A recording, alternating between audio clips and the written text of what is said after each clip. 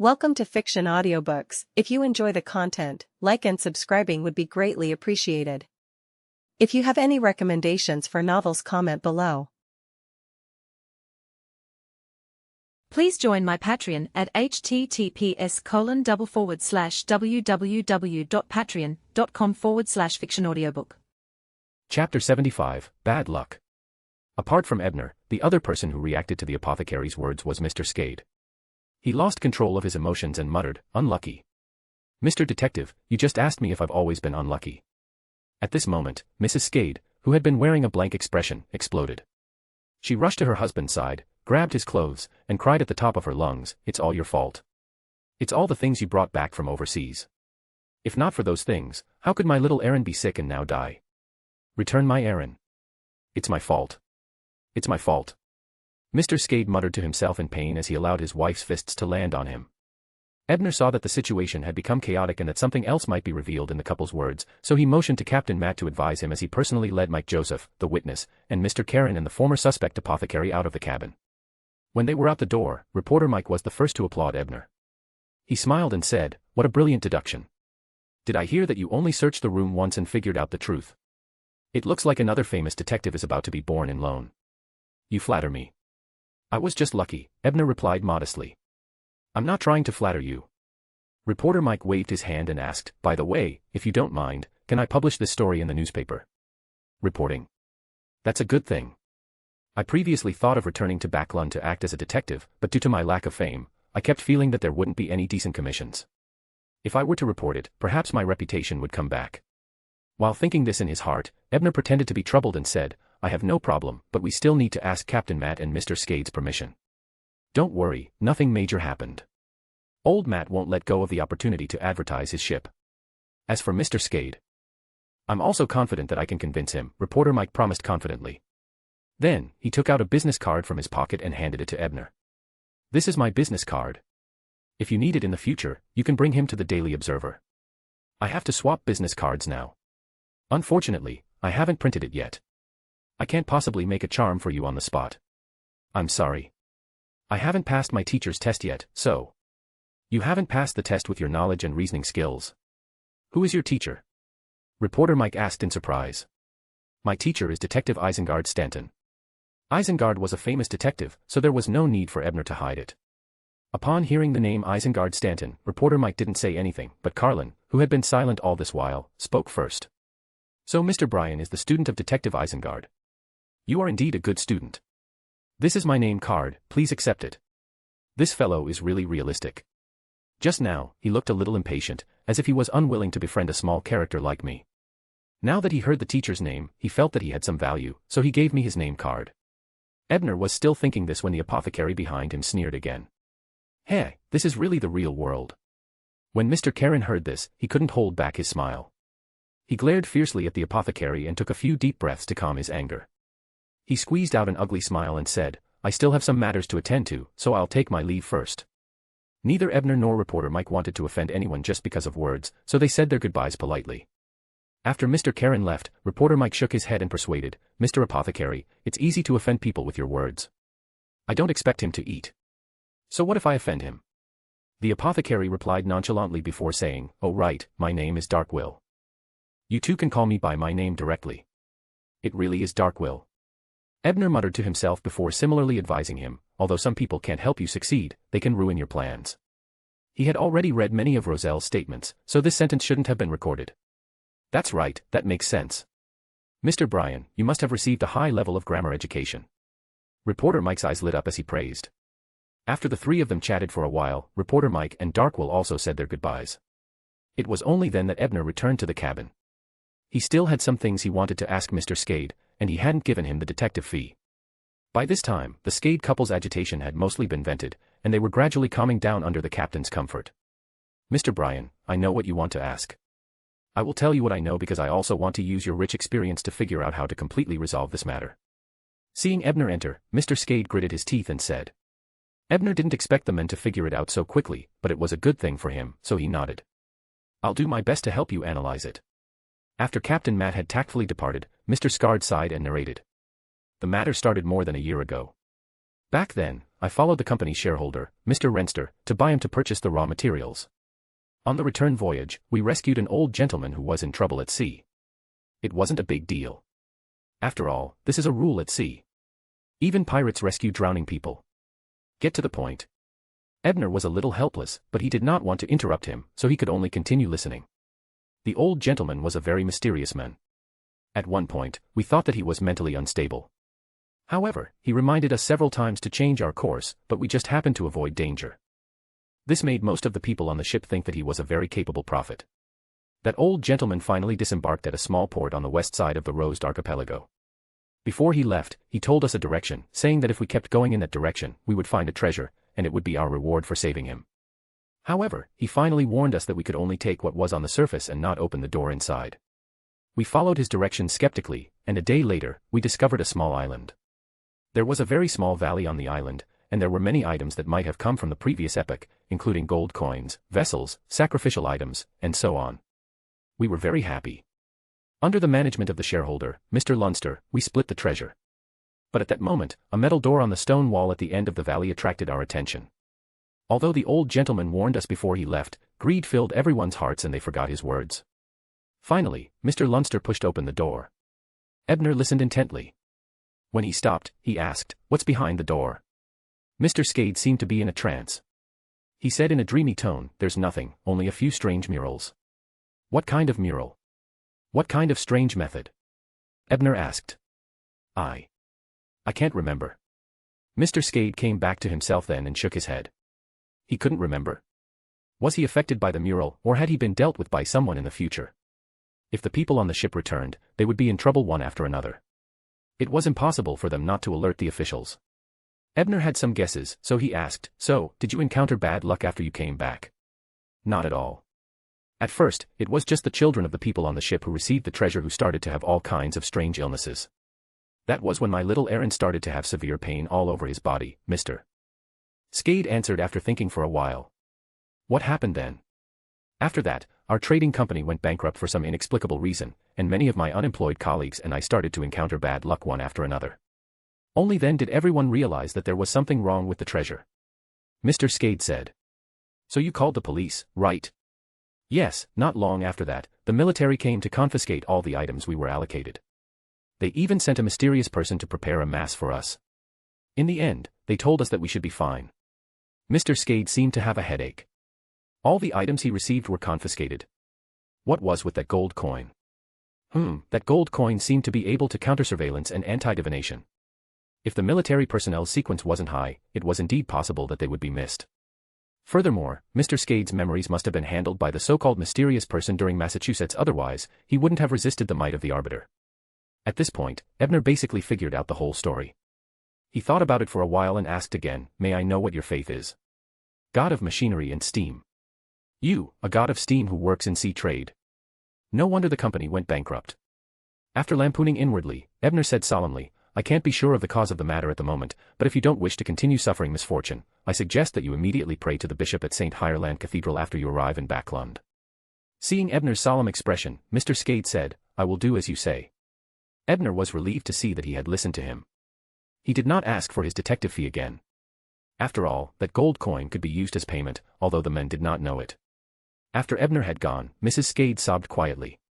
"My dear, what shall we do now?" "I'll pray at St. Hireland Cathedral as Mr. Detective said. Then, I'll pay a visit to the shareholder's house in Lunster-on-Septon. I wonder if the strange illness on his son Will's leg has been cured in Backlund." Sigh. Mr. Skade sighed disconsolately. Chapter 76, The Cello and the Violin. Name, Bloodstained Solomon Gold Coin. Danger Grade, 3, there is a certain level of danger. After using it, it must be sealed in time.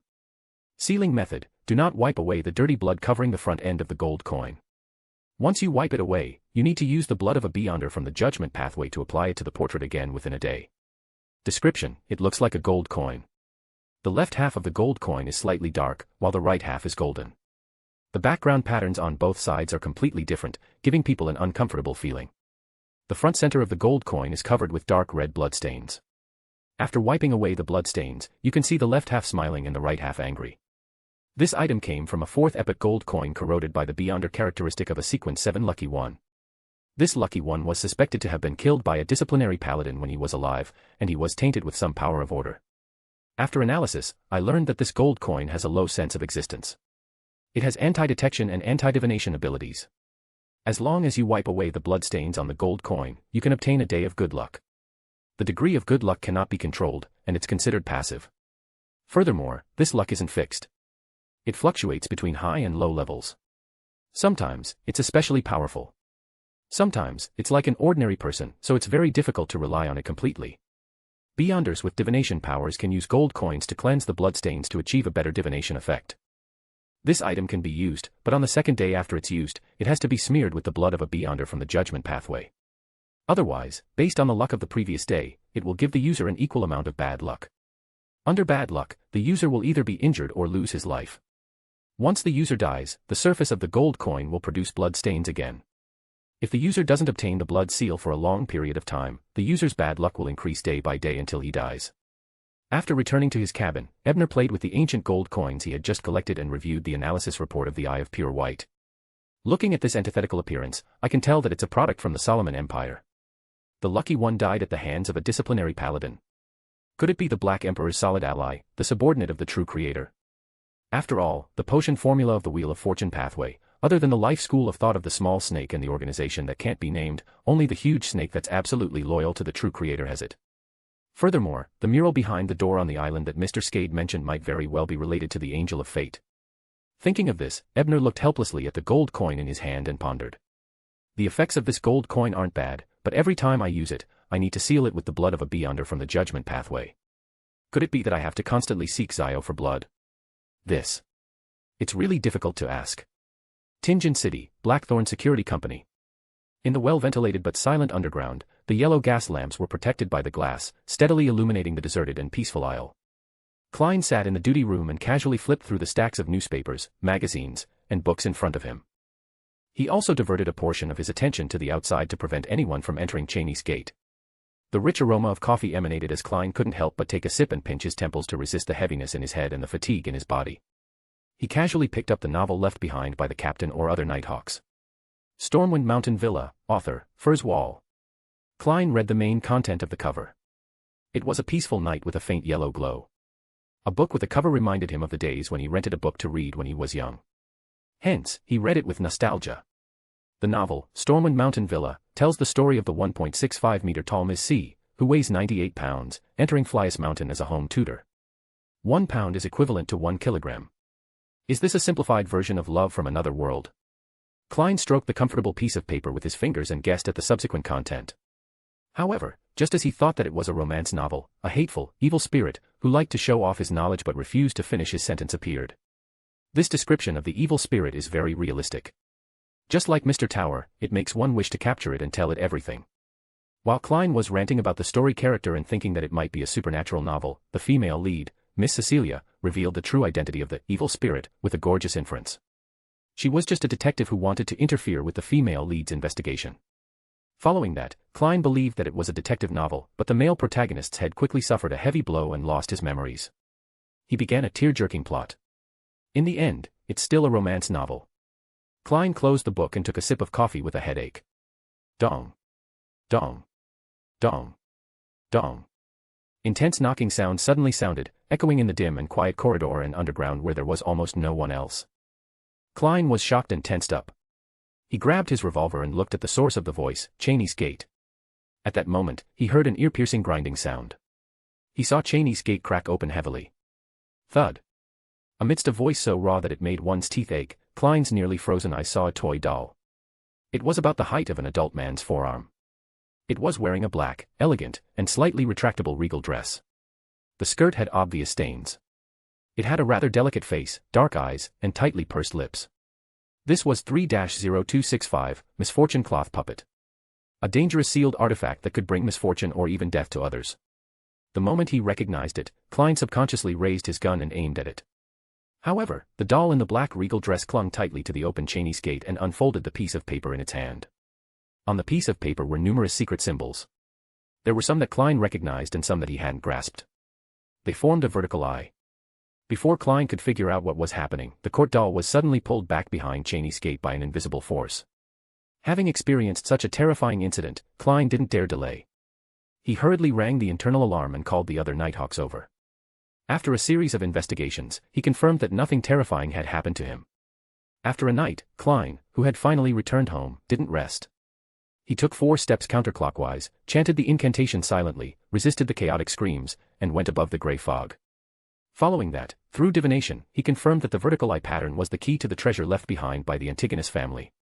Due to the death of Ray Bieber, the descendants of the Antigonus family have been severed. Therefore, that notebook views me, a seer who has come into contact with it and is still alive, as its successor. It affects 3-0625 and leaves behind the key to the treasure, allowing the other party to show it to me during my shift at Cheney's Gate. There's nothing wrong with this logic, but it still can't convince me. After all, I'm a completely unrelated person. Wait. With this in mind, Klein's heart suddenly stirred as he recalled what Mr. Tower had unintentionally revealed. Antigonus family. The half-fool. And I'm currently acting as the fool above the gray fog. This mysterious gray fog space and seer sequence are related to the Antigonus family. On Saturday morning, Ebner, who had been separated from Backlund for a month, finally stepped foot on the land of the capital of capitals once again.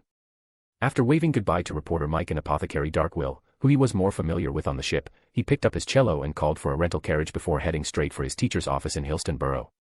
When he arrived at the entrance of the law firm, he realized that there was a carriage with the Church of Evernight's sacred emblem parked outside the somewhat old villa.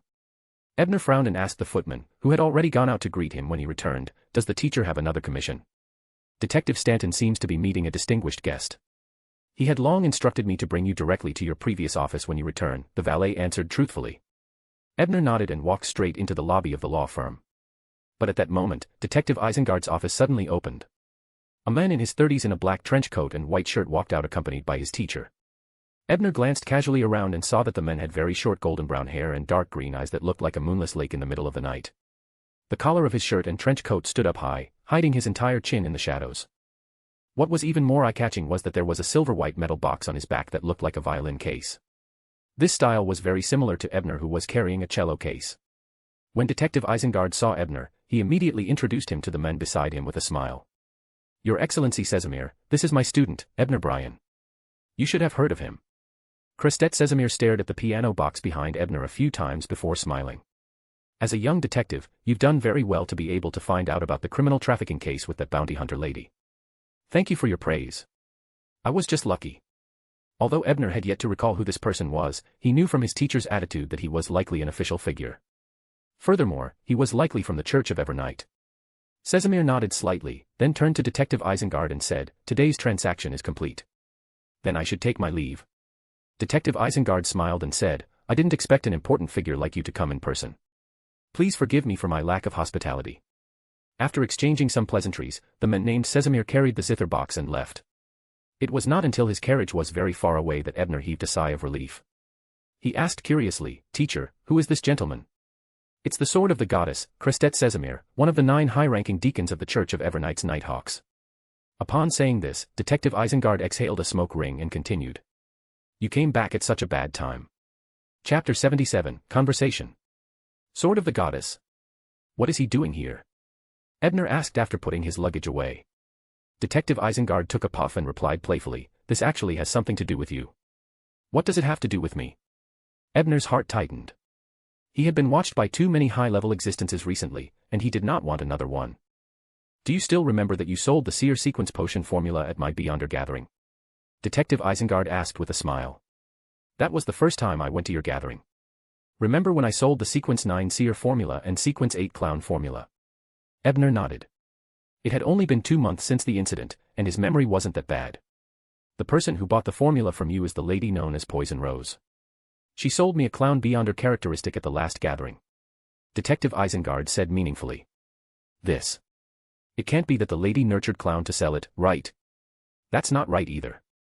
The Clown's Beyonder characteristic is worth at most 600 to 700 pounds. Doing this would definitely be a loss." Ebner was taken aback at first, then thought rather comically. Detective Isengard glanced at him and roughly guessed that his student was letting his thoughts run wild again. He ignored him and continued, "I'm guessing that the Clown nurtured by Ma'am Poison Rose betrayed her. At that gathering, her body was clearly somewhat unwell, and she was suspected to have suffered serious injuries. But what does this have to do with His Excellency's visit?" Ebner asked in puzzlement.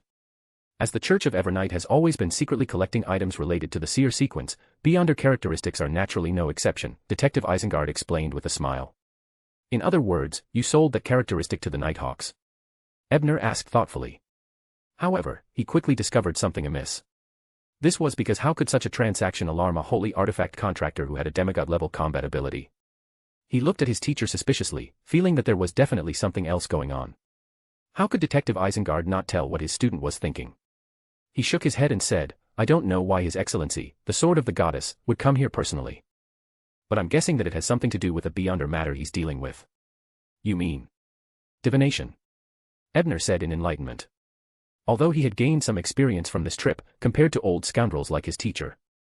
No, an experienced Beyonder, he still lacked experience. That's right. The Nighthawks have the sequence potions of the Seer and Mystery Prior sequence, and they have no lack of divination abilities. They must have seen something related to me or you in the divination interpretation of a particular case. That's why His Excellency, the Sword of the Goddess, came personally. Detective Isengard nodded in gratification. He was very satisfied with his student's reaction and sighed. With your current deduction ability, it won't be long before you finish digesting the deduction student potion. Ebner was dumbfounded when he heard that. He puffed up his chest and bragged to Detective Isengard, Teacher, I'm already a knowledge keeper. Detective Isengard was stunned when he heard that. He sized up his student in disbelief and asked hesitantly, Is what you said true? Of course. As Ebner replied, he used his aura extraction ability in front of his teacher and took away most of the remaining aura in the room. Although this skill didn't have any external manifestations, how could Detective Isengard, who could also sense and extract auras, not notice that a large portion of the aura in the room was missing? He immediately understood what Ebner had just done. I didn't expect you to complete my journey of more than 10 years in just a month. Detective Isengard didn't know what to say. There was envy, relief, remorse, indignation. All in all, it was complicated. After a long while, he composed himself and took a deep puff of the cigarette before asking, What exactly did you experience in this mission? Ebner thought for a moment. After eliminating the content that involved the Dream Maze Tower, the Tarot Club, Queen Mystic, the Sanguine Duke, and the God of Knowledge and Wisdom, he recounted the rest of his experiences. But even so, it left Detective Isengard somewhat alarmed. He believed that he might not be able to handle matters better than his student in certain situations. For example, at the cave-sinking ship, he felt that he wouldn't be able to find a way to restrict sealed artifacts so quickly. He didn't know that his student actually had a cheat. I never expected your trip to be so exciting. It's no wonder you advanced to Sequence 7. After hearing the ins and outs of the matter, Detective Isengard had accepted the fact that Ebner was rapidly advancing. Teacher, how are the two demonesses? Ebner couldn't help but ask when he recalled the report teaching before he left Backlund. That Ma'am Ray came once after that, and I gave her the information about the single male aristocrat. However, she seems to be somewhat disappointed that she didn't see you. Detective Isengard reined in his emotions and teased with a faint smile. Teacher, stop joking. Ebner was a little helpless. He did not want the demoness to think about him at all. About 2 weeks after Ms. Ray took away the information, I designed the mandated punishers to discover the witch Lena who wasn't careful enough. The mandated punishers mainly rely on the knowledge keeper they nurtured. It's quite easy to guide them, Detective Isengard said smugly. He never hid his displeasure and schadenfreude towards the Church of Storms. A mandated punisher. His teacher had made the Church of Storms take the blame again. At the same time, he had also removed himself from the blame. After all, as the secret agent of the Church of Knowledge in Backlund, how could he have the guts to report it to the Church of Storms? Ebner was secretly impressed by his teacher's cunningness. No, Mo was wise. Then, he asked in anticipation, so, the two witches have been captured by the mandated punishers. Upon hearing that, Detective Isengard shook his head and said, the mandated punishers are still as unreliable as ever. Even after using a Grade 2 sealed artifact, they still allowed the two demonesses to escape. However, don't worry. The Church of Storms has already reported their looks to the Church of Evernight and the Church of Steam. Even if they come out again, they won't dare to be as unbridled as before. They won't have the time to find trouble with you and Miss Zio. How could they escape? Could it be that the military or the royal family had protected them? Although he had obtained his teacher's guarantee, and now Ebner was confident that he could survive in the hands of a mid-sequence demoness, he still felt uneasy. For the first time, he had the thought of taking the initiative to eliminate them. Backlund, Empress Borough. Audrey Hall sat on a hanging chair in a corner in the shade. She looked at the flowers blooming under the sunlight and thought about Furzwall's request for help. According to Viscount Glaint's verification, there really was a girl named Zio Dericha who was investigated by MI9's intelligence department. The reason for investigating her was to threaten a decent gentleman through illegal means and make him admit many groundless crimes such as trafficking. With regards to this, Furza's explanation was that the gentleman wasn't a good person. He was a gang leader in Backlund's East Borough. He lived on loan sharks and even sold bankrupt civilian family members as payment. The cause of the matter was that a particular borrower had discovered that the interest was several times higher than he had expected.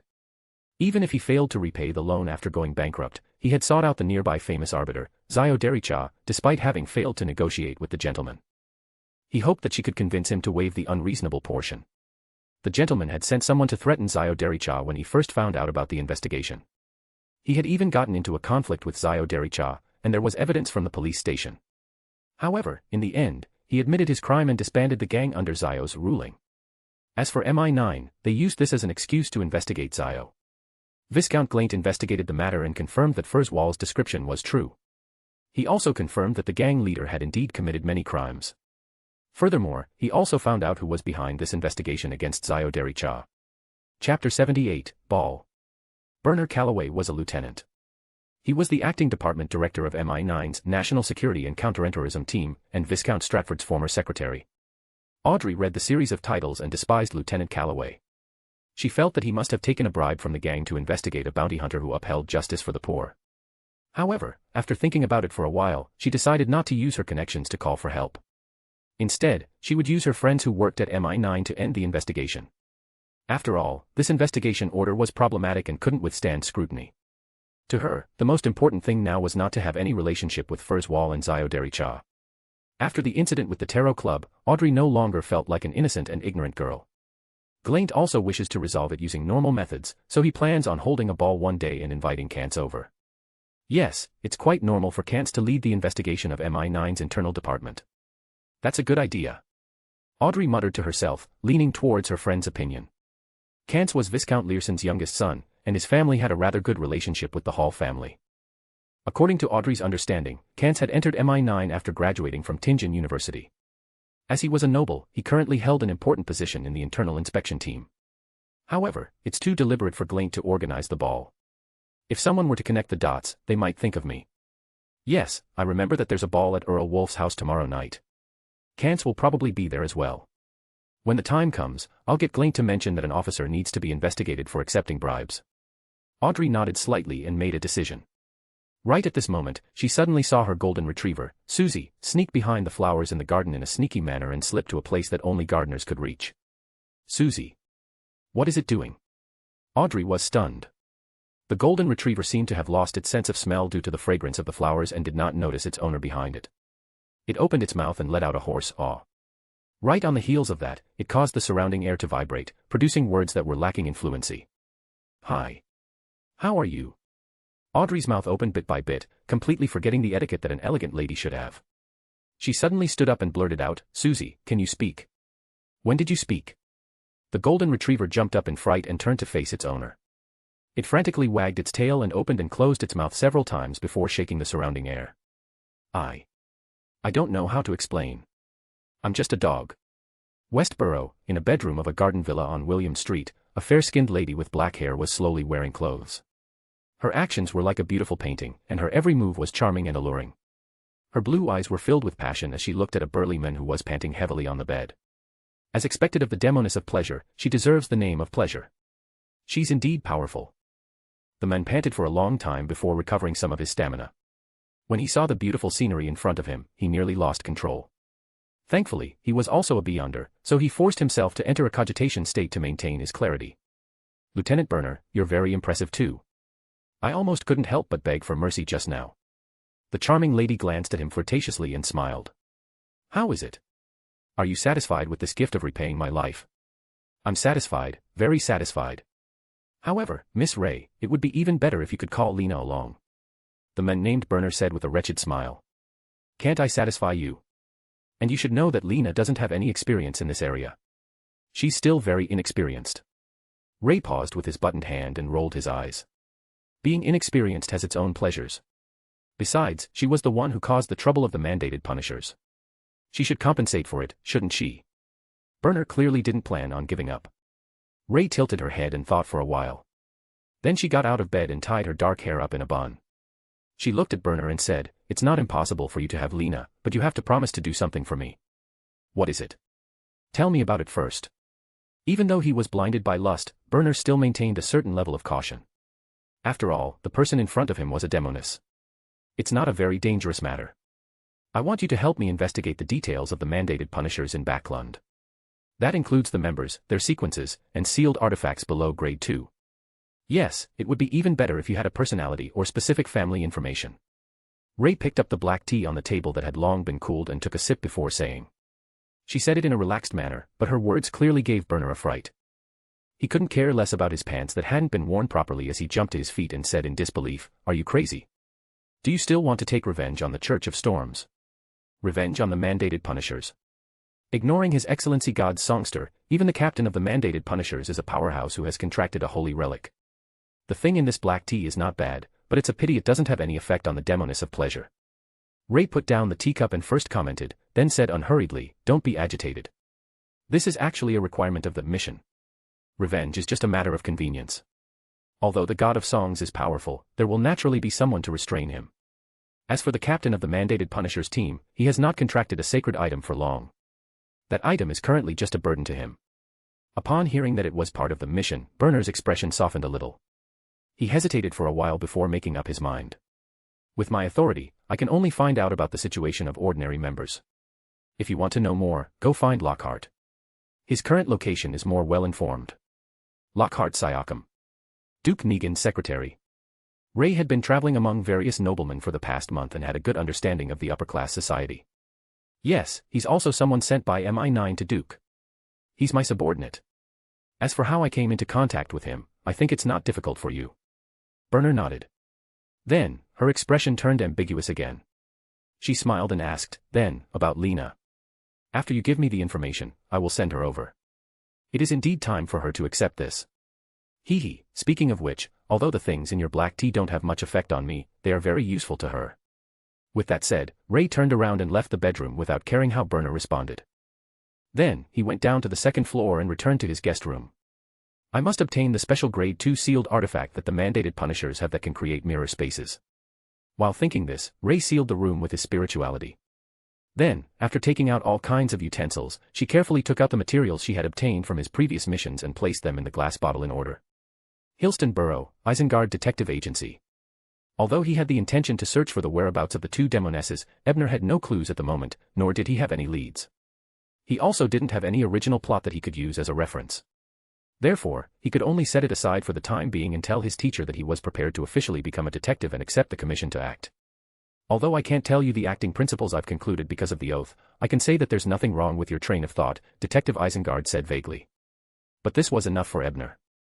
He had only been a beyonder for less than 2 months, and it was time for him to settle down. This period of time was perfect for him to summarize his principles. "How about this? Tomorrow is Sunday. At night, I'll hold a ball at a nearby public dance hall. I'll get my colleagues from Backlund, as well as my friends from the police station and newspaper to gather here, and I'll also introduce you to them. Don't think that just because you're from the same industry, you're definitely a competitor. When you encounter complicated requests, we actually work together more. By the way, you can also invite your friends over." Detective Isengard was clearly very knowledgeable about the ways of the world. This was the legendary socializing at a ball. Ebner was not opposed to this. In his previous life, when he was teaching in university, he was not a homebody. He still maintained basic social interactions, but at that time, he was only limited to eating skewers with friends, going to bars, karaoke, traveling together, and so on. He had indeed never seen such high-end stuff like a ball. It's just an invitation to a friend. Zio hasn't returned yet. Her only friend in Backlund is Furs, right? Would that salted fish accept an invitation to a ball? However, it's hard to say. In the novel, she's actually quite hardworking in writing material. I'll ask Zio when I send her a message later. As for the other general acquaintances, perhaps I can get Reporter Mike and Darkwill over. Reporter Mike can try inviting them. Darkwill can forget about it. I don't want the ball my teacher is preparing to crash on his mouth. After making up his mind, Ebner took a short nap in the lounge before heading out for the bridge again. Ebner didn't know where Furs lived. Zaya was very tight-lipped about her friend's privacy and wouldn't reveal it casually. Without Furz's permission, even if it was Ebner, she wouldn't tell her the exact address. However, they had previously agreed on a telegram at Enmat Harbor. If there wasn't anything special, Furs would have dinner at Morris restaurant in the Bridge area every night. As he had always stayed in the best inns during his travels with Zio, slept in the best cabins, and ate the best delicacies from all over the world, Ebner felt a little dazed as he sat in this restaurant with average renovations and taste.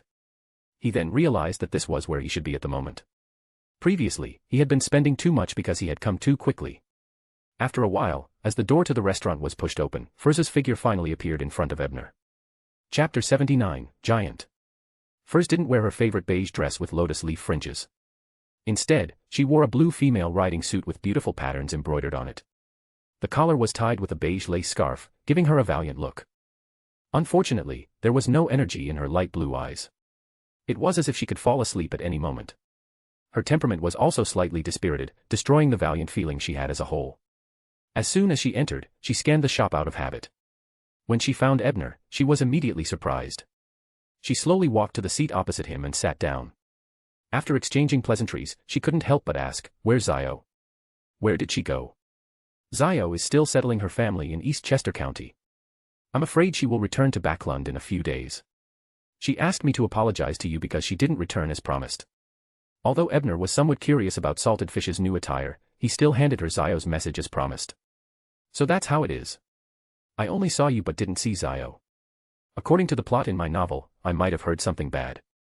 Furs heaved a sigh of relief as her tense expression eased. There was a familiar teasing look in her eyes. "That's why the plot of your novel is problematic, especially the setting of a certain evil spirit." Although Ebner and Salted Fish weren't as familiar with Zio, they were still able to crack jokes at this level. "You actually know?" Furs was first surprised before she came to a realization. "By the way, Zio should have brought you a sample back then. According to what I know, Stormwind Mountain Villa has been selling very well in the entire loan for the past month. You're already a famous female author, Miss Wall." Although Ebner was full of complaints about the plot of the book, it didn't stop him from feeling that the stories inside were indeed very interesting. Furthermore, best-selling novels and whatnot had to be read. What if the later levels of the Dream Maze Tower turned these novels into dream scenes? With that tower's real-time updates of information from the outside world, it wasn't impossible. "By the way, why are you dressed like this? And why do you look tired?" Seeing that Furs wasn't interested in her fame, Ebner changed the topic. "I'm accompanying Viscount Klein to hunt in the suburbs today. Why are the nobles so passionate about such boring and meaningless activities?" Furs complained weakly as she thought about the animals that had been driven to the front by the servants and hounds before being shot to death. As hunting is a pleasure for men, the ladies and madams watching by the side will naturally suffer. After complaining inwardly about the hunting activities of this era, Ebner turned his attention to Viscount Glaint and asked thoughtfully, "It looks like you've successfully befriended an upper noble." "That's right. I met Earl Hall's daughter the day before yesterday, Miss Audrey." Since Ebner was the one who proposed the plan to approach the children of nobles, Furs didn't hide anything from him. "You didn't directly ask her to investigate Father Zio's murder case, right?" Ebner asked worriedly. If he asked directly, Audrey might not be willing to help him with such a huge matter since they weren't that close. She might even alienate them. "Am I that unreliable in your eyes?" Furs was somewhat indignant. "If you knew that Zio thought you might starve to death at home, you would know that I trust you quite a bit." Ebner lampooned, but seeing Furs's reaction, he knew what was going on. He asked, "From the looks of it, you used MI9's investigation of Zio as an excuse for our first contact." "That's right. As expected of a detective. Your inference is indeed impressive." Furs looked at Ebner in admiration and continued, "Although this is an excuse, Zio and I really want to know who's behind this. Actually, I also want to know, because this person is most likely related to the Demoness," Ebner thought. "I participated in Viscount Glaint's hunt today to take the opportunity to understand the outcome of this matter." When Furs said this, her stomach suddenly growled. Even with her personality, she felt her face turn red. Ebner shook his head and laughed. He quickly asked the waiter to order some dishes that were not too troublesome and could be served immediately before returning to the topic. Viscount Glaint said that it was an order from a lieutenant named Bernard Calloway, but the Viscount didn't give me any specific information about this person. He only told me that Zio's investigation order would be withdrawn in 3 to 4 days, Furs said as she ate elegantly and quickly. Bernard Calloway.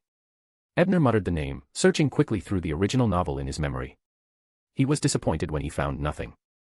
It seemed like he had to check the teacher's relevant files. After dinner with Furs, Ebner recalled that his teacher was holding a banquet tomorrow night, so he invited her. However, Furs had little interest in this matter. She had recently attended too many banquets, balls, and reading parties.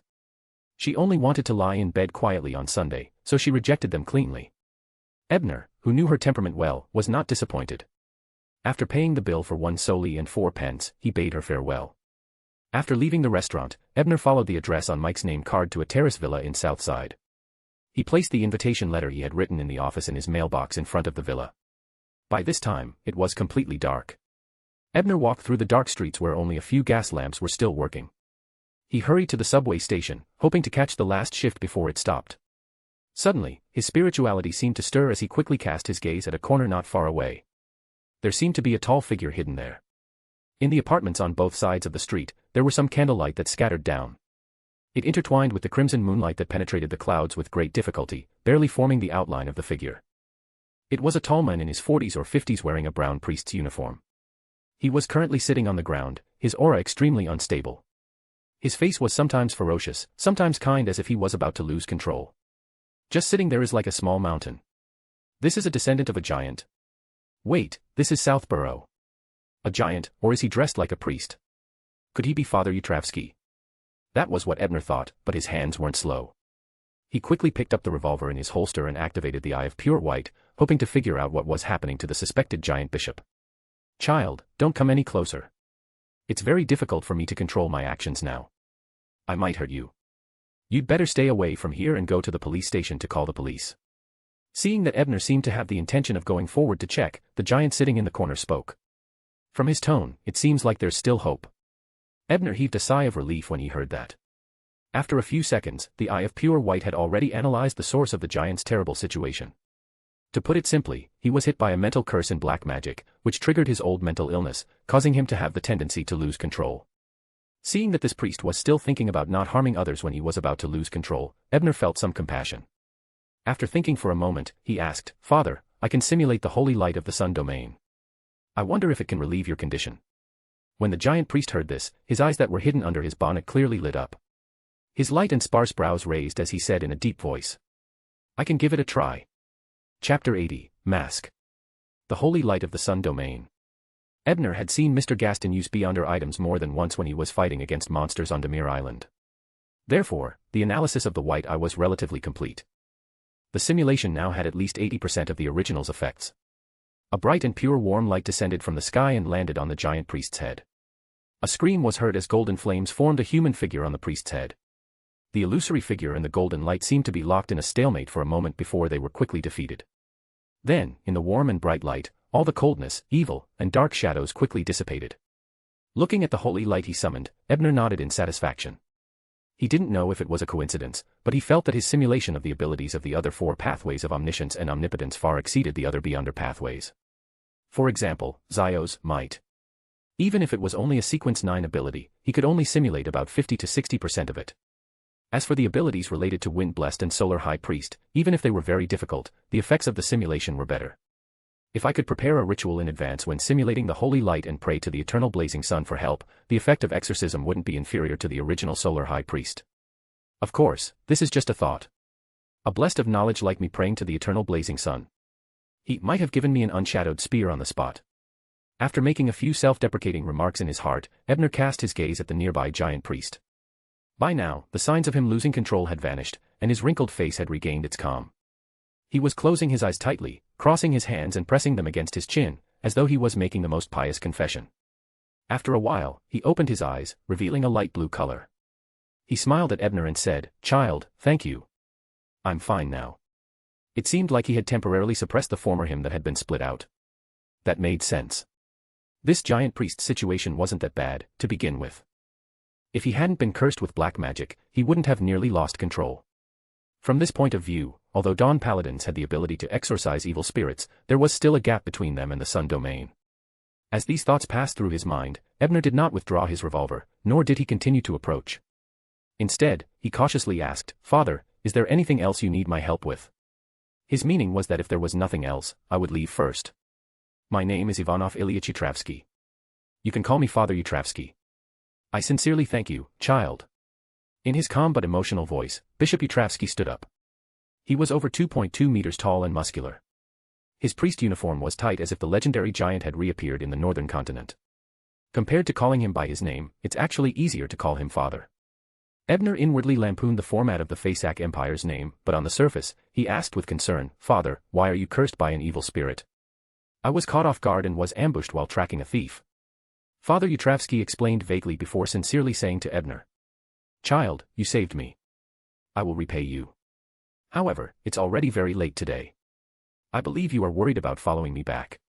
How about this? You can come to the Harvest Church on Rose Street tomorrow morning. I will prepare a thank you gift for you. With regards to this, Ebner did not refuse hypocritically. Although saving the priest was just a matter of convenience, since he had already been paid attention to by Lilith, it was natural to earn some wool from her subordinates. As for completely curing the priest's schizophrenia, that would be left to Klein, who sought the magician's performance in the future. He had no intention of risking his life for a stranger. Even the Tarot Club members who had a good impression of him, other than Zio, Ebner's current thoughts were to provide limited help without exposing himself. After watching Father Yutravsky's vigorous footsteps disappear into the night, Ebner narrowed his eyes and analyzed his previous answer. In the novels, this priest has always told Klein everything he knows when he barged into the Harvest Church. Why is he so vague when it comes to me? That's not right. He told Klein about his own matters, which is why he's so magnanimous. In that case, it's very likely that this matter involves the Church of Earth Mother. He was ambushed while chasing after the thief. With the priest's powerful frontal combat ability, it was clearly premeditated by the enemy to plot against him. Furthermore, using black magic to curse is very similar to the work of a demoness. If it really was done by the demoness, I wonder what she stole from Father Yutravsky. After thinking for a while, Ebner didn't waste any more time. He hurried to the subway station and took the last subway back to the Hillston district teacher's house. After a short rest, according to the usual practice before leaving Backlund, Ebner borrowed 2-081 to analyze it for a while before reading the books in his teacher's study. Finally, he returned to his room and fell asleep. The next day, early on July 22nd, Ebner had a simple breakfast and was about to head out to the Harvest Church in Southborough to see what sort of thank you gift Father Yutravsky had prepared for him when Detective Isengard Stanton walked over with a stack of newspapers and placed them on the table. Ebner glanced down and saw that the top sheet was the Daily Observer, which Mike was serving as a reporter. You solved a murder case on the liner you came back from. You didn't mention this when you recounted your experiences, Detective Isengard asked with a chuckle. As that matter might involve the Snake of Mercury, it's best if you, a Sequence 7, don't know.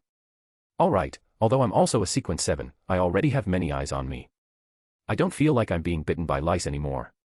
Ebner made a few self-deprecating remarks and then briefly explained to his teacher how the child had been killed by the acorn. He did not even mention the gold coin from the Solomon Empire. Why does it feel like it's too much of a coincidence? Detective Isengard was indeed a wily old fox. He immediately sensed something amiss from his student's words, but seeing that Ebner had no intention of explaining, he didn't probe further. Instead, he said, that reporter Mike is quite a friend. He actually published this matter on the second page. It looks like you'll be able to gain quite a reputation very soon. Although the Daily Observer wasn't the best newspaper, it had a rather large circulation. It was only slightly inferior to the Tussock Times, Backlund Daily News, and other newspapers that covered the entire Lone Kingdom. To be able to appear in such a newspaper, even if it was only a small piece, it was enough to increase Ebner's reputation. So I invited him to the ball tonight, too, Ebner replied with a smile after swallowing the last of his ham. The Harvest Church was one of the few churches the Church of Earth Mother had in the Lone Kingdom.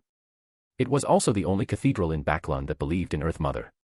This golden cathedral had a rather striking spire and the sacred emblem of life engraved on the outer wall. It was a simple baby surrounded by symbols like wheat ears, flowers, and spring water. It was completely different from the surrounding buildings. Ebner pushed through the tall front door and peered into the church hall. Rows of seats were neatly arranged, with the huge sacred emblem of life at the top and candles lit on both sides. Though clean and bright, there didn't seem to be a single believer. On the front seat, Father Yutravsky, who was like a small mountain, was praying with his eyes closed. When he heard someone enter, he opened his eyes and turned around. Upon seeing that it was Ebner, the 40 to 50-year-old priest smiled gently and said, "There you are, child. Once again, I sincerely thank you for saving me. Also, I've already prepared the thank you gift."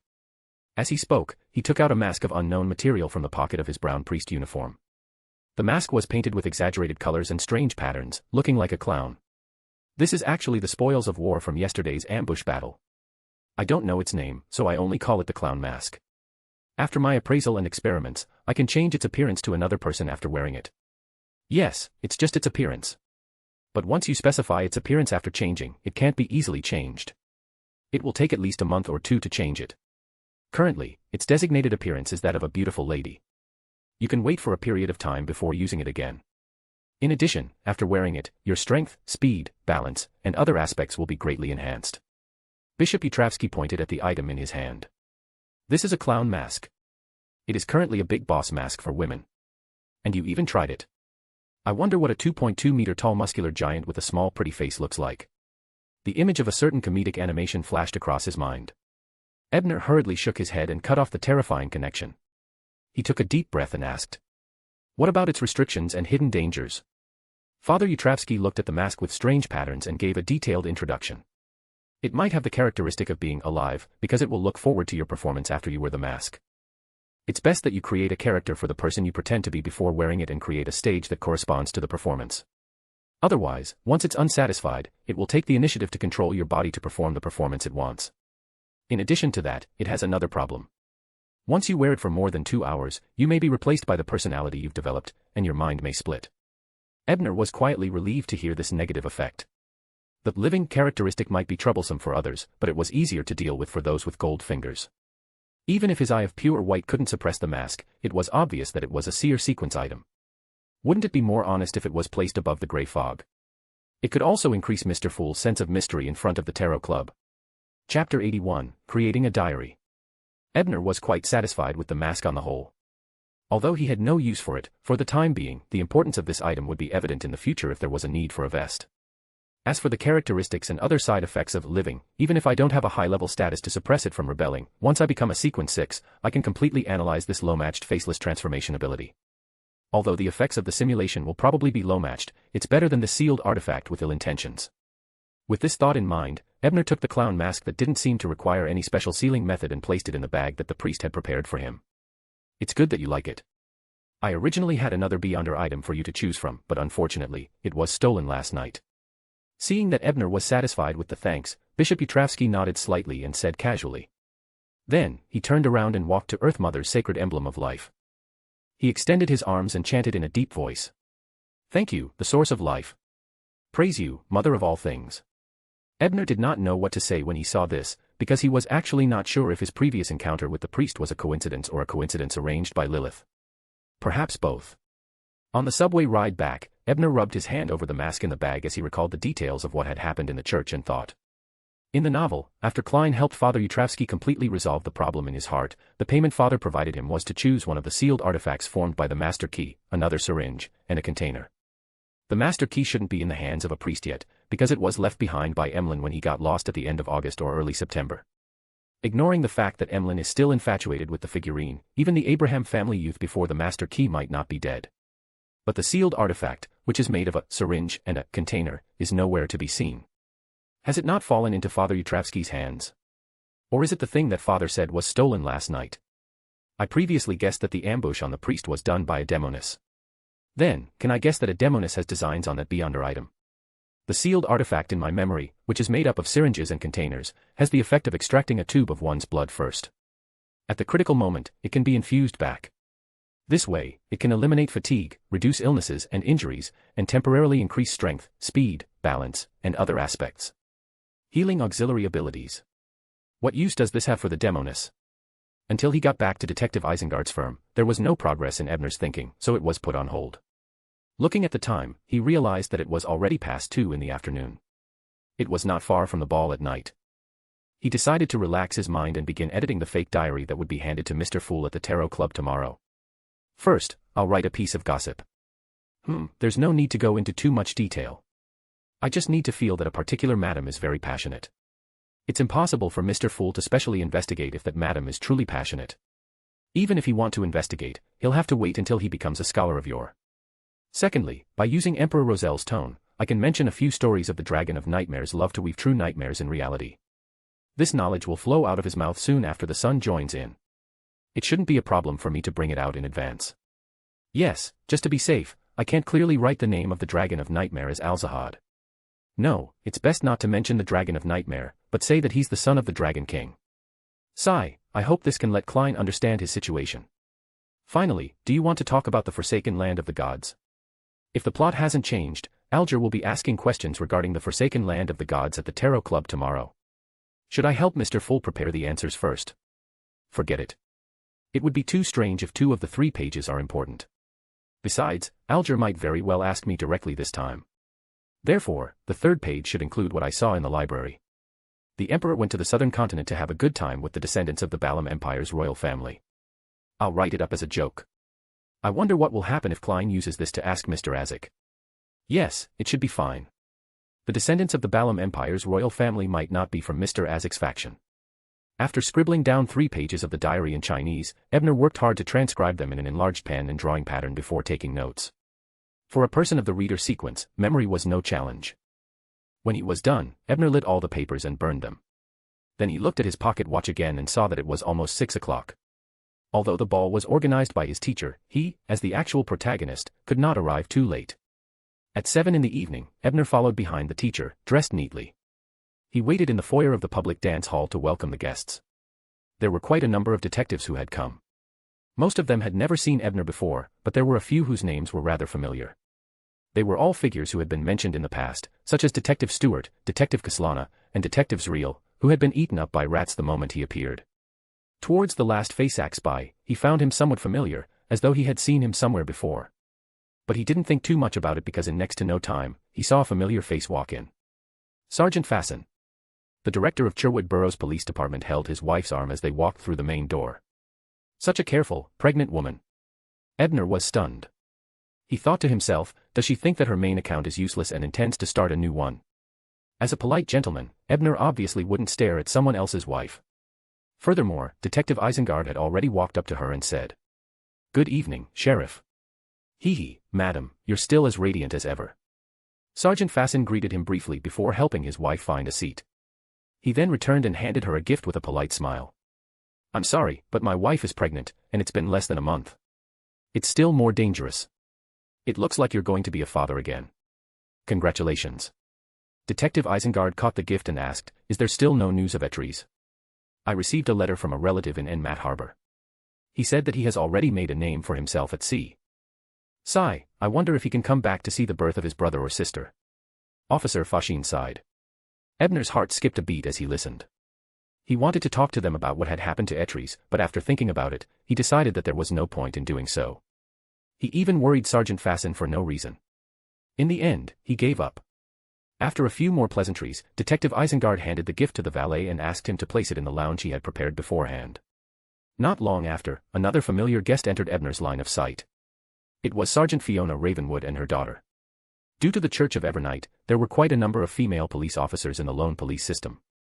However, due to the influence of the other faiths, societal trends, and other aspects, they still suffered a certain degree of discrimination when it came to promotions and positions. Most of them were internal clerks, and there was an invisible ceiling in their rise. The reason why Ebner was familiar with them was because the daughter of this heroic female sergeant was his public school classmate, Susan. She was the girl with freckles that he had met outside Grant's clothing store after the incident at Jane's house. Before Ebner had transmigrated over, she had also funded the original owner with pocket money like Jane. That was how the original owner hadn't ended up on the streets. Seeing the familiar senior, Susan, who was just 17 years old, was naturally very happy. She walked up and said, "Ebner, I saw the Daily Observer's report about you. I didn't expect you to become a detective in such a short time." Roman and Castor couldn't believe it when they saw it. Ebner smiled and dug out the basic information about the two of them from his memory. "How are they now? What are they busy with?" "Cast graduated like you, but he got into Tingen's Hoy University. As for Roman, he joined Miss Kapusky's club. He's mysterious every day. I wonder what he's busy with." Chapter 82, The Tarot Club begins again. Kapusky. I would have forgotten about him if Susan hadn't told me. Ebner thought for a moment and decided to intervene in this matter. Although Roman didn't know him very well, he was still a friend of the original owner. He didn't mind doing something that could be easily resolved. Ebner organized his words and told Susan again what he had said to frighten Jane. Finally he said sternly, "Anyway, whether Mr. Kapusky intended it or not, his actions are likely to be illegal. You can't let Roman fool around with him again." "So what do I do?" Susan asked, flustered by Ebner's tone. "Just repeat what I just said to your mother." "I believe Sergeant Fiona can handle this," Ebner replied with a smile. It was more reliable to report this to the police. Susan nodded thoughtfully, feeling deeply that after Ebner Sr. became a detective, whether it was his bearing or his way of thinking and handling things, he had changed a lot from before. In comparison, whether it was her, Roman, or even Custer, who had been admitted to college, they all seemed rather childish. Later, reporter Mike arrived as well. Ebner went forward to greet him and expressed his gratitude. Reporter Mike waved his hand and said, This is something that we agreed on long ago, there's no need to be so polite. Maybe I'll need your help when I go to some special places for an interview. After the two of them chatted for a while, it was almost 8 o'clock. Detective Isengard stopped waiting in the foyer and pulled Ebner to the second floor of the public dance hall. He stood behind the railing facing the door and signaled for the band to stop playing. After all the guests looked over, the best detective in Backlund said loudly, "I'm very happy that everyone can attend this ball. Thank you for coming. I have prepared some music and food for everyone with Desi characteristics. I hope you guys will like it." Having said that, he made Ebner take a step forward and continued. "In addition, I hereby formally introduce my student, Ebner Bryan, to everyone. He is already a detective who can hold his own. The case he cracked has even been published in the second edition of the Daily Observer. He's still very young and needs the help of friends and peers." After Ebner also gave a simple speech, they went down the stairs to the dance floor on the first floor and prepared to invite the ladies for the opening dance. Since Ebner had been pushed to the front of the stage, he was now the main character of the ball. Naturally, the opening dance had to be started by him. Normally speaking, during the opening dance, the married master would definitely look for his spouse. Unmarried men and women would either dance with their relatives of the opposite sex or invite the person they liked. It was a different kind of blind date. But Ebner had neither a suitable target, nor any relatives present, and it was a little awkward in this matter. Fortunately, Miss Fiona, the female sheriff of the North District, had gotten him out of the situation in time. As the mother of one of Ebner's classmates, she could be considered an elder. It would be appropriate for her to dance the opening dance with him. As for why not Susan? She wasn't at the age for formal socializing. She couldn't dance on such occasions. The two of them entered the dance floor and began to dance to country music. When they were nearing the end of the opening dance, Fiona suddenly said in a low voice, "Susan has already told me everything. You're very sensitive to these kinds of illegal events and handle them very well. You're indeed a detective who can make it into the mainstream newspapers at such a young age. I'm very assured that Susan is keeping in touch with you. Why does this sound wrong? It's as if I have something going on with your daughter." Ebner complained in his heart, but he pretended to be humble. "You flatter me." After the opening dance, Ebner followed behind the teacher and visited the invited detectives one by one. When he walked to Detective's reel, the face-act spy suddenly smiled and said to Ebner, "Young man, I have a commission in my hands. As it's very cumbersome, I don't have enough manpower. Are you willing to share some of the burdens with me? I'm willing to pay £5. If the employer is satisfied, I'll pay you another £5. Hello, Detective's reel." Ebner greeted first, then asked warily, "What kind of request is it?" This detective's £5 request wasn't easy to accept. After all, one of his assistants had hired Klein for £5. In the end, because of those £5, Klein had no choice but to plot to kill an ambassador. Furthermore, at this moment, Ebner had already recalled why he found Mr. Zreel familiar. Back when he had just advanced to Reader, it was this gentleman who had used a disguise spell to follow beside Casper's as a backup plan for dealing with beyonders who might lose control. This commission actually comes from the Church of Storms. They request to use the Bridge District as the center to investigate who has suddenly gone mad or suddenly become demented in the past month or two.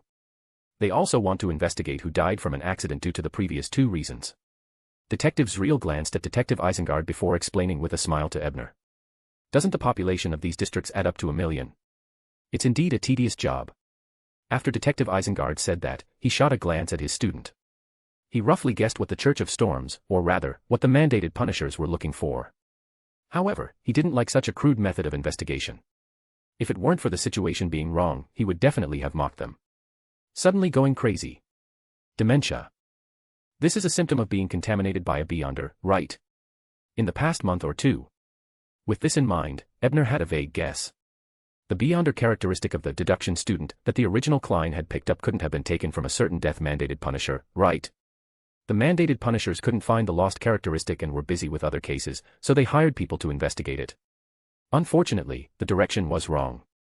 At this moment, after hearing Detective Isengard's words, Mr. Zreel smiled and said, "Therefore, regardless of whether the list of people the Church of Storms is looking for is on the list we have found, they will pay £100.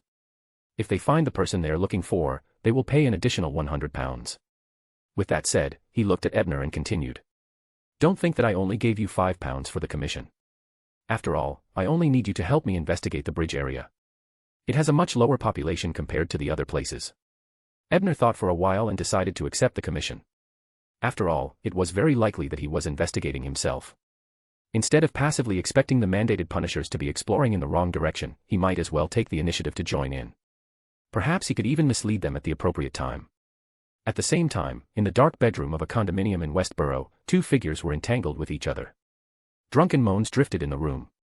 Just as the men below was about to reach their peak, the lady riding on top took out a glass bottle from somewhere. Inside the bottle was a dark and sticky liquid. The lady looked at the men with a twisted expression and took a deep breath before pouring the liquid into her mouth. Right on the heels of that, a terrifying change began to happen to the lady's beautiful body. Countless pustules and black sores surged on her skin, and her beautiful face turned terrifyingly hideous. But at that moment, the men beneath him suddenly began to twitch. An unknown force left his body and entered his body through the connection with the lady, constantly repairing the terrifying pus. As a result, the lady regained some of her consciousness. She took out a syringe with a container from a mirror with great difficulty and poured the blood in the container into her blood vessels. July 23, Monday.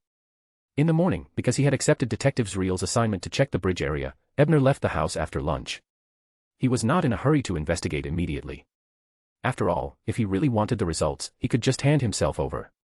He wanted to take this opportunity to read some dossiers from the police stations in the Bridge District to see if there were any traces of the demoness.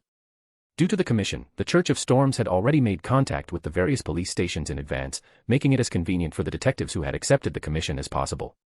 Hence, Ebner, who had been reading the dossiers all morning, only arrived at his rented apartment in Eastboro at 2 in the afternoon. There were quite a number of people at his teacher's house for the commission, so it wasn't convenient for him to participate in the tarot club without being disturbed.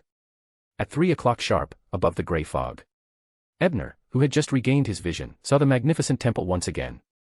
He saw Mr. Fool sitting upright in the seat of honor, shrouded in thick grayish-white fog. He saw Justice and the hanged men, who were still blurry, appear in their fixed seats. Chapter 83, Tower's Request. Ebner looked at Miss Justice, who was sitting on the other side of the ancient mottled bronze table, waiting for her to greet Mr. Fool first. However, after a few seconds, the lady still did not speak. Ebner was slightly surprised. Then, he recalled that she was probably troubled by Susie's ability to speak. Was that why her emotions were unstable? Sitting in the seat of honor, Klein also clearly noticed this problem. Just as he was about to ask, he saw Miss Justice suddenly sit up straight and ask.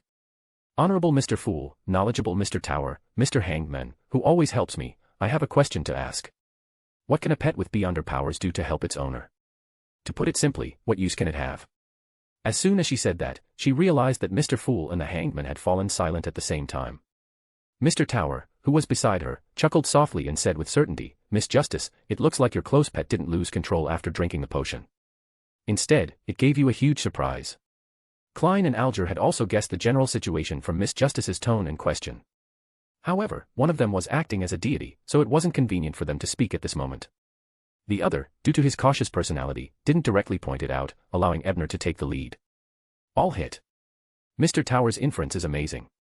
Audrey sighed inwardly before looking expectantly at Mr. Tower and Mr. Hangman, hoping to receive some revelations. Unfortunately, Ebner had no intention of answering. He had set up a persona in the tarot club because he liked to show off his high-end mysticism knowledge. As for such general knowledge or experience questions, they were actually not his forte. He could rely on Justice to answer a few questions, but he might not be able to answer any more questions in the future. Therefore, he decided to ignore such questions from the very beginning, in case he became timid in the future. Seeing that Tower had no intention of speaking, Alger Wilson replied with a strange tone. An animal of the spectator pathway is still very useful. It can help you observe and listen in on certain occasions. As you know, people will be wary of their own kind, but it's unlikely that they will suspect a pet of eavesdropping, even if this pet is squatting by his feet. That makes sense. Most of the time, when Father discussed important matters with the other nobles, counselors, and ministers, he would avoid me and lock the door of the study. But as long as Susie can avoid the initial elimination, she won't be chased away. Also, those ladies and madams like to communicate in private.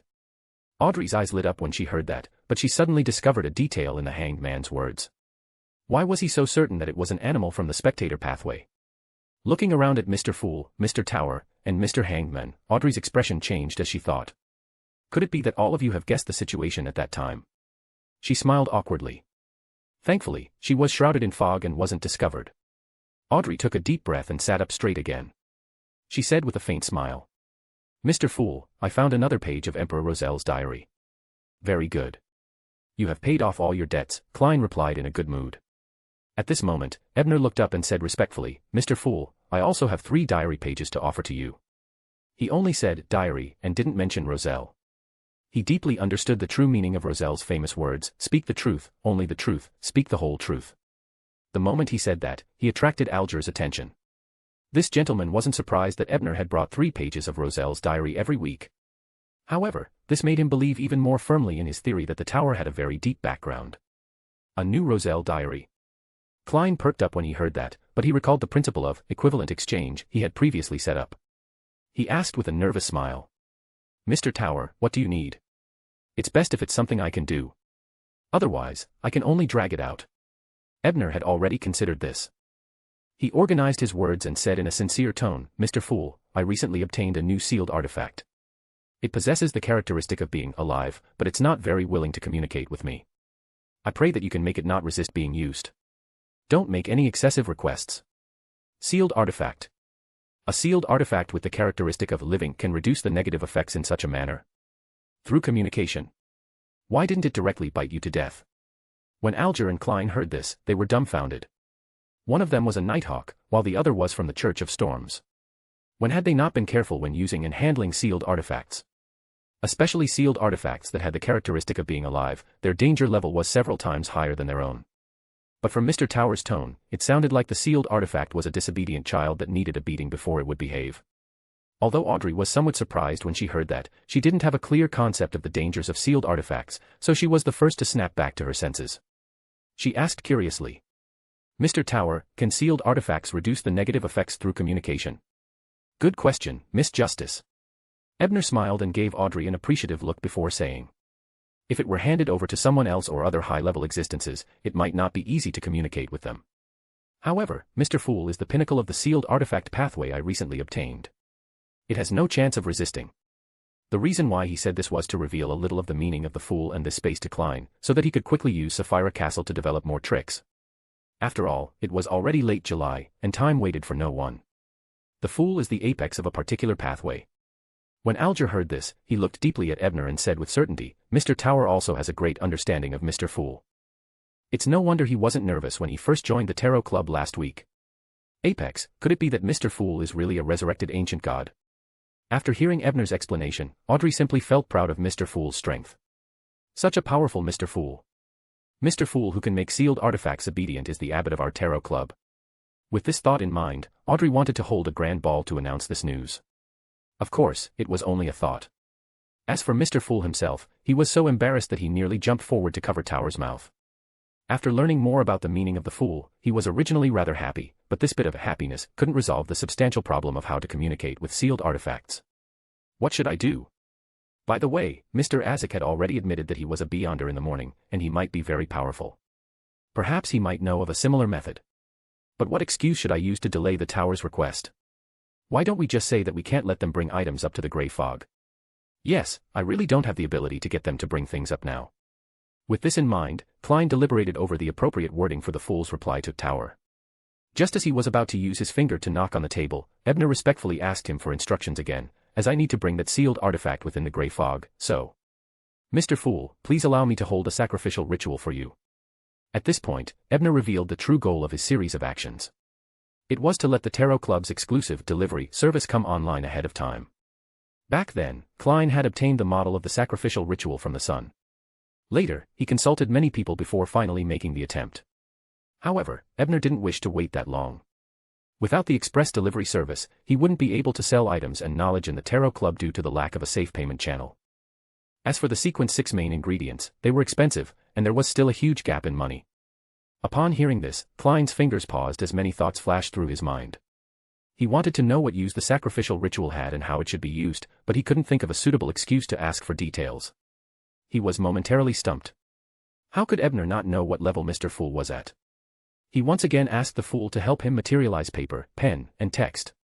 Then, he wrote down the entire ritual process of sacrifice and bestowment, as well as the relevant knowledge in detail. After handing it to Mr. Fool, he said respectfully, "This is the ritual process that I am modifying according to your honorific name and symbol item. I wonder if there are any mistakes. Please take a look." He was purely finding an excuse. As a Beyonder of the Reader pathway, he was born a ritualistic magic expert. How could such a simple application fail? After Mr. Fool received the stack of goatskin parchment, although his heart was filled with excitement, he looked at it calmly and replied indifferently, "This still requires some time to try." At present, Klein couldn't determine if the knowledge handed over by the Tower was effective or not. He planned on studying it in private or asking Mr. Azek later. However, this matter gave him a better excuse for delaying because he had to attempt it first. Only by attempting the sacrificial ritual could he help Tower suppress the sealed artifact. I hope that when the time comes, I can find a way. Klein temporarily heaved a sigh of relief. As for Ebner, he knew that with Klein's carefulness, the matter of the sacrificial ritual could only be decided after 1 or 2 tarot gatherings. However, it was much earlier than before.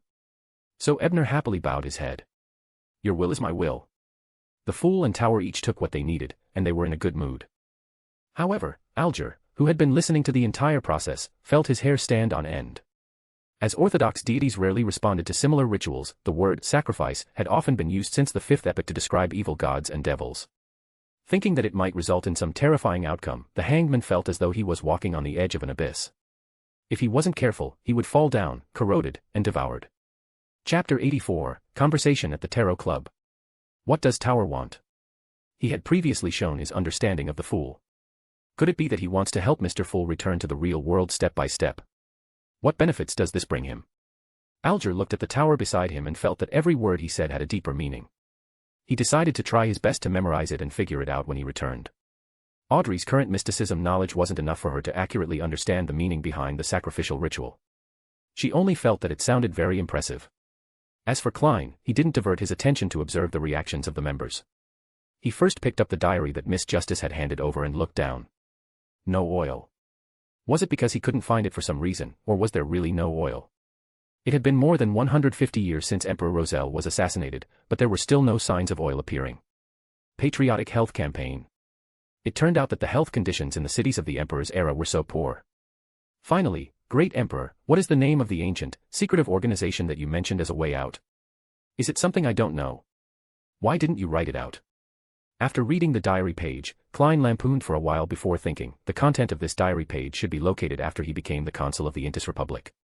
He might even call himself Caesar the Great. I have to go back and flip through the book to see when Intis's capital sewer and public toilet improvement plan appeared. With this in mind, he picked up the diary that Mr. Tower had conjured. When he took a glance at it, the corners of his mouth couldn't help but twitch. On the 2nd day of July I met Mrs. Osses at the ball. She's such a stunner. Due to the complexity of the Chinese characters and the deliberate actions of Ebner, the volume of each character was greatly magnified. Therefore, there was only one sentence on this page. I'm going to help Tower communicate with a dangerous sealed artifact just because of that sentence. I hope the items behind are valuable. Klein took a deep breath, stabilized his emotions, and flipped to the 2nd page. March 4th. In the books of the Sauron family, I read a story about the son of the Dragon King. It was written as if it was real. It said that it could weave a true nightmare in reality, allowing many living beings to unknowingly join in, and then give the cruelest and most horrifying ending. This page was much more standardized and the content was complete. Compared to the previous page, it was worth something. However, a mythical dragon story was of no use to me. Klein shook his head in disappointment and picked up the 3rd page. The wild beauty I slept with last week was actually a descendant of the former Balam Empire's royal family. There isn't even a date. I don't even know which day it was taken from the diary. But Emperor, isn't the scope of your friendship too wide? You even went to the southern continent. Klein held back his urge to continue lampooning. After more than 10 seconds of silence, he reined in his chaotic thoughts and made the diary in his hand disappear. You can communicate now. Audrey had already recovered her spectator state as she said with a faint smile. I want to know if there's a sequence potion named Arbiter. In addition, what kind of Beyonder can directly open the door on the wall? I know that. Klein, who was shrouded in the grayish-white fog, was about to speak when the hangman interrupted him. I need you to help me investigate something in exchange for an answer. What is it? Audrey asked with interest and puzzlement. Alger glanced at the Fool before looking at Tower beside him. Seeing that he didn't react to his first answer, he muttered. I want to know if the king has any intention of taking revenge on the Fasak Empire within this year or before June next year to start a new war on the eastern coast of Balam. Is he afraid that I'll give Miss Justice knowledge for free again and cut off his path to wealth, so he can't wait to answer? Or is he testing my attitude again? Or is he even testing my nationality and position through this commission for Miss Justice? Ebner analyzed the implications behind the hanged man's actions and felt that it should be both. However, he originally didn't plan on answering the question, because Miss Justice was clearly asking about Zio and Furz's potion sequence. As for them, especially Zio, they were friends that he approved of. Even if they weren't important, even if they didn't mind, Ebner didn't wish to sell such information without obtaining their agreement. This was a form of respect for a friend, just like how Zio had never told him about Furz's residence. After Miss Justice agreed to the request and successfully returned the price to the hanged man, Alger replied, "The beyonder who can open the door anywhere should be a Sequence 9 apprentice." Mr. Tower had previously stated that the secret organization, Theosophy Order, possesses this formula. However, there's a possibility of obtaining it from another pathway, such as the ancient tomb of the Fourth Epoch. Theosophy Order, the organization of the demonist sect that Mr. Tower mentioned. Klein rubbed his chin leisurely as he thought of something. Seeing that Mr. Fool and Mr. Tower didn't retort, Audrey couldn't help but sigh. If I had the apprentice formula, I might not have chosen Spectator. Alger ignored Miss Justice's words and continued. There are indeed sequence potions whose names are similar to Arbiter's. I believe you aren't unfamiliar with them because this is the beginning of the sequence pathway that the Augustus family and the Castilla family of the Phaenopotter kingdom have. Of course, low sequence formulas have been rewarded in ancient times. Some nobles might have obtained them before. The Augustus family was a royal family of the Lone Kingdom, while the Castilla family was a royal family of the Phaenopotter kingdom. So the Augustus family started off as arbiters. It's no wonder I always subconsciously obey their arrangements. Audrey suddenly came to a realization as she felt that she had resolved the question that had puzzled her for a long time. Then, she nodded slowly, leaned back slightly, and said elegantly, "I have no more questions." At this moment, Ebner looked at Audrey and asked, "Is there any news about the Tree of Elders tree's core?" Audrey changed her sitting posture again. She leaned forward and placed her hands together on the long table. She shook her head apologetically and said, "Sorry, Mr. Tower. I didn't find out anything about it." "It's all right, Miss Justice. It always hides itself well." Ebner was somewhat disappointed, but he wasn't depressed. He remembered that whether it was the fruit of the Tree of Elders required by the Spectator pathway or the crystallization of the Tree of Elders needed by the Sun pathway, it was ultimately provided by Emlyn. In other words, the Sanguine should have the ingredients related to the Tree of Elders. With this in mind, Ebner decided to find a suitable opportunity to interact with Emlyn when he returned and see if he could find a channel from him. Sigh, why didn't the vampire duke who stopped me in East Chester County leave a communication method? Seeing that Tower had finished communicating, Alger thought for a moment and turned to look at Ebner beside him. "Erudite Mr. Tower, I want to ask you something. Is the true Creator's holy place that the Aurora Order promotes the legendary Forsaken Land of the Gods?" As expected, he's asking me. From the looks of it, the sacrifice had given Alger a great deal of fear. It made him not dare to test Mr. Fool again, so he wants to indirectly attack me. Ebner had already expected this. He smiled and replied, "Mr. Hangman, your question is very dangerous." Alger's heart skipped a beat when he heard that. The last time he saw Mr. Tower speak so cautiously about knowledge was when he was talking about the primordial demoness. Could it be that the true Creator was really a true god at the same level as the seven gods? Although the true Creator is corrupted, he is also a true god. In the Battle of the Four Emperors, he stood on the side of the Black Emperor. Ebner said from the side before exhorting, after leaving Mr. Fool's line of sight, "It's best that you don't say such things again." Although the sentence was short, the information it revealed made Klein and Alger's hearts stir. Tower meant that the Black Emperor lost the Battle of the Four Emperors, so the true Creator was forced to move the sanctuary away from the northern continent. After a long while, Alger cast his gaze at Mr. Fool, hoping that he could comment on Mr. Tower's words. Klein naturally saw through the hanged man's intentions, but he didn't know much about the Forsaken Land of the Gods and the true Creator. He had only read a few words from the Nighthawk's information and Roselle's diary. Therefore, after a few seconds of consideration, he calmly replied, "This is not something you should know now." Alger's heart tightened as he immediately lowered his head and said, "Please forgive my slight misconduct." Following that, Audrey, who had discovered the subtle atmosphere, took the initiative to ask Mr. Fool if she could join another organization, such as the Psychology Alchemists. When the time came, she would need to pay a price for protection. Klein had long thought through this matter over the past week. Hence, he chuckled and said, "No problem. My only request is that I don't divulge the existence of the Tarot Club. And to obtain the corresponding blessings, you have to collect more of Roselle's diary pages for me. As for how much you can collect, it depends on when I have the ability to provide protection." After Audrey asked, Ebner recalled Zio's dream about the unknown ancient dragon. He hesitated for a moment before asking Mr. Fool, "If we discover a suitable gentleman or lady for the Tarot Club, can we guide them to join? How should we guide them? What are the requirements for the subsequent members of our gathering? How should we judge?" Klein remained silent for a few seconds before saying, "If you think it's suitable, you can tell me here. I'll decide if you want him to join. Before that, you can't make any suggestive actions. It will result in the secret of the Tarot Club's existence being leaked. You have to remember that to non-gathering members. Without my permission, you are not allowed to recite my name. This act is a little impressive. Ebner sighed. Then, he began thinking about how to get Zio to join Klein's line of sight. After all, the gift that the ancient dragon had given her was a hidden danger. He was still worried if he didn't kill the poison in Sapphire Castle. After severing the connection with all the members of the gathering, Klein, who was sitting silently at the head of the ancient bronze table, seriously recalled what had happened at the gathering.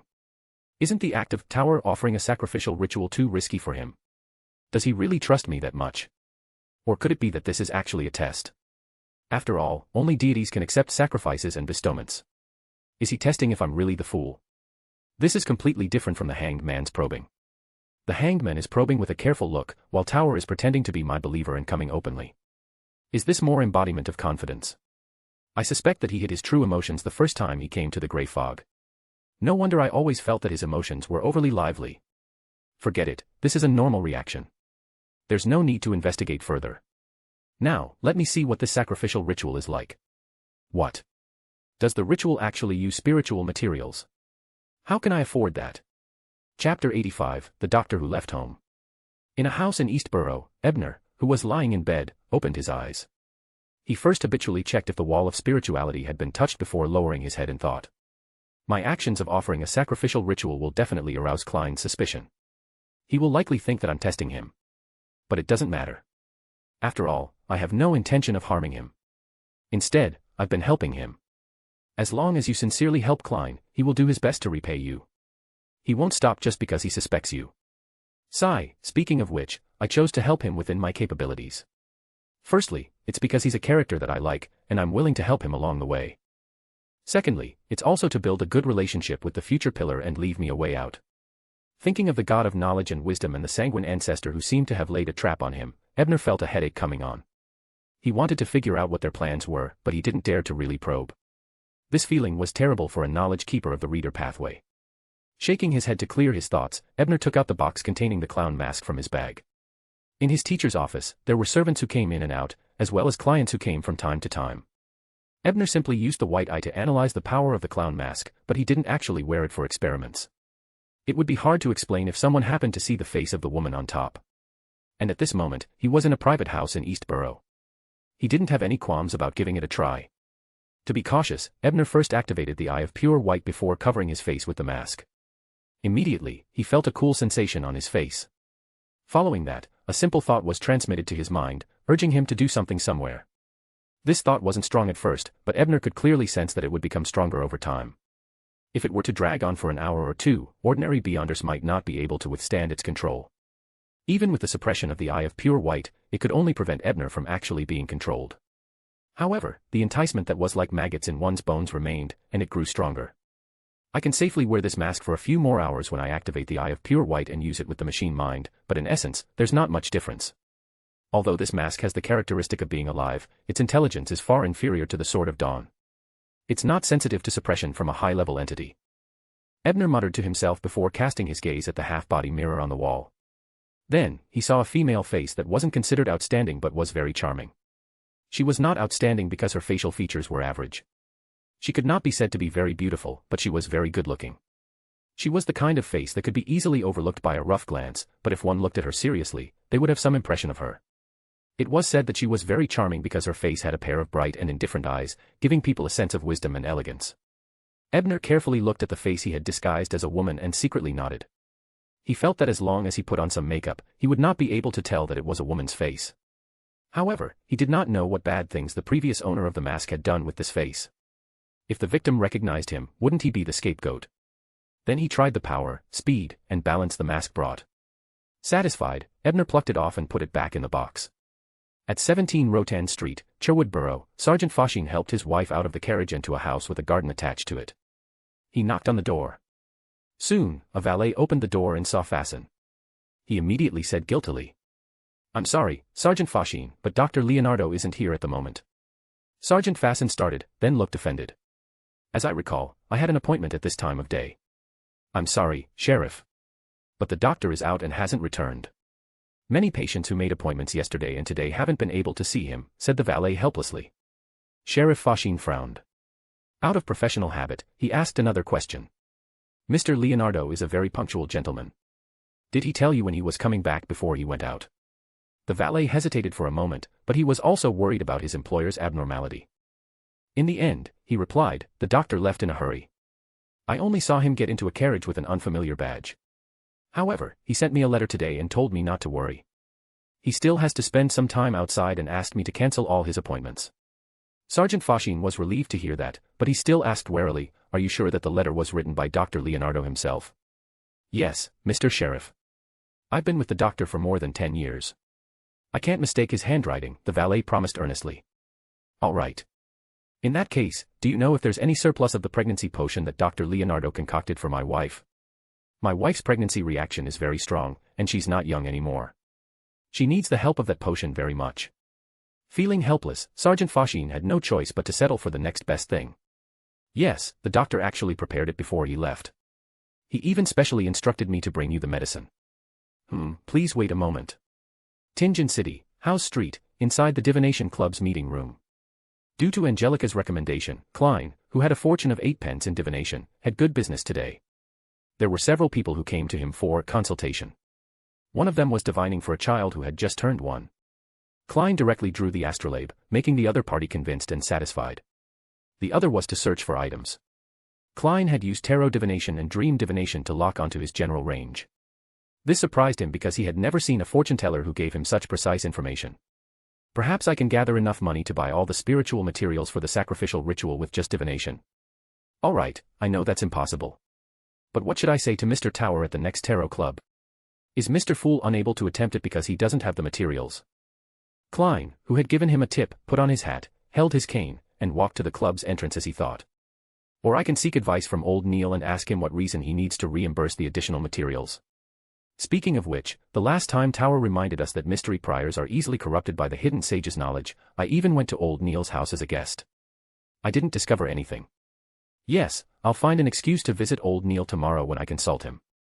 If there's no problem, it means that the eye behind old Neil was just an accident. At this moment, he saw Ma'am Christina, who had sought his divination, return with a young lady in a lotus leaf hat. When Christina saw Klein, she immediately came over and asked in a low voice. Mr. Moretti, you previously said that if you have anything related to Lenivus, you can attempt to divine his whereabouts. That's right. Klein nodded. Christina took a deep breath and asked. Does his child count as something related? July 24th, Tuesday. At the Isengard Detective Agency in Hillston Borough, Ebner had just had his breakfast and was about to head to the police station in Bridgeboro to collect the police files when Sergeant Fashine walked in. When Ebner saw him, he greeted him and said apologetically, Sheriff, you came at a bad time. The teacher went out early in the morning. There seems to be a big case that requires his help. I know. It's likely that a swindler who cheated a large sum of money has entered Backlund.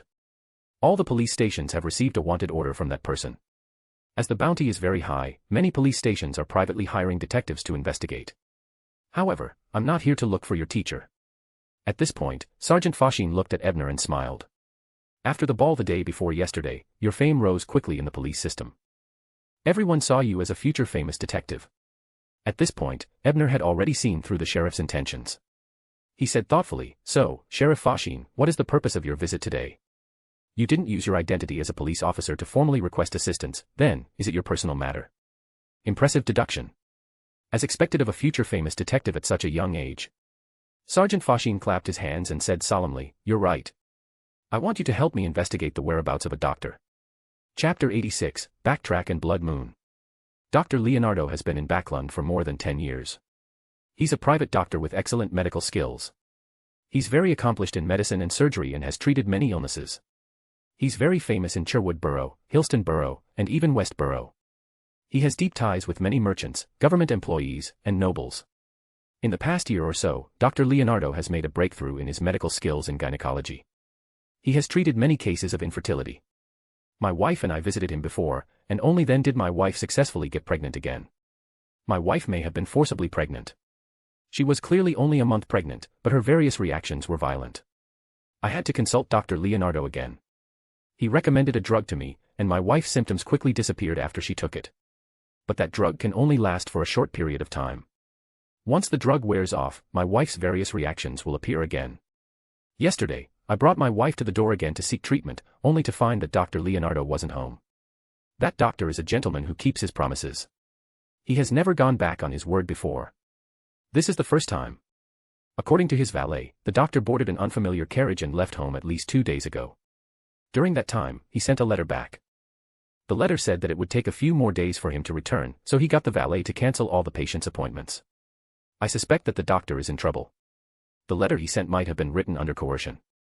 But because his family didn't report the case, the police couldn't intervene. But I didn't get much medicine.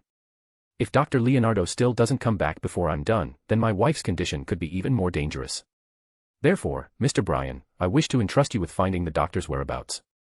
Even if he might not want to get up in some mistress's bed, please tell me his exact location. For this, I'm willing to pay £50. Sitting in the public carriage heading for Rotan Street in Sherwood Borough, Ebner recalled the content of Sergeant Foshine's request and gradually had an idea. Although Sergeant Foshine didn't say it explicitly, he should know very well that Dr. Leonardo wasn't an ordinary person. He also hinted that this case involved beyonders. Otherwise, he wouldn't have offered £50 just to find a person. Previously, he was good at treatment, and in the past year, he suddenly became proficient in gynecology. Could it be that a physician from the Plantar Pathways Sequence 8 has advanced to Sequence 7 Harvest Sacrifice? The latter does have the ability to promote fertility. In his impression, Klein had obtained a sealed artifact from the City of Silver when he was disguised as the tycoon, Dwayne. Back then, he had even complained that if the fertility rate in the entire block increased, his reputation as a Dwayne Vest would be completely ruined.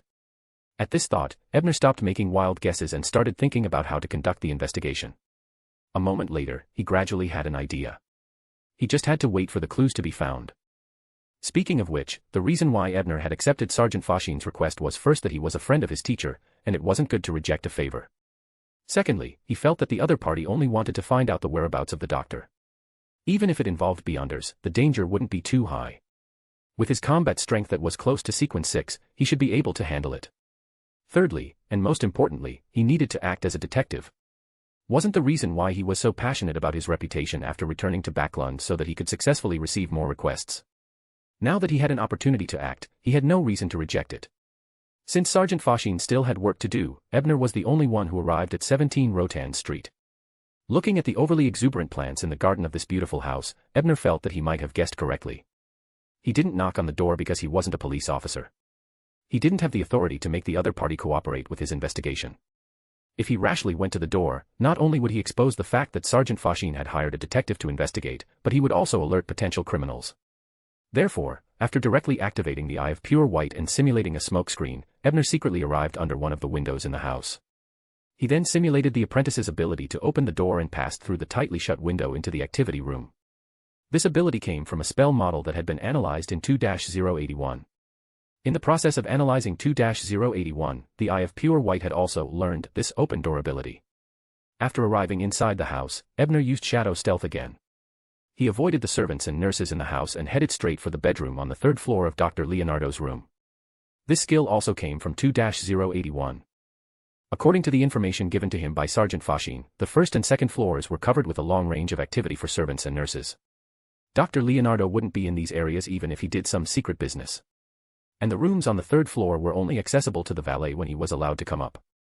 That was where Ebner needed to investigate. After opened the door, entered the bedroom, Ebner first searched around. In the end, apart from some burnt paper in the trash can at the foot of the desk, there was only a bottle of ladies' perfume in his cabinet that was more suspicious. From the information given by Sergeant Foshine, this doctor has been in Backlund for more than 10 years. Although his income isn't bad and he looks decent, he hasn't married or had any children. Then, why is there a bottle of female perfume in his cabinet? Is it because he has a strange fetish or is it prepared for his mistress? Ebner muttered to himself silently before using aura extraction to search for traces of the aura left in the bedroom. There's so little. There's so little aura. Even as a bedroom in a private space, there shouldn't be so little aura. This is someone who regularly cleansed it, specifically targeting a detective. If not for the augmentation of the white eye, I probably wouldn't be able to find anything with the Knowledge Keeper's aura extraction ability. With a sigh, Ebner analyzed the aura he had extracted one by one. Then, he used scene backtrack with great difficulty. In the picture, two figures were kissing in the dimly lit bedroom. One of them was clear, and it was Dr. Leonardo. The other party could only vaguely tell that it was a woman. Apart from that, her appearance, hair color, and age were all blurred, making it impossible to tell. However, she had an extremely prominent feature, and there was a complicated red tattoo on her bare back. Right on the heels of that, another scene appeared. It was a night with the crimson moon. Dr. Leonardo solemnly took out a bottle of perfume, dripped a drop of it on his glabella, and reached out to point out the symbol of Earth Mother in front of his chest. However, in the end, the direction he paid his respects to wasn't the sacred emblem of the Mother Goddess, but the moon hanging high outside the window. Just as Ebner's gaze was about to follow the doctor's gaze to Scarlet, a fair and smooth finger suddenly reached into the scene. With a gentle twist, the entire scene shattered. That was. Ebner's eyes widened when he came back to himself. Then, he activated the Eye of Pure White to analyze himself. After a full minute, he finally exited the Eye of Pure White with sweat all over his forehead. His face was filled with fear. Although he didn't remember the knowledge that had been blocked, nor did he know what he had nearly seen in the scene, the delayed warning of spirituality allowed him to roughly guess something. I wonder who saved me in the end. That looks like a female finger. Earth Mother or Goddess? From the looks of it, the former is more likely. With this in mind, Ebner revealed a bitter smile as he thought to himself, a 50-pound investigation mission actually involves such a high-level existence. The key is that I haven't found the doctor's exact location. I can only say that I have a clue. However, at this moment, Ebner was already considering if he should continue investigating. After all, there were quite a few problems with Dr. Leonardo. If he continued investigating, there might be greater danger. As a Sequence 7, even if he had a cheat code, should he really take such a risk? After weighing the pros and cons, Ebner finally decided to transfer the case to Bishop Utravsky of the Harvest Church. From the scene just now, Dr. Leonardo should be a believer of Earth Mother, but the target of his prayers had deviated. It's better to get the members of the church to clean up this matter. Just tell me the final result so that I can report to Sergeant Fashin. Furthermore, it was very likely that Earth Mother had interfered just now. Her gaze should still be lingering nearby, and it would be safer to head to the Church of Earth Mother now. With this thought in mind, Ebner looked at the ordinary bottle of Lady's Fragrance water beside him. He felt a little fearful, but after some hesitation, he sealed it with his spirituality and placed it in the box. It was better to bring such a dangerous item to the Harvest Church and get professionals to destroy it. If it was left here and misused by ordinary people, who knew what disastrous consequences it would bring. Chapter 87, Lucky. After Ebner put away the bottle of perfume, he wasn't in a hurry to leave. Instead, he used his aura extraction ability to clean up the aura he had left here. As a detective who was good at finding clues, he was naturally an expert in erasing clues. After doing all of this, Ebner returned along the original route and cleaned up the traces he left behind while taking out the gold coin from the Solomon Empire period. He rubbed the gold coin that looked uncomfortable no matter how he looked at it. Then, he exerted force with his thumb and wiped away the blood on the gold coin's front profile picture. Due to such a terrifying encounter in a simple investigation case, Ebner deeply felt that his luck today was somewhat terrible. In order to avoid any accidents on the way to the Harvest Church, he decided to remove the seal on the gold coin to make himself luckier. Of course, the reason why he didn't hesitate to unseal the sealed artifact was also because he had received a telegram from Zio from East Chester County before setting off in the morning. Zio had already set off, and as it was faster to take a steam locomotive, he could arrive in the afternoon. Holding the gold coin of varying colors, Ebner carefully left Dr. Leonardo's house. He walked through 2 streets before stopping a rental carriage and letting it take him to the Harvest Church in the south of the bridge. Due to the dangerous perfume in his arms, Ebner didn't dare take the crowded subway. Rotan Street, where the doctor's house was located in the south of Sherwood Borough. It was not too far away from West Borough and the south side of the bridge. There was a main road that connected the border of Borough 3, so the traffic was relatively convenient.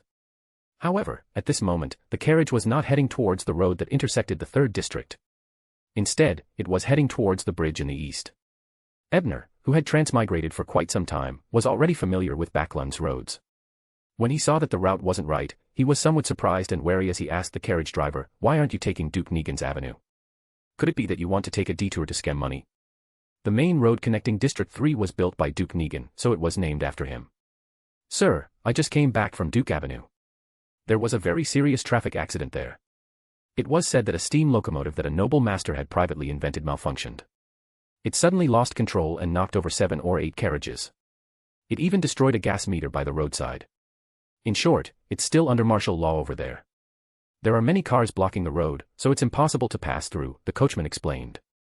Was it such a coincidence? If I didn't have the effect of unsealing the gold coins, would I have met the noble who experimented with steaming cars? Then, I would have been knocked over and smashed into pieces by the terrifying perfume. Ebner let his imagination run wild for a while, then held the perfume more firmly. On Duke Negan Avenue, the police officers who heard the news and rushed over to maintain order worked together to collect the spilled copper pennies back into the gas meter. Only then did the martial law ease and allow the cars to pass through. A young police officer who was responsible for counting copper pence pressed down on his sore arm and complained to the inspector beside him, "What's the point of counting so many? Who knows how much has been lost? According to me, let the noble who caused the accident take full responsibility and compensate in full. The insurance company thinks so too, Shoko. But you should understand that if we can't provide strong evidence of financial losses, that Viscount's lawyer won't let go of this opportunity to cause trouble." The inspector beside him chuckled. Right at this moment, a carriage that was originally parked by the roadside slowly drove past them. The young police officer named Shoko subconsciously glanced at her. Then, he saw a lady through the carriage window, a lady that he couldn't take his eyes off. The lady had silky eyes, fair skin, and black hair. She was wearing a purple low-cut gown that revealed her shoulders. Although her face was covered by a veil, making it impossible to see her full appearance, it still made Officer Shoko, who was full of vigor, feel a throbbing sensation. He wanted to jump into the car and kiss her fingers. Just as Shoko's eyes bugged out and a strange smile curved his lips, the inspector next to him patted him on the shoulder, snapping him out of his fantasy. "All right, stop looking.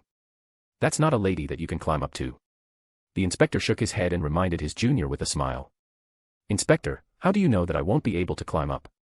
That carriage looks quite ordinary."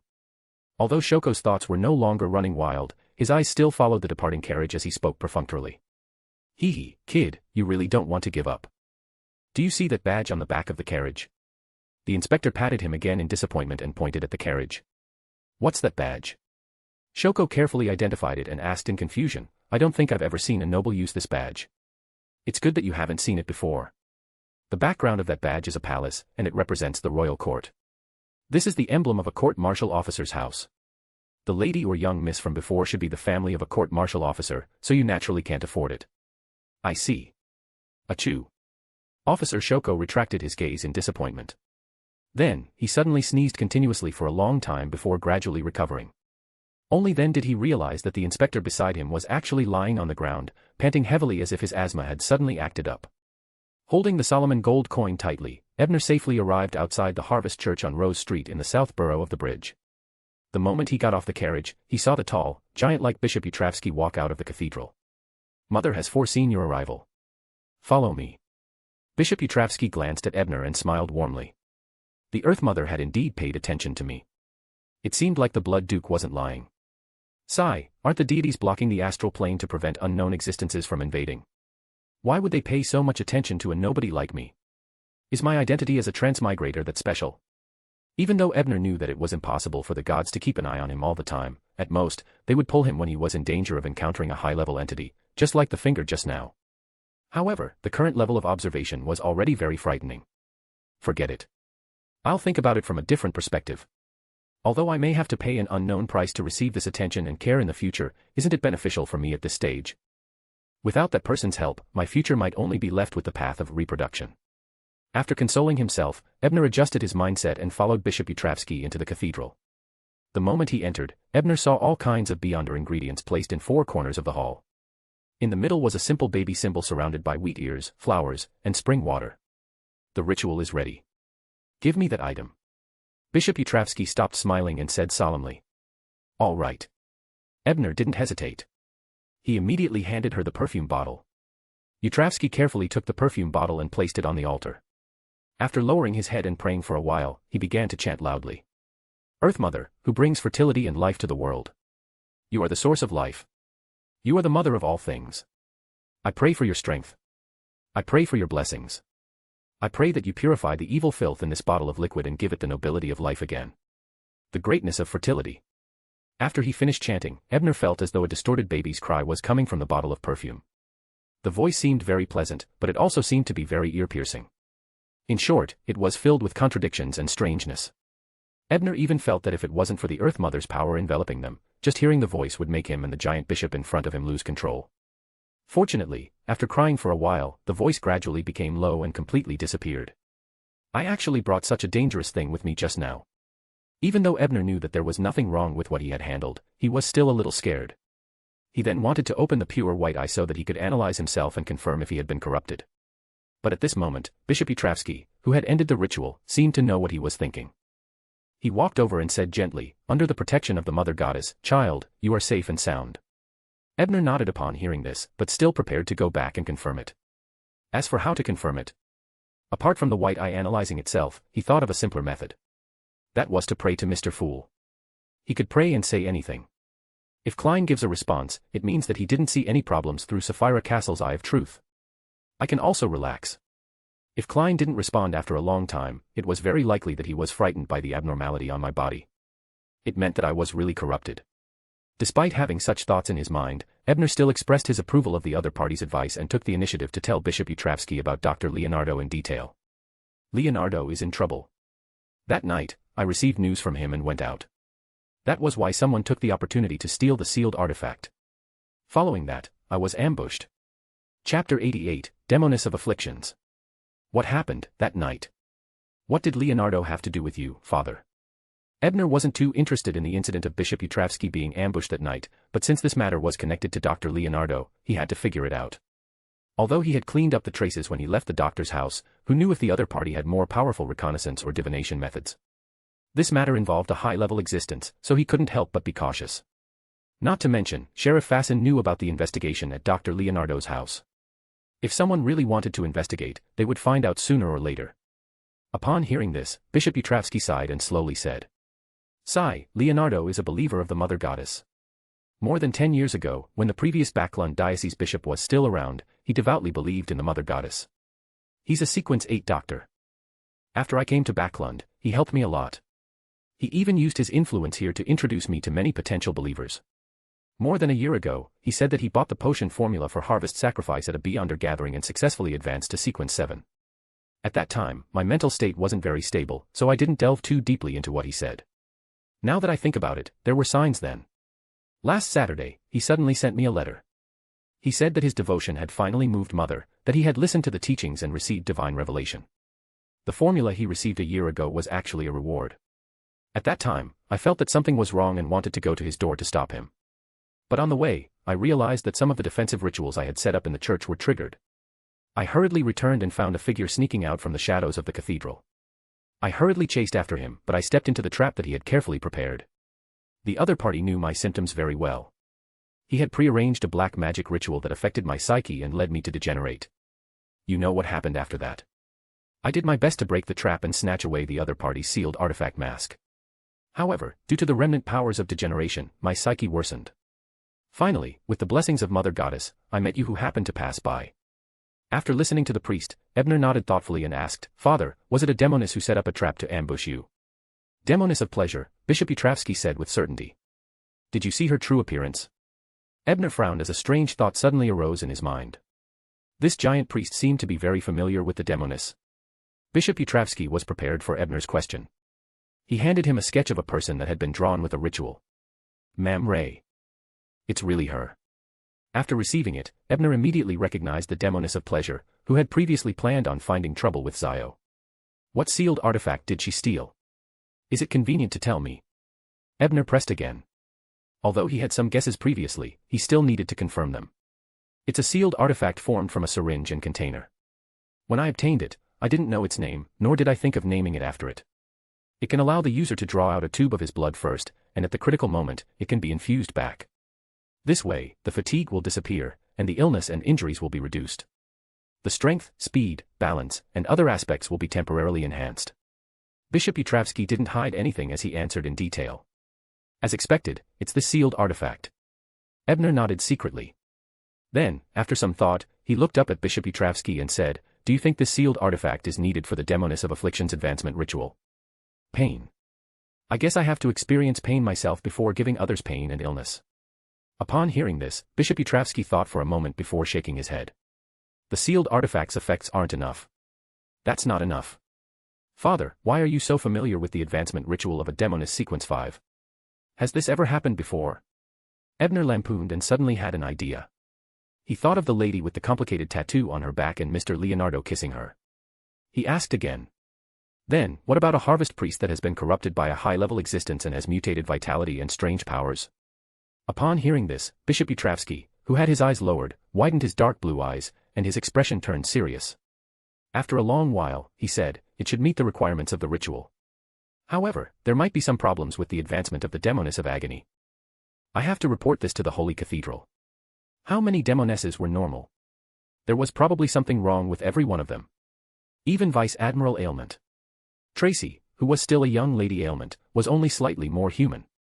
As for corruption, that was even less of an issue. Although he couldn't recall the source of the corruption, such indirect corruption was likely similar to the Rose school of thought's indulgent faction. It was just that their beliefs and personalities were distorted. Compared to the priest's nervousness, Ebner heaved a sigh of relief. This was because there was at most a newly promoted demoness of afflictions behind this matter. This demoness of agony was very likely to be Mam Ray, whom he wanted to deal with. Thanks to teachers' arrangements and guidance, this demoness currently doesn't have any help other than relying on some members of MI9. Furthermore, she's currently on the wanted list of the 3 churches, especially the Church of the Lord of Storms. She doesn't dare to easily reveal herself, so she won't be able to quickly find out what I previously investigated. At the same time, Ebner was once again determined to get rid of this demoness. If she were allowed to continue growing, she would definitely find out what her teacher and herself had done to harm the world, not to mention how corrupted and twisted her personality would be. After Ebner regained his senses, he saw that Bishop Yutravsky was already busy contacting the Holy Cathedral in a special way, so he tactfully bade farewell and left. As for the matter of outsourcing this case to the Church of Earth Mother, there was actually a tacit understanding. Ebner had read the original novel and knew that the Church of Earth Mother had a complete set of processing mechanisms for the so-called divine revelation. Since the priest had already reported it to the Holy Cathedral, even if that Dr. Leonardo was still alive, his future fate was most likely to be imprisoned under the cathedral. But as Ebner started out the door, something occurred to him and he turned back inside the church. Bishop Yutravsky, who had just contacted the Holy Cathedral, didn't show any surprise when he saw him return. He calmly asked, "Child, is there anything else?" "I'm trying to ask if those pregnant women who are pregnant because of Leonardo, and the baby they're carrying will have any problems." Ebner thought about how nervous Sergeant Fasten was about having a second child and wished he had a good answer. Perhaps because he had unsealed the gold coin and was rather lucky, Bishop Yutravsky replied calmly, "Most of it doesn't matter. That's the power of the Mother Goddess's normal domain. Only pregnant women who are pregnant because of that bottle of perfume are more difficult. After the perfume is purified by the Mother Goddess, it will lose the augmentation of the strange power, and it might result in miscarriage. It will require the help of a physician or apothecary to have a chance of preserving the fetus. I heard that Sergeant Fasten's wife was in a bad condition. It could be because of that bottle of perfume." Ebner thought for a moment and thought that he might be able to introduce the sergeant to Dark Will. Of course, he had to get the chubby apothecary's approval first. After receiving the answer he wanted, Ebner bade the priest farewell once again and left the Harvest Church in satisfaction. He quickly took the subway back to the rented apartment in East Borough. Then, he sealed the room with his spirituality, preparing to pray to Mr. Fool. Tingen City, inside a terrace house at 2 Daffodil Street. Klein, who had just returned home from combat training, felt sore all over. He sat on the sofa in a very inelegant manner and casually picked up today's newspaper. Then, he immediately saw Lenivas's wanted poster. He actually swindled more than £10,000. How detestable. Klein condemned angrily before seriously memorizing the appearance of the great swindler who was wanted by the 3 churches. He had a full forehead, black hair, and brown eyes. He wore glasses that were almost round, and the corners of his mouth were slightly raised. He seemed to be mocking everyone.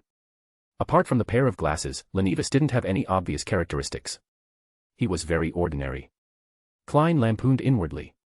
Just as he was about to flip open the second page of the newspaper, his spirituality suddenly stirred as though he heard an illusory voice. "Someone is praying to me. Who is it? The Tower or the Hanged Man? Is he preparing to take leave on Tuesday?" Klein walked into the bathroom with a belly full of question marks. Then, he took 4 steps counterclockwise and boarded the grey fog amidst his screams and murmurs. The moment he entered the towering temple, Klein saw a familiar crimson star contracting and expanding. It wasn't large, but it was persistent. Is it tower praying? Klein pondered for a moment before carefully spreading his spirituality towards the dark red. The moment the two came into contact, his mind buzzed as he saw a blurry and distorted scene. He heard an illusory and overlapping prayer. "The fool that doesn't belong to this era. You are the mysterious ruler above the grey fog. You are the king of yellow and black who wields good luck. I pray for your help.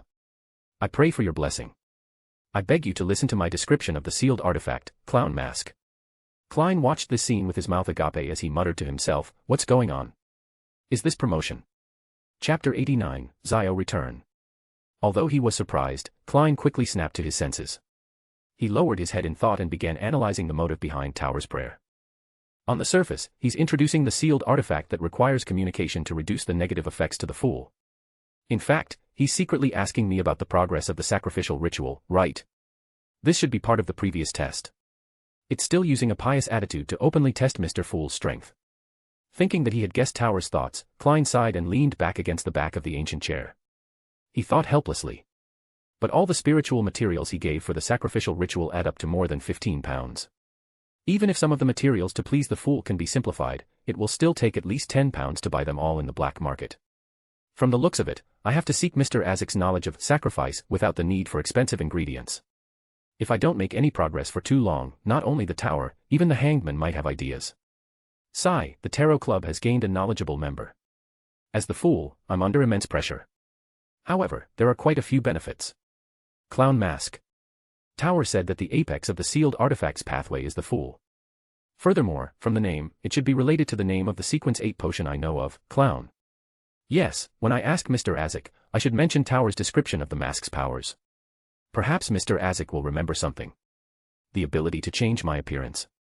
I wonder if I'll have this ability after advancing to Clown. I'm really looking forward to it. After looking forward to the future for a moment, Klein sat up straight and cast his gaze at the crimson star representing the tower again. He transmitted the answer he had outlined in his mind through the subtle connection. I understand. In an independent house in Backlund's East Borough, Ebner, who was still in a praying posture, suddenly sensed layers of grey fog appear in front of him. A distorted and blurry figure stood in the deepest part of it. And in the empty world around him, a deep and solemn voice constantly echoed. I understand. A moment later, Ebner's vision returned to normal. He stood up with a relaxed smile. Since Mr. Fool had responded so quickly, it meant that there was indeed no problem. He took out his pocket watch and looked at the time. It was already 4:30 p.m. Zio's steam locomotive will arrive at the station at around 5 o'clock. I should be able to rush over to pick it up in time. Yes, I'll also have to discuss the matter of extracting blood with her. With that thought in mind, Ebner's hands didn't slow down. He quickly packed up the various items for the prayer ceremony, then adjusted his appearance in the mirror before leaving again. It was also 4:30 in the afternoon. First struggled to get out of bed. For some reason, the blood moon had suddenly appeared in the sky last night, causing her to be tortured by the ravings. She only managed to recover after a day of rest. Zio is coming back. I can't let her notice my abnormality. She will be worried. Furs hurriedly tidied up the hair that covered the ground before heaving a sigh of relief. She looked at the time and saw that it was already close to 5. She hurriedly left the house and rushed to the nearest train station. As she walked, she pondered and said, the ravings during the full moon are getting more intense. Thankfully, it's still within an acceptable range. Sigh, Ebner once said that the source of the ravings is related to the Abraham family, but I've recently checked all the books and even asked Viscount Glaint about it, but there's no news of this family. However, she then smiled helplessly and said self-deprecatingly, forget it. So what if I really found them? According to Ebner, that family is just as helpless against the curse of the full moon as I am. They might even be exterminated. Could it be that after I find them, I'll share with them the experience of scratching my hair under the ravings? At this moment, as she was still in a daze, she bumped into a lady who had just come out of an alley and was also distracted. Ouch! The lady cried out in shock. The lunchbox in her hand fell out of her hand. Not only did the food and drinks in the lunchbox spill all over the floor, but the two of them were also covered in them. Thankfully, I'm not wearing my favorite dress. This thought flashed through Furz's mind as soon as she snapped back to her senses. Then, she looked down at the large patch of butter on her clothes and couldn't help but sigh.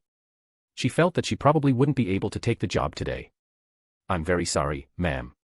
I'll compensate you. The lady who bumped into Furz was first stunned. When she recovered from her shock, she hurriedly apologized because she had indeed been distracted while walking. Furz looked at the flustered lady in front of her.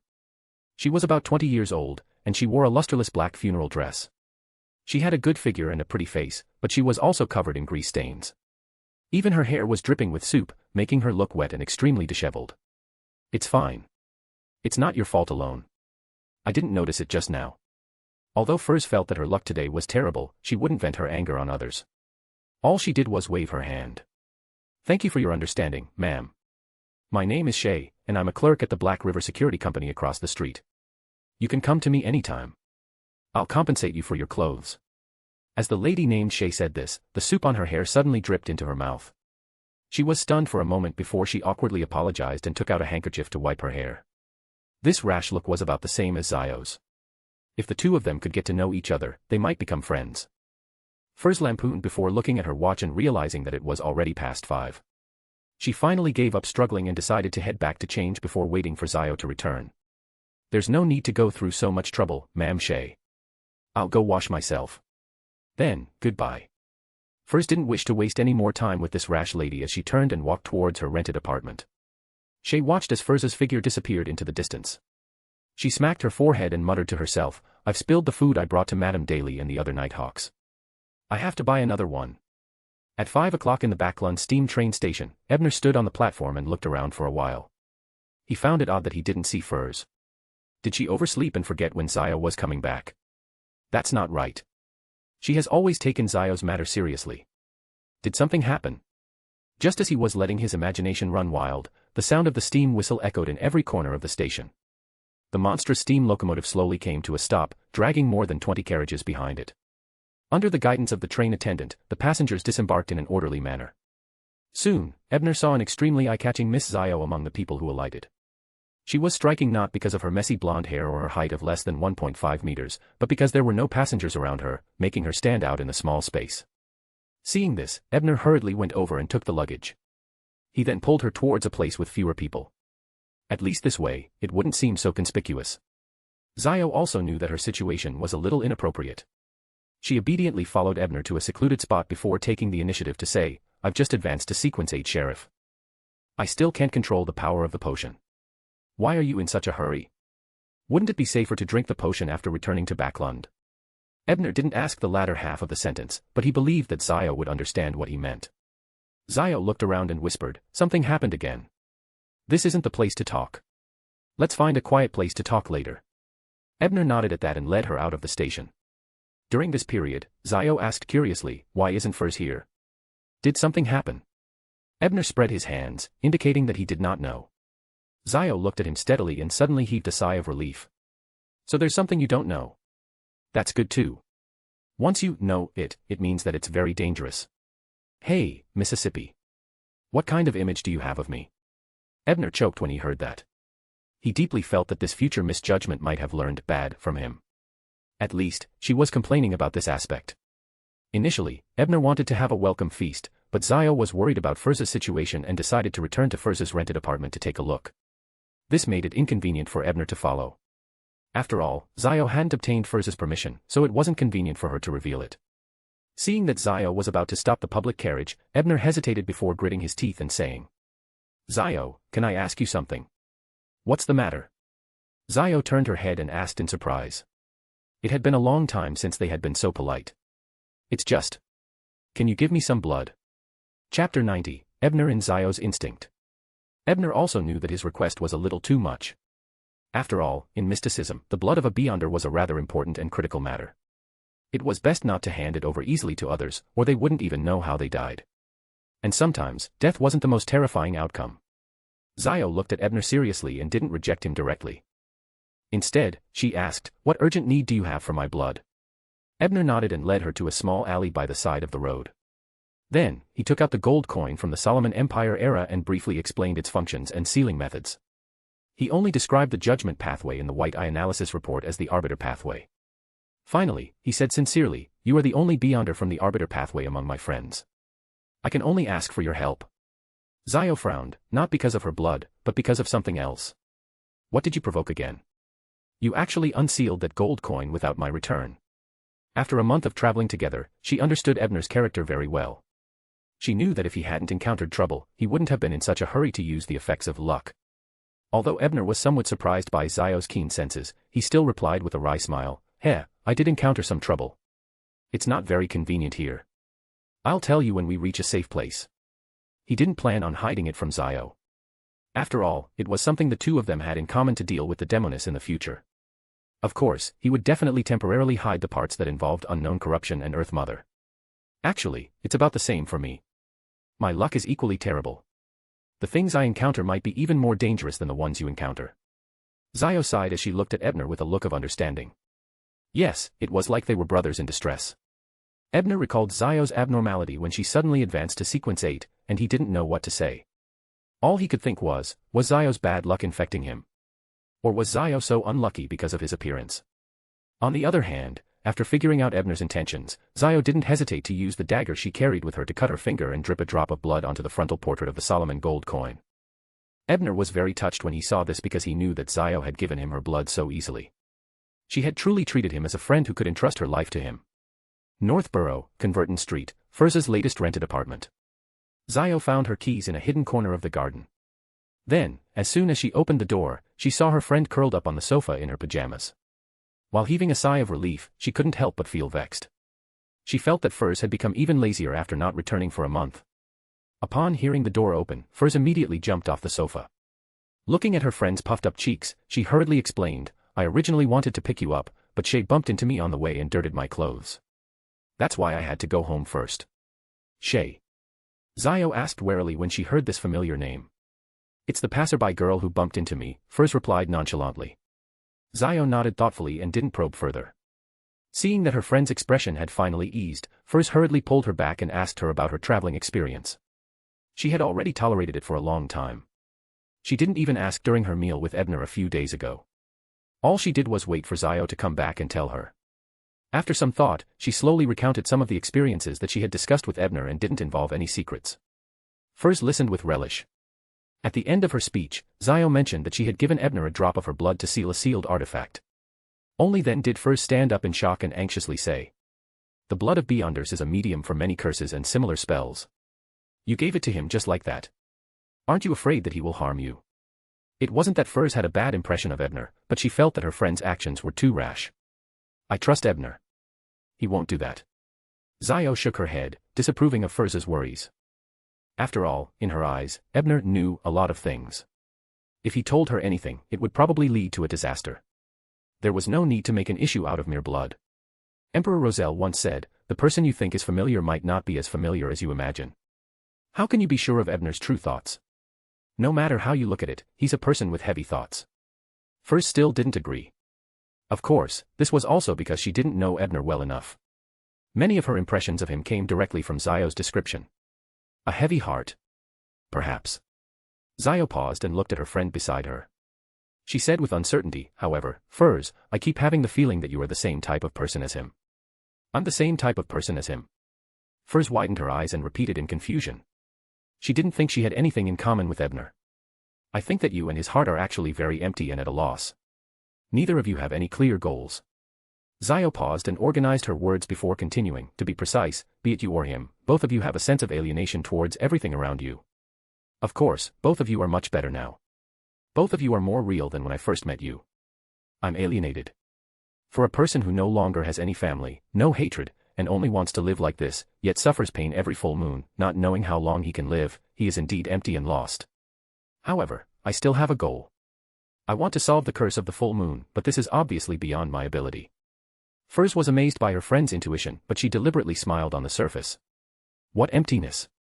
I'm a famous best-selling author in Lone. Although writing novels is a hobby of yours, I know that it's also a way to relieve the emptiness in your heart. Yes, smoking and drinking are the same." Zio shook her head and said affirmatively. Firz didn't wish to argue with her friend on this matter, so she changed the topic. "What about Ebner? According to what he said, there should be a cult and military involved in his mother's disappearance. Doesn't he want revenge? Why would he be empty if he has enemies? Ebner isn't passionate about revenge. I even have the illusion that he actually knows who his enemy is waiting for him to perish," Zio said with a strange expression. "That's hard to say. He does know a lot." Firz thought for a moment and nodded in agreement. "Furthermore, he seemed to have a strange sense of mission towards me at the beginning. This sense of dissonance only disappeared when we really became friends. I guess he also sensed the alienation between himself and his surroundings, so he used me to make himself more real." Zio's tone was even more hesitant when she said this because it was purely her intuition. And in reality, even though Ebner was a little special, he didn't make her feel that special. Firz smiled and teased, "You make it sound like you're his destined female lead." "Heh, my inspiration came." Zio snapped to her senses when she heard that. Looking at the teasing look in her friend's eyes, she retorted, "Since I'm back, I'll keep an eye on you every day to write down your inspiration." "Zio, you've changed. You weren't so sharp before." After a few days, Ebner wasn't in a rush to go to the Harvest Church to ask about Dr. Leonardo's outcome. Instead, he first went to the police station in the Bridge District to continue flipping through the dossiers, trying his best to create the impression that he was actively completing the Church of Storm's mission. Although the investigation of people who were suddenly deranged or demented was perfunctory, Ebner had read through the case files carefully in hopes of finding traces of Beyonders. There have been many burglaries on Wainer Street, Iska Street, and the other 6 streets near Southborough in the past 2 days. And the result of the investigation was that there were no signs of the door being pried open. There was a murder on Westcott Street. The victim was a waitress. No witnesses saw the killer. Most of the tramps gathered at Southampton Street have gone missing. No corpses have been found. Ebner dug out a few cases that seemed to have beyonder involvement but didn't seem high-end.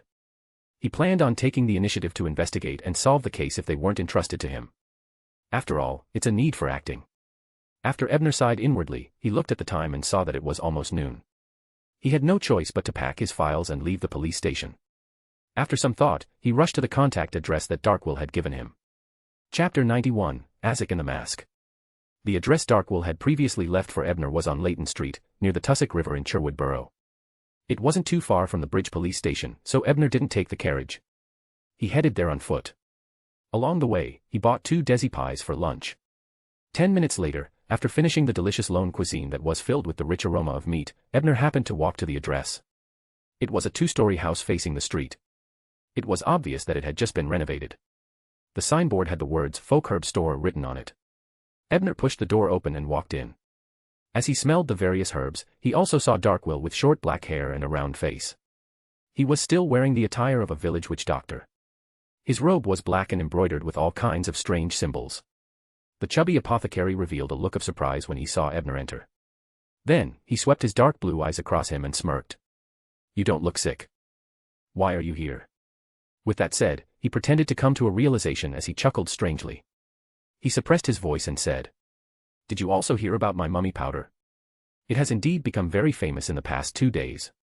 Many nobles came to buy such things, putting them in tea or making soup.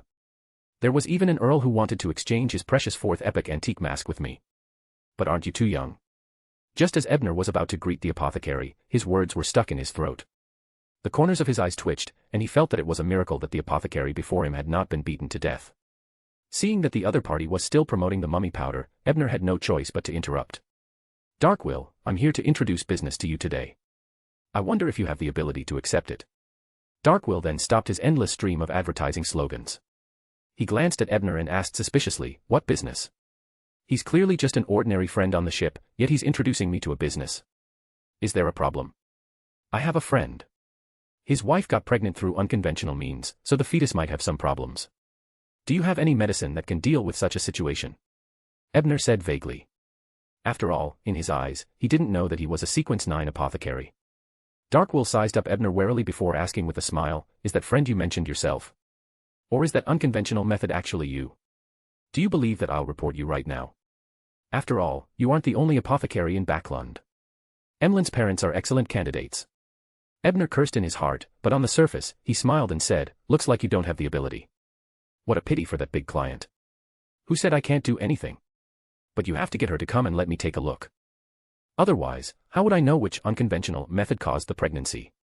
As Darkwill opened a new store and bought and cultivated herbs, he didn't have much savings. He couldn't be reserved when it came to big clients. Of course, most importantly, he had some connections in Backlund. He hadn't done anything illegal, so he wasn't afraid of the official beyonders of the various churches coming to him. Then it's settled. I'll bring them over tomorrow. Ebner nodded and looked around. After settling the business, he had the time to examine the shop's goods. Sleeping flower, dragon's blood grass, crimson sandalwood, mint, lavender. The variety was very comprehensive. In the future, the herbs needed for the ritual could come to him. He would no longer have to go to so many shops. While Ebner was thinking, he heard Darkwill say in a wary tone, "What are you looking at? Let me make it clear first, I won't pay the intermediary fee. All right, in order not to hear this person, I would rather go to a few more shops to buy materials." With that thought in mind, Ebner realized that his self-restraint was improving. During the summer vacation, WE University was filled with lush greenery, flowers, and birds, peaceful and quiet. After walking along the river for a while, Klein turned into a path that led to the history department. He found an old 3-story gray stone building in the common room where Mr. Azek was. He knocked on the door and entered. He saw Azek, who seemed to be sitting there waiting for him. This was a gentleman with bronze skin, medium build, black hair, brown eyes, and gentle facial features. His eyes always had an indescribable sense of vicissitude, and beneath his right ear was a tiny mole that couldn't be discovered without careful observation. "Why are you here today? Did you discover something and wish to tell me?" Seeing Klein walk in, Mr. Azek looked up and asked in a gentle tone. "Mr. Azek, can I have a chat with you?" Klein looked at the other faculty members in the common room and asked sincerely. Upon hearing his student's words, the brown-eyed gentleman organized his books and said, "No problem. Let's take a walk by the Hoy River like last time." "All right." Klein held his cane and followed him out of the 3-story gray stone building.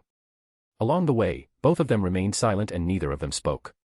When the flowing river came into view, and when there were no more teachers and students around, Isaac stopped in his tracks, turned around, and said to Klein, "Well, it's quiet enough here to talk." Klein pondered for a moment, organized his words, and said, "Mr. Isaac, I recently heard of a sealed artifact. It has the characteristic of being alive. Perhaps its description can help you recall something." Sealed artifact. Isaac was a little dazed when he heard that term.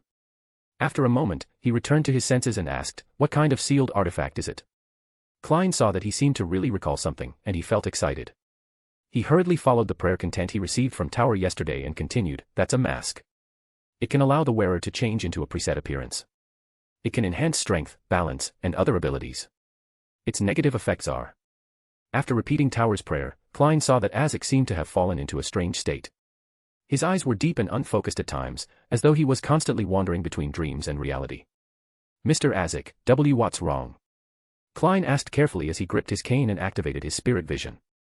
Long before he came to Hoy University to look for Mr. Isaac, he had used the pendulum for quick divination. The results of the divination showed that there was almost no danger. However, through the clown who used his life to teach him, he already knew that divination wasn't omnipotent. He needed to constantly be on guard against his misinterpretation or the problem with the organization of the divination statement. In addition, Isaac was a mysterious beyonder. No one knew who he was in the past, nor did they know how he would react if he was provoked. Caution, wariness, and worry became Klein's normal emotions. Isaac didn't immediately answer. He reached out and pinched his glabella. After a long while, he said in a dreamy tone, "I once had a mask like that. It could make me anyone. But it seems to have been lost. Or maybe I lost it myself. Take the initiative to lose it." "Why? Could it also have a very strong negative effect?" "Perhaps Mr. Isaac lost his memory because of that mask. I originally wanted to consult him about communication skills with sealed artifacts." Many thoughts flashed through Klein's mind. Before he could ask anything, he saw that Mr. Isaac had already recovered. He smiled at him and said, "Klein, thank you for bringing me this news. It reminds me of something. I'm also very happy to be able to help you." "Yes, I'll continue collecting similar information in the future," Klein replied with a smile. Isaac nodded slightly to express his gratitude before asking, "Other than telling me about the sealed artifact, did you come here today for something else?" Klein nodded when he heard that. Then, without hiding anything, he frankly asked about the relevant knowledge regarding sacrifice, as well as how to communicate with sealed artifacts. Isaac gave him a deep look and replied, "I'm not sure about the knowledge regarding sacrifice, or perhaps I haven't thought of it. However, from my current memory, I can infer that it's very dangerous because you don't know what attitude the recipient of the sacrifice has towards you." "No, I know, because I'm the recipient of the sacrifice." Klein mocked himself inwardly as he heard Mr. Isaac continue. "As for the method to communicate with sealed artifacts. Yes, take the mask you mentioned as an example. As long as you use its fearful aura or place it beside a dangerous item that can destroy it, it will be easy to communicate with it. In addition, every sealed artifact is very easy to obey the superior existences of its pathway. It's just like the puppet sealed artifact that you mentioned the last time. Even after so many years, it's still searching for its original owner's aura." Klein nodded thoughtfully when he heard that. He recalled his title as the Fool, as well as the close connection between the gray fog and the seer pathway. He could roughly guess why Tower was certain that he could communicate with the clown mask. In that case, if that sealed artifact is in the gray fog, it should be more honest, right? Klein thought to himself. After the discussion, Isaac, who had recalled some of the past, took the initiative to bid farewell. Klein knew that Isaac's mind was in chaos, so he didn't try to persuade him to stay. He watched Isaac return to the gray stone building. After that, Klein, who was walking out of the university campus, suddenly felt his stomach growl. He took out his pocket watch and realized that it was already 3 in the afternoon. Only then did he hurriedly get on the public carriage and return to his home at 2 Daffodil Street to prepare the food.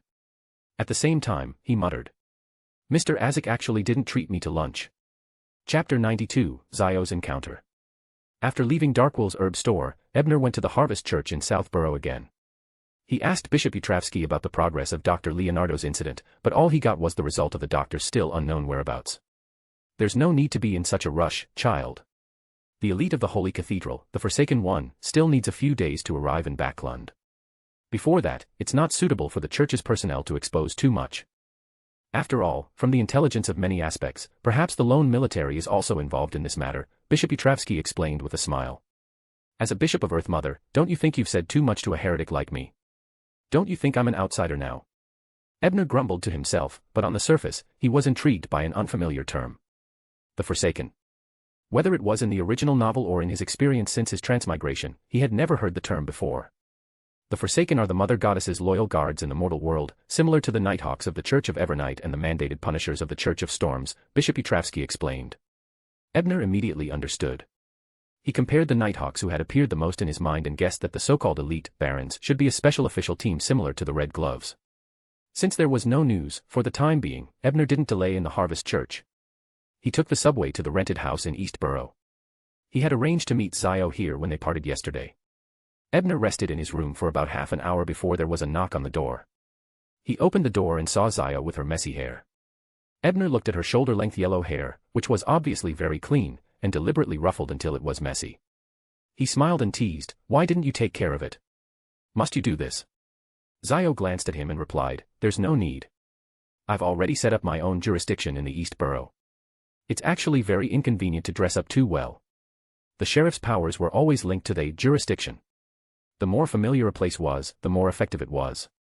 Once it exceeded the range, one could only rely on beyonder powers." Ebner knew this very well, so he didn't continue on the topic. Instead, he turned around and walked to the center of the house, holding a ritual that had been prepared there. He used it to construct a wall of spirituality to seal the entire room. From Zio's words yesterday, he could guess how troublesome the matter she encountered in East Chester was. And his own situation involved too many secrets. Under such circumstances, he naturally had to build a safe environment for them to converse. Zio quietly watched Ebner finish the ritual before saying, "Actually, the day after you left, I settled down with my mother and brother, but when I returned to Storn to purchase the steam locomotive ticket, I happened to encounter Mr. Vernal." Vernal. Ebner recalled who Zio was referring to and asked, "Mr. Vernal on the white agate?" "That's right, it's him." Zio nodded and continued, "At that time, he, his wife, Katrina, and their 2 daughters were hunted down. So you were embroiled in a very terrifying incident." Ebner knew very well that with Zio's sense of justice, she definitely wouldn't stand idly by when a child was being hunted down. Otherwise, she wouldn't have become the famous arbiter of East Borough who stood up for the poor before learning of the acting method. Yes. It was on the outskirts of the city. Their family was pursued by a monster formed from white fog. Their son, Lot, was devoured by the smoke because he ran a little slower. He disappeared without a trace. And the smoke gave me a very bad feeling. It's as though I couldn't control my powers just by looking at it. Even though it had been a few days, Zio still felt frightened when she recalled the smoke. She was definitely not a timid girl, but this fear seemed to originate from her soul. White smoke. Although Ebner couldn't recall something he had confirmed back in Sapphira Castle, he still deduced based on the clues he had. "I remember Mr. Vernal once said that he was an archaeologist. He returned to East Chester this time because his student dug up an ancient ruin in the Hornassus mountain range. Did his student bring that smoke out from the ruins?" "Your guess is very correct. It's precisely because Mr. Vernal's student was originally an ordinary person that even though he was contaminated by the very high-level smoke, his means were still very limited. I was able to help them temporarily escape the assault of the smoke monsters." Zio hesitated for a moment before finally saying, "Of course, it's also thanks to the thing that the dragon I encountered in my dream left on me." She hesitated not because she wanted to hide it, but because the matter had already been resolved and she did not want to say it out loud to make her friends worry. "What is it?" Ebner asked with a frown. He even felt that it was more troublesome than the white mist. "I don't know." Zio shook her head and continued her story. "Although I managed to escape calamity with Vernal and his family, for the time being, I was surrounded by the fog in a village. Due to the lack of means and something on me, the smoke monster couldn't deal with me. However, I didn't have the ability to break out with a few ordinary people. Therefore, I had no choice but to consume the potion ahead of time and advance to Sheriff, hoping to rely on my new beyonder powers to sense the weak point of the smoke seal." "It looks like you didn't get your wish," Ebner said with certainty. After all, the smoke was dug out from the 4th epic ruins. How could a mere sequence 8 sense its weakness?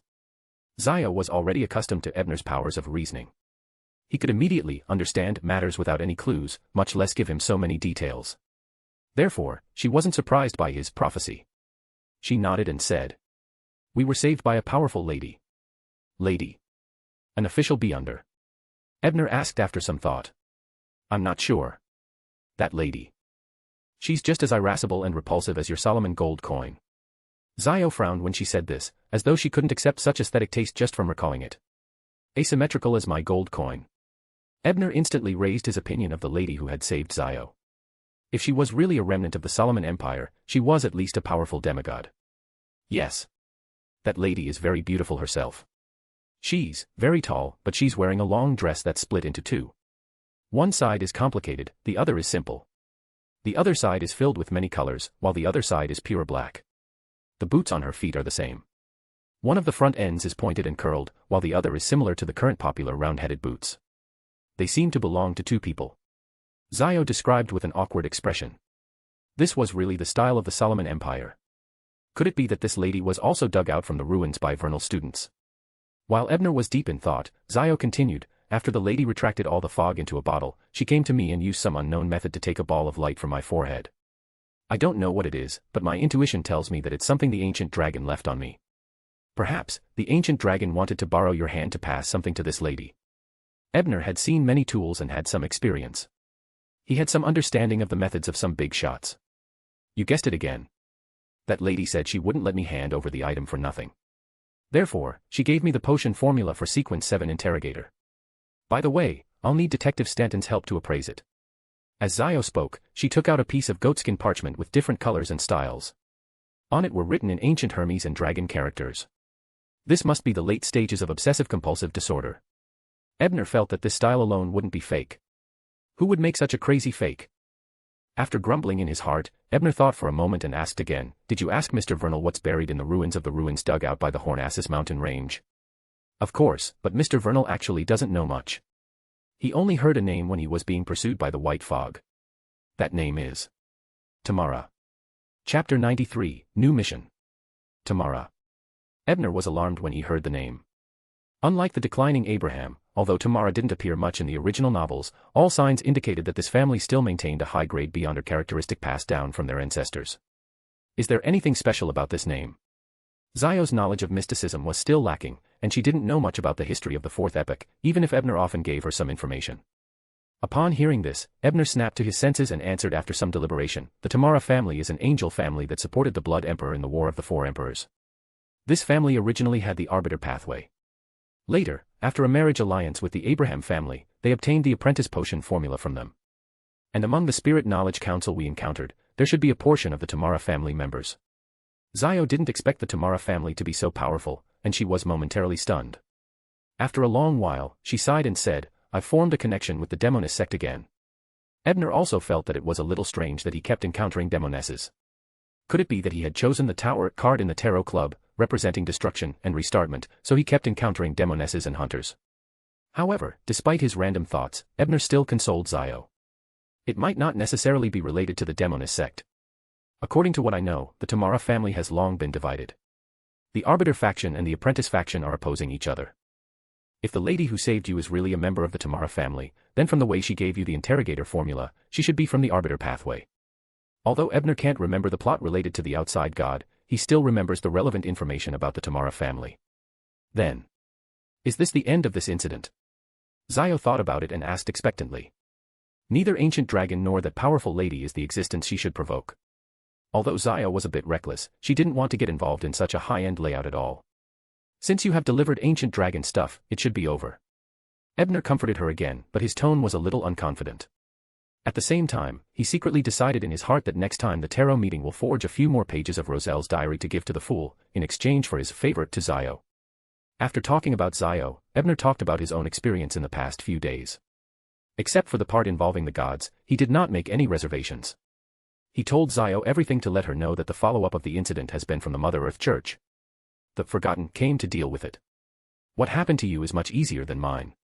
Zio was relieved when she heard this. Easy? That's not necessarily.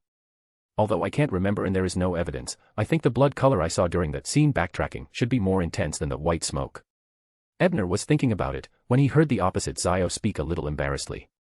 Can you lend me the Solomon Empire gold coin in your hand for a few days? I want to change my luck too. On Thursday morning, Ebner was about to go out to the bridge area to do an investigation, but was stopped by Detective Isengard. Teacher, what do you want? Ebner is a little strange. The teacher is helping the police station to find the fraudster these days. He often goes out early and returns late, so he is very busy. Detective Isengard knocked his pipe and smiled and asked, "Tonight, there is an extraordinary party at the Brave Bar. Would you like to come?" Yes, after leaving for more than a month, I almost forgot about the teacher organizing a Beyonder gathering. Ebner suddenly thought of the heart of the elder tree that has not been found so far. He moved in his heart and nodded and said, "Teacher, I will go tonight." Detective Isengard seemed to see through his mind. After smoking a mouthful of cigarettes, he smiled nonchalantly. "If you just want to try your luck at the party and by the heart of the elder tree, then you don't need to go. Is the meeting specifications not enough?" Ebner thought for a while and found that most of the transactions organized by the teacher only involved low-sequence items. In rare cases, medium-sequence items would flow out. That's only one aspect. The most important thing is that your teacher and I are also asking for the heart of the elder tree. Detective Isengard glanced at his student. This kind of material involves promotion. If it is true, he will not give way to the appearance of. Ebner was speechless. Before he set off to Demir Island, he informed the teacher of one of the main talents of the polymath he had analyzed. He originally thought he could easily get it with the teacher's contacts. "Even if I can't buy it, I will find a way to find a teacher." It's a pity that his thoughts are only his thoughts after all. Since this road is blocked, he feels that he really has to find a way to get in touch with the blood race. But don't worry too much, his knowledge keeper rules for acting have not been sorted out yet. "So, do you want to come to the party?" Detective Isengard asked again. Ebner thought for a while and felt that even if he couldn't buy the materials, he would sell some charms he made in his spare time. It would be good to return the funds, so he still said to Detective Isengard, "I'm going to participate, teacher." After getting the answer, Detective Isengard did not delay any more and hurried out to the police station. On the other side, Ebner returned to his room and just packed his belongings, and was about to go out, when he heard the door knock. Ebner frowned, opened the door, and saw the male servant standing respectfully outside. Suddenly guessing his intentions, he asked, "Kenny, is there a client?" Kenny, the servant, nodded, and replied, "Here comes a gentleman who is about 50 years old. He is very well dressed and looks like a servant of a great nobleman." Noble servant. Came to see the teacher. Although the teacher is not in the office, as the official student of Detective Isengard and already famous, since Ebner is there, he has to receive him, otherwise he will appear very rude. Ebner put down the sorted charms and other extraordinary items, combed in the mirror, and then was led by Kenny to the living room. What catches the eye is a gentleman with neatly combed light blonde hair. He is wearing a decent deacon's attire, with a few wrinkles hidden at the corners of his eyes and mouth. It is not too obvious, his complexion is healthy, and his temperament is masculine. The type of hunting and even fighting against the enemy. Ebner pretended to greet the other party enthusiastically, and learned that the other party's name was Macy, and then went straight to the topic, asking, "Mr. Macy, I wonder if you have any entrustment for my teacher." Mr. Macy smiled formulaically and said decently, "I heard that Detective Isengard is investigating a relatively serious criminal case. Time is very tight. The matter I want to entrust is not urgent, so I won't bother him. Mr. Bryan, although you are young, you have a great reputation.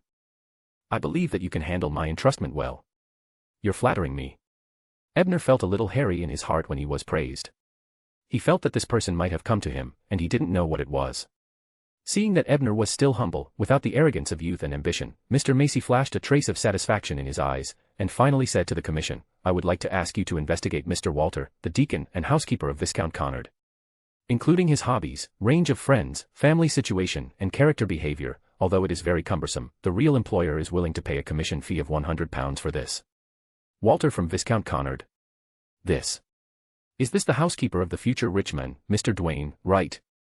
Why should you investigate him?" A trace of surprise flashed in Ebner's eyes, and he lowered his head and thought for a while, and gradually got a thought. "I remember that Walter was in charge of taking care of the Viscount's children at Viscount Connard's house and got acquainted with Prince Edisac in the process, and he was appreciated by him. Is this the person around the prince who was afraid of being replaced in the private investigation? Or was the butler in Viscount Connard's family who had conflicts with Walter wanting to find out about the black material?" Calmly glanced at Mr. Macy in front of him, Ebner preferred the former. After all, even the housekeeper of the Viscount would not be generous enough to pay £100 if he wanted to check the black material. "Do you have any specific requirements for the results of the investigation?" Ebner asked tentatively, in a very vague tone. Macy smiled sincerely when he heard the words and said in a vague way, "You must be as detailed as possible, as truthful as possible, and as objective as possible. However, you can't just write the good side of the report, and consider the flaws."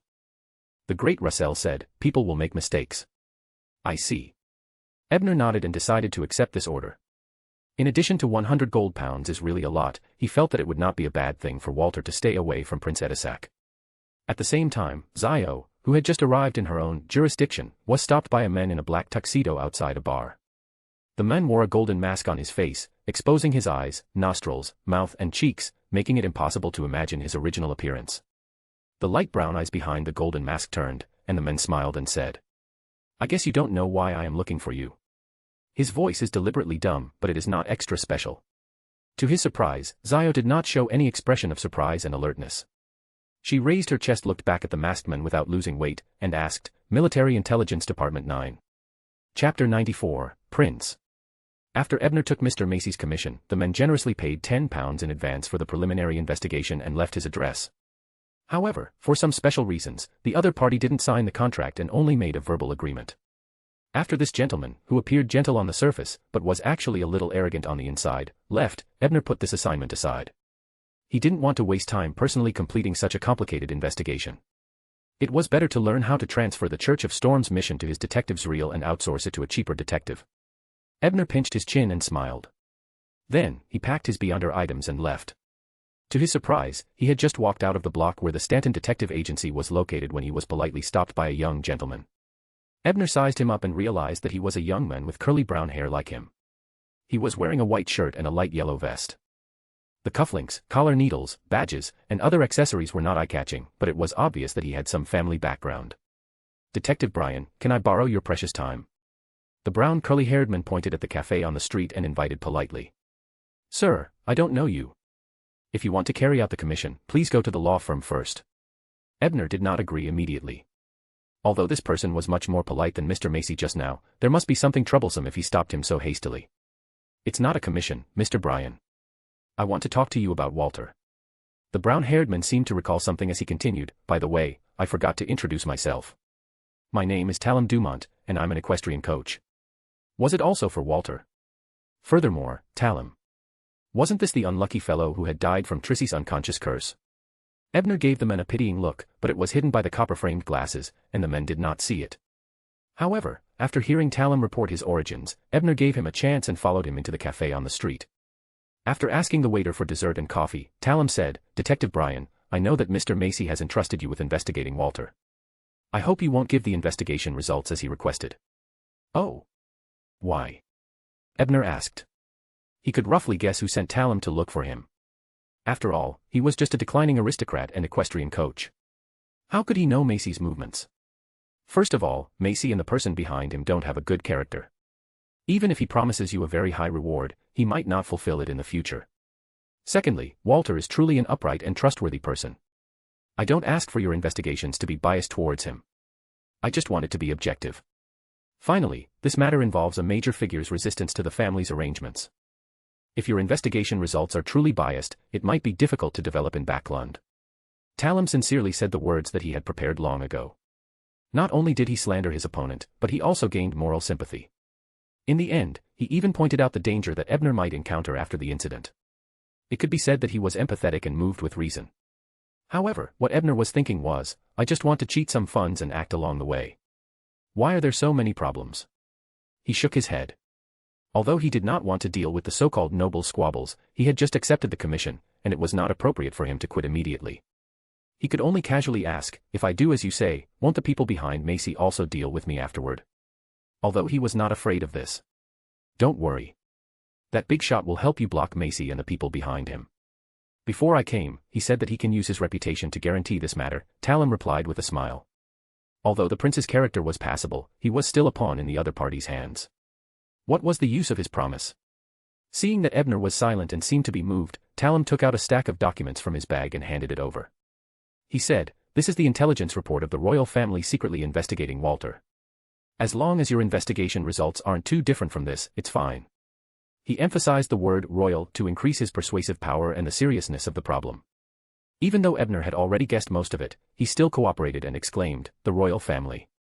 Then, he pretended to hesitate for a while and said hesitantly, "I'll accept this material, but out of professional ethics, I'll still investigate. It's just that it's too cumbersome, so it might take longer." Talon thought for a moment and nodded. "All right.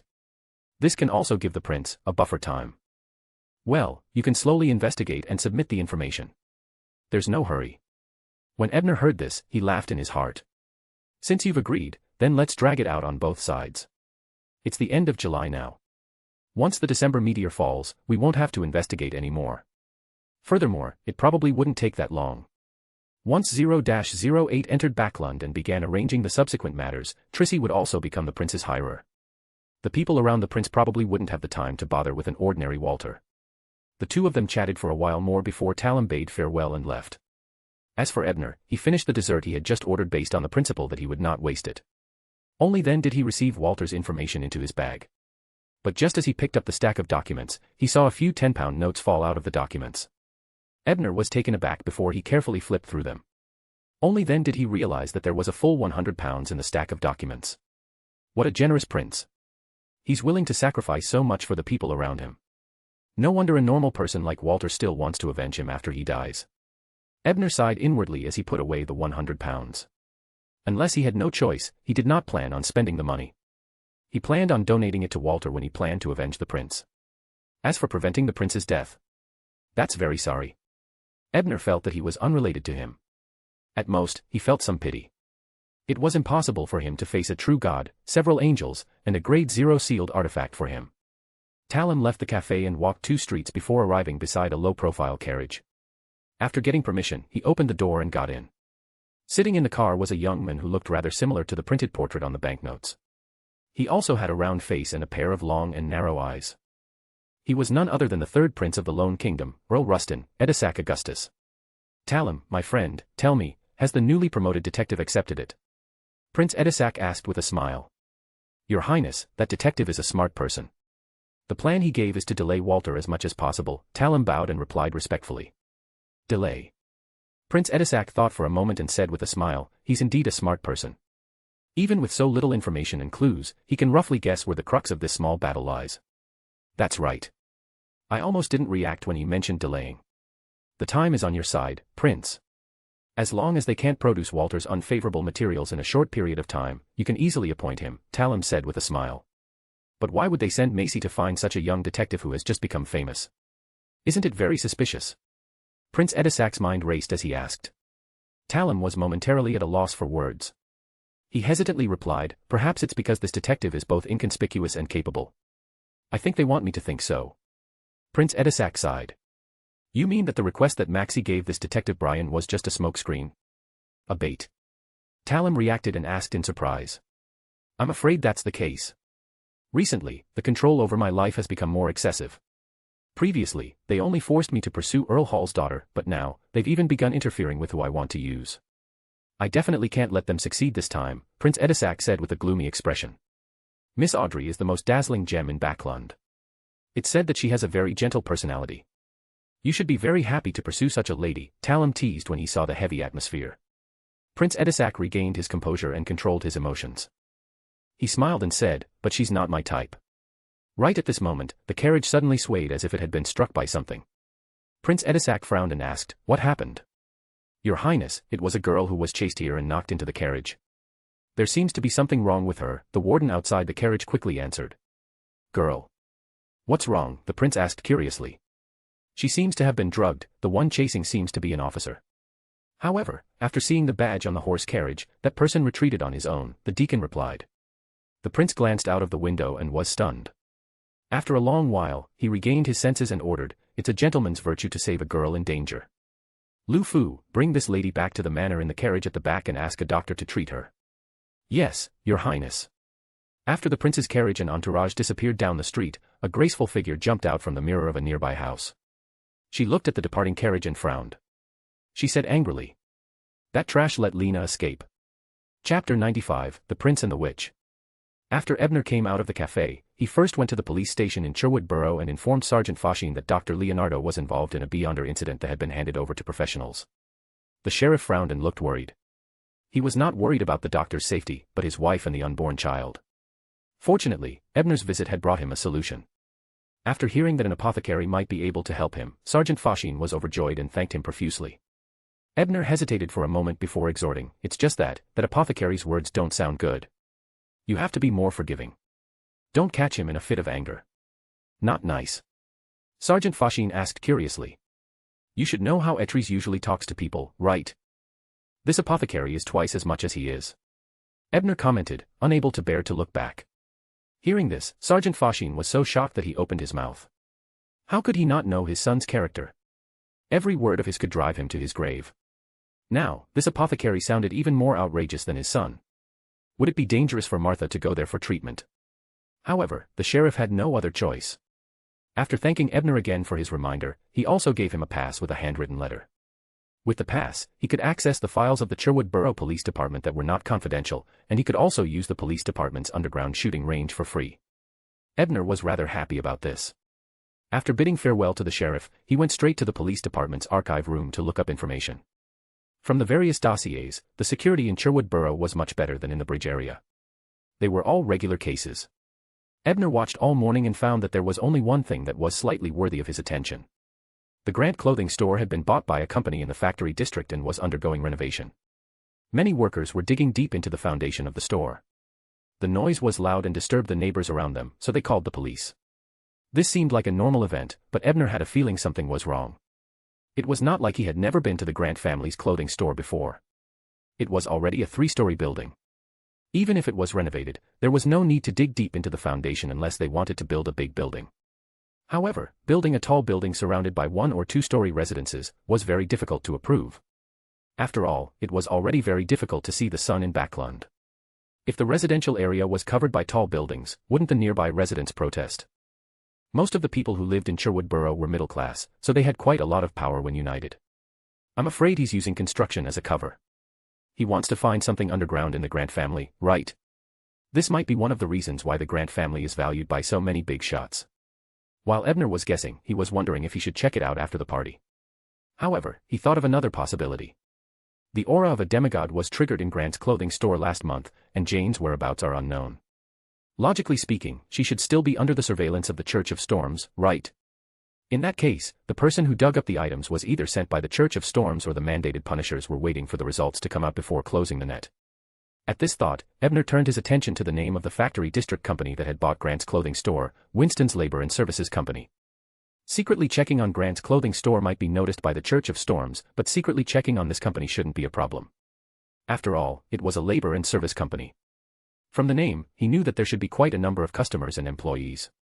Most of them had gang connections, making it difficult for them to be completely monitored. Furthermore, be it partners or competitors, they could secretly investigate its background. His actions weren't abrupt. After some deliberation, Ebner felt that as long as he acted cautiously, there shouldn't be any danger. He secretly decided to get Zio to help him gather information about this company tomorrow. She had connections in East Borough, the dock area, and the factory district.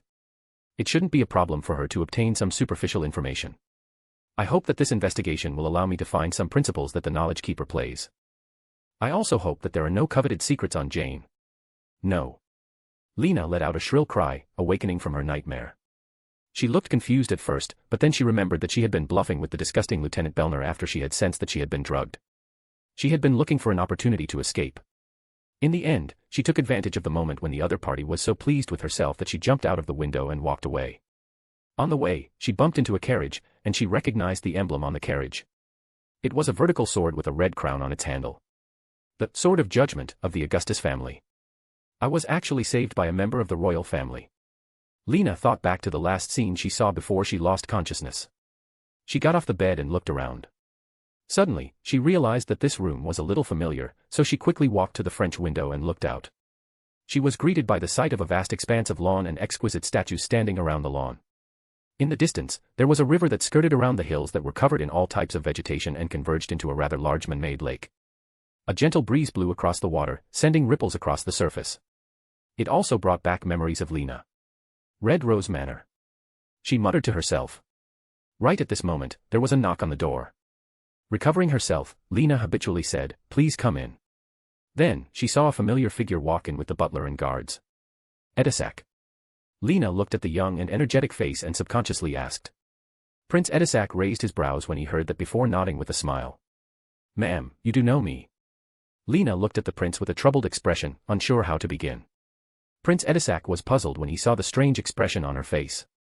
However, after a moment of hesitation, he asked, "Ma'am, if I may be so bold as to ask, are you the illegitimate daughter of Earl Lorena?"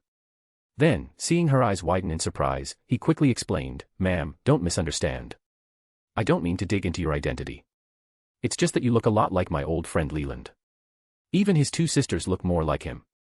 Leland mysteriously disappeared 3 years ago. I sent many people to search for him, but they couldn't find him. And Earl Lorena's attitude towards his disappearance was very strange, as if he didn't exist. So when I saw you previously, I felt that you might have clues about this matter, and perhaps I could use this to find my friend's whereabouts." The prince spoke calmly, but the worry in his tone was genuine. Lena's body trembled as she listened. Hesitation, fear, struggle, hatred, and many other emotions appeared on her face. Finally, she sighed and seemed to be more relaxed. She calmed herself down and looked at the prince who had been waiting for her. She said with mixed feelings, "Edisac, I didn't expect you to think about me and worry about me when my father and brother had already given up on me. Hee, of course you think I look like Leland now. Because I'm Leland Lorena." Prince Edisac had seen the change in Lena's expression and thought that this girl would tell him some secrets regarding Earl Lorena. Who would have thought that he would hear such an even more explosive news? He stared at Lena in shock for a long time before saying, "That's impossible. A doctor and a maid examined you before. You're a real girl." Lena smiled sadly and lowered her head. "That's because I drank the assassin potion under my father's arrangements, and this potion sequence is the pathway of a demoness." With that said, she began talking about the past that only she and the prince knew to gain his trust. "Demoness? What do you mean?" Prince Edisac was even more shocked and said in disbelief. "It's just as you think. This sequence 7 is called Witch. It will make a person really become a woman." Lena turned her head, not wanting to see the contempt and disgust in her friend's eyes. However, Prince Edisac didn't have any negative thoughts about Lena. He frowned and asked in puzzlement, "Why did Earl Lorena make you a demoness?" "I'm not too sure about the details. But you should be able to guess that father is a palace earl and is absolutely loyal to the royal family. As for the demoness, she's almost under the control of the demoness sect. I'm probably just a means for them to test each other before they come into contact with each other. Of course, it might also be a bargaining chip that involves some transactions." Lena walked to the window and looked at the picturesque scenery outside as she replied. "I see." Prince Edisac's pupils constricted when he heard that. He circled the room with a solemn expression before his brows gradually relaxed, as though he had figured something out. However, the prince did not continue this sensitive and dangerous topic. Instead, he asked, "Woman. No, Leland, what happened to you today? Why were you drugged?" This question made Lena feel a little embarrassed and angry. She said angrily, "What else could it be? My superior from Demoness sect, a demoness of afflictions who has just advanced. She wants to give me to MI9's Lieutenant Burner. Although I can accept becoming a woman, I have no intention of doing that with a man. Me9. From the looks of it, there's a portion of the military involved as well." Prince Edisac had just sighed when he suddenly thought of something. His expression changed as he anxiously said, "That lieutenant should have seen you get on my carriage, and you're also a demoness. Leland, it's not safe for you to stay here. I'm afraid the military's beyonders will come knocking soon." Lena also realized what was going on. As a former noble, she naturally knew that although the prince had a noble status, he had no autonomy in many matters. As such, her expression became determined. "I'll leave now." Prince Edisac thought for a moment and got his maid to bring a few clothes that weren't too eye-catching to Lena. He said, "I'll get someone to arrange for you to leave through the manor's secret passage. There's probably someone watching outside." "Thank you, Edisac." Lena was very touched. She really didn't expect her former friend to treat her this way after knowing the truth. "You're welcome, Leland. We used to be good friends." Prince Edisac sighed when he said this. They were originally best friends, but what were they now? Her best friend. After simply changing her clothes, Lena was about to leave under the lead of a servant when she suddenly turned her head and said seriously to Prince Edisac. "Edisac, I'll give you a few pieces of advice before we leave. Firstly, all witches have bloody hands. No matter how pure and cute they look, their hearts have long been corrupted. Secondly, the demonesses of the demoness sect. Other than a few exceptions, they are all men before they become witches." Chapter 96, The Long Gone Beyonder Gathering. At 8 in the evening, Ebner wore a hooded coat and an iron mask as he entered the apartment where Detective Isengard usually organized gatherings. As he arrived late, the room was already filled with people. Ebner took a few glances and realized that Ma'am Poison Rose, Ma'am Artisan Proxy, Black Snake, and Spider were all present. There were also some unfamiliar people. At the very least, he hadn't seen them in the few gatherings he had attended before he left Backlund. Detective Isengard, who was disguised as Eye of Wisdom, looked at the clock in the room. Seeing that it was about time, he smiled and said, "Everyone is here today. You can begin." The moment he said that, the artisan representative stood up and said, "I'm selling a beyonder item. Its name is Confession, and it's a revolver. It can add frost and black flames to the bullets that are shot out. When it's not used normally, this revolver can still remain autonomous. The negative effect is that every time it's used, it will be cursed by it. The starting effect is very mild, and it's almost undetectable. However, if we don't hold a purification ritual, as we continue using this revolver, the curse will deepen, and eventually, it will accumulate until it's difficult to return. It can also be used for 2 years. It's priced at £550, or it can be exchanged for the barbarian potion formula. Confession. From the looks of it, it's a demoness confession, right? Just the thought of it is terrifying." Ebner mumbled inwardly before thinking, this artisan agent's items are almost all-time effective, which means that they aren't made with beyonder characteristics or beyonder ingredients. It's more like she has the means to provide many beyonder aura ingredients before getting the artisan to use these ingredients that contain beyonder auras to create items. What's the effect of the curse? Look at the name of this gun. Could it be that it's cursing me to fall in love with it? Just as Ebner was letting his imagination run wild, a somewhat familiar voice sounded from not far away. Ebner looked toward the sound and saw a chubby-faced man raising his hand. From his tone. Dark Will. Did he manage to sneak into the teacher's gathering so quickly? Due to the obvious characteristics, Ebner recognized the chubby apothecary he had met yesterday at a glance. He didn't dare to take a second look, lest someone notice that he knew him. He turned his attention back to the artisan agent lady. "You're right. The curse's effect is to make you more inseparable from this revolver. When the curse erupts, the cursed person will devote all his heart and soul to it, and he will drink a gun and commit suicide. If you use it frequently, I suggest that you do a purification every month. It's best if someone supervises you because it will affect your judgment and make you not want to purify at all." The lady confirmed the apothecary's words. "Ah. Really? I was just spouting nonsense." The apothecary was dumbfounded. £560. £580. £590. As this revolver was indeed powerful and could save on demon hunting bullets, there were many people who participated in the bidding. In the end, it was bought by Black Snake for £625. Following that, there were people seeking to purchase items, and there were people selling information. Although there were requests and needs, there weren't many deals that could be made. Even Eye of Wisdom, who was disguised as a teacher, offered a premium of £500 to purchase the Hearts of Elder Tree. No one answered. Clearly, at a gathering of this level, Sequence 6 materials were still too rare. Soon, it was Black Snake's turn to buy the Confession revolver. He said in a deep voice, "I have a request. Someone in the dock area is inciting the workers to go on strike. I need someone to finish off the 5 representatives of the workers without alerting the official beyonders. For this, I'm willing to pay £100. Mr. Eye of Wisdom will bear witness." Detective Isengard frowned. He didn't wish to witness a murder, but just as he was about to refuse, he heard someone ask, "Are those 5 representatives beyonders?" "No, those are just 5 ordinary people." Black Snake shook his head. £100 for killing 5 ordinary people. Are you really not pulling my leg?" The men scoffed. "Perhaps you have misunderstood something. The solution I'm talking about isn't killing those 5 people, but making them change their minds naturally. If it's just killing them, can't I do it myself?"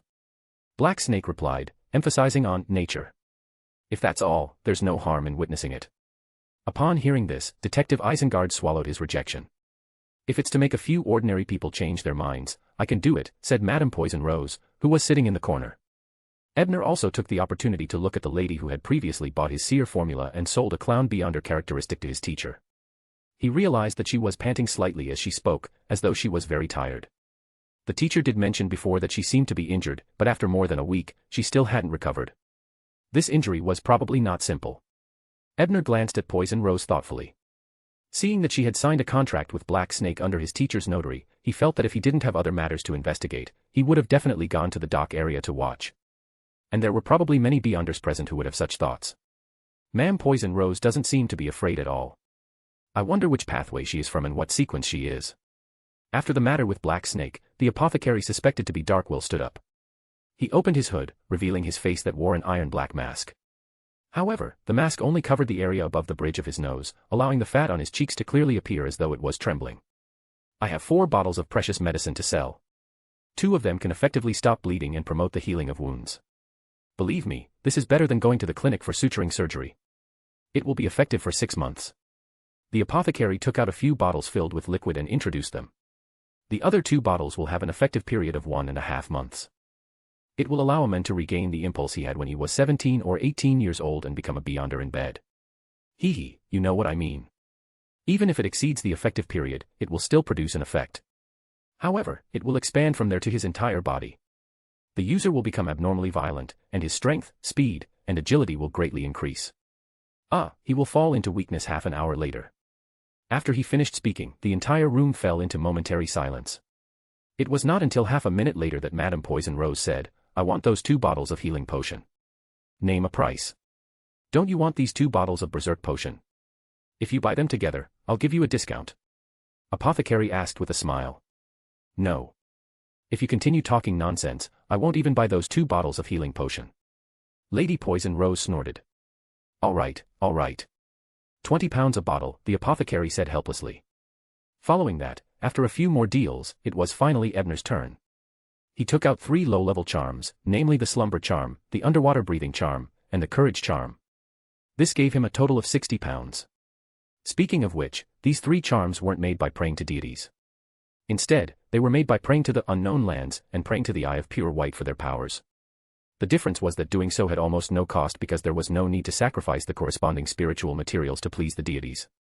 Of course, the shortcomings were also very obvious. Firstly, the ability to bestow the charm had to be completely analyzed by the Eye of Pure White. Secondly, the power of the charm was also quite different from the charm made by praying to the corresponding deity. It could only be considered a low-level version. Among the abilities that Ebner had analyzed so far, the power of the skills from the Sun and Tyrant path was slightly reduced, while the rest were far inferior. Finally, the higher the level of ability, the shorter the time it could be preserved after being bestowed with a charm. For example, a Sequence 6 notary could only last for less than an hour. There was no way to sell it, so Ebner only sold 3 Sequence 9 charms. At the very least, they could last for about 2 months. This time, he had only sold the charms to test the waters, but the result wasn't satisfactory for Ebner. Although he had sold them all, he could clearly sense that the Beyonders at the gathering despised the lack of effective time. If it weren't for the fact that someone was about to use them in the near future, he would probably have gone on a spree. From the looks of it, I still have to sell charms made from prayers to the God of knowledge and wisdom in the short term. Turn the Sky, July 27th. Ebner met Zio again at his Eastborough home, but the moment he saw her, he was shocked. Zio's face was pale, without any color. "How did this happen?" Ebner asked, both surprised and concerned. Zio handed over the gold coin from the Solomon Empire period and said with lingering fear, "Don't continuously use its lucky effect. It only needs 1 drop of blood on the first day." But the second day was too scary. Chapter 97, Investigation. So that's how it is. Indeed, sealed artifacts have very strong side effects. Unless one can use Sapphira Castle to intimidate others like Klein, one shouldn't easily find loopholes. Ebner looked at Zio's pale face. "How are you feeling?" he asked with concern. "I know an apothecary. If you're not feeling well, maybe we can get him to concoct a medicine." Zio waved her hand and said, "It's all right. I'll recover soon." "Is it really all right?" Ebner was still a little worried. He secretly activated his spirit vision and looked at her ether body. He realized that the color that she represented health was very normal. She was just a little tired, so he felt relieved. "It's really fine," Zio repeated with certainty before deliberately changing the topic. She mentioned how she had been stopped by MI9 and finally said, "That person should be my father's former subordinate that Detective Stanton mentioned. I can sense that he has good intentions towards me. He invited you to join MI9 as a spy. Did you agree?" Ebner asked curiously. "I haven't agreed yet. I want to hear your opinion." "Yes, I've asked Furs as well. The suggestion she gave me is also to ask you." Zio looked at Ebner, her eyes filled with anticipation. Ebner knew what she was looking forward to. The lady wanted to infer from his attitude whether joining MI9 would be helpful in investigating her father's case. "You can join. The identity of MI9's secret agent will not only provide you with the opportunity to investigate the truth, but it's also the key to improving your strength. After all, acting in the Arbiter pathway requires official cooperation." Ebner thought for a moment before giving an affirmative answer. "All right, then I'll give that golden mask an answer when I return today." Zio nodded, her tone somewhat excited. She felt that she was one step closer to being wronged by her father. Seeing that she was happy, Ebner was also infected as a smile hung on his lips. Following that, he also mentioned his matters to Zio and asked her to help him gather some information regarding the Winston's Labor and Services Company. When Zio heard the company's name, she pondered for a moment and said, "What a coincidence. Yesterday, I received a request from a working family in the East Borough. Their eldest son mysteriously disappeared while working for that company, and his whereabouts are still unknown. What is the background of this company? Did the client provide any concrete information? Ebner frowned, raising the danger level of this company. Zio shook her head and explained, I don't know yet. This commission was handed to me by the middleman. I plan on personally making a trip to the client's house later. Then I'll go with you and join your first case as a sheriff. Is that okay? Ebner asked with a smile after some thought. I'm honored. Zio raised her eyebrows and answered bluntly. On the steam locomotive heading to Backlund, a beautiful girl who looked to be about 17 or 18 years old returned to her seat with 3 cups of iced tea she had bought from the train attendant. She casually distributed the extra iced sweet tea to her 2 companions and then tucked her long brown hair behind her head. She then complained, who said the north is colder? The weather is even hotter than Via. Hearing this, a handsome man with black hair and red eyes sitting opposite her chuckled and said, Judy, you have to know that the climate in the coastal cities is different from that of inland cities, and they feel completely different when they're hot. Cullen, I really envy your physique. That way, you won't have to worry about the summer heat. The girl named Judy took a sip of the sweet iced tea and smiled. However, it's a rare and beautiful experience to have a cold drink in such a hot summer. At that moment, a burly man who looked to be in his 30s and was more than 2 meters tall, sitting beside Cullen, opened his eyes. He glanced at the men and woman who had just spoken and reminded them, be careful when you speak in public. Besides, this is Lone. Try to stay alert. Judy and Cullen looked at each other, nodded obediently, and whispered back, yes, Captain. Only then did the tall captain reveal a smile. He nodded and asked, how long until we reach Backlund? The train is already past East Tucker County. It should arrive at 6 in the evening, Judy replied as she glanced at the time on the train door. Then let's take a nap first to recover our energy. Perhaps we'll be able to find that person tonight. The team leader said vaguely, but he believed that his 2 team members could understand his meaning. After listening to her, Judy finished the cold drink in her hand and then began to close her eyes to rest. Only the man named Cullen was left staring with his eyes wide open, bored, and on guard. After all, for him, the night was the time when he had the most energy, and there was no need for him to rest during the day. In the afternoon, Ebner followed Zio to a bar called Machinery and Inferno at the intersection of East Borough and the Factory District. They were not here to meet the client, but to find a middleman called Williams. As it was not yet the working hours of most factories and docks, there were not many people in the bar. Zio immediately saw the drunk young man she was looking for. Ebner also looked over and saw that the person was in his 20s. His face was thin and long like a horse, his eyebrows were messy and fierce, but his facial features were relatively gentle. Zio walked near the person and knocked hard on the table in front of him. She frowned and said, Williams, can't you quit drinking? Save up your money and marry a nice lady. There will be hot water, dishes, and warm greetings every day when you come home. You can share with her all the various things you've seen while she tells you about the trivial things that happened at home. There will also be cute children kissing your cheeks and playing around with you. Isn't such warmth good? Back then when she first arrived in Backlund, she was able to quickly establish herself in East Borough thanks to Williams's help. Therefore, she had always hoped that he would lead a better life. Warmth. Williams was first taken aback, but when he saw that it was Zio, he scoffed. That's built on the money I bring back. I've long seen through it. If I can bring home 20 solely a week, then I'm sure my family will be warm. It's what you described. But if it doesn't work, Lord, the screams and insults of women and children will drive me crazy. My mother is a role model. Every time my old man comes home, he's always accompanied by beatings, scoldings, and quarrels. Since that's the case, I might as well exchange the solely and pennies I have on me for drinks. Here, no one cares how much I earn. Everyone drinks and chats. The atmosphere is very great. If you miss women, there are those cute street girls outside. They won't quarrel with you. Zio's lips twitched as she said, you really are an incurable believer of the Lord of Storms. One day, you will die from alcohol and some strange diseases. At least I've already enjoyed it, Williams replied without care. Then, he looked at Ebner beside Zio and asked in puzzlement, how do I address you? Ebner, a detective. Ebner nodded at him and continued. We're here to ask you to show us the way to meet our client. Ebner. Oh, it's the kid who often eats breakfast with Zio. I've heard of him. Williams came to a realization when he heard that. Then, he revealed a teasing smile and said, a detective and an arbitrator. This profession is very compatible. Don't waste time, Williams, Zio said as she took out a 5 solely note and handed it to him. She said, this is the introduction fee for you, as well as the alcohol. Zio, how can you be so generous? Isn't the introduction fee usually paid by the client? Williams was somewhat surprised, but he didn't think too much about it. He took out a pen and paper from his pocket and quickly wrote an address before handing it to Zio. This is the address of the Kelly family. She and her husband work at night, and they usually work after 8 in the evening. It's perfect for you to go now. Ebner looked at his pocket watch. It was already 3 o'clock, so he didn't linger at Williams's. He left the house and hurried to the address on the note. None of the public carriages dared to enter Eastborough because they were afraid of being robbed. When the two of them followed the address on the note to the shabby apartment that Kelly's family had rented, they realized that a fight had just taken place. The rolling baskets, torn clothes, and fresh blood on the wall all indicated that a group of uninvited guests had entered. Chapter 98, Chase. Such a scene clearly indicated that something had happened to the client's family. Ebner and Zio looked at each other and tacitly split up. Right now, the earlier they figured out the situation, the more likely they would be able to save him. Zio took 2 or 3 steps to the door of a nearby house and forcefully knocked on the tightly shut door. She used her dignity to make most of the Eastborough residents who didn't wish to get into trouble reluctantly narrate what they had seen and heard.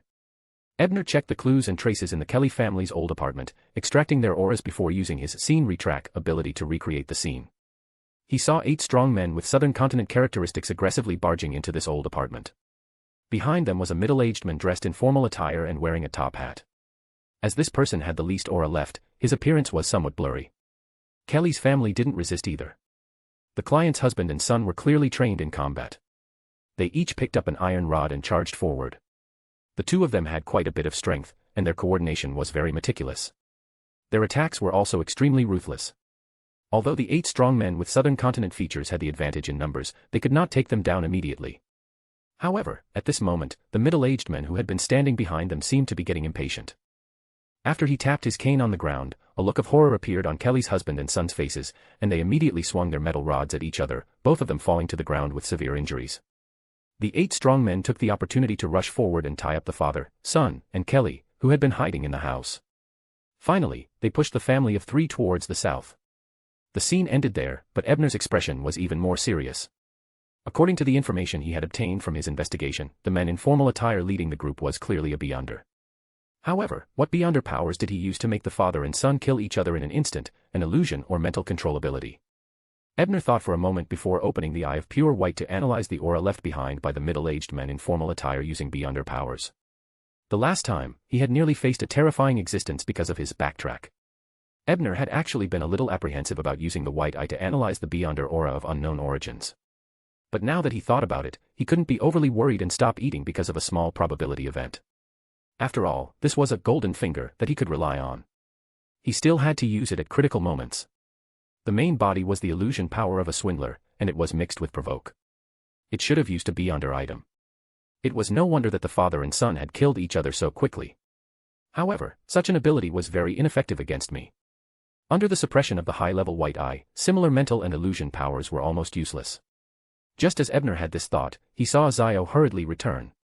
He took the initiative to welcome her and shared the information he had learned. There are a total of 9 people. Leading them is a Beyonder. The Beyonder pathway is unknown for the time being, but they have a Beyonder item that can use illusions and provocation powers. Zio nodded and said, the residents nearby recognize the people who came to arrest Kelly's family. They should all belong to the Black Skeleton Gang and often come here to collect protection fees. Black Skeleton Gang. Isn't this a gang formed by the Everlasting Society and the East Balham Re-establishment Club? I remember that Klein lit a match and sent them all to meet death. Wait a minute. The Everlasting Society seems to be a branch of the Numinous Episcopate. If they were behind the scenes, instigating Winston's Labor and Services Company to dig things out of Jane's house, it would make sense. After all, the Everlasting Society should also be a subordinate of the Artificial Death faction. They have a long-term mission of finding death-related items.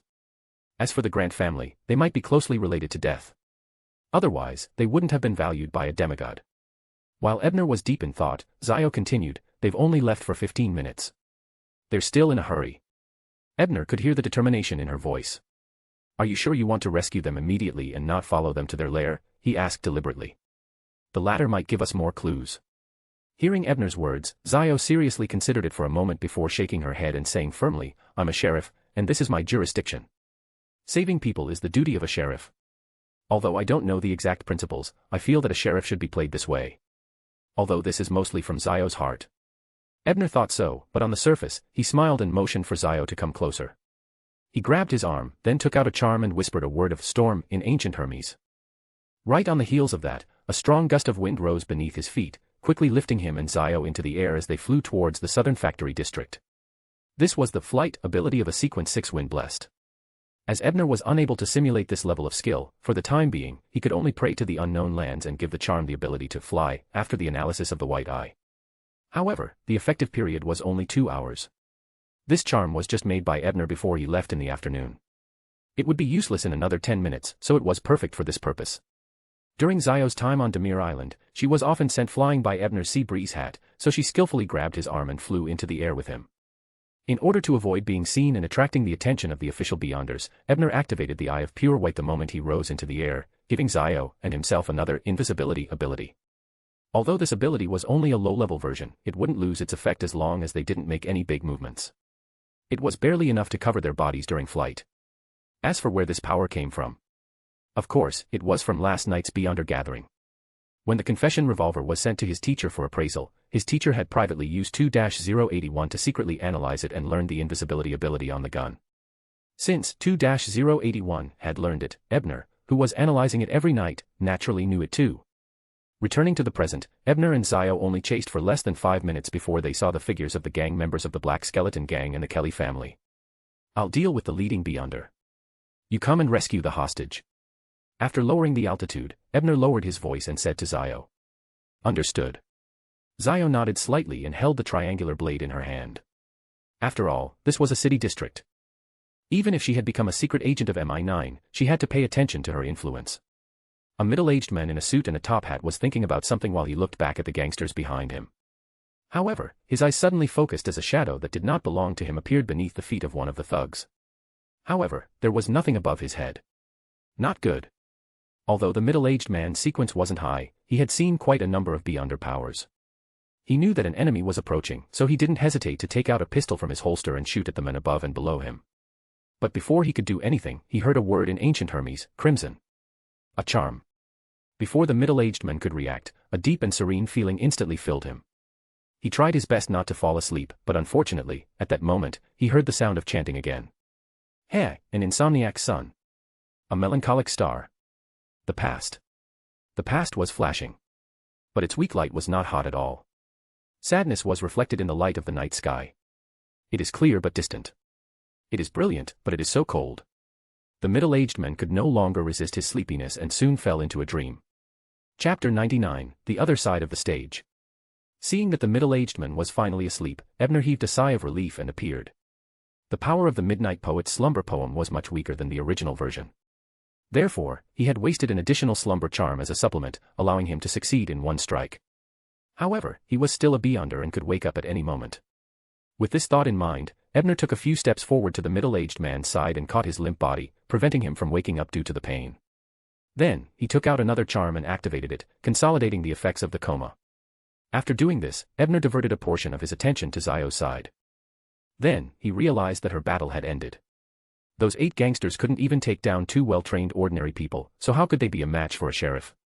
Zio only relied on her agile skills to pass through the 8 of them once before using the triangular pricks to slice through their skin. As her triangular blade had been imbued with non-lethal potions that could make people lose their mobility, they were all sprawled on the ground, unable to even move a single step. Seeing that Zio was already walking towards the Kelly family to remove their restraints, Ebner turned his attention back to the sleeping middle-aged man. He had to find out where the Beyonder items on him were.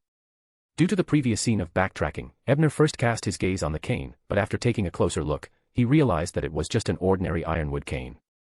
Apart from being a secondary weapon, it had no other effect. Ebner was not disappointed.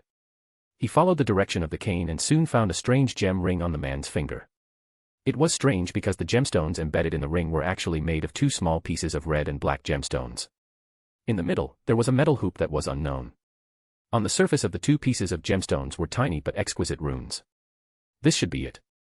Ebner activated the Eye of Pure White and looked at the ring for a few seconds. He felt a little more confident. Then, he carefully removed the ring and placed it in the tin box he carried with him. Following that, he sealed it with his spirituality. The current situation was not suitable for further analysis. He would wait until they reached a safe environment. After putting away the tin box, Ebner looked at Zio on the other side. She had already done a simple interrogation of the gangsters.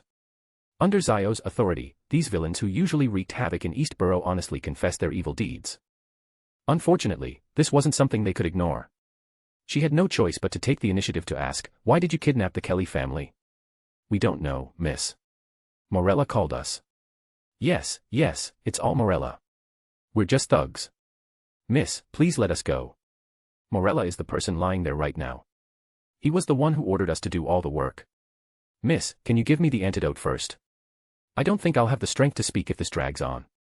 Upon hearing Zio's question, a few thugs scrambled to answer, and everyone unanimously pushed the responsibility to the middle-aged man, Morella. Their voices were very loud, and Ebner, who was not far away, naturally heard them. He cast his gaze at Zio, who nodded at him, indicating that these people were not lying. Ebner thought to himself, the battle just now caused quite a stir. Although this path is remote, it's not like there are no witnesses. I have to move this beyonder as soon as possible. I'll get Zio to hand the rest to the police. Although the police station in Eastborough was rather passive, they would at least send someone to investigate. With this in mind, Ebner exchanged looks with Zio before dragging the unconscious middle-aged man to a hidden alley. Westborough, William Street, in Lieutenant Berner's apartment.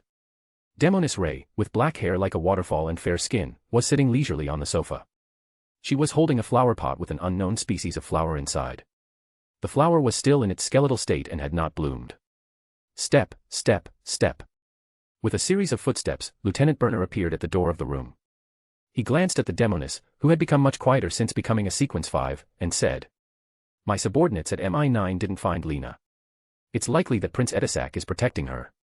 Due to the forceful search, I have already been solemnly complained by the prince. In addition, Viscount Learson's youngest son has been investigating my abuse of power.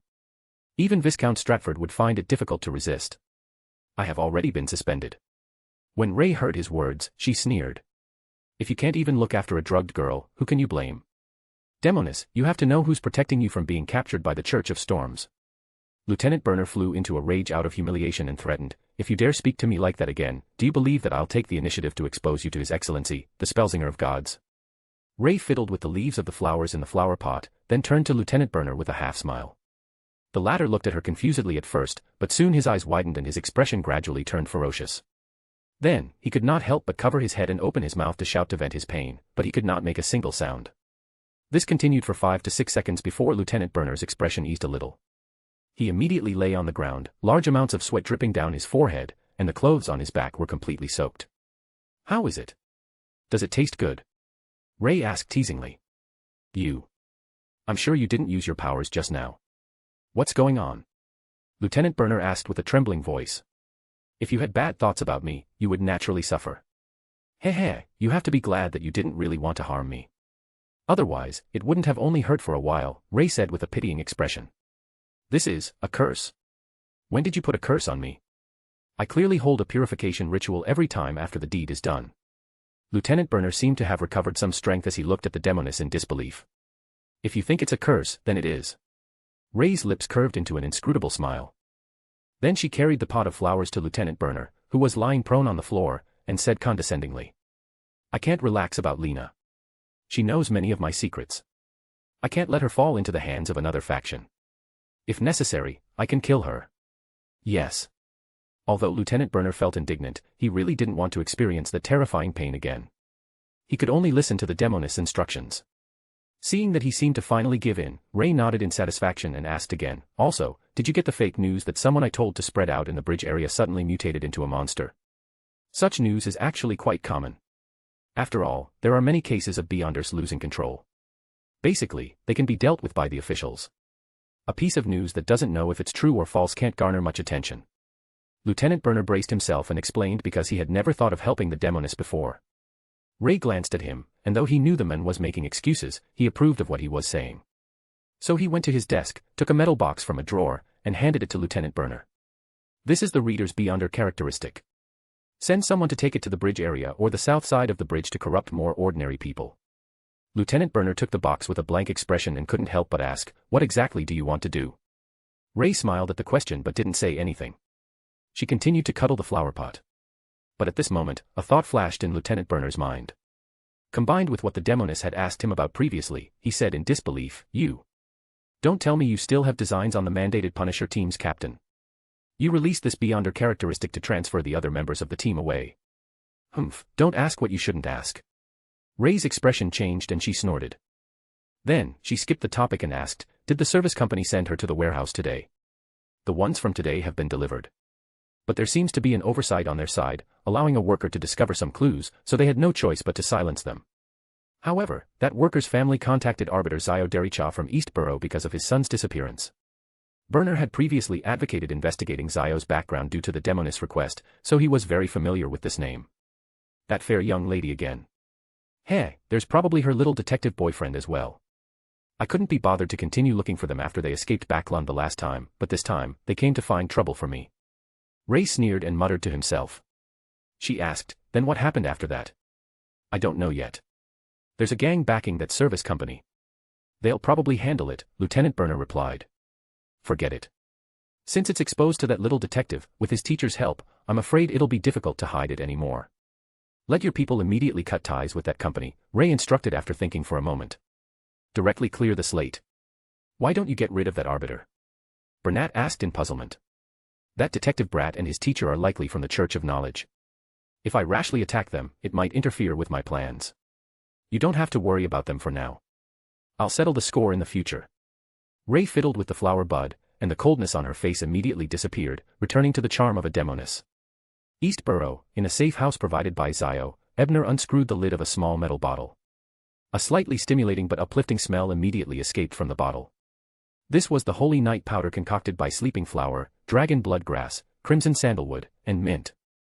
The reason why he took it out was to create a serene and holy ritual environment. Yes, after learning from the testimony of the 8 thugs that the still unconscious Morella was a complete villain, Ebner had planned on setting up a ritual to make him reveal some secrets through mediumship. Although spirit channeling was the specialty of a Sequence 7 spirit medium of the death pathway, other pathways that were good at using ritualistic magic could also use rituals to spirit channeling.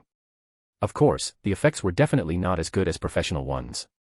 Although using the level of the white eye to suppress the spirit of a living person without any protection would definitely damage the other party's psyche, who would pity a villain whose hands were full of blood? Chapter 100, Psychic and Backtrack. To put it simply, mediumship was to use one's spirituality to intrude into the other party's spirituality world, then forcefully read the other party's memories or use other means to communicate with the other party's body of heart and mind in a relatively gentle manner to obtain information. To a professional spirit medium, they wouldn't lack the means to protect themselves and communicate in such a state. However, beyonders from other pathways didn't have this convenience. In the novel, Klein, due to the augmentation of Sapphira Castle, he could maintain his lucidity while in a mediumship state. Therefore, he often combined mediumship and dream divination to obtain information. That inspired Ebner to try to develop another operation. After using the level suppression of the white eye to forcefully break through the spiritual resistance of the villain named Mori, most of the other party's mental world had already been exposed to Ebner. Directly using spirituality to read memories might bring about danger due to mental corruption, but this mind world could also be used as a necessary clue and prerequisite for backtrack. Therefore, after using the eye of pure white to quickly analyze and filter out the fragments of information he wanted, Ebner quickly exited the spirit channeling and used scene retrack. Immediately following that, scenes appeared before his eyes. Mori picked up a bottle of black liquid, and after a long struggle in his heart, he finally drank it down. Then, his expression twisted, and the veins on his forehead popped out. It took him a while to recover. At that moment, a man with brown skin and short black curly hair who was clearly a southern continent native patted him on the shoulder and said with a smile, Mori, congratulations on becoming a lawyer. In the future, I'll leave the company and the loan officials to you. The scene came to an abrupt stop as a new scene appeared. In the dim room, a man with a low hat seemed to have the intention of exposing the lower half of his round face. He easily restrained Mori and smiled. Mori, right. I need you to do something for me. What is it? Mori knelt on the ground, not even daring to look into the other party's eyes. It was as if a terrifying thing would happen at a glance. I want you to incite the workers in the dock area to organize a strike. The bigger the matter, the better. It's best if there's a murder case and the officials take it seriously, the men said with a smile. But I don't have the ability, Mori said fearfully, afraid that the other party would not be satisfied with his answer. The men took out a ring embedded with red and black gems and tossed it to him. Take this. It will help you complete it. You'd better do your job well, or else. At this point, a mocking smile appeared on his face. At this moment, the scene changed again, and another scene slowly appeared. In the office, an assistant reported to Mori, Manager, we've confirmed that the item in the thief's hand is the relic of God. He told us that the relic came from the underground of Grant's clothing store. There might be a relic of God there. Grant, the family that was robbed and killed. Maury asked after a moment of recollection. You have a good memory. Sir, it's that family. The assistant nodded. Maury thought for a moment and said, that's Sherwood Borough. It's not like East Borough or the dock area. How about this? We'll buy that clothing store directly and then excavate the ruins under the name of renovation. The scene returned to the dim room. A thug nervously reported to Maury. Boss, the police have noticed us kidnapping homeless people in the bridge area. They seem to have started an investigation. Idiots, can't you go somewhere else? If you keep working in the same area, of course you'll be investigated. Maury rubbed his temples and cursed. After being scolded, the thug didn't dare to speak for a long time. In the end, he mustered his courage and said, Boss, there's one more thing. When we sent the person we kidnapped to that big client, a worker found something. At this moment, the scene suddenly changed and they arrived at a large warehouse. Maury used his foot to step on a young man who was sprawled on the ground, his life or death unknown. He asked the thugs around him, is this the kid who discovered the company's secret? Yes, Boss Maury. This kid's father is a veteran, so he learned some reconnaissance skills. If he hadn't tried to rescue a kidnapped girl, he wouldn't have been exposed, one of the thugs replied nervously. They're all trash. Maury cursed and stomped on the young man a few more times before asking, who knows how long he's been discovered?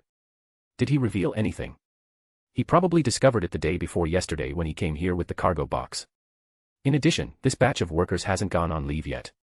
They have been under the company's surveillance. However, he seems to have asked someone to bring a letter to his family.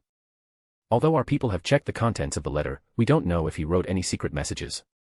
Also, his family is asking someone to contact the bounty hunters in East Borough. An assistant from the company walked over and answered. Maury's expression darkened as he thought for a moment before instructing, get a few people to come with me to this brat's house for a checkup. Our client has a powerful background, and he's paid a lot of money for the goods. We can't let this pest ruin the company's business. At this moment, the screen suddenly zoomed out, revealing the entire warehouse. It was a terrace factory near the train exhaust chimney, and further away, one could faintly see a river flowing past. When it was all over, Ebner shot a glance at Maury, whose face was pale from having been forced into his mind. Without hesitation, he plunged a knife into his heart and ended his sinful life. Earlier, because it was only a confession from the thugs, Ebner hadn't made a move. However, through spirit channeling and retracing his actions, he had already deeply recognized what kind of a villain this gentleman-like gentleman was. Therefore, killing him didn't bring any discomfort to Ebner. Instead, it gave him a sense of satisfaction to vent his hatred. Following that, while waiting for the Beyonder characteristic to appear, Ebner also seriously considered the scenes he had seen previously. This Maury is actually a lawyer. That's right. Without Beyonders of similar pathways, companies like them with the background of gangs and mysterious organizations wouldn't be able to start their businesses so easily. The second scene should be the origins of the gemstone ring. However, that strange man only requested for the workers to represent the organization to go on strike and gave him a precious Beyonder item. By the way, at the teachers' gathering previously, Black Snake was looking for someone to reverse the idea of the workers representing the strike. And I remember that Black Snake was likely a member of the Aurora Order. With this in mind, Ebner was almost certain of the true identity of the men with the contradictory behavior. So it was Lenevis who was up to no good. He probably hadn't been monitored too strictly by the Aurora Order, which was why he had taken the opportunity to threaten Maury. It looked like he hadn't realized that he was transforming into that existence and was mentally affected. Otherwise, with his intelligence as a great swindler, he wouldn't have used such inferior means. Ebner shook his head. He didn't want to get involved in Lenevis's messy affairs, nor did he want to report him. After all, the swindler had wanted to help him escape with the help of the officials. Wouldn't it be better to report him? Without Mr. Fool's interference, he might really be able to slip away under the eyes of the officials. It would not be easy to find him then. For Ebner, because of his original identity, he really liked Klein's role and was willing to help him as much as possible. However, in this real world, the help he could provide to Klein was limited to providing him with information on Sapphira Castle or providing him with aid on certain items in the future. As for risking his life against other Beyonders for the sake of the protagonist, that was not within Ebner's consideration. Putting aside these jumbled thoughts, Ebner continued to examine the retrospective images he had seen. There was a death ruin beneath the Grant family. What a joke. Back then, when the aura of a demigod erupted, the Spellsinger of God had personally descended. If there were really some mandated punishers, would they not know? Would thieves steal important things from below? I wonder which organization is scheming to harm the Eternal Life Society and the East Balam Re-Establishment Association. The latter doesn't know that Grant's clothing store is being monitored by the Church of Storms. They are walking into a trap. So, why did the person or organization behind this do this? Did they have a feud with the Eternal Life Society? Did they deliberately find something to attract the attention of the mandated punishers? Or was there some deeper conspiracy? Due to the lack of information, Ebner could not guess what the person behind it wanted to do. He could only temporarily ignore it and continue analyzing the subsequent scenes. The homeless disappearance case I saw in the dossier of the Bridge police station was also done by this group of people. Furthermore, they have a huge client buying these people. Is it the Aurora Order, the Demonist sect, or the lone military? Ebner thought to himself as he tapped his fingers on the table. After a while, he stopped and decided to find the location of the warehouse and report it to the authorities. This wasn't only because he wanted to act as a detective, but also because he wanted to take revenge for those innocent people who had died tragically. Furthermore, his and Zio's actions today had already offended the Everlasting Society and the East Balam Re-Establishment Association. If he didn't give them some trouble, wouldn't they be thinking about how to take revenge when they were free?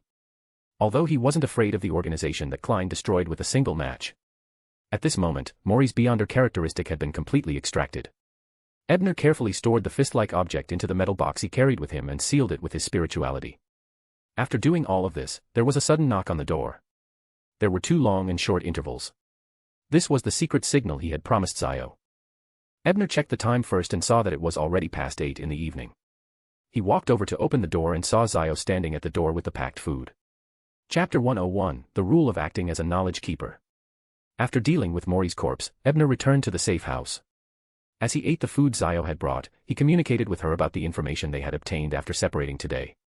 After I handed those gangsters to the police, I revealed my identity as MI9, so I didn't suffer any difficulties. Zio only gave the Golden Masked Man an answer at noon and became a secret agent under MI9. She never expected to use this identity in the afternoon.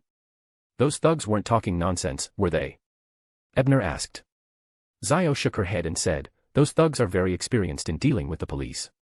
They know what to say and what not to say. Furthermore, they can tell that I seem to be related to the police department, so they only push the responsibility of kidnapping civilians onto the person named Maury, but they didn't mention a word about us capturing Maury. They are indeed experienced. However, this should also have something to do with Maury and them not being the same type of people. Ebner laughed. Not the same type of person. Zio repeated in puzzlement before coming to a realization. You mean, looks? Yes, they should all be members of the East Balam Re-Establishment Association. Almost all of them are from the southern continent. However, although Maury is also a mixed blood, his looks are inclined towards lone. That's why he was chosen as the manager of a company in front of the station. He was also given the lawyer potion by the Eternal Life Society because his looks make it easier for him to deal with Loanese, Ebner explained as he picked up the bacon with a piece of bread. East Balam Re-Establishment Club. Eternal Life Society. What's that? Isn't this service company controlled by the Black Skeleton Gang? Zia was somewhat puzzled as she asked directly. The Black Skeleton Gang is controlled by the East Balam Re-Establishment Association. One can guess what this organization is based on its name. And the Eternal Life Society is a subsidiary of the Numinous Episcopate. It's a secret organization that has Beyonders. Many of the upper echelons of the East Balam Re-Establishment Association have joined the Eternal Life Society to gather related items related to death for the latter and send them back to the southern continent. After Ebner said that, he finished the last piece of bread in 2 or 3 bites. Then, he recounted the results and inferences he had obtained from his spirit channeling. Apart from the related matters regarding Lenivas, he told Zio everything. Zio nodded thoughtfully after hearing that. She was about to say something when she suddenly realized that Ebner was in a daze. Hence, she asked in puzzlement, what's wrong? Ebner recovered himself at these words, and there was a look of delight on his face as he replied, nothing. I've just finally figured out the meaning of the Knowledge Keeper. Zio also knew that Ebner had been summarizing the acting principles during this period of time, so she asked curiously, what is it? How did you figure it out? She didn't know if she could borrow the information, but she also wanted to digest the sheriff as soon as possible. After I finished telling you my theory based on the results of the investigation, I felt that the Knowledge Keeper potion was finally showing signs of digestion. When Ebner said this, he organized his words and continued. Back then, I was wondering why telling you these things would result in facilitating the digestion of the potion. Doesn't knowledge conservation protect knowledge? Zio thought for a moment and realized that she had no clue. All she could do was ask seriously, yes, why? It suddenly occurred to me that the best way to protect knowledge is not to hide it or keep it a secret. That way, the knowledge will be lost and cut off. The best way is to spread the knowledge to those who need to know and use it. Ebner said excitedly. Zia was infected by Ebner's emotions and also felt a little excited, but she suddenly thought of something and asked, but you often did this before. Why are you only beginning to digest it now? Is it because you haven't accumulated enough? I've considered that as well. I'm guessing that the so-called knowledge keeper should be knowledge before guard. In other words, there's a process of exploring knowledge before spreading the hard-earned knowledge to the person who needs it. This is a true act. Yes, this also suits the job of a detective. It's no wonder it has this nickname, Ebner explained with a smile. In other words, most of the knowledge you previously spread wasn't obtained through your own exploration, but something you heard or read elsewhere. Zio fell into deep thought as she had a new idea about her role as a sheriff. Something like that. Ebner replied vaguely. He guessed that the knowledge obtained through reading or learning should be considered the process of exploring knowledge. However, he wasn't in this world when he read many related knowledge. Or rather, although the knowledge he had previously told others was correct in this world, it was essentially knowledge obtained from another world. As for why he said so much at the Tarot Club without any signs of digesting it, that was even simpler. Firstly, many of the things he said were still not something he had discovered by himself. Secondly, Origin Castle had a secret authority that even deities couldn't pry into. How could spreading knowledge there be considered spreading? Next, the two discussed the acting method for a while before returning to the main topic. What happened to the Kelly family? Did they have any clues? Ebner asked as he recalled the scene of the Kelly family's son writing a letter home. No, their family actually doesn't know anything, and those thugs are also insisting that they don't know where their son is. Recalling the scene that Ebner had described, Zio knew that Kelly's son had probably been murdered, and she felt a little sad. However, she quickly adjusted herself and asked, Ebner, can you describe the exact appearance of that warehouse in detail? I'll send an informant to find out its exact location tomorrow. Ebner knew Zio's sense of justice was acting up again. He wanted revenge for Kelly's son, but that didn't sit well with his thoughts. There's no need for all that trouble, he said with a smile.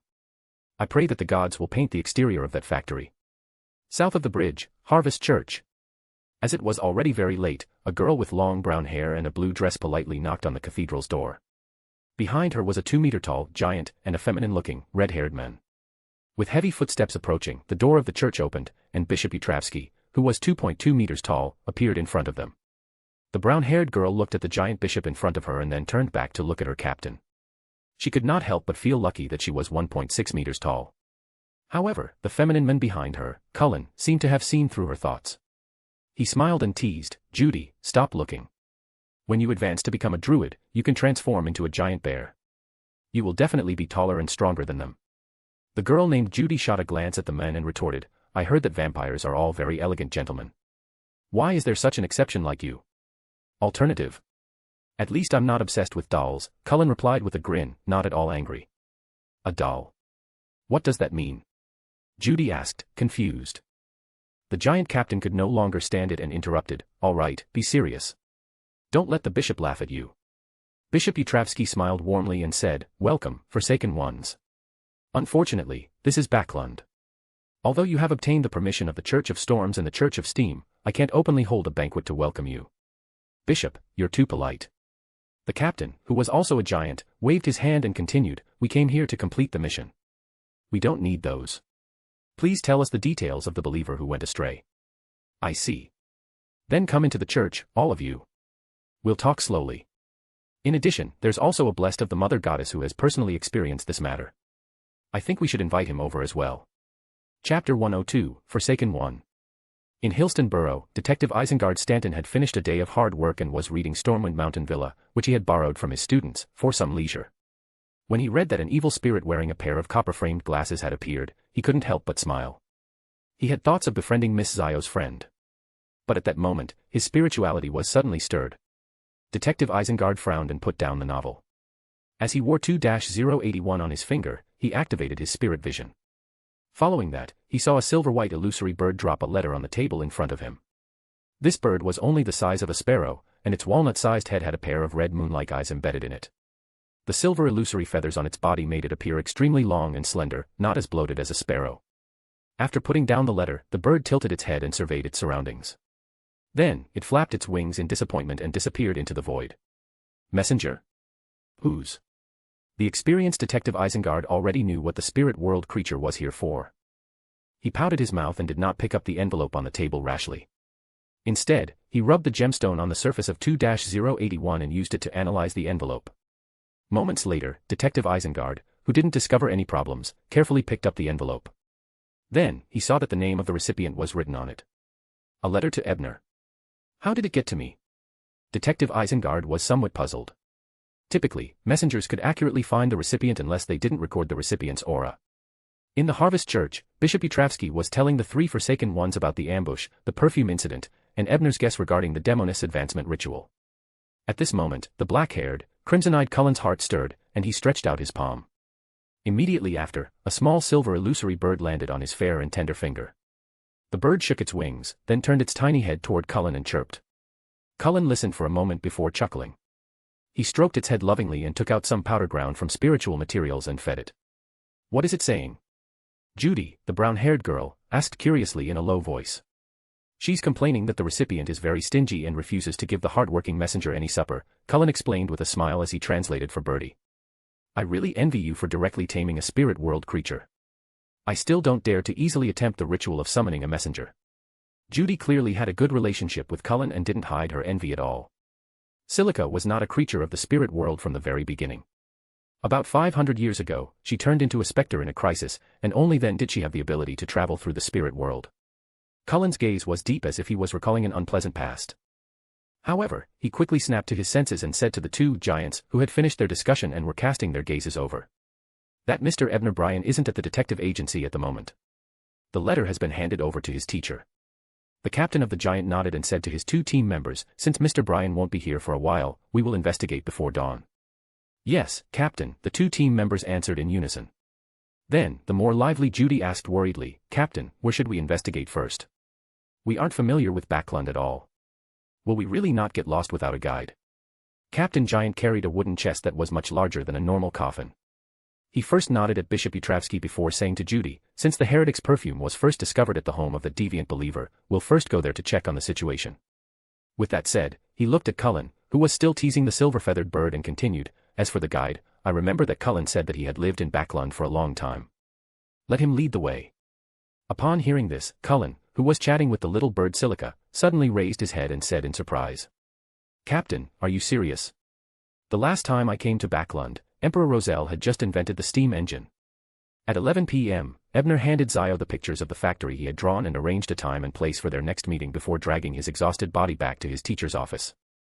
As soon as he entered the lobby on the first floor, Ebner found Detective Isengard sitting on the sofa reading a book. "Teacher is usually resting at this time.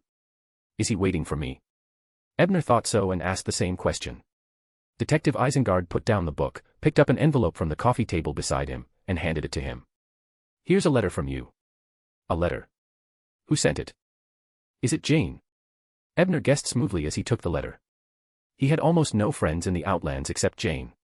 Only Mr. Gaston, Miss Gwen, and Beatrice were more familiar with each other, but the chances of them writing to him were slim. "I don't think so.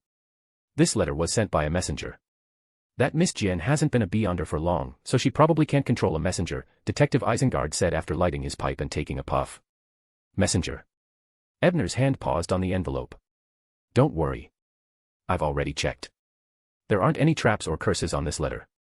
Detective Isengard guessed his student's thoughts and smiled.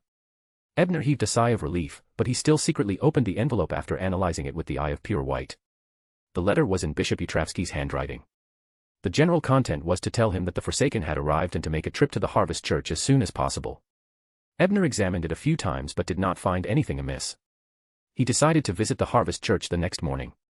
When he looked up and saw his teacher's curious and probing gaze, Ebner thought for a moment and felt that there was nothing to hide. After all, he had previously told his teacher about sending a dangerous item to the Church of Earth Mother.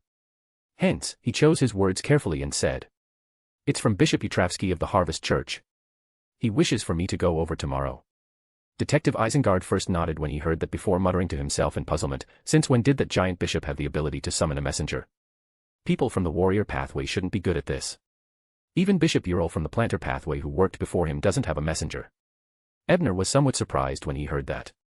He said in surprise, "Teacher, you even know the former bishop of the Church of Earth Mother in Backlund. This makes a lot of friends. Apart from the Church of Storms, everyone else is your friend." Detective Isengard smiled as he took a puff of his cigarette.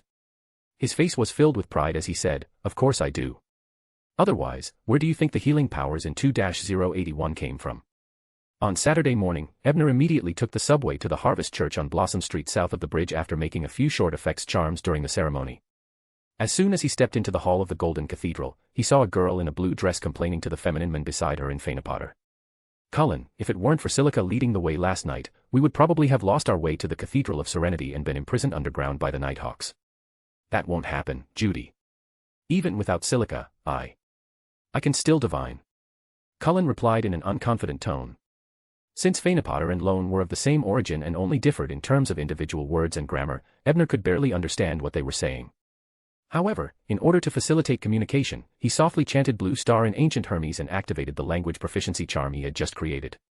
Seeing Ebner enter, Bishop Utravsky, who had sparse eyebrows, light blue eyes, and a few obvious wrinkles, stood up and nodded at him with a smile. "Child, you came at the right time. The Forsaken have also just returned." Just in time to come back, and combined with what the girl had just said, Ebner was sure they had gone out to investigate the night before, although the operation might not have been too successful. This is Mr. Ebner Bryan, a famous private detective. He was also the first to discover the evidence of Leonardo becoming a heretic. Bishop Utravsky first introduced Ebner to the three Forsaken ones, then pointed to the girl who had just complained. He said to Ebner, "This is Judy Loretto, a Sequence 6 biologist." Ebner was a little surprised when he heard that. He thought to himself, isn't the introduction usually just a name? Why does he even tell me the sequence? Does he trust me that much? On the other side, the brown-haired girl, Judy, saw that Ebner had a strange look on his face, but she misunderstood him. She was a natural friend, so she explained with a smile, "Are you frightened by the fact that I'm a Sequence 6 at such a young age?" "Actually, it's nothing. This is because my parents are saints of the church. I was born a Sequence 7 harvest priest, and I only advanced to a biologist after 18 years. I think it's very slow." Speaking of her parents, she didn't seem to mind at all. "No, ma'am, I'm not frightened by this. After all, with Klein being a demigod for a year, you can only be considered average." While Ebner was grumbling in his heart, he exchanged a few words with Madame Judy. Then, he heard Bishop Utravsky point at a black-haired, red-eyed, handsome man beside Judy. "This is Cullen Tia, a Sanguine Viscount, a Sequence 5 Scarlet Scholar." Sanguine. I wonder if he has any information about the Tree of Elders. I'll ask him when I'm familiar with it. Having failed to find a suitable doll and had no excuse to come into contact with Emlyn, Ebner's heart stirred. He felt that he might be able to reach out to the Sanguine's treasure through this Viscount. No, establish a friendly relationship with the Sanguine. Chapter 103, Official Act. "This is the captain of the Desolate Party, Sequence 5 Guardian Lek Arsnov," Bishop Utravsky said as he pointed at the tall figure who was praying piously in front of the Mother's holy emblem. Upon hearing that he was introduced, Captain Giant stood up and lowered his head to nod at Ebner. He smiled and said, "Nice to meet you, Mr. Bryan." "It's an honor to meet you as well, Your Excellency Asanov." Ebner took off his hat and bowed. Since Bishop Utravsky addressed him as, "Your Excellency," this person should be a high-ranking deacon of the Church of Earth Mother. His title in Nighthawks was probably equivalent to the Sword of the Goddess. The huge chest behind him might even be a holy relic that matched him. Yes, a Sequence 5 warrior pathway who had contracted a holy artifact. A Sanguine Viscount who had probably lived for hundreds of years and accumulated an unknown amount of mysticism knowledge. A Sequence 5 Scarlet Scholar. The son of two saints, a Sequence 6 biologist who had many good things on him. The standard of this team is so high. Does the Church of Earth Mother think so highly of that corrupted believer? Thinking of this, Ebner was somewhat speechless. It had to be known that when the Church of Evernight dealt with Lenivus, who had the true Creator's godhood, the lineup they sent out was probably inferior. However, he quickly turned his gaze to Miss Judy Loretto. He felt that the reason why such a high-level team had come was probably because of the team that this young lady was in. After all, she was the daughter of a church saint. It was reasonable for her to join a stronger team. While Ebner was smiling and letting his imagination run wild, Giant Captain Arsnov asked, "Mr. Bryan, did you discover anything else in Leonardo's house? How did you determine that he might have become a Demonis advancement ritual?" Ebner thought for a moment and felt that it wasn't a secret, so he replied, "When I was recalling the scene in his bedroom, I saw a woman who was suspected to be a Demonis making out with him. In addition, Bishop Utravsky is very familiar with the advancement ritual of the Demonis of Afflictions, so I had a guess." "Is that so?" Captain Arsnov nodded slightly before looking at his team member, Cullen. The latter immediately understood. After a moment of silence, he asked Ebner, "Then, do you know where many people have gone missing in Backlund recently?" "There are countless missing person cases in Backlund. This was because the king was personally involved in the kidnapping of his own people." Of course, Ebner didn't say the latter half of the sentence. He only asked in confusion, "Why are you asking about this?" Since that heretic became the Demonis advancement ritual, he most likely won't be able to survive. And because of the corruption, he might very well mutate into a terrifying monster or sealed artifact. Before Viscount Cullen could speak, the brown-haired girl, Judy, spoke first. Furthermore, I'm guessing that the monsters produced by the mutation will definitely require a large amount of flesh and blood. However, the various churches have yet to report this situation. This means that someone is secretly raising it. Yes, it's very likely that it's that Demonis. Following the girl's answer, Cullen added. I see. No wonder you're asking where there's been a missing population lately.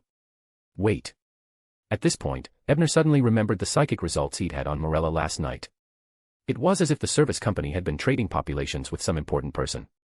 Previously, he had subconsciously thought that this was also part of George III Apotheosis ritual or a smokescreen, but he had overlooked one point. Compared to other human trafficking, this transaction had only begun recently. Furthermore, it had begun very close to the time when Dr. Leonardo disappeared. Seeing that Ebner was deep in thought, Captain Asanov asked gently, Mr. Bryan, have you thought of any new clues? Ebner snapped to attention at that, organized his words, and recounted the results of last night's psychic and retroactively to the Forsaken present. In the end, he said, I'm guessing that the human trafficking done by this company controlled by the Eternal Life Society may have something to do with the Demonis. She seems to have seduced an officer and is fully capable of doing so. Captain Arsnov closed his eyes in thought for a moment, then finally nodded, acknowledging Ebner's deduction. Mr. Bryan, he asked, could you take us to that warehouse to investigate? If it really is the Enchantress feeding on the contaminated monsters, something will surely remain there. Ebner also did not know the location of the warehouse, so he replied, my companions have already sent people to investigate the location of that warehouse. There should be news in a day or two. Captain Arsnov frowned when he heard this reply. He suddenly asked, is the company controlled by the Eternal Life Society in the dock area? That's right. Ebner didn't understand what the other party meant, so he could only nod in agreement. Then there's no problem. Asanov heaved a sigh of relief and said to his team members, Judy, Cullen, go with this Mr. Bryan. My size is not suitable for action during the day. Yes, Captain, the two replied briskly. They wanted to arrest him and force him to confess. It was only then that Ebner roughly guessed what the other party intended to do. He could not help but be dumbfounded by the actions of the official team. The dock area is the territory of the Lord of Storms and the God of Steam and Machinery. And before we entered Backlund, we reported it to these two churches. As long as we don't cause too much of a commotion, the mandated punishers and the machinery hive mind won't interfere with our law enforcement. Seeing Ebner's surprise, Judy explained with a smile. After hearing her words, Ebner had to admit that although this method was simple and crude, it was effective and efficient. However, it was limited to the government and some insane organizations that were not afraid of investigation. The reason why he and Zio hadn't thought of doing so and even got someone to do the screening was because even if they infiltrated that company and captured the leader, it would be very difficult for them to silence the entire everlasting society, much less eliminate their memories. If they were to be exposed later, their act of invading a legitimate enterprise with Beyonder powers would be subject to the scrutiny of the official Beyonders. It wasn't worth it. Furthermore, even if they were all silenced, it would probably be even more troublesome when the time came. The officials wouldn't let them off just because he and Zio were upholding justice. As for why it was fine to kill Mori, that was because the other party had committed a crime first. To kill a hostage, Zio's identity as a secret agent of MI9 could be concealed. The headquarters of Winston's Labor and Services Company located at the dock area was a 3-story building. It didn't look obvious on the outside, but the interior was very well renovated. It wasn't much worse than some high-end clubs in Sherwood Borough. Cullen glanced at the sign in front of the building, then pushed open the door and walked in unhurriedly. Ebner, on the other hand, was stunned. He thought to himself, this is called infiltration. Is there such an arrogant infiltration? However, before he could figure it out, he suddenly felt dizzy, as if he could faint at any moment. Right at this time, he smelled an extremely stimulating smell again. Only then did he shiver and completely wake up. However, that stimulating smell still didn't dissipate, circling around his nose. Ebner looked down subconsciously and saw Judy holding up a small bag of herbs to his nose, smiling at him. This is sleeping potion. Ebner shook his head and asked with a headache. Before Cullen became a Scarlet Scholar, he had been a potion professor for more than 100 years. Who knows what kind of strange potion he developed? If I weren't a biologist and also had the ability to concoct similar functional herbs, the two of us would probably have to sleep until he returns to wake up. Judy was extremely familiar with her companion's behavior, so she was already prepared. If you didn't have a solution, I'm afraid he wouldn't have handled things so roughly. Ebner was just grumbling to himself when he saw Cullen walk out, frowning. How's it going? Judy asked worriedly when she saw that Callum didn't look well. That witch is very cautious. Not only did all the relevant personnel have their memories tampered with, but that warehouse has also been completely wiped out. The only good news is that the last batch of commoners kidnapped by this service company hasn't been transferred to the warehouse yet. They are still locked in the basement of the company.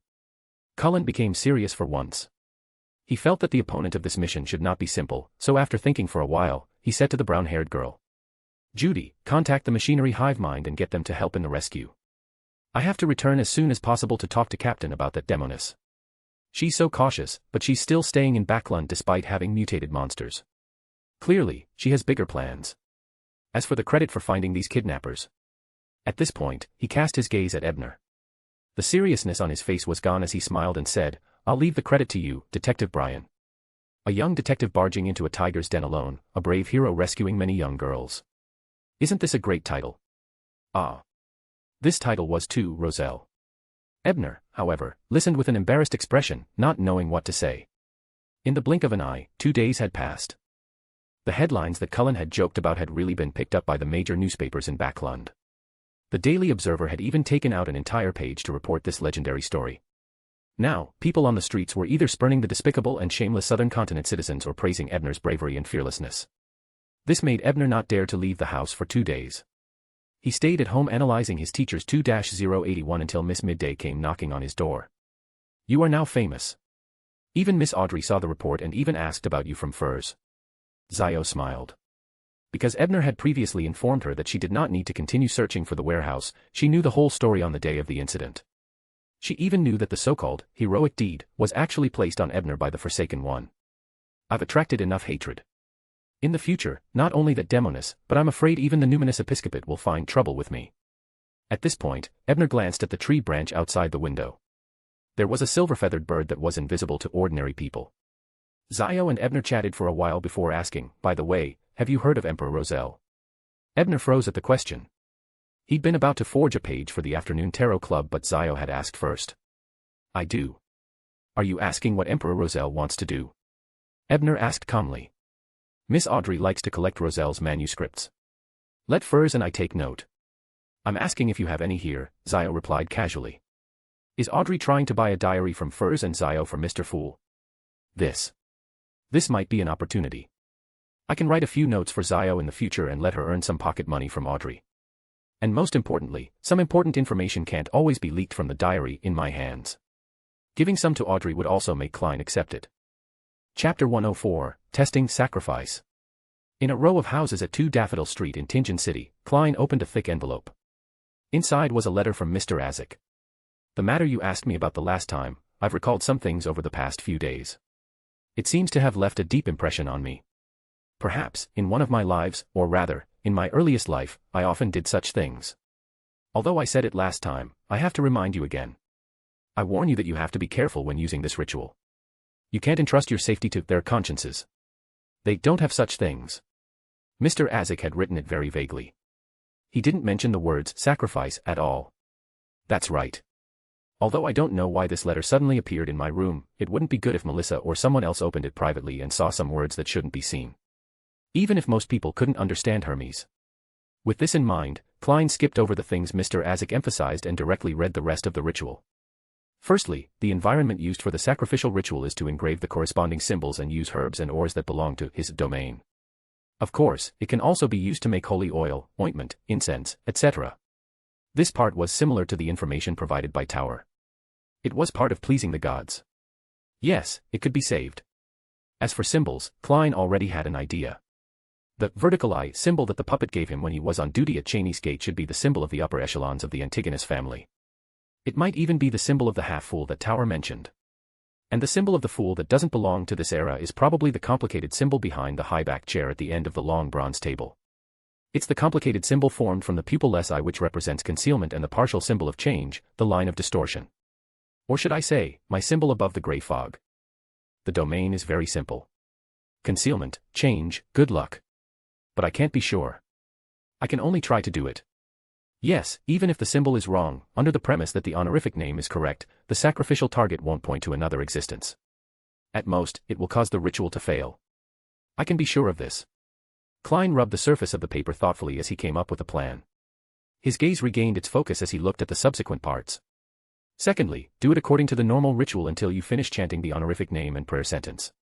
You have to remember that you have to use Jotun, Dragonese, Elvish, or ancient Hermes to communicate with the corresponding existence through the direct connection between them and the powers of nature.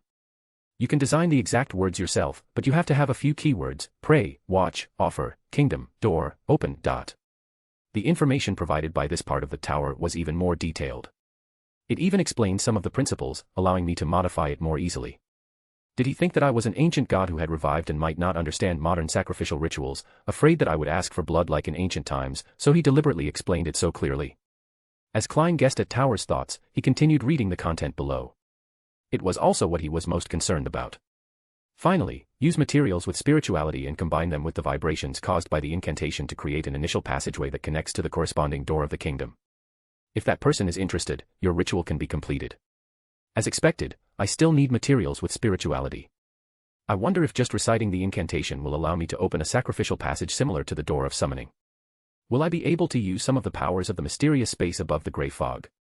Yes, I'll give it a try first. If it doesn't work, I'll have to be extravagant. After all, the tarot club is in the afternoon. The tower and the hanged men are definitely waiting for my results. Klein put down the letter and quickly took action. He locked the wooden door, took out the silver ritual dagger, and sealed the entire room with a wall of spirituality. Then, he took 4 steps counterclockwise and boarded the gray fog. Although Tower and Mr. Azek had no reason to harm him, he had to first confirm that the ritual wasn't dangerous. The grayish-white fog remained unchanged as the crimson illusory stars hung in the distance. Klein sat in the grand palace that resembled a giant's residence as he silently looked at the familiar scene before him. After a few seconds, he retracted his gaze and made a yellowish-brown goatskin appear in front of him. Then, he picked up his pen and wrote down the incantation that had been changed according to the information provided by Tower. Light a candle to symbolize yourself. Use the wall of spirituality to create a holy environment. Recite the following incantations. Me. I summon in my name. The fool that doesn't belong to this era, the mysterious ruler above the gray fog, the king of yellow and black who wields good luck. After carefully examining it 3 times, Klein wrote a divination statement at the bottom. It's dangerous to carry out these rituals outside. Phew. He exhaled, put down the pen, and removed the silver chain from his sleeve. He held it with his left hand. When the topaz pendant quietly floated above the goatskin and almost touched the divination statement, he reined in his thoughts and entered a state of cogitation. It's dangerous to carry out these rituals outside. It's dangerous to carry out these rituals outside. After reciting it 7 times, Klein opened his nearly black eyes and saw the topaz pendant turning counterclockwise. This meant that there was no danger. I can give it a try. Klein quickly made the item he conjured in front of him disappear. He extended his spirituality to envelop himself and simulate the feeling of plummeting. After returning to his bedroom, Klein had already sealed the entire room with a wall of spirituality. He immediately cleaned his desk and erected the altar to pray to himself. Taking 2 steps back, Klein looked at the candle that symbolized him and shouted in Jotun. Me. Following that, he switched to Hermes. I summon in my name. The fool that doesn't belong to this era, the mysterious ruler above the gray fog, the king of yellow and black who wields good luck. Just as he finished his sentence, he immediately felt his spirituality being frantically extracted. However, he endured the discomfort and finished reciting the subsequent incantations. However, when he finished reciting the incantation, the surroundings suddenly fell silent. Nothing happened. I didn't summon anything. Alright, perhaps I need to respond above the gray fog. It's really troublesome to summon myself. Klein pinched his aching forehead and muttered silently. He slowed down for more than 10 seconds before taking 4 steps counterclockwise. When he arrived above the gray fog again, he saw circular patterns of light at the end of the ancient long table. This came from the strange symbol behind the corresponding high-back chair. It was a strange symbol formed by the pupilless eye, which symbolized concealment, and the part that symbolizes change, the line of distortion. Klein only made a gesture of reaching out his hand to touch it when he heard I summon in my name, the fool that doesn't belong to this era, the mysterious ruler above the gray fog, and other incantations. He saw the surging spirituality mixed with the rippling light patterns, forming an illusory, incomplete door. The door wobbled as it tried to open. Klein immediately had an inspiration and gave a strong will to push it open. Almost instantly, the boundless gray fog and the magnificent palace were drawn in, producing invisible ripples. The ripples came one after another, surging towards the illusory and incomplete door. However, no matter how Klein pushed, the door couldn't be opened. All the commotion eventually returned to silence. Is it because the door of summoning hasn't fully formed? Klein retracted his thoughts and frowned as he analyzed the reason for his failure. Yes, it's because my spirituality is lacking and I'm unable to construct a complete door of summoning. When I advance to sequence 8 and become a clown, I'll be able to pass the initial dangerous stage. I can give it another try. Perhaps there won't be any problems then. Klein nodded gently as he roughly understood what was going on. However, he immediately revealed a bitter smile and muttered to himself, "This also means that I really have to use spiritual materials to support the oscillation before I can open the sacrificial channel." At noon, Ebner, who had sent Zio away, didn't have the mood to make up some storylines for Klein because he was also plagued by the news. He chose a page from Roselle's original diary that was easier to obtain and enlarged it in his mind, trying his best to think of it as a picture. In fact, if it wasn't because he wanted to help Zio seek an opportunity to be favored by Mr. Fool, he didn't even think of giving Klein Roselle's diary this week. After all, he had already reminded most of what he should have warned. If he gave too much and Mr. Fool could not give him equal returns, it would be difficult for him to do so. Actually, I'm quite looking forward to today's tarot club. This is because the original tarot club didn't have a specific description for this week or the next 2 weeks. All it did was say, "I didn't obtain the diary," before it was revealed. I'm also curious about what happened during this period and wish to investigate. It's just that I don't know the contents of the gathering, so I can't prepare in advance. I hope my erudite Mr. Tower can maintain his character setting. Finally, I wonder if Klein has finished studying the sacrificial ritual. As Ebner outlined the text and thought about how to deal with the problems that might arise during the tarot club, time passed bit by bit. Soon, it was 3 in the afternoon. Above the gray fog, in the majestic temple that resembled the residence of the giant king. Dark red bloomed on both sides of the long bronze table, and the 3 blurry figures' positions were unchanged from the previous time. The tall, blonde Audrey instinctively looked up and saw a figure sitting backward in the thick gray fog. One of her hands was flat as she touched the edge of the table, while the other hand held her chin. "Good afternoon, Mr. Fool," Audrey shouted briskly. Then, she turned her head and looked across her. She said in the same tone, "Good afternoon, Mr. Hangman. Good afternoon, Mr. Tower." Upon hearing her cheerful voice, Klein was also infected by her joy and happiness. The corners of his mouth curled up, and even the pain from experimenting with the sacrificial ritual with spiritual materials was relieved. That was a spiritual material that he had managed to gather with the excuse of needing funds to develop the psychology alchemist's informant. However, it was still a success. This way, it could also make the Tower and even the Hangman behave a little and stop trying to test me, the Fool. After returning the greeting with Miss Justice, Ebner sensed the Fool's gaze on him. He misunderstood and hurriedly said, "Honorable Mr. Fool, I brought another diary page. I've also brought the diary again. Mr. Tower should have a powerful background, which is why he has such powerful information channels. No, you can't think of it that way. This is also because Mr. Tower is capable. As a lady, you can't belittle him just because you're jealous. Audrey, do your best. You have your own channels and abilities. You will definitely be able to obtain more Roselle diary pages in the future." At first, Miss Justice revealed an envious expression, but she quickly adjusted it with her spectator powers. She has filled with fighting spirit again. On the other side, the Hangman fell silent for a moment before saying, "Sorry, Mr. Fool. I'm still at sea." Klein nodded casually and leisurely took the diary that the Tower had conjured. However, he nearly laughed out loud after taking a glance at it.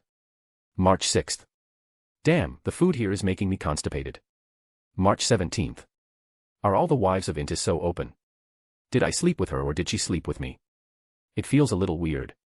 Chapter 105, Delivery Business is coming online. It's indeed very romantic. Romantic constipation. This should be the diary of Emperor Roselle's early transmigration. There's no valuable information. Klein retracted his gaze and secretly clicked his tongue. However, even if it's useless, as the Fool, I can't say it directly. I still have to ask Tower what he wants.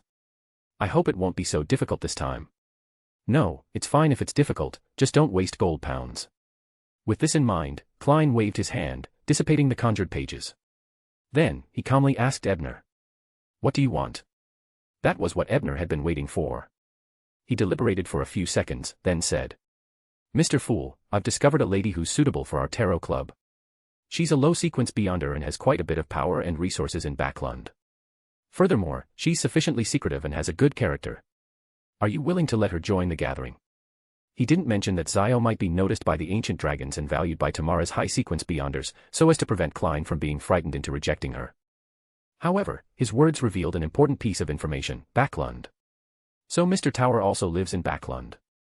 That's great. Could it be someone I know? This was what Miss Audrey was thinking. Living in Backlund. No, it's also possible that he deliberately released fake news to mislead the public.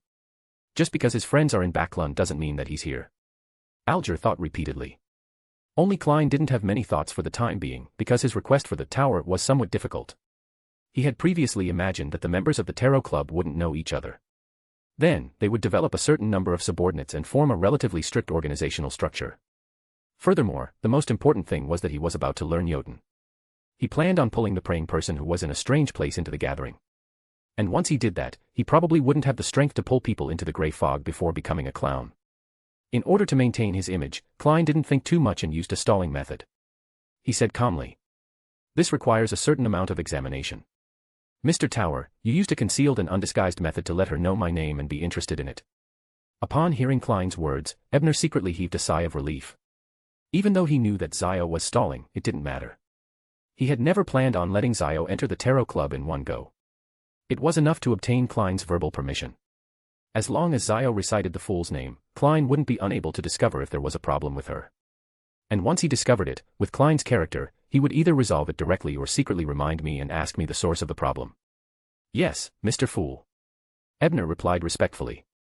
Seeing that he had finally dealt with Mr. Tower, Klein nodded in satisfaction. He surveyed the other two before leaning back and smiling. "You can begin your discussion." At this moment, the hangman stole a glance at Mr. Fool in the seat of honor. After some hesitation, he asked, "Do any of you know the formula for the wind-blessed potion?" As the acting method's effects were unexpectedly good, Alger felt that he could digest a seafarer within a few months. Therefore, he planned on preparing for his next advancement. However, he didn't have much hope. After all, Sequence 6 was already considered a mid-sequence beyonder. The wind-blessed formula was almost monopolized by the Church of Storms, and very few outsiders knew about it. He asked this to test Mr. Fool's reaction. However, just as he finished speaking, he heard Tower laugh beside him.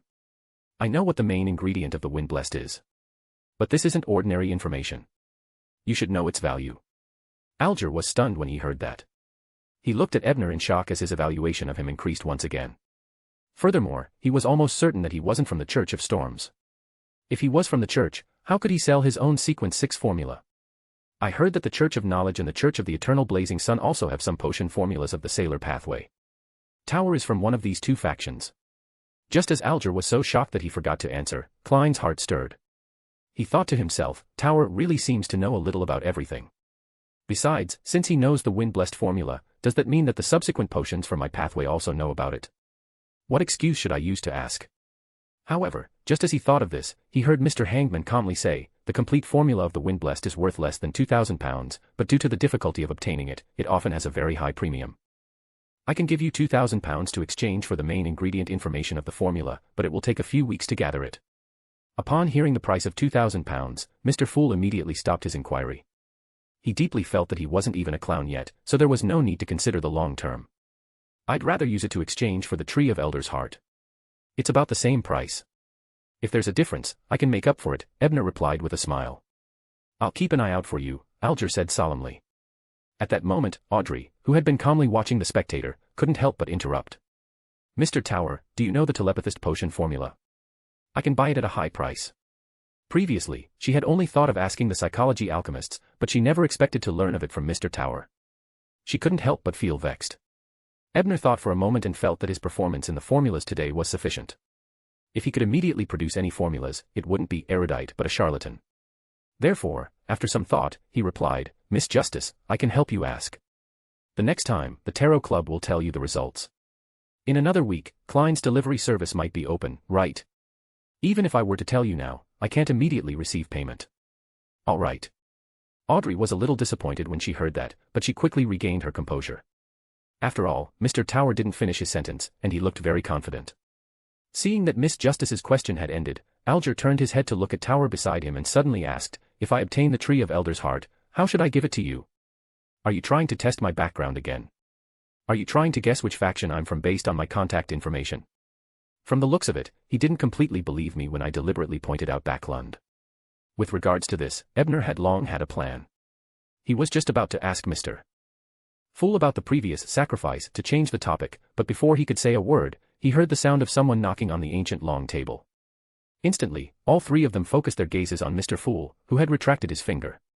They were already used to this mysterious expert knocking on the table whenever he wanted to announce something. "Ladies and gentlemen, are you willing to cooperate with me on this matter?" Attempt. Audrey was excited as she nodded in a reserved and elegant manner. I'd be happy to cooperate.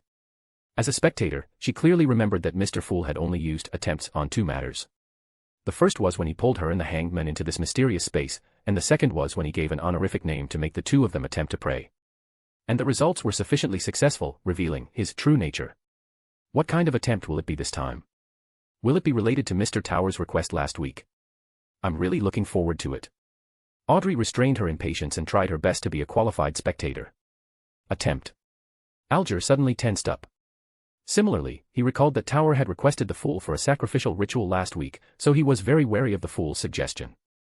As for Ebner, he felt energized as he thought to himself, is the delivery really coming online? Klein has just finished digesting the seer, right? His spirituality can push open the door of summoning. By the way, the information I gave last week contained a lot of knowledge about using spirituality materials and incantations to help open passageways. Wait a minute. Those supplementary spirituality ingredients don't seem to be cheap. Klein's weekly salary is only £4.5, right? With his cautiousness, it's impossible for him not to experiment. But can he really afford to experiment? TSK, could Mr. Fool have done something that can scare the believers crazy again? Chapter 106, Sharing Story. Klein looked at the members of the Tarot Club who had different emotions under his spirit vision and smiled. This attempt will make your transaction simple and safe, and it will be sufficiently confidential. He turned his head slightly to look at the Tower and said unhurriedly. Mr. Tower, last week, when you used Roselle's diary in exchange for reducing the negative effects of sealed artifacts, you asked me for a sacrifice, right? Klein had deliberately mentioned this matter to show his magnanimity, making it difficult for the members of the Tarot Club to realize that the sacrificial ritual he was about to attempt came from the information provided by the Tower. It was difficult for them to imagine that he didn't know anything about sacrificial offerings. Yes, Mr. Fool. I wish to send the sealed artifact to your divine kingdom through sacrifice. Ebner suppressed his excitement and answered honestly. Klein followed his predetermined explanation and nodded slightly. I made some new attempts according to the current sacrificial ritual you gave me. This way, just receiving your sealed artifact as a sacrifice would be a waste. Therefore, my idea is that each of you can sacrifice beyonder ingredients or other items to me through the ritual. I'll then bestow them to the members you wish to trade with. Such a method is beneficial to all of you. It can even be done this way. Audrey was instantly dumbfounded. She felt that this was beyond her imagination. However, she quickly came to a realization. She understood the advantages of such a method and the hidden essence of a deity under the seemingly simple operation. Mr. Fool is awesome. Our Tarot Club is indeed different from other secret organizations. We use the methods of deities to exchange for resources and materials. Audrey nearly habitually praised the goddess in her heart, but after the lesson she learned at the last gathering, she finally changed it to praise Mr. Fool. Alger became increasingly wary as he entered a state of calm contemplation. Honorable Mr. Fool, what do I need to do? He attempted to analyze the Fool's true goal from the sacrificial ritual. Klein pressed lightly with his right hand and said, Don't worry. The ritual is very simple. It doesn't involve anything bloody or cruel. With that said, Klein secretly glanced at Ebner. Seeing that he was unmoved, he couldn't help but sigh and say, Good acting. Then, he continued. First, prepare an altar. It doesn't have to be too complicated and can be very simple. The only requirement is to engrave or draw this symbol. As he spoke, a screen of light appeared in front of him. It was none other than the mysterious pattern formed by the pupilless eye, which symbolized concealment, and the twisted thread that represented change. It was the pattern behind the Fool's high-back chair. As the hanged man, Justice, and Tower attempted to memorize the symbol, Klein chuckled and said, If you forget, you can pray to me. Then, you can recall it. All right. Audrey replied briskly. With Mr. Fool, the rituals aren't tiring or troublesome anymore. She thought happily. Seeing the hanged man nod, Klein continued describing. Secondly, do it according to the normal procedure, but there's no need to burn any additional herbs or smear it with holy oil. There's no need to choose a specific time. Just recite my name. Remember, recite it in ancient Hermes or Jotun, and use the following prayer phrases. Your loyal servant prays for your attention. I pray that you will accept his offerings. I beg you to open the door to the kingdom. After reciting, combine the vibration of the spiritual materials and the power of nature caused by the incantation and await my response. At this point, Klein listed quite a number of materials for the ritual that Ebner had previously provided him. This wasn't the simplified material he had used during his experiments, but the original version in the information. After all, in his impression, whether it was Justice, the hanged man, or the Tower, they didn't lack the £10. Alger listened quietly and felt that his previous guess was very close to the truth. The fool is an ancient god, and he is in a certain predicament. He gave an attempt that contained induction, an attempt that went deeper step by step. He wanted to use him, justice, and tower to slowly break free. In the end, he might descend into the real world. This was also the true reason he had pulled people into this mysterious space and agreed to establish the Tarot Club. Even without his previous guesses, Alger believed that he would come to the same conclusion after hearing that this simple sacrificial ritual could be compared to his previous attempts. The only thing he didn't understand was that Tower seemed to have long known about the fool's condition, but he had deliberately cooperated with him to help him escape from his predicament. What kind of benefits were there for a knowledgeable beyonder like Tower to scheme against? Could it be that Tower wants to use this opportunity to become Mr. Fool's blessed? There must be a secret that I'm still unaware of and have no way of guessing. Alger momentarily let his imagination run wild.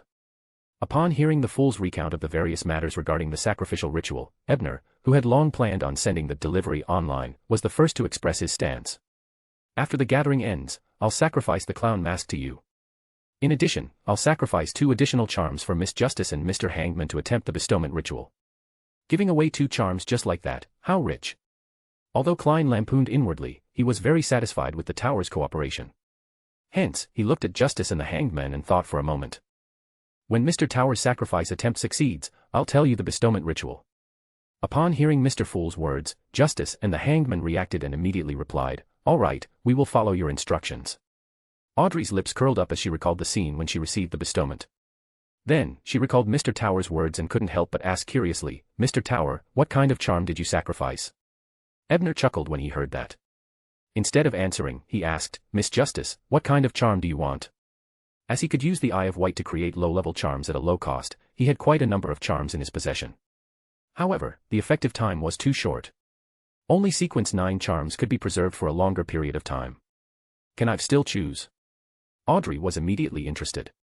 She wanted to ask what kind of gifts they had, but before she could speak, she suddenly changed her mind. She smiled and said, "Ma'am always looks forward to a surprise gift. There's no fun in knowing it ahead of time.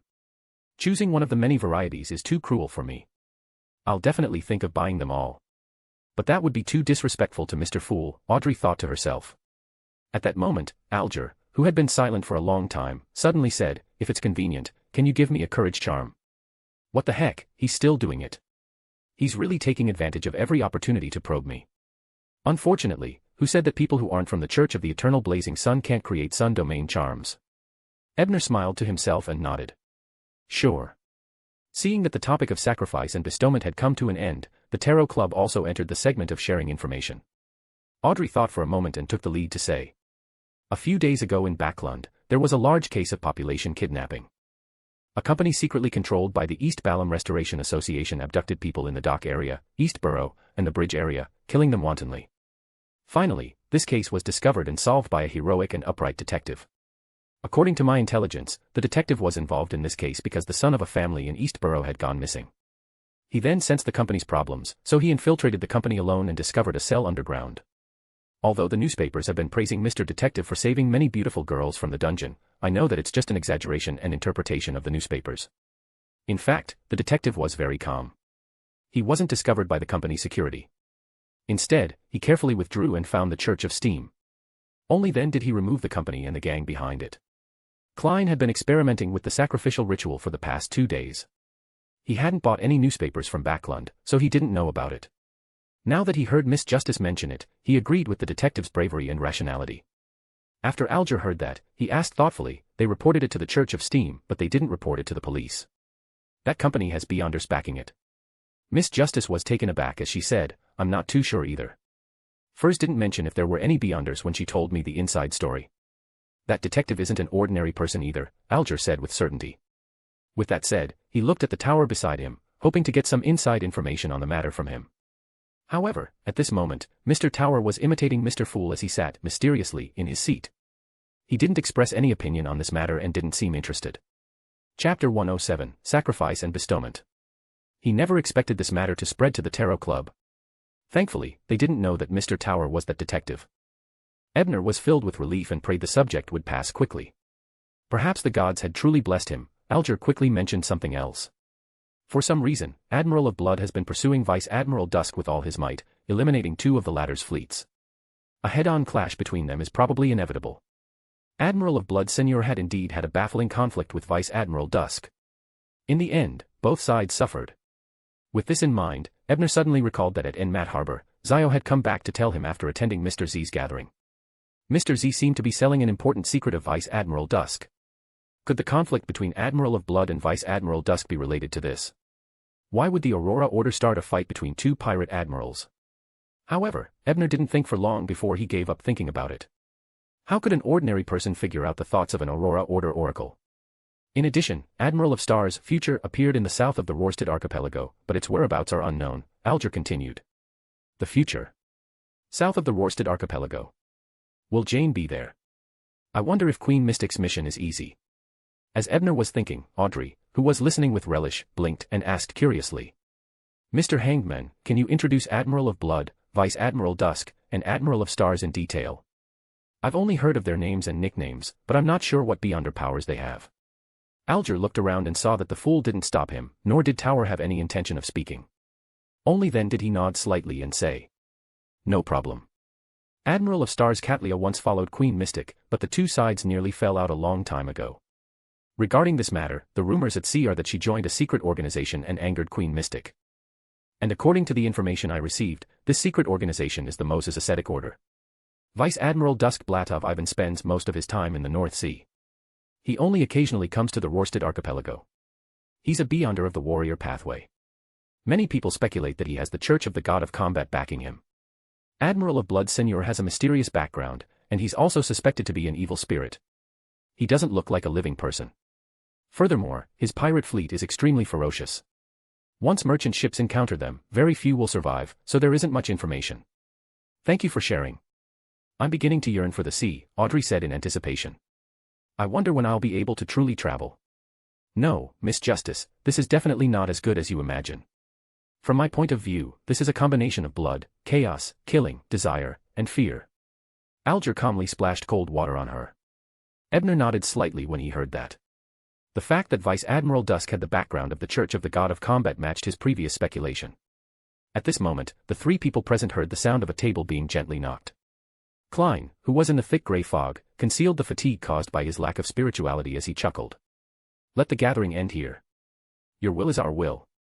Audrey immediately stood up, lifted her skirt, and bowed. Alger and Ebner also answered in a similar language. Klein waved his hand and severed the connection. He quietly watched as Miss Justice and company's blurry figures dissipated. In Detective Isengard's office, Ebner opened his eyes. He activated his spirit vision and looked at the tree outside the window, but he didn't see the little bird with only silver illusory feathers. However, this was within Ebner's expectations. After a few days of observation, he had figured out the movements of the small bird. It was probably a specter and could only move freely at night.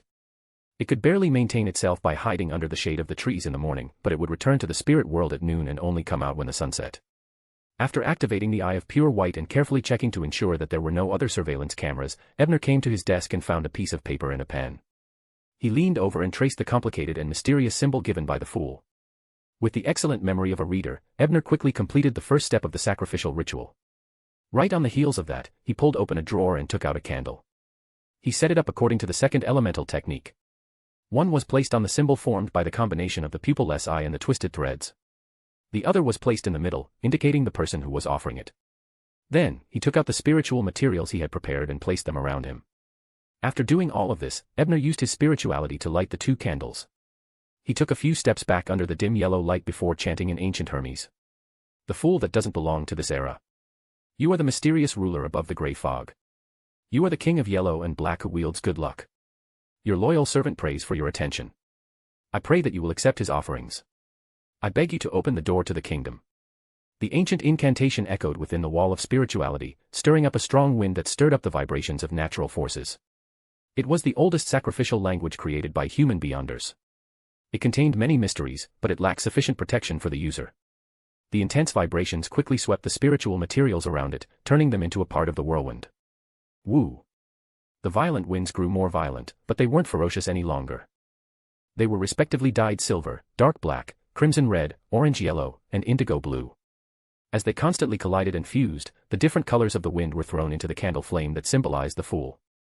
It expanded and tore open an illusory door of normal size. The symbol engraved on its surface was the one that Ebner had just drawn.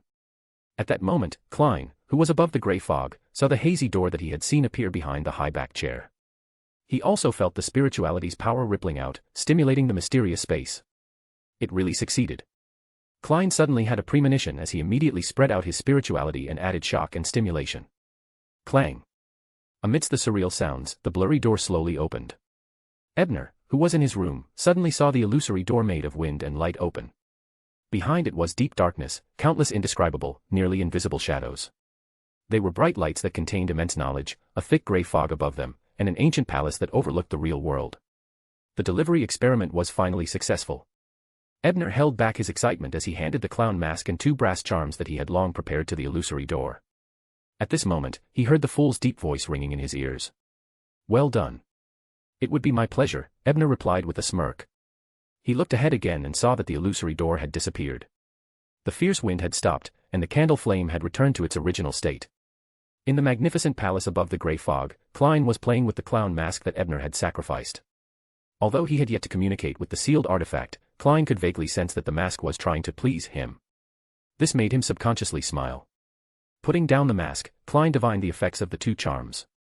After confirming that there was no danger, he shook his head and sighed. Mr. Tower didn't give me any instructions on how to use them. I still have to make it up for him. With that said, he extended his spirituality and transmitted his thoughts to the 2 crimson stars that represented Miss Justice and Mr. Hangman. Backlund.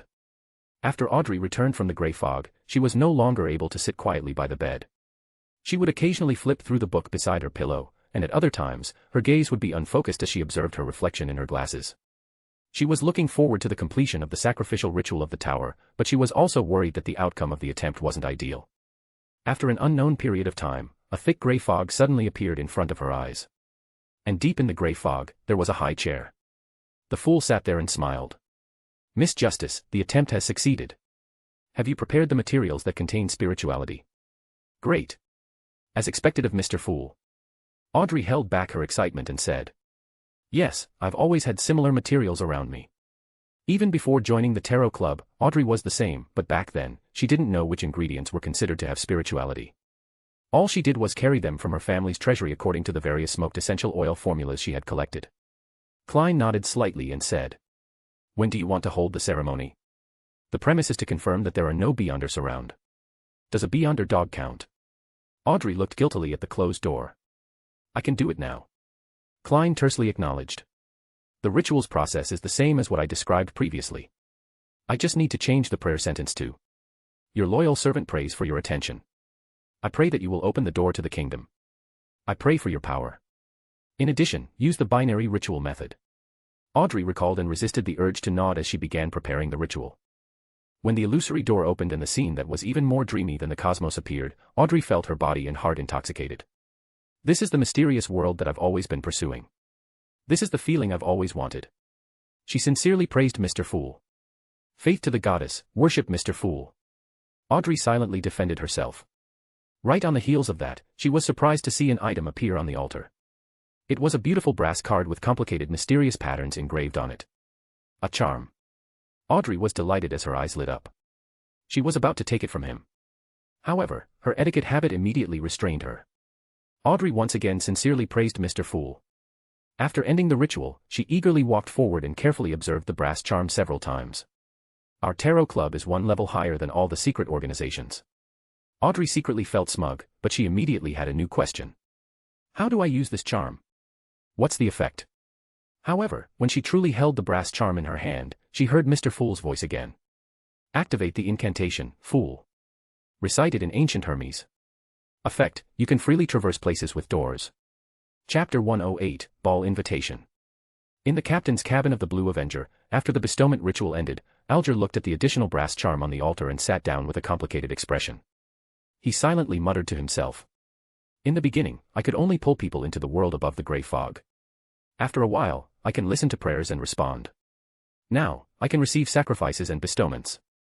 Mr. Fool is getting out of his predicament step by step and slowly delving deeper into the real world. This guess made Alger feel afraid and worried, but at the same time, he felt a little relieved. At least I'm a member of the Tarot Club, the earliest member. He sighed. Perhaps I should learn Tower's attitude towards the Fool. In the magnificent palace above the grey fog, Klein sat at the end of the ancient long table. He used the method taught by Mr. Azek to gather the grey fog around the clown mask before spreading his spirituality over to try communicating with it. After a while, Klein retracted his spirituality with a strange expression and pondered.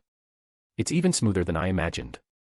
Not only did he agree not to interfere with the user's psyche, but he even shortened the time interval between changing his appearance to 20 days. And the condition is that he can only stay in the grey fog for a while a week. Perhaps Tower's judgment was right. This space is really the peak of the clown mask pathway.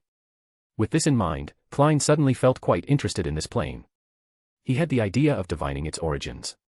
Therefore, he conjured a yellowish-brown goatskin parchment and a black fountain pen.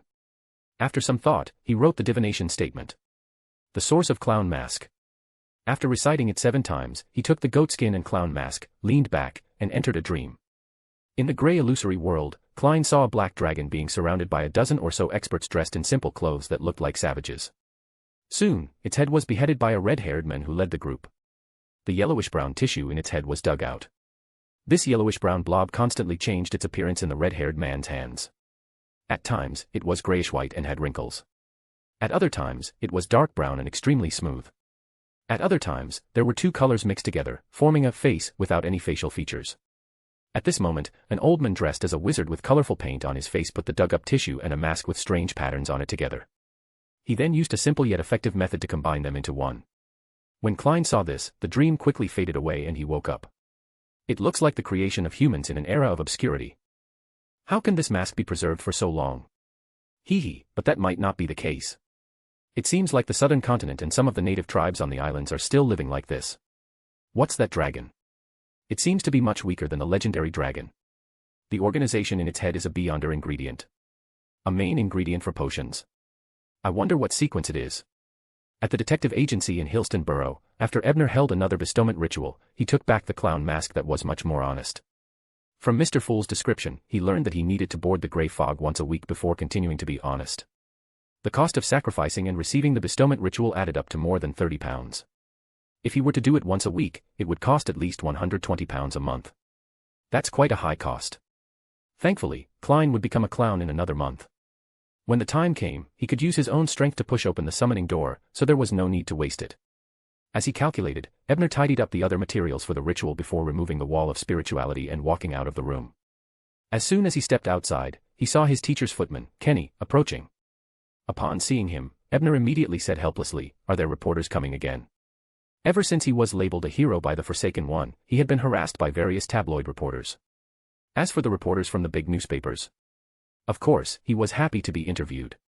"Mr. Bryan, this is an invitation from your friend, reporter Mike. He invited you to the ball held at the headquarters building of the Daily Observer on Friday night." Kenny respectfully handed over the invitation.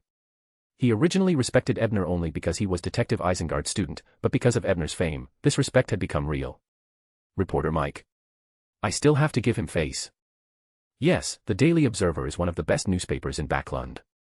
The standard of the ball isn't low. There should be quite a number of excellent clients participating," Ebner muttered to himself after receiving the invitation, committing the matter to memory. After Kenny left, Ebner went to his office and reviewed the various materials that his teacher had previously collected. How should I tell Zio the fool's honorific name without exposing myself? At night, Zio had just concluded a robbery. As the suspect wasn't at his wit's end, but rather wanted more money to buy cigarettes and alcohol before entering the house to rob, Zio judged that he had disturbed the order of her jurisdiction and was guilty. She also ordered the robber to repay the victim's family's losses within 7 days, or he would be sent to MI9's black prison. Of course, the last sentence was just a threat. MI9 did not have the time to care about such trivial matters. If the other party really refused to do it, they would probably try to persuade him through physics. After sending off the grateful victim's family, Zio walked to a nearby bar. An informant she had developed left her a message saying that he had an interesting discovery to tell her. "Hey, Zio, you're just in time. Let's have a few drinks together." The drunk William grinned when he saw the girl coming toward him. "Drinking isn't good." Zio first shook her head before looking at the drunkard in front of her. She asked seriously, "Why are you looking for me?" Frightened by that authority, William's smile froze, and for a moment all that was left was the idea of nodding his head. He tried to recall it carefully with his alcohol-dazed brain before organizing his words. Old Thor seemed to have a stroke yesterday. He was in a daze and was found drowned in the Tussock River this morning. The thief, Sanji, who was active on Disaster Street, seemed to have become an idiot the day before yesterday. He only knew how to giggle and eventually fell off the bridge and died.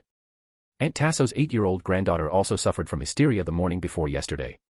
She kept talking nonsense, and many doctors failed to treat her. In the end, this afternoon, her granddaughter suddenly went crazy while she was away at work and stabbed herself with a pair of scissors. William talked about 7 or 8 cases in one go, all of which were real tragedies or accidents that happened in Eastborough in the past 2 or 3 days. Zio didn't think much of it at first because there were too many similar incidents in Eastborough that she couldn't manage. But when she heard the 4th similar case, she was certain that it wasn't an accident, so her expression turned solemn. These dead people seemed to be of all ages and genders. Zio thought for a moment before asking William, do they have anything in common? What did the police report? Even if it was Eastborough, with so many people dying for similar reasons, it was impossible for the police to not investigate. The police only said that it was an accident caused by a sudden illness. William scoffed before looking around. Seeing that no one was paying attention to him, he whispered to Zio, there's indeed something in common. That is, they are all believers of the Lord of Storms. Therefore, there are already rumors that the heretic cult believers cursed the believers in order to take revenge on the Lord of Storms. With such an obvious target for the believers of the Lord of Storms, the mandated punishers should have already stepped in to investigate. The police's explanation is most likely just a perfunctory excuse to cover up the truth. Zio thought to herself. After paying William 5 solely for the information, it was already late. Zio didn't delay any further as she returned to the apartment she shared with Furs in Northborough. She took the letter from the mailbox at the door before opening the door with her key. The moment she entered, she saw her good friend in her morning clothes sitting on the sofa, stuffing snacks into her mouth while reading a magazine. Why are you like this every time I enter? Zio held her forehead with her hand, looking helpless. Come to think of it, he had learned this move from Ebner during his travels. Then it must be because you opened the door in the wrong way. On this point, an apprentice has more say than an arbitrator. Furs wiped the food residue from the corner of her mouth and argued. I can't out-talk you. But forget it. Although it's not a healthy habit, it's better than smoking and drinking. Zio shook her head and handed a huge stack of mail to Furs. She then said, it should be from your readers. I just checked it with my powers, but I didn't find any dangerous items. Why do you think my readers will send me dangerous items? Furs grumbled speechlessly after receiving the letter. Zio didn't say a word as she silently looked at her. Furs looked away guiltily before flipping through the email. She casually said, by the way, I received an invitation at the literature salon today. It invited me to attend a ball on Friday night. I can bring a companion with me. Do you want to go? Friday night. It's a ball held by the Daily Observer. Zio asked in surprise. Yes. How did you know? Furs was somewhat surprised when she heard that.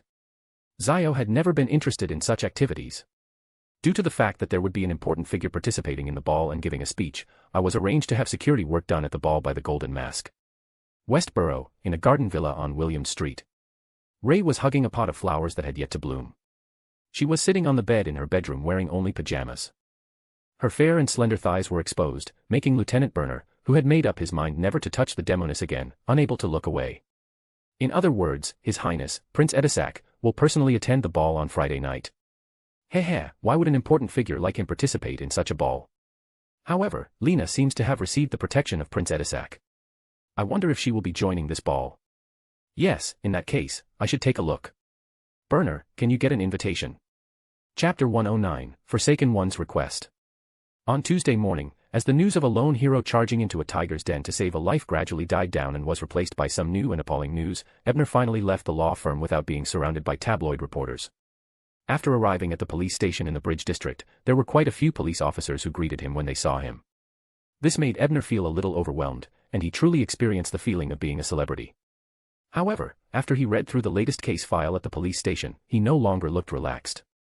From last Friday until today, in just 2 or 3 days, there were 16 deaths caused by sudden dementia or sudden stroke. Furthermore, all the involved parties are believers of the Lord of Storms. Is someone provoking the mandated punishers? While Ebner was thinking, there was a sudden knock on the door outside the file room. Shortly after, Sergeant Eli of the Bridge District Police Department walked in with an elderly gentleman who looked to be in his 60s or 70s. Detective Brian, this is Inspector Reed from the 13th Unit of the Special Operations Division of the Police Department. He has something to ask you. Seeing Ebner stand up, Sergeant Eli introduced him with a smile. Ebner stole a glance at the old man in front of him and saw that he had a high nose bridge, deep eye sockets, blue eyes, and a beard. His body was full of wrinkles as if he had not taken care of it for many days. He did not look like an inspector at all. Furthermore, the Special Operations Department. This is the alias of the official Beyonder team, right? A mandated Punisher or a Nighthawk. Ebner was secretly on guard. On the surface, he shook Inspector Reed's hand warmly and said politely, "It is an honor to meet you, Inspector Reed." "I'm also very happy to meet you, Mr. Hero of Backlund," Inspector Reed replied with a faint smile. "I'll take it as a provocation. Others might not know what's going on, but as an official Beyonder, they definitely obtained detailed information from the Forsaken Land. After all, they had to report their cross-border law enforcement to the Church of Storms and the Church of Steam." After the two of them exchanged a few polite words, Reed stated his intentions.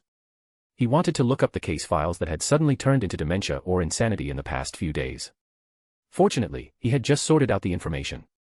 Otherwise, it would be bad if his employer found out that he was being a salary thief. Ebner secretly rejoiced when he handed the case he had picked out to Inspector Reed.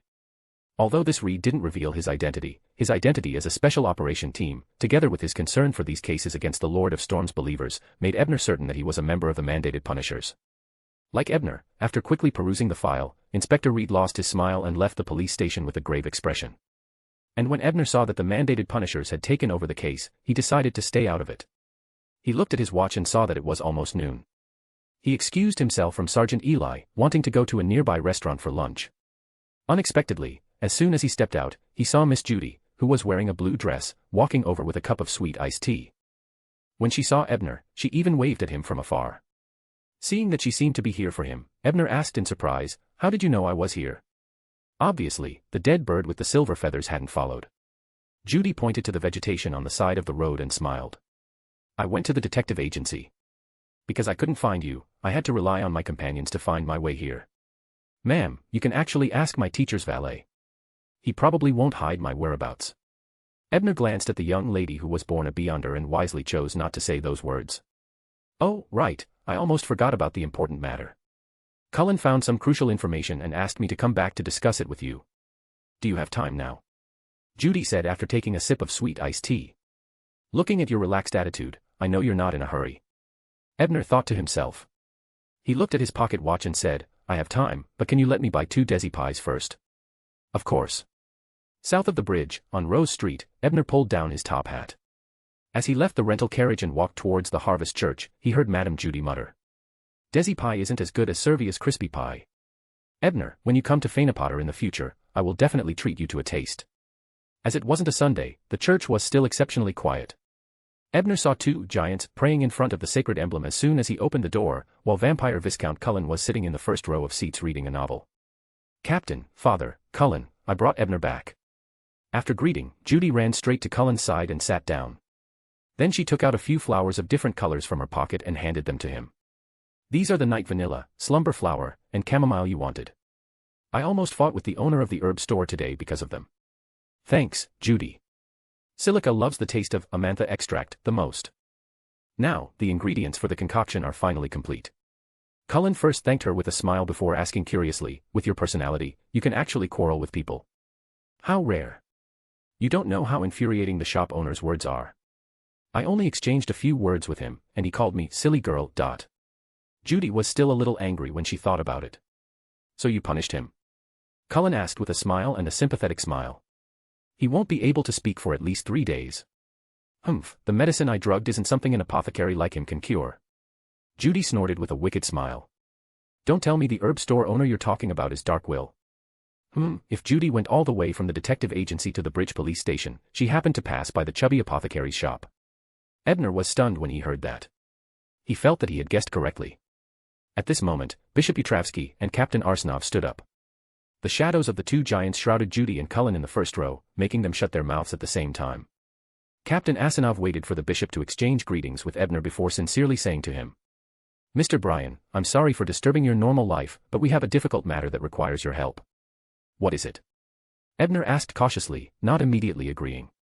He wanted to catch the enchantress as soon as possible, but he definitely wouldn't agree if it was too dangerous. Captain Asanov now looked at Cullen in the first row and said, "My loan grammar is not good. Most of the descriptions are too raw. I think it would be best if you would introduce the situation to Mr. Breen." "All right, Captain." Cullen nodded before turning to face Ebner with an elegant smile. "Mr. Bryan, let me explain it to you. Please go ahead, Ebner said politely. Cullen said in a rich, beautiful voice. As the company's warehouse has been completely destroyed, Leonardo's family doesn't have any more clues. Our investigation has reached an impasse. We can only passively wait for the demoness who raised the mutation monster to appear. Therefore, Captain and I decided to change our investigation direction. We planned to figure out where the heretic perfume came from first. Through my connections with the local sanguine, I investigated Dr. Leonardo's interpersonal relationships before he became a harvest priest. After a series of investigations, I locked onto a suspicious lady. Her name is Windsor Baring. She's the wife of a coal merchant and also Viscount Lavrence's mistress. We found out that Leonardo was very close to her in the past. Viscount Lavrence even warned him. Even after Leonardo became the harvest priest, he didn't stop dating her. I have a sanguine junior who saw the two of them attending a gathering in the secret circle last month. In conclusion, we plan on controlling this Ms. Windsor Baring and obtain some important information from her.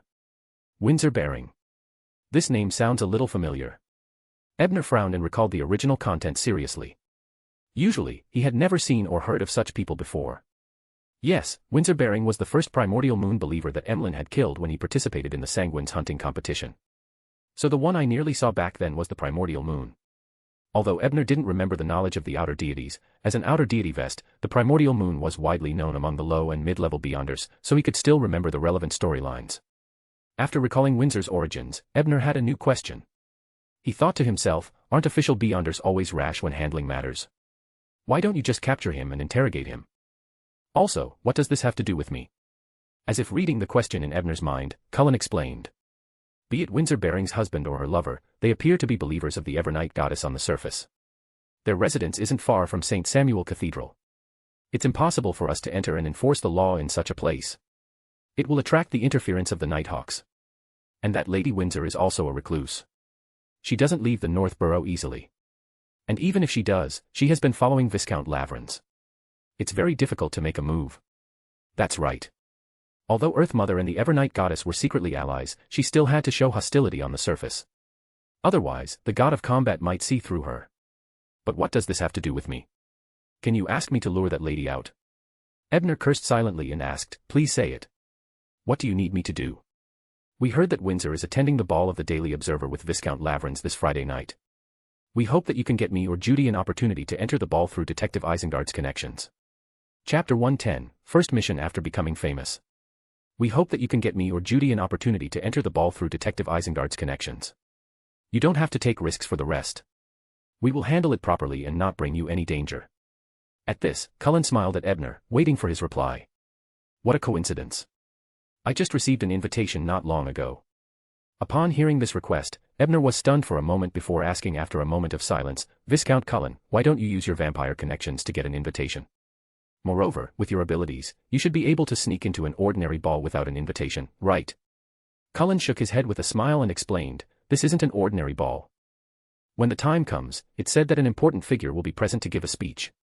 The examination at the venue will definitely be very strict. If we use our relationship with the Sanguine, we will definitely be heavily scrutinized by MI9. A big shot. Which big shot? Ebner asked curiously. Mike didn't mention this on his invitation. I don't know who it is exactly, but it should be a member of the royal family. At this point, Cullen looked at Ebner, who was obviously a little moved, and added, of course, we won't let you help us for nothing. If we can obtain the qualification to enter, I'll give you a copy of a set of mysticism books from the Blood Clan. Ebner's eyes lit up upon hearing this. After pondering for a moment, he said, actually, I've been invited to this ball as well.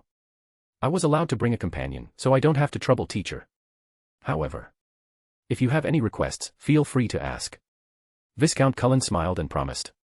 I wish to purchase a Beyonder ingredient from the Sanguine. I need your help to pass it on, Ebner said with anticipation. What material? Cullen didn't think it was too troublesome to be the middleman, and he could even earn a difference in price, so why not? The heart of the elder tree.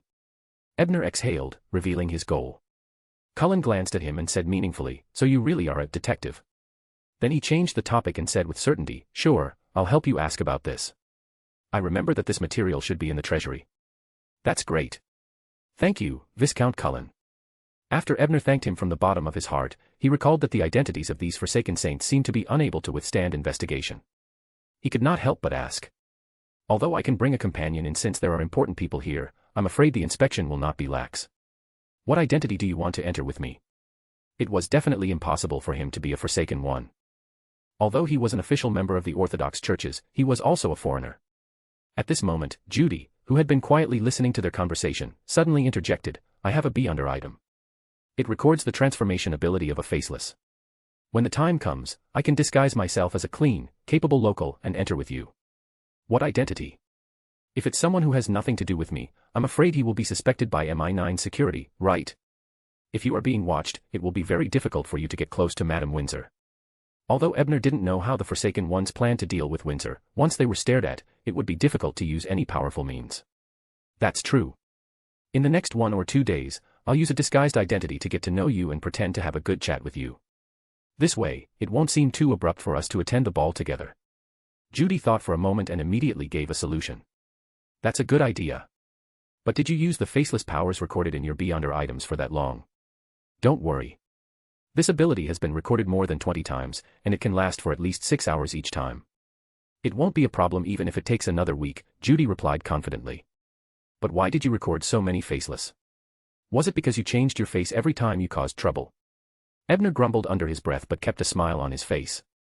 What he didn't expect was that the insult was actually close to the truth.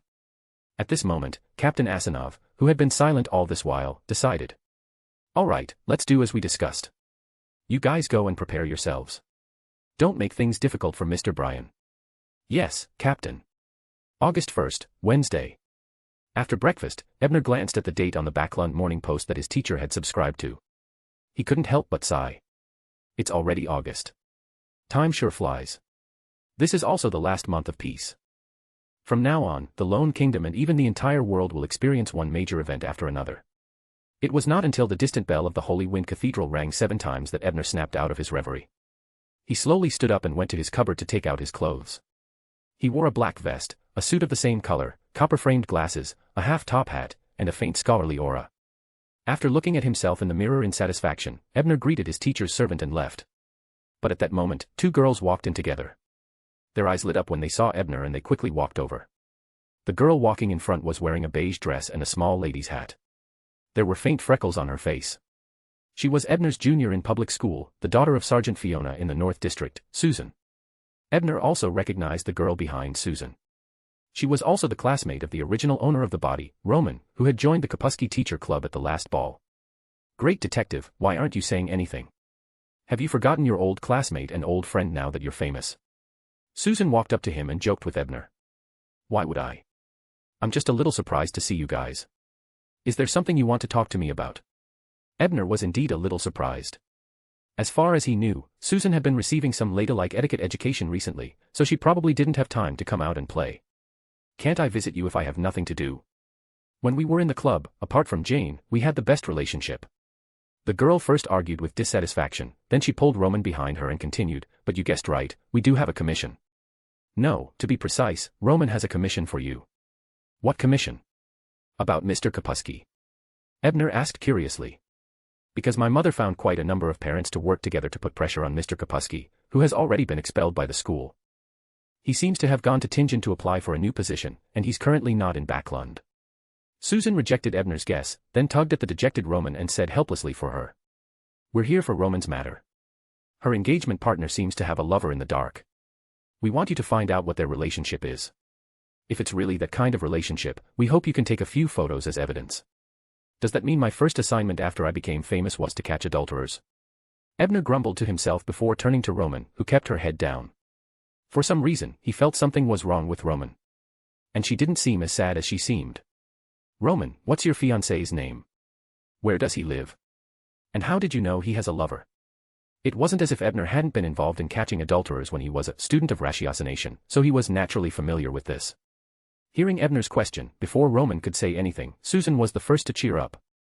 That's great, Ebner, she exclaimed. You agreed to the commission. I thought you disdained such cases after becoming a famous detective. Ebner laughed at that but said nothing. He only turned his attention to Roman. He was beginning to think something was wrong with this classmate of his. Mind you, in the host's memory, she was far more lively than Susan. Even if she had suffered a blow, she should not have been so silent. I want to talk to Ebner alone about this. Roman finally mustered up the courage to say this after a long while. Then, she turned to Susan and asked hopefully, "Can I?"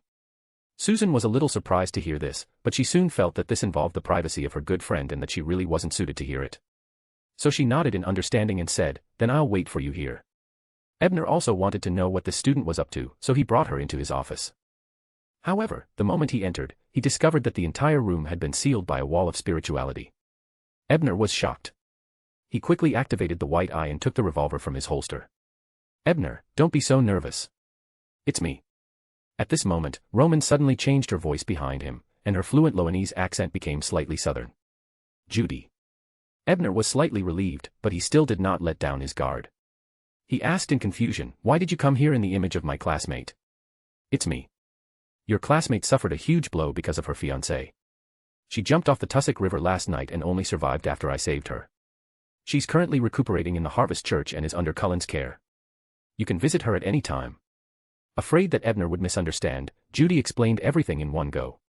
"After learning from her that you're a classmate, I felt that her identity was much better than the one I had prepared earlier.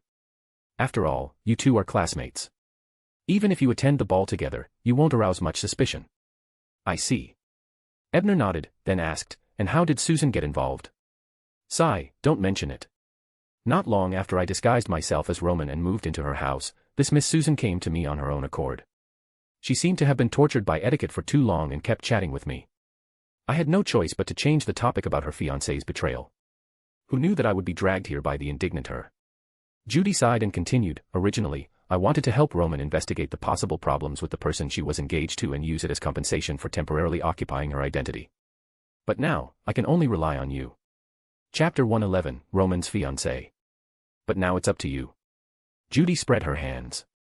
Since Susan had dragged her to find Ebner and the men had agreed to start the investigation, she didn't have to do anything more to prevent the character she was playing from revealing the truth. "You said that there might be a problem. What exactly happened?" Ebner asked with a frown. Speaking of which, Ebner, who was Roman's engagement partner, recognized him. Although he was not very familiar with him and had never reported his name, they had met each other during gatherings. In the original owner's memory, because he was born in a noble family, his parents still held quite a lot of shares in several steam machinery factories. Roman's engagement partner was a rather proud person, but his temperament was not bad. He was also very polite to Roman and her friends, so his reputation was not bad. Many female students were envious of Roman. Actually, the story is very simple. Your classmate, Roman, has noticed the estrangement of her fiancé, Alec, and has been very worried about it. One time, they met by chance, and she saw Mr. Alec fawning over a lady, so she couldn't help but step forward to reason with him. Who would have thought that not only did she not receive the apology she deserved, she was even reprimanded by her fiancé. Miss Roman was reprimanded by her father because of the school club incident, and now, she's being reprimanded by someone she likes. She jumped into the river because she couldn't take it anymore. Although it's normal to fall in love with someone else, from Miss Roman's description of her fiancé, I can tell that Mr. Alec used to be very self-disciplined and very good at controlling his emotions. He was clearly arrogant, but he was polite to everyone. Such a person, even if he especially likes his lover, shouldn't embarrass his fiancé in public. A person's transformation is so drastic that I have to wonder what's behind it." After listening to Judy's analysis, Ebner nodded thoughtfully and added, following her words. "Therefore, it's either that Alec is plotting something on the lady or that there's something wrong with the lady, affecting Alec." "I think so too. And according to my experience in handling cases, such situations often have problems on both sides." After Judy seriously reminded him, she smiled again and said playfully, "Okay, that's all I know. The rest will depend on your ability, Mr. Detective. I feel like you people who know the inside story are mocking me by saying words like famous detective or hero." Ebner grumbled inwardly, but his expression was solemn. He asked solemnly, "Then, madam, I'll confirm one last time. Are you really willing to entrust me with finding out the truth behind the Alec incident? Those who obtain the knowledge that he painstakingly explored must also have the desire to obtain it." This was the knowledge keeper principle that he had come up with after dealing with a few servants' minor problems in the past few days while hiding from reporters. In other words, someone had to first express their desire to obtain a certain knowledge. Then, he would inform the person of the corresponding knowledge he obtained through exploration, allowing this knowledge to be spread and used. It would no longer be easily lost or severed. This was a relatively complete acting of a knowledge keeper. Although Judy didn't understand the deeper meaning behind this, she saw that Ebner's expression was serious, so she stopped smiling and said seriously, "I do have the desire to learn the truth. Then, I'll accept this mission. I'll bring the truth to you and Roman as soon as possible." As Ebner said this, he suddenly saw the girl in front of him pull out a few strands of withered, straw-like hair from her head and pass it to him. Confused, he asked, "What are you doing?" "This is the prepaid reward for you. Don't underestimate them. Every single one of them can poison an adult curly-haired baboon to death within seconds," Judy explained with a grin. Upon hearing this, Ebner's fingers that were about to touch his hair suddenly stopped. "Haha, don't worry. They can only produce toxicity when mixed with alcohol. They're usually very safe. If you want to plot against someone, grind them into powder and mix them into beer. I guarantee that they're colorless and odorless. Even a demigod would find it difficult to detect them." "Yes, my father has been tricked by me a few times," Judy said happily as if recalling something interesting. "Then being your father is really a high-risk profession. At least it's more toxic than a curly-haired baboon." Ebner lampooned in his heart and secretly analyzed the few strands of hair with the eye of pure white. After gaining a rough understanding of their uses, he took it and carefully put it away. "By the way, they were created by me using my Beyonder powers after all. After leaving me, their powers will gradually dissipate. In short, the toxicity effects will slowly decrease in 3 months, and they will completely lose their effects in half a year," Judy added when she saw Ebner put away his hair. "I understand." Ebner nodded. He already knew this when he analyzed it earlier. After talking about the commission, Ebner asked Judy about his former classmate. Sigh, although the bishop patiently persuaded her to calm down, I can still sense the pain and negativity in her heart. This is also why she agreed to my request to live in her place for a few days without any hesitation. She's avoiding reality, Judy sighed. It seemed that Roman had deep feelings for her fiancé. No matter what reason Alec had, it was too much to treat his fiancé like this. As Ebner thought this, he heard Judy say, "I hope Miss Roman can walk out of this relationship. His fiancé might have the qualifications to become a successful businessman or politician, but he's definitely not a good match for a lady." Ebner did not want to dwell on this topic. After all, he did not have much emotional experience, so he really did not have the right to speak. Hence, he changed the topic. "After using Roman's identity, have you thought about how to deal with the aftermath? Will it bring her trouble? She's innocent, isn't she? The officials won't do anything to the innocent." Judy blinked and continued, "Besides, according to our arrangements, we won't let Roman's identity be exposed. After all, I disguised myself as Roman because of your connections. If I'm suspected, you won't be able to get away with it. I asked because I was worried about this. Since you guys have already made arrangements, I can be a little more at ease. However, I still have to plan my escape plan in advance, in case there really is no backup plan when something goes wrong." Ebner had a certain level of trust in Bishop Utravsky and the Forsaken Ones, but this trust couldn't reach the level of not holding back much with Zio. Therefore, the necessary preparations were still needed. The other party was the same. Otherwise, they wouldn't have not told him the specific plan. Of course, this could also be to protect him. After all, the less he knew, the easier it would be for him to get away with it. After that, the two of them released the spirituality seal and deliberately chatted in the tone of classmates. They deepened their very good relationship appearance, paving the way for Roman to participate in the ball on Friday. Although no one had seen their performance at the moment, if there was a detective to retrace their actions afterward, it could be misleading. After the two of them left the room, Susan walked up to them and asked, "When did you two become so close?" Roman was in a bad mood. "I told her a joke to make her happy." Ebner explained after thinking for a while. "What joke?" "I tried to comfort Roman for a long time but failed." "Ebner, you're really capable," Susan asked curiously, her eyes sparkling. "That's a curly-haired baboon's story. One day, a baboon's child picked up its curly hair and ground it to pieces, then mixed it into a fruit and fed it." Ebner couldn't think of any funny joke, so he made it up. Meanwhile, Judy was at a loss. Why did this story sound so familiar? In the folk herb store on Leighton Street in Sherwood Borough, Alec, who was dressed like a successful person, watched as the village witch doctor in front of him added a few strange herbal powders into a glass bottle before dripping a few drops of rooster blood. The corners of his mouth twitched as his black eyes were filled with suspicion. After stirring the mixture evenly and heating it up to boil, the apothecary turned around to look at the big client who was introduced to him by someone. He took a pen and wrote on a piece of paper. "Get the patient to drink it as soon as possible. According to the situation you described, as well as the toxic specimens provided, the medicine this time should be able to restore the patient to about 30%. Then, he seemed to want to write something else, but he felt that it was inconvenient to use a pen, so he could only sigh and give up. Is this really useful? Alex still did not believe it, but since it was the lady's order, he did not question it directly. However, could an apothecary who could not even cure his vocal cords really concoct medicine that was useful to that powerful lady?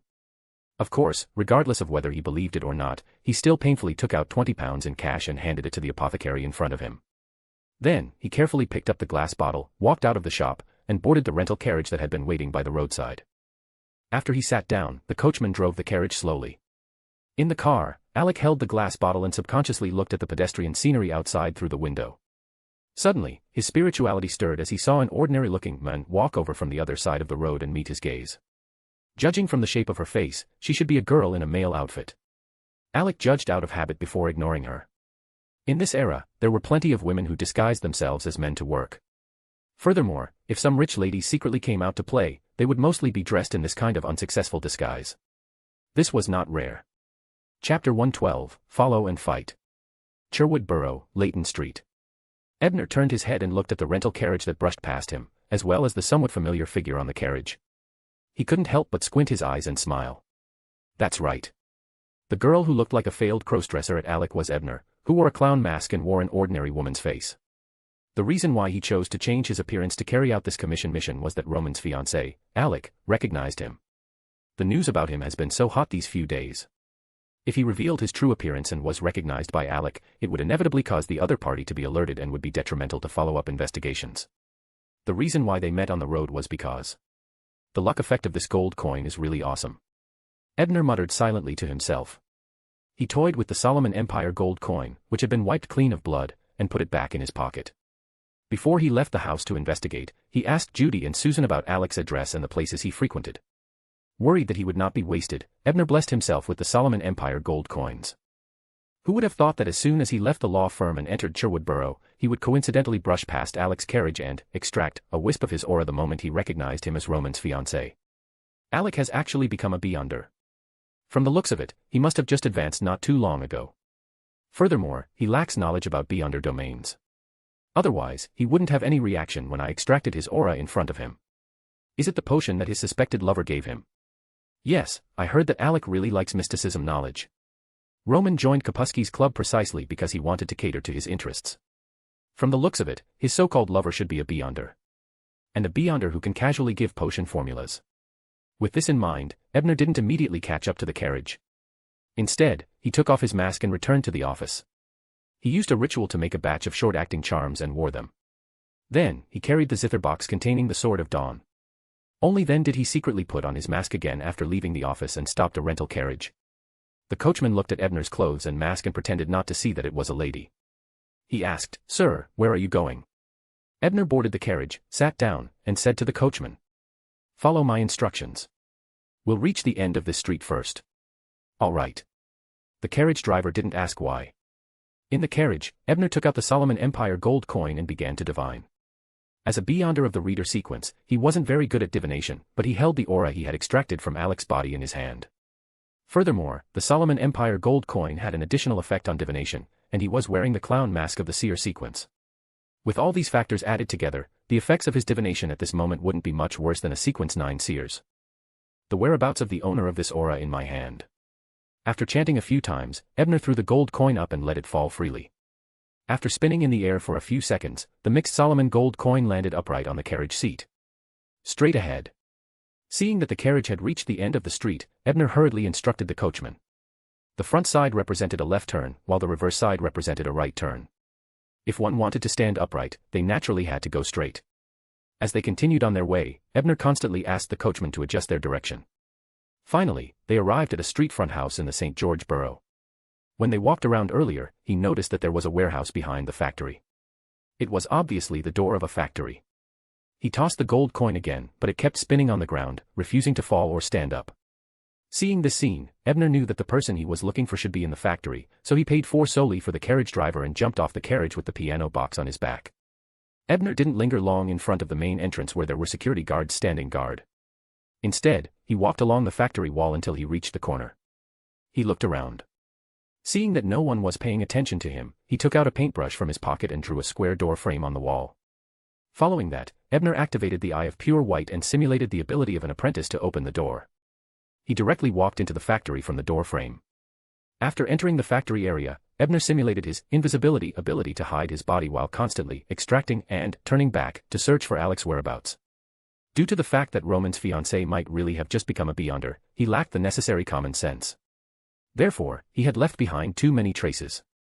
Soon, Ebner grabbed his tail and followed him to an old warehouse. On the other hand, after Alec obtained the chubby apothecary's medicine, he took a carriage to his factory and quickly entered an old warehouse on the southeast side of the factory. Although it was still sunny outside, the interior of the warehouse was extremely dark due to the poor lighting. Alec lit the gas lamp that he had prepared long ago and could barely see things clearly. "Ma'am, I've brought the potion back," Alec shouted a few times, but there was still no movement in the warehouse. Just as he was about to shout again, a clear female voice sounded behind him. "Shut up. I'm checking if you've been marked."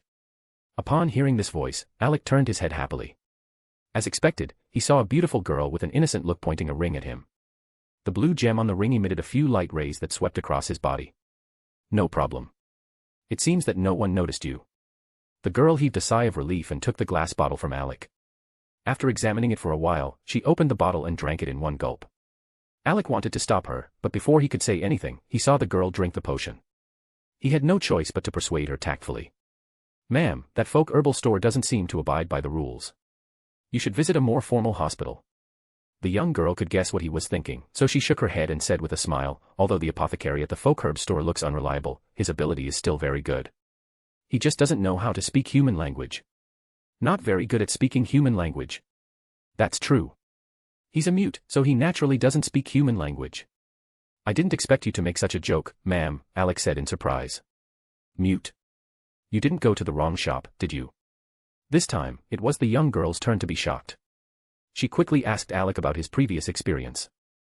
After Alec repeated all the details of the herb store, the young girl muttered to herself thoughtfully, "Looks like someone finally couldn't stand him and made him mute."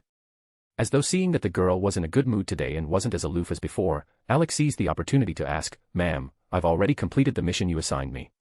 Can you give me the sequence 8 potion formula?" The young girl looked at him with a faint smile and said, "You just drank the seer potion for 2 days, right? You haven't even mastered cogitation, and you're already thinking of the next potion formula. Heh, I can tell you clearly that if you advance to sequence 8 in your current state, you will definitely lose control and become a monster." Alec was somewhat depressed when he heard that.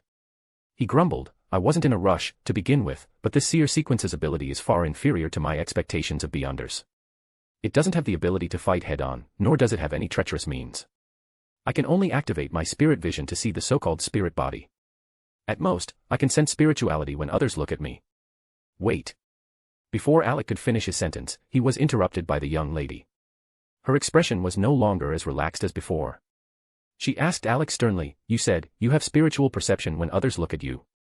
When did this happen?" Alec was frightened by the girl's aura, but he could not help but be attracted by her face. Under the combination of fear and excitement, he stuttered, "It happened on the way back. I met eyes with a girl walking towards me." "Idiot, that is a spiritual warning. You have been targeted by her." As the young woman spoke, she secretly placed an abnormally cold claw on her hand. "Warning. But I don't feel any danger," Alec said in confusion. However, at this moment, the young girl was no longer in the mood to pay attention to him because she sensed that an uninvited guest had sneaked into the warehouse. "The rune traps and alert rituals that I set up were not triggered. Only the sharp nose brought by the ice claw allowed me to vaguely smell the scent of a stranger. The person who came is an expert in ritualistic magic." At the thought of this, the girl's innocent eyes were tainted with a layer of darkness, and more than 10 black flames surrounded her. She decided to act first and force the person out in the future. Otherwise, when the other party calmly set up the ritual in the dark, it would probably be difficult for her to escape. Alec, who was watching from the side, was stunned. Envy rose in his heart because such a scene was the beyonder of his dreams. Whoosh, whoosh, whoosh. Black flames shot toward the dark corners of the warehouse like bullets.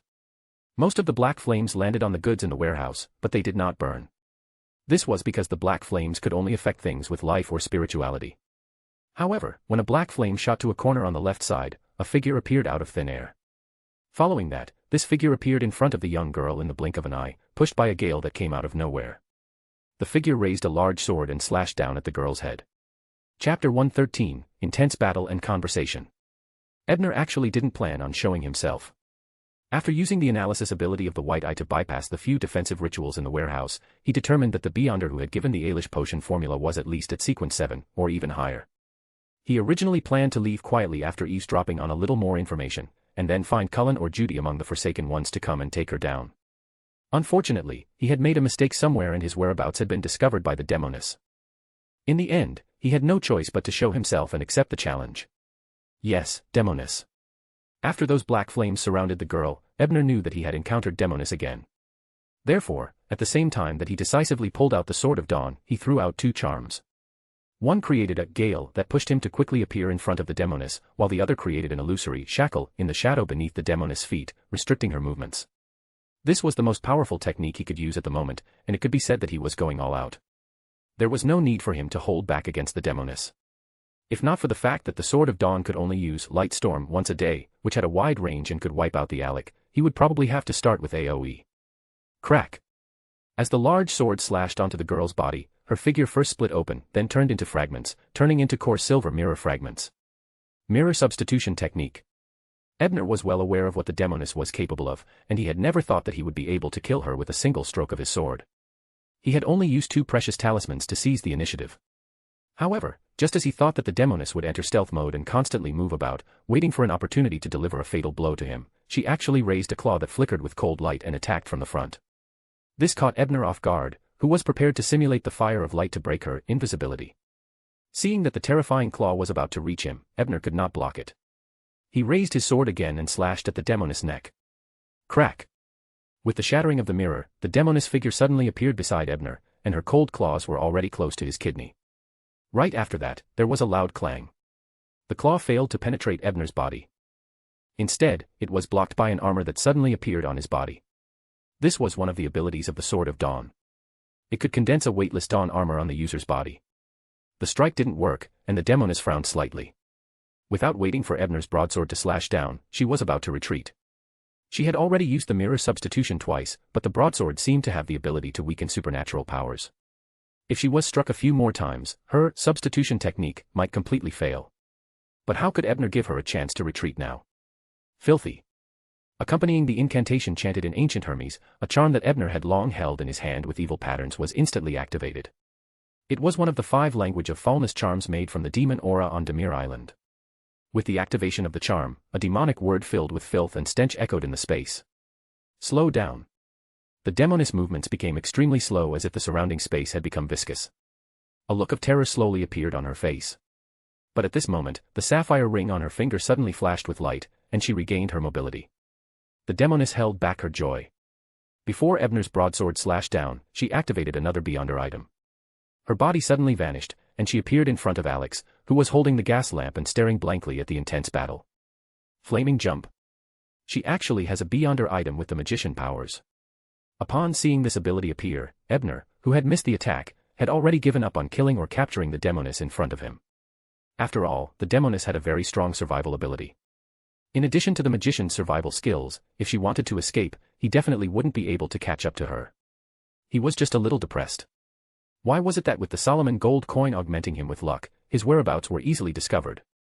His final trump card, the language of foulness charm, was also coincidentally countered by his opponent's trump card. Little did he know that the demoness was actually even more depressed than him. She had clearly released a large amount of luck accumulated in her ring, but when the ice claw struck her armor, it did not trigger the freeze effect. Otherwise, just the dawn armor alone would definitely not be able to withstand that strike. However, the demoness also had no intention to continue attacking. After the previous attack and defense probing, she had already confirmed that the other party was an extremely difficult Beyonder. Not only did he have many abilities, but he also had quite a number of mid-level charms. It was not a wise choice to continue fighting like this. Most importantly, she had already vaguely guessed his background, so continuing the battle was meaningless. Actually, we don't have any enmity between us. There's no need for us to fight to the death, is there? Seeing that Ebner didn't continue to attack, the demoness spoke in a clear voice. Hee, you were the one who attacked first. Ebner did not let his guard down just because the other party had stopped. While he was talking, he secretly held the cursed badge that had been repaired by the demonic aura in his hand, planning to activate it once something went wrong. The demoness didn't relax either. She seemed to have put away her frost claw, which she relied on the most, but in fact, she had been holding onto the rod that could activate flaming jump. Then please allow me to apologize, sir. The demoness bowed slightly before looking at Ebner, who was tensed up. She smiled and asked, Sir, you are from the Church of Earth Mother, right? A Forsaken one. Ebner was slightly shocked. He did not expect this witch to guess the Forsaken land's identity. Although he was not one if Susan had not suddenly gone to find Judy who had changed into Roman, the one who would appear here at this moment might really be a forsaken land. Narrowing his eyes, Ebner asked calmly, "Why do you say I'm from the Church of Earth Mother?" Heh, there's no need for you to deny it. This is because I recognize the face you're currently disguising. She originally belonged to Ray. She was a demoness of afflictions. At this point, Demoness looked at Ebner with a faint smile and continued, and in order to steal a sealed artifact from the Church of Earth Mother, Ray lost a sealed artifact that could be disguised as this face in the hands of a giant bishop. Which Lena? After hearing the Demoness words, the name that had once given him and Zio quite a headache appeared in Ebner's mind. After all, Ray was wanted by the 3 churches. Apart from which Lena who appeared with her, the other Demonesses probably wouldn't know what she had done recently. Lena was here. Could Ray be nearby? At the thought of this, Ebner immediately thought of turning around and fleeing. Don't worry, Ray isn't here. I broke up with her and am also avoiding her. The Demoness seemed to have guessed Ebner's thoughts and explained with a smile. However, Ebner did not believe her words. He frowned and secretly looked around. He wanted to find a chance to leave. It would not be too late to talk after he found helpers. Do you want to know what Ray is planning? I can tell you. However, just as Ebner was about to leave, the Demoness words made him stop in his tracks. He looked at the Demoness before him with a grave expression. After a long while, he asked, "Why do you have to tell me? I know that in order to advance to pain, not only did Ray steal a sealed artifact from the Church of Earth Mother, she also caused the death of one of the important believers. And since the Forsaken One has appeared here, it means that you are still doing something." When Demoness said this, she suddenly waved her hand. With a fragrant breeze, she knocked out Alec, who was eavesdropping with her ears pricked up, before continuing. "And I am not telling you all this important information for free, what I want is a transaction." "What deal? What do you want?" Ebner didn't have time to beat around the bush with the Demoness as he asked bluntly. "The last time I escaped from Ray's pursuit, she planted a mutated malignant disease in me. Even the beyonder powers of apothecary and physician can only alleviate it, but not completely remove it. I need the Church of Earth Mother to help me remove this latent danger," the Demoness said after a moment of silence. Ebner did not have the right to answer her request, so he said after thinking for a moment, "I need to ask. Can you leave a contact method?" Is it convenient for you to capture me by leaving behind the contact method?" The Demoness laughed coquettishly at first, but then she changed the topic and directly reported a person's name. "Talum Dumont. You can find Talum Dumont and tell him that you wish to meet Witch Lena. When the time comes, an important figure will arrange for us to meet," the Demoness said. "Looking for Talum? Then, could that important figure be Prince Edisac? Holy sh*t, he's colluding with the Demoness before Trissy even came to Backlund." Chapter 114, Feast of Blood. South of the bridge, Harvest Church. After making simple contact with the witch, Lena, Ebner quickly left the factory. Then, relying on the underwater breathing charm, he directly jumped into the Tussock River and drifted to the eastern suburbs outside St. George Borough. Only then did he go ashore and rush to the nearest subway station. He took the subway to the south side of the bridge. As for Alec, he had already guessed the whole story from what he had eavesdropped on. He could confirm it with her after the deal with the Demoness. The church was still deserted. Even Roman, who was temporarily staying here, was not in the hall in front. There were only 2 giants praying piously to the Earth Mother's sacred emblem. After hearing Ebner's recount of the encounter at the St. George Borough factory, Captain Lech Arsnov frowned and asked Bishop Yutravsky beside him, "Do you know who Talum Dumont is?" Bishop Yutravsky thought carefully for a moment and replied hesitantly, "He seems to be a horse trainer from a declining noble family." "The equestrian coach, then who is he working for?" Captain Asanov asked again. Bishop Yutravsky shook his head, indicating that he didn't know. At this moment, Ebner interjected. "This equestrian coach came to me before and stopped me from investigating a butler's assistant. As he wasn't tight-lipped, he revealed that he was working for a prince." "Prince? A malicious investigation of the butler's assistant. I'm guessing you're talking about Prince Edisac," Bishop Yutravsky said with a smile when he heard that. "Father, you're also concerned about the kingdom's political news?" Ebner asked in surprise. He always felt that Lilith's Blessed was only focused on praying and developing believers. "Although I've only been in loan for a short period of time, there are still some families of the upper nobles who have changed their faith in Mother," Bishop Yutravsky replied gently. Captain Arsnov said regretfully, "With a prince protecting that witch, we can't take the most direct and effective action." As expected of a beyonder passing by the Twilight Giant, all he could think of was to charge forward. Ebner secretly lampooned before asking the giant captain, "What do you think about the Demoness transaction request?" "In principle, I agree. After we agree on a meeting place, let Judy go with you." Heh, if she can't cure that demoness, then I'm afraid the saint will have to do it himself, Captain Asinov said after thinking for a moment. At this moment, Viscount Cullen of the blood race walked out from the room behind the church. After exchanging greetings with the three of them, he handed a copybook to Ebner and said with a smile. There are no results regarding the Tree of Elders. However, I've already paid you in advance. This is the mysterious book written by a duke from the blood race, Blood Feast. There are many interesting ritualistic magic and mysterious stories recorded in it. Of course, I've only given you the first half. Ebner happily received the book. His first thought was, to arrange for Zio to recite Mr. Fool's honorific name. Tingen, 2 Daffodil Streets Row Villa, in the Moretti family's restaurant. Looking at the plate with only the bottom of the soup left, Benson raised his hand to cover his mouth and burped in satisfaction. Klein, your culinary skills seem to have improved by leaps and bounds again. I feel that the sourness and sweetness of the tomatoes are perfectly combined with the elasticity of the beef tail and the extremely unique freshness. This taste is even better than the last time you cooked. Klein, although I've already said this once, I have to reiterate, it's a pity that the Blackthorn Security Company caused Tingen City to lose an outstanding chef. Melissa hugged her bloated stomach and nodded silently. This is only because you haven't seen real culinary skills. While Klein was being humble and polite to his siblings, he was thinking, perhaps I can get Tower and Justice to sacrifice some of Backlund's delicacies to me in the future. Yes, the hangman has been at sea all year round and has been to more places. Byam, Pasu, Naz, and the other island specialty foods are also said to be pretty good. What excuse should I use to get them to offer me sacrifices? However, even if you sacrifice it to me, you have to become a clown before you can obtain it. I can't spend £10 for a meal to hold a bestowment ritual. Melissa saw that her brother was distracted and thought that he was recalling the delicacies in the restaurant. She immediately said, I prefer what you make. Benson chuckled and said, Melissa, I heard that a senior lecturer from Backlund recently came to your technical school. Yes, that person's name is Kapusky Reed, and he's a professor of ancient Fasak. He's very popular among his classmates, but I don't really like him. Melissa muttered, looking somewhat depressed. What happened? The two brothers noticed that something was amiss with Melissa and asked with concern. Nothing. It's just that I don't quite agree with some of his ideas, so I ended up arguing with him. Melissa said in a low voice. One of the people who quarreled with her was her previous friend, and that was the main reason why she was unhappy. Klein pinched his glabella and secretly activated his spirit vision. He looked at the color of his sister's aura and heaved a sigh of relief when he realized that there was no problem. On the other side, Benson said with a serious expression, I heard that this senior instructor came to Tingen because he complained in Backlund. From the looks of it, he still needs a righteous complaint here, so that he can return to Backlund. I can help you with this matter. As you know, the Blackthorn Security Company is related to the police station. Klein nodded in agreement. You don't have to do this.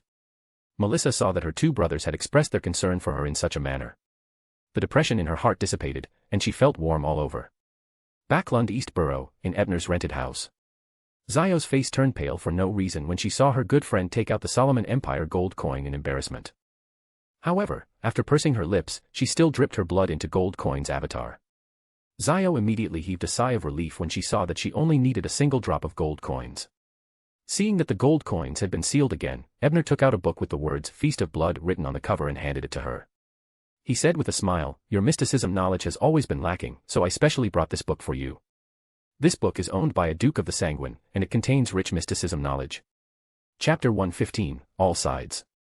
A book on mysticism written by a Sanguine Duke. Zio's interest was piqued when she heard that. She took the book and found that it felt very thin, as though there were only a few pages. After flipping it open and roughly reading it, Zio realized that the first few pages only contained the ordinary knowledge of some dukes when they were in the mid-sequence beyonders. She couldn't help but ask in puzzlement, why are there only these few pages? And, from the handwriting, it looks like you copied them. Yes. I've only read a few pages of that book so far. I only copied it down for you after making sure it's fine. Ebner smiled and nodded as he explained. He knew very well that Zio was now very different from her original self, especially after becoming a tool for the ancient dragons in East Chester County. This misjudgment had become sufficiently cautious. Although her habit of chanting silently remained, it was almost impossible to use Roselle as bait to induce her to recite the fool's honorific name. Therefore, Ebner planned to copy the contents of the Feast of Blood bit by bit and give it to her, gradually lowering her vigilance towards the book. Finally, he would create an opportunity for her to get the copy of Viscount Cullen's book. The honorific name of the fool was hidden in this final step, and she would discover it herself. Speaking of which, although the Feast of Blood that Cullen had given him was a copy, it was still quite far away from the current age. It definitely had a history of at least 100 or 200 years. This could be seen from the style of the book. And this sense of the times could be used to tamper with it. In this world, some knowledge itself was dangerous. For example, the sights in the spirit world in Furz's hands was like that. Zio, who understood this, felt that Ebner was taking the risk for her by doing so. Therefore, she pursed her lips and looked at Ebner intently. Without saying anything, she said seriously, "Thank you, Ebner." Upon hearing Zio's gratitude and feeling her deep emotions, Ebner sighed and felt ashamed. After all, although he had done this to help Zio, he was still using the trust between friends. In fact, if Klein hadn't forbidden her from casually revealing his name, Ebner really wanted to tell Zio the fool's honorific name. He believed that with their current relationship, Zio would likely choose to believe him and recite the fool's honorific name. Unfortunately, doing so would violate the fool's decree. Although Klein couldn't do anything to him at the moment, he would definitely plant a seed of distrust. This way, Zio and even Furz would find it even more difficult to join the Tarot Club. After Zio put away the handwritten portion of the Feast of Blood, she chatted with Ebner about the new information she had received in Eastborough, which was a series of sudden deaths regarding the Lord of Storm's believers. Is there such a thing in Eastborough? It looks like the person behind this plan doesn't want the mandated punishers to have too much free time. Ebner sighed and put this matter aside. After all, what did the trouble of the Church of Storms have to do with the blessed of knowledge? It was already very kind of him not to gloat. Under the Holy Wind Cathedral, Spellsinger of God A Snake, who was wearing a black bonnet, swept his silver eyes and said to his mandated punishers, "You should know very well that the death of the believers of the Lord in Eastborough, Bridgeborough, and the dock area is a disgrace to all of us mandated punishers. Your next mission is to investigate the mastermind and capture him. After the report, you have the right to use a Grade 1 sealed artifact. You have to find out who's targeting us." Standing at the front, a middle-aged man wearing a modified captain's had immediately led everyone and punched his chest with his fist. "Yes, Your Excellency." He was thin and didn't have any special features, but he had an anchor-shaped bluish-black tattoo on his neck. He was the captain of the mandated punishers in Backlund, Westborough, in the Garden Villa on William Street. Ray stood in front of the floor-to-ceiling window with the flower pot in her arms, allowing the crimson moonlight to shine on her body. The expression on her face was gentle and kind. In addition to her witch-like charm, it produced a different kind of beauty. Moreover, her figure was even more well-rounded than before, not as slender as when she was enjoying herself. Berner stared at her in a daze for a long time before coming back to his senses. His expression suddenly turned extremely ugly as he said fiercely, "Ray, what curse did you put on me? Why do I find it harder to resist your charm? Why not? Heh, isn't that nice?" Ray turned back and smiled flirtatiously. Berner knew that she wasn't willing to reveal the truth, but he didn't dare to continue questioning her. He didn't even dare to look at her again. All he could do was turn his head and say, "Some of the subordinates I sent to corrupt ordinary people with beyonder characteristics have already fallen into the hands of the Church of Storms. Although the captured don't know who they are working for, they will be exposed sooner or later. All right, there's no need to complain. Retract your people. They have already shown their value. Heh, I'm afraid you still don't know." Because of their efforts, not only did they drag the members of the mandated punishers into investigating the complicated matters of the dead, they also made the God of Mask decide to use a Grade 1 sealed artifact at the appropriate time, Ray said slowly as he used his fair fingers to stroke the flower bud. However, her words completely frightened Lieutenant Berner. He immediately widened his eyes and said, "Are you crazy? What do you plan on doing? If you provoke the Church of Storms' Grade 1 sealed artifact, we will be doomed sooner or later. The organization won't go against such a dangerous thing just to save us." Ray listened to Berner's hysterical shouting with interest. After he finished venting, she smiled and said, "Have you calmed down? Heh, speaking of which, you've done very well with the things I handed you previously, so I've decided to give you some more rewards." As she spoke, she removed her clothes and the thin veil from her body as she carried the flower pot towards Lieutenant Berner. "What? What are you doing?" This time, Berner wasn't fooled by the beautiful scenery in front of him. This was because his spirituality was already frantically warning him, as though the people opposite him were about to become some terrifying monster. "Of course. I'll reward you with a chance to transform and make you a part of my little fellow." Ray's voice was still so crisp and pleasant. Her tone was still so alluring and charming, but at this moment, Berner felt that she was even scarier than the devil's voice. Seeing Ray approach step by step, Berner no longer hesitated. He rubbed the Sun Domain mystical item on his finger and was about to take the initiative to attack. This was the Ring of Light ring he had bought at a Beyonder gathering.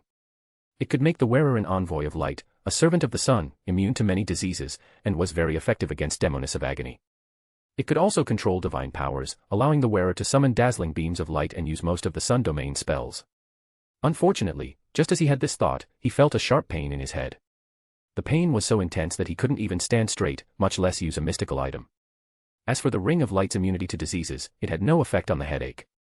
At this moment, Ray had already leisurely walked in front of Ebner in a naked manner. She looked down at the lieutenant who was lying on the ground in pain and said with a smile, "I remember telling you that it's neither a beyond our power nor a curse. An item from the Sun domain. Heh, the price shouldn't be low, but it's not very useful." With that, she turned around and faced Ebner with her smooth back. Ebner no longer had the energy to answer her. He raised his head with all his might, but the last thing he saw in his life was an extremely strange scene. The crimson moonlight seemed to have a life of its own as it extended itself to the complicated patterns on Ray's back.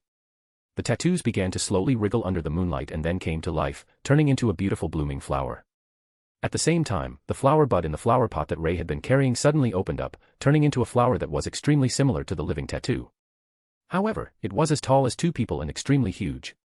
Right on the heels of that, the flower in the flower pot flew towards Lieutenant Ebner like a ferocious beast in the blink of an eye. It opened its huge petals and enveloped him before swallowing him. When it was all over, Ray put on her gauze pajamas again and looked at the flower bud that was still tightly closed in her hand. She said to herself, "Ebner, I didn't plan on touching you so early, but do you think you can hide it from me by deliberately sacrificing the petty tricks of a large number of low-level personnel? However, since the Church of Storms has decided to use a Grade 1 sealed artifact, then, I can lure those few people into the trap." Ebner's methods are still somewhat effective. At the very least, he made the Demonist sect and MI9's upper echelons suspect me. But so what? Without you, I can still find helpers to complete the plan. Chapter 116, The Strange Encounter of a Ordinary Person. On Thursday morning, due to Detective Zreel's prior investigation at the ball being fully taken over by the mandated punishers, Ebner's work was considered complete. However, the subsequent investigation fees could not be obtained. Because of this, Detective Zreel had even personally come to the door last night to explain the situation. Unfortunately, Ebner and Zio had been reading in the East Borough house at the time and hadn't seen each other. In the end, the teacher had attended to them on their behalf. Ebner also put aside the investigation of Walter commissioned by the unknown Mr. Massey. He only sent over the selection of information that Prince Totalim handed to him every Sunday to stall for time.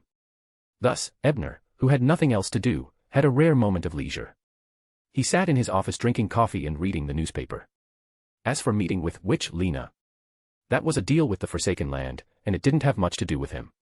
He just needed to know the result. Crimson Ghost Tannic, a bandit with a bounty of 3,000 pounds, has been captured. His true identity is actually an Intis spy. Intis ambassador, Mr. Bakerland, denied this matter. Ebner looked at the headlines of Backlund morning class and couldn't help but sink into thought. I remember that Red Ghost Tannic was sent by the Church of the Eternal Blazing Sun to loan. His identity is about the same as teachers. The Church of the Lord of Storms couldn't find the mastermind, so they first investigated the most suspicious members of the enemy church. Just as he thought of this, he saw Detective Isengard walk in. He couldn't help but jump in fright as he hurriedly asked, "Teacher, why are you back so early today?" Detective Isengard had been leaving early and returning late recently. It was very tiring. At first glance, Ebner thought that he had also been discovered by the Church of Storms, so he had come back to pack his things and prepare to escape. Detective Isengard noticed the odd expression on his student's face. With just a cursory glance at the newspaper on the table, he could roughly guess what Ebner was thinking. He couldn't help but laugh and scold him. "Your teacher isn't a fool like Tannic who only knows how to praise the sun. Besides, I have deep connections in Backlund. Even if the mandated punishers discover me, the Church of Steam and the Church of Evernight will step forward to protect me." "Teacher, I didn't mean that." Ebner smiled awkwardly and tried to change the topic. "Why are you back so soon today?" Detective Isengard's smile disappeared when he heard that. He sighed and said, "When I was helping Civil House Yard investigate the case, I heard Inspector Wayne's obituary from the West District Police Department. Today is his farewell ceremony. I came back to change my clothes before rushing to Green Cemetery for the funeral." "Inspector Wayne. I remember that he was invited to the public dance hall more than 10 days ago. How could it be so sudden?" Ebner recalled for a moment and remembered the amiable old man he had met at the ball. "I heard it's an old asthma relapse. He stayed in the hospital for a week without getting better. Sigh, old Wayne is a pretty good person. He's kind and likes to help juniors. What a pity." Detective Isengard shook his head and sighed. "After all, I've met this inspector before. Anyway, I don't have anything else to do today, so I'll bid farewell to him with you," Ebner said after thinking for a while. Although they didn't have much of a relationship, he couldn't let his teacher go alone on such an occasion. "That's good too. Help me get a black tie, Detective Isengard instructed. In a corner of grim cemetery, many policemen in black suits and black ties gathered in front of a new tombstone. On it was a black and white photo of a benevolent old man. Standing at the front of the grave was a lady in her 30s.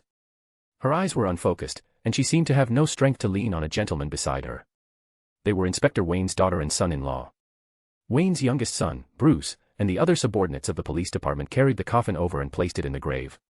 After the priest's eulogy and prayers, the soil began to be buried, and the black coffin was slowly covered. Ebner and Detective Isengard stood at the back of the crowd, watching the scene with solemn expressions as they silently read the epitaph on the tombstone.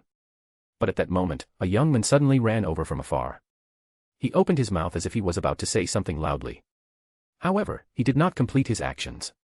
A few police officers who seemed to have been prepared in advance stood in front of the young man and pressed him to the ground. Seeing this scene, Ebner frowned, but he did not interfere.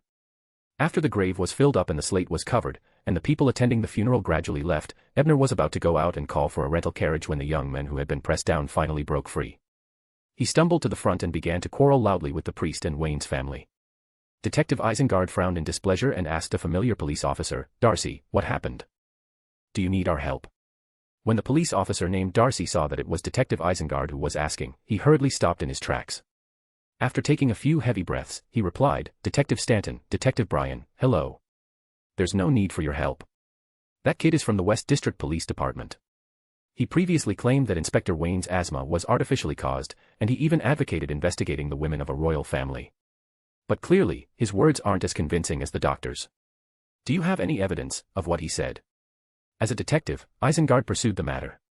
From what he knew, if he hadn't determined his thoughts, the young police officer wouldn't have come to old Wayne's funeral to cause a scene. If there's really evidence, would the sheriff and the others not investigate it? You have to know that most of the people in the police station have received Wayne's advice and help. Darcy looked around before whispering. Shoko clung to his ridiculous conclusion because he believed that after the accident on Duke Negan Avenue last week, a lady in a royal carriage passed by him and Wayne, and after that, both of them had different degrees of physical discomfort. The difference was that he soon got through, and Inspector Wayne went into the hospital. He suspected that the lady was spreading an unknown poison. Last week. Duke Negan Avenue. Car accident. Isn't this what happened the day when I went to Dr. Leonardo's house to investigate? I remember that if I hadn't used Solomon gold coin to increase my luck and coincidentally boarded a rental carriage that had just passed by the scene of the accident, I'm afraid I would have been stuck in a traffic jam on Duke Negan Avenue.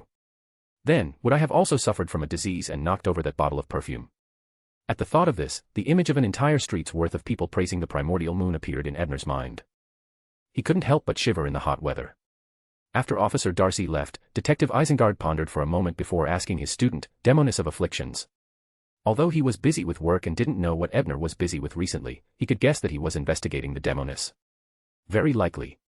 According to what I know, there was indeed a Demoness of Afflictions who successfully advanced around last Tuesday. If she hadn't been able to control the power of the potion back then, it would be perfectly normal for the beyonder powers that overflowed to affect ordinary people, Ebner replied after some thought. I'll get the director of the Westboro Police Department to get the style of the royal badge that the young man named Shoko mentioned. I'll give it to you later. Detective Isengard drew a match, lit his pipe, and took a deep breath before saying, "Thank you, teacher." Ebner's eyes lit up when he heard this. This way, he would at least know which military person was working with Ray. I just don't want old Wayne to die without knowing why. Detective Isengard sighed and said solemnly, I'll leave this matter to you. I'll do my best. Shoko was only released after being escorted out of the cemetery by the police officers. One of his colleagues, who was usually on better terms with him, hesitated for a moment before persuading him, Shoko, I know that Inspector Wayne takes very good care of you. You can't accept his death. But after so many doctors' consultations, Wayne really died from a relapse of his old ailment, not those ridiculous reasons you made up. I'm not making anything up, that's the truth. Shoko's eyes were red as he yelled. The rest of the police officers sneered and said to their colleague, why are you telling him this? I think he's gone mad. He might not have recovered from the car accident and only became mentally ill. Shoko glared at the officers and turned to leave. He was completely disappointed in the police station. He had to find out the truth himself. However, after he calmed down, he realized that he had no idea where to start. He had no idea how to take the first step. Shoko sat alone on a bench in the park by the side of the street, clutching his hair in distress. He was frustrated by his lack of learning and incompetence in the past, and he regretted his incompetence. Unknowingly, he, who was extremely exhausted, just sat there and slept. Then, he had a strange dream. In his dream, there seemed to be an ordinary-looking old man who handed him something and repeated a few words. A gentle breeze blew past, and Shoko jolted awake. He mumbled words over again. Dakota Street. Number 14. Lena. Shoko shook his neck and gave a self-deprecating smile. He wondered why he was still talking in his sleep after waking up. Could it be that his colleague was telling the truth?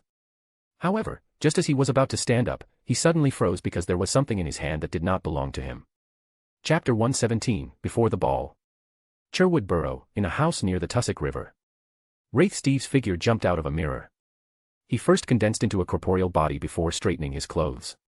He then said respectfully to the empty room, "Your Excellency Zatwin, I received an important piece of information from a demoness." Just as he finished speaking, a figure quickly appeared on the piano bench not far behind him. The figure was dressed in a black clergyman's robe, and he wore a black glove on his left hand. His face was thin, and his skin was brown. His eyes were sunken like a mummy's. The roots of his beard were black and white, extending from his mouth to his ears. However, they weren't thick, and they were rather short, making them appear like stars. This man named Zatwin's eyes were close to his skin color and belonged to light brown. He clearly had the bearing of a priest, but he gave off a cold and terrifying feeling, as though he would be perverted in silence. He looked coldly at Steve and asked, "What news?" "About Sharon and Marek." Despite being a wraith, Steve still felt his body turn cold. Thankfully, he managed to control himself with great difficulty and carefully replied, "It's news from the Church of Storms. They might use that Grade 1 sealed artifact in the near future." The corners of Zatwin's mouth curled up when he heard that. He said with a sneer, "Hey, it's just a little trick of the demoness. She wants me to hold back the saint of the Church of Storms so that she can do whatever she wants. Then should we reject her?" Although Steve asked this, he didn't feel that the saint in front of him would reject him because the sealed artifact was something he could only come across by chance. As expected, Steve soon heard Zatwin say with a sinister smile, "Why should I reject it? If that sealed artifact really appears, I will naturally snatch it, but I won't hold back the tyrant's demigod as she wishes." However, that sealed artifact, or rather, the cursed artifact should have very strong divination and anti-divination powers. That demoness might not be able to plot against it. Steve reminded. "I'm much more familiar with the cursed item than you are. There's no need for you to remind me. It's indeed very powerful, but the price to use it isn't small either. A Grade 1 sealed artifact. If I were to use all of its powers, the price I would have to pay would probably directly set it at Grade 0. Therefore, the mandated punishers definitely wouldn't dare to remove all the seals. That demoness at least has a chance." Zatwin stopped there, as if reluctant to reveal more to Steve. "This matter isn't urgent. That demoness won't act rashly for the time being. The most important thing now is to pursue Sharon and Marek. Have you found their whereabouts?" Zatwin changed the topic and asked. "There seems to be a demigod proficient in prophecy hiding their whereabouts behind Sharon and company. We can only search for them bit by bit through investigation," Steve replied awkwardly. "A demigod skilled in prophecy." Zatwin pondered for a moment before saying solemnly, "I allow you to pray to the mother tree during the ritual. I believe it will bring you a revelation." "Yes, sir," replied Steve, looking delighted. August 3rd, Friday. Ebner had just woken up and had yet to get up when his spirituality was suddenly stirred. He took out 2 charms from under his pillow and held them in his hand. At the same time, he activated his spirit vision and looked out. He saw a silver-white, illusory bird with a letter in its mouth standing on the windowsill. It tilted its head and sized him up with its red eyes. Ebner breathed a sigh of relief because he recognized the bird. It was the messenger of Viscount Cullen. Silica. Ebner waved at it and took out a bottle of amantha extract, which he had previously concocted, from the bedside cabinet. He unscrewed the cap of the bottle, and an alluring fragrance immediately wafted out. He remembered Viscount Cullen mentioning that his messenger, Silica, liked this taste the most. The moment the bottle cap was opened, the little bird made a move. It flapped its wings and immediately appeared above the amantha extract. Immediately after, the fragrance that filled the air suddenly disappeared and gathered around the little bird. Ebner ignored the messenger's enjoyment as he took the letter. After confirming that there were no traps with the white eye, he opened the envelope and read it. There wasn't much in the letter, which was to inform him that Judy had already met Talum and that she would pass on the request to meet with Lena to the important person behind her.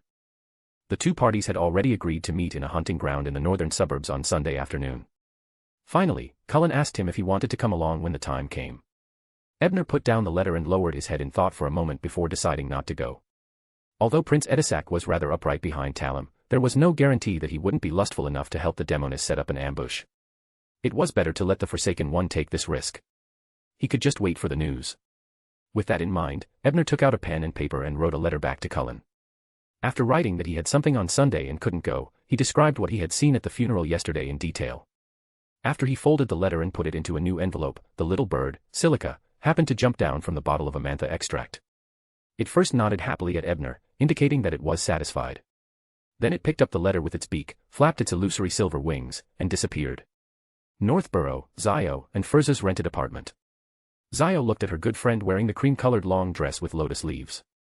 She couldn't help but stroke her forehead and say, "Furz, you plan on wearing this to attend the Daily Observer's ball?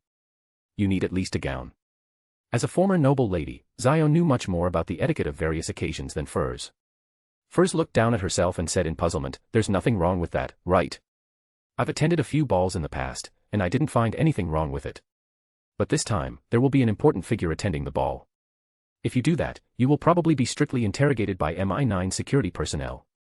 I guess you don't want to be the center of attention at the ball because of the scrutiny," Zio said as she pointed at her security uniform.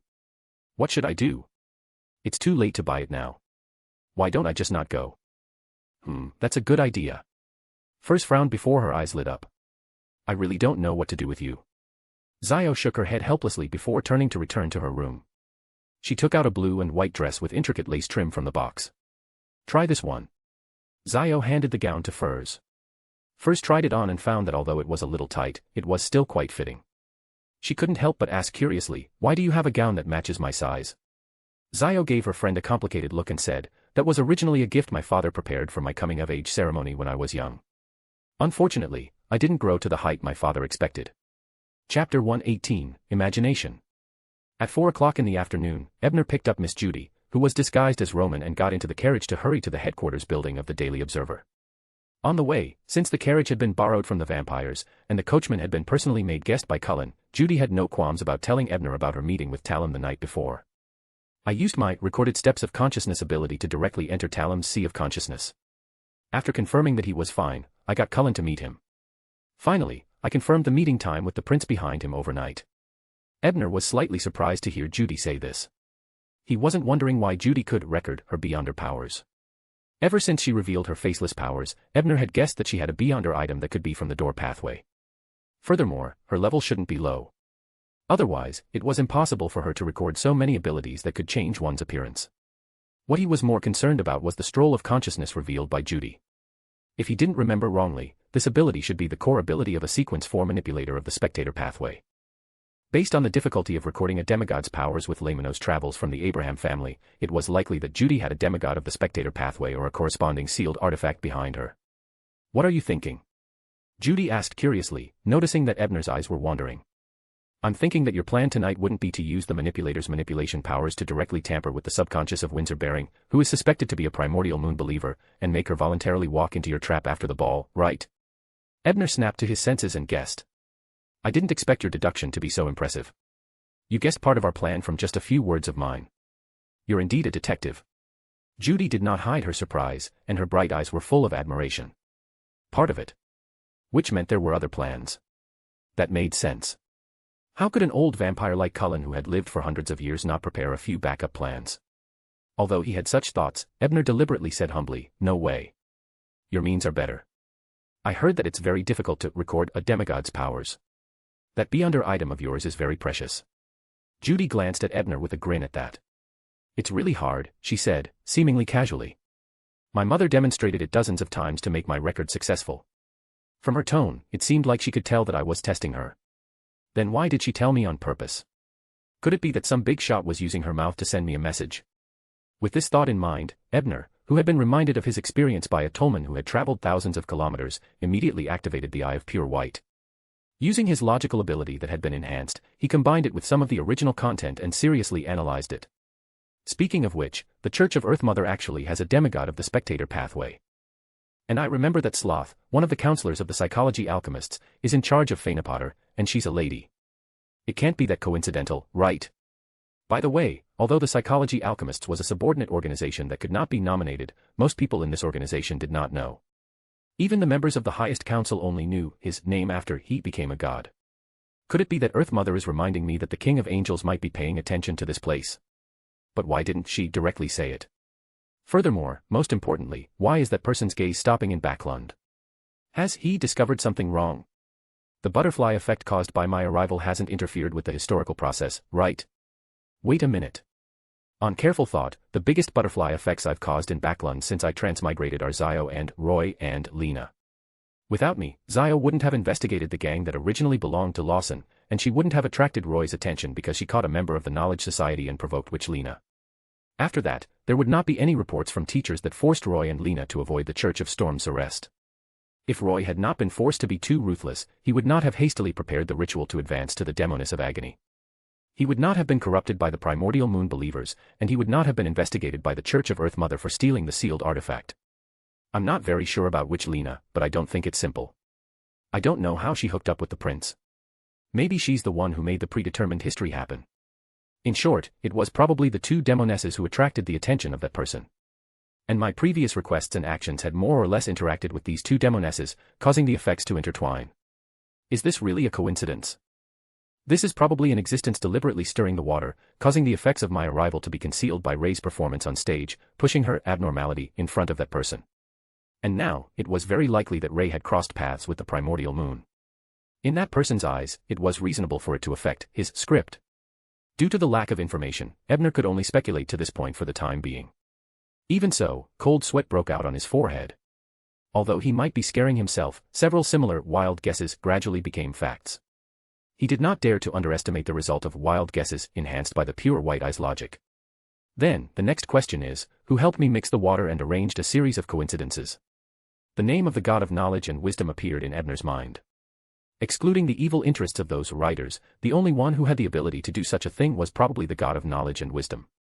After all, he might be able to directly simulate the abilities of a writer and arrange some coincidences.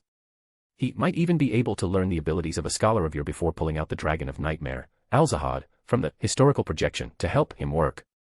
At this moment, a new thought surfaced in Ebner's mind. Could the mind dragon Zio had encountered in Eastchester County really be the work of the god of knowledge and wisdom? Yes, since he could pull out the historical projection of Alzahad, and the Grozel's travels was in the hands of his believers, this could completely allow the Dragon King, Ankwelt, to revive ahead of time. And Ankwelt was a very good tool dragon that attracted that person's attention. It was a perfect scapegoat. Even the abnormal coincidences in Backlund could be blamed on him. Furthermore, since the Dragon King, Ankwelt, had revived ahead of time, it was very likely that old Master Hermes, who had been searching for him, knew the true identity of that person. Then, that old man's attitude might have changed. It was very difficult for the mysterious woman of the Tamara family to be related to the Dragon King who had long perished. However, Hermes was a true antique who had lived from the Dark Epoch until now. If he was the bridge that allowed the mysterious woman of Tamara to have a tacit understanding with the Dragon King, it would make sense. Just as he thought of this, he felt a sharp pain in his brain, and the eye of pure white was shut off early. His spirituality was about to dry up so quickly. Ebner subconsciously looked at his pocket watch and realized that only 2 minutes had passed. Furthermore, he had already reached the limit of 20 minutes due to the potion's digestion. 10 times the usual expenditure. That was indeed not an ordinary, wild guess. It was more like a possible route that could be used under current conditions. What was this? A prophecy. When the carriage arrived at the headquarters of the Daily Observer, the area around the 5-story building had already been cordoned off. Groups of uniformed security guards guarded the perimeter and set up road cards to check on the attendees. Most of the guests had received the news that a big shot would be present to speak, so they were not against it, at least on the surface. They did not dare to oppose it and cooperated with the security personnel's inspection. As for MI9, who was disguised as a security guard, in order not to cause too much disgust to the guests, they also tried their best to select members with good looks to send over. Hence, Miss Zio, who wasn't tall and didn't bring too much pressure, and who had a cute appearance, was naturally sent to the front lines. Her mission was to register the guest's identity and use her beyonder powers to sense if there were any auras related to evil, chaos, and madness among the guests. As it was still early and most of the guests were still on the road, Zio was feeling a little bored when a low-key carriage stopped in front of the road card. Following that, a figure she was very familiar with and a lady alighted from the carriage. Zio's gaze paused on the lady's arm that was wrapped around Ebner for a second before she walked forward and said expressionlessly, "Please register your identity." Chapter 119, Thief. Ebner had previously mentioned to Zio that he would bring the Forsaken One to attend the Daily Observer's ball. Seeing her businesslike manner, he didn't think much of it and walked forward with Judy to register their identities. Zio looked at Judy's signature and silently said, "Roman." Then, she handed the two of them to a colleague behind her to lead them into the headquarters of the Daily Observer. This building had a total of 5 floors, and the ball venue was set up in the hall on the first floor. Thus, the two of them saw rows of neatly arranged seats as soon as they entered, as well as the distinguished guests who had already arrived. Among them, women were mainly dressed in 2 types. One type of dress was either gorgeous or dark, but both were bold and open. One could see a large patch of white on the chest and the arms on the sides. The other type of dress was fresh and rather conservative. Even the chain bones could be vaguely seen and were even covered. In the Lone Kingdom, this meant the difference between a married and unmarried woman. A widow and a divorced woman could choose both types of clothing, but the former would try to have a darker color. Apart from these, Ebner also saw glittering necklaces, exquisite earrings, and all sorts of precious accessories on the ladies. Compared to the ball held by his teacher and himself in the public dance hall, the guests here were clearly more imposing. After entering the hall, Judy greeted Ebner and left alone to find the mission target. Ebner, on the other hand, looked around and realized that there were very few people he knew. He only had a slight impression of the senior inspectors of the police department. He had seen them when he was a student of deduction working with his teacher, so he was not familiar with them. At this moment, a voice came from the entrance. Many guests looked over and smiled as they walked over. Ebner looked over curiously. Then he saw a middle-aged gentleman in an olive-green army officer's uniform with an orange-red ribbon and a few medals on his chest walk in with his wife.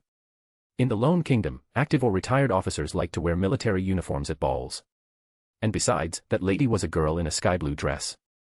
Her eyes were rather arrogant, and there was a hint of annoyance between her brows. Ebner didn't recognize who it was. He only vaguely heard the people who went over say, "Mr. Senator." That's Member of Parliament mocked. He used to serve the military and joined politics after retiring from the military. He started from Backlund and became a member of the kingdom's House of Commons.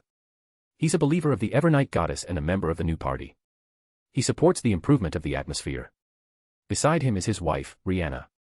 She comes from a family of lawyers and provides her husband with plenty of resources. She's also a believer of the Evernight goddess. At this moment, reporter Mike walked over from behind Ebner. Seeing his confusion, he introduced him happily. Ebner and this old friend of his who had bragged about how a famous detective had gone deep into the tiger's den to rescue a teenage girl greeted him before looking at the door again. Member of Parliament mocked. The unlucky person whose entire family had been made into a monocle monster by Amon, scaring their daughter to the point of nearly losing her mind. Then, that arrogant girl is Hazel, who was accepted as a student by the Jacob family's rat demigod. Thinking of this, Ebner could not help but look at the young lady with dark green wavy hair and bright brown eyes. But at this moment, the young lady suspected to be High Row Air suddenly turned her head back to the door and frowned slightly. Ebner looked in the direction of her gaze and saw Furs, who was dressed in an exquisite blue and white gown with intricate lace borders, walk in. She was first shocked by the crowd that was blocking the door to welcome Mocked. Only when she realized that these people weren't here to rush her manuscript did she heave a sigh of relief. Following that, she looked around for a while and found a long table with food before walking over briskly. During this period, Hazel's gaze remained fixed on Furs, never leaving her. Upon seeing this, Ebner frowned. He remembered that Hazel had a beyonder item that could help her sense and steal something valuable. Could she be paying so much attention to Furs because she had her eyes on the bracelet that could travel? Perhaps it was because Ebner had been staring at Hazel for a long time, but this made reporter Mike misunderstand. He smiled and patted Ebner on the shoulder. He said with a smile, "That's Member of Parliament Mock's daughter, Miss Hazel. She's a girl with high standards. Many confident gentlemen have encountered obstacles in her life. If you wish to pursue her, you have to be mentally prepared." Ebner recovered from his shock and replied with a smile, "I can't match up to the daughter of a member of the House of Commons." Reporter Mike, "You sure know how to joke. You can't have such a mentality. Young people need to be motivated. How can you not even dare to pursue her? Besides, you are Backlund's hero. How can you not have the courage to pursue a girl you like?" Reporter Mike was already very familiar with Ebner and could joke around, so he encouraged him with a smile. "Keep your voice down. I don't want to be in the headlines of the tabloids because of gossip." Ebner lampooned inwardly, but on the surface, he deliberately looked at Furs, who had already walked to the food area. He said to reporter Mike beside him, "I think I have a new goal." "Excuse me, Mike." Furs came to a long table and reached out for her favorite desserts. However, due to the complicated structure of her gown, she tripped over the corner of her skirt. "It's over." Furs tried her best to adjust her center of gravity, but it was as though she had lost her balance and failed. Seeing that she was about to collapse on the long table filled with food, Furs felt vexed. It was a small matter if she embarrassed herself, but if she ruined the gown Father Zio had left for her, it would truly be a sin. When the time came, although Zio wouldn't say anything on the surface, she would definitely feel terrible. At this critical moment, Furs suddenly felt a strong arm wrap around her. She hurriedly used this external force to adjust her center of gravity and regain her footing. "Thank you," Furs thanked sincerely before looking up at the person. To her surprise, she realized that Ebner had pulled her back to prevent her from embarrassing herself. At this moment, Miss Hazel, who wasn't far away, pouted in disappointment. She stopped in her tracks. "Ebner, why are you here?" Furs asked with widened eyes. "Because I became a hero. I've recently become a popular figure in the Daily Observer. Isn't it normal for me to be invited? Why didn't Zio tell you?" Ebner appeared to be joking, but he secretly signaled Furs with his eyes to let her follow him. Furs immediately understood. Her eyes darted around as she revealed a smile. Zio won't reveal any information about her friend unless she obtains her friend's approval. Next, she deliberately chatted with Ebner for a while, and then they walked together to a remote corner of the hall. Hazel, who had been paying attention to Furs, wanted to chase after the two when she saw them disappear from her sight, but her mother happened to ask her to greet other guests. Helpless, Hazel could only brush them off. She secretly decided that when the ball began, she would invite the men to dance. No. She should wait for the men to invite her to dance without rejecting him. Then, she would casually ask him about the girl's identity. On the other side, Furs, who had come to a corner, didn't have the chance to ask Ebner what urgent matters he had to discuss at the ball when she heard him say, "Furs, you've been targeted by a thief. It's best if you switch houses with Zio when you return, lest you encounter a thief at night." Chapter 120, Seed. Thief. Upon hearing Ebner's words, although Furs was somewhat puzzled, she wasn't the kind of girl who wouldn't listen to advice. She knew very well that he wouldn't say such words for no reason. However, after she nodded slightly to indicate that she would move away after returning, she looked at Ebner teasingly and said with a smile, "In my novel, I usually suggest girls to move to the male protagonist's house." In the end, they would move to the male protagonist's house, and then a series of interesting stories would happen. I say, Ebner, don't tell me you have the same idea. The premise is that I have a home. I'm still living with my teacher. As for East Burroughs' house. Ahem, why would I seriously consider this? It's all Furs's fault for leading me astray. After thinking for a moment, Ebner covered his forehead and said helplessly, "That's why I said there was something wrong with the plot of your novel. Your actions and tone are becoming more like Zio's." Furs covered her mouth and laughed. Just as the two were chatting, another guest walked in from the entrance of the hall. It was a young lady. She wore a green gown with a simple style. Other than the ring on her left hand, there were no other accessories. However, this lady had long, smooth black hair. She had a voluptuous figure and beautiful curves. Her skin that was exposed was fair and tender. It was very attractive. However, when the men in the surroundings looked at her face, they were slightly disappointed because it was an extremely ordinary face. It couldn't be said to be ugly, but it definitely wouldn't be associated with beauty, causing many interested gazes to instantly withdraw. However, there was still a gaze on the lady, and the source of the wooden gaze was Hazel. Hazel never expected that she would encounter guests with treasures one after another at an ordinary ball. However, she didn't act rashly this time. She wanted to wait until the ball began before acting. The lady in simple clothes didn't seem to notice Hazel's magnanimity. She calmly circled around Mocked and Company and headed for the bathroom on the right side of the hall. Only when Hazel retracted her gaze did she reveal a teasing smile. Outside the Daily Observer building, Zio had just registered the information for a guest when she saw a carriage with a black exterior and a curtain inside the window drive over. There was a coat of arms at a prominent spot in the carriage. The coat of arms was made of a vertical sword with a red crown at the hilt. This Sword of Judgment. The Sword of Judgment represents the royal family's Augustus family. As a former noble lady, heraldry was an essential course, so Zio immediately recognized what the badge represented. So the important figure here is actually a member of the Augustus family. I wonder which prince or princess it is. As Zio thought this, she wanted to stop the carriage with her colleagues for inspection. However, her actions were stopped by her superior, who allowed the carriage to pass by the road card. We're doing security here because we have to protect him. Naturally, there's no need to check. Prince Edisac stepped from the carriage under the guard of his steward, Finkel. He studied the headquarters building of the Daily Observer with interest, thinking that this new building was indeed different in structure from his old-fashioned estate. Then, just as he was about to greet the shareholders who had been waiting for him, he saw a middle-aged man wearing a modified captain's hat walk over. Finkel, the butler, immediately stepped forward and stopped the visitor. Then he took off his hat and pressed it to his chest. He bowed in the most standard manner and asked, "Captain Kuhn, what would you like to do?" "I'm sorry, Your Highness, but I have something to ask of you." The person who came was none other than Captain Kuhn of the Backlund mandated Punishers. His expression was very solemn, and although his words were humble, his tone was very unyielding. "Captain Kuhn, His Highness is about to attend the ball. How about I make an appointment for you to meet him after it's over?" Butler Finkel smiled politely. What I'm about to say is related to the ball. Captain Coon didn't seem to be in the mood to argue with the butler as he looked directly at Prince Edisac. The prince frowned, but then relaxed and said with a smile, "Let him come over, Finkel. As a believer of the Lord, I believe in the mandated punishers who promote the Lord's power in the mortal world." "As you wish, Your Highness." Finkler turned and bowed before stepping aside to allow Captain Coon to step forward. "Thank you for giving me a chance to speak, Your Highness." Coon first bowed and then went straight to the point. The church had previously used a Grade 1 sealed artifact to divine that the mastermind behind the repeated attacks on the Lord in Eastborough, Bridgeborough, and the dock area will also appear at this ball. We believe that the villain's target might be you. Therefore, I request that you allow me and my team members to hide among your followers. If there's any danger, we can deal with it in time. Upon hearing this, Butler Finkel immediately interrupted, "Your Highness, since there's danger, I think it's better to leave this place immediately. You have a noble status, so there's no need to put yourself in danger." The captain of the mandated punishers, Coon, frowned and wondered if the villain would not come if the prince left. However, he could not interfere with the prince's decision. He could only wait and see.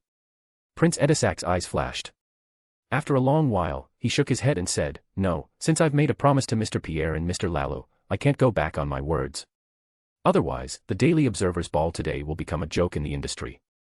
I can't embarrass my friends like this." He paused and looked at Captain Coon. "And I believe that the mandated punishers of the Lord will ensure my safety."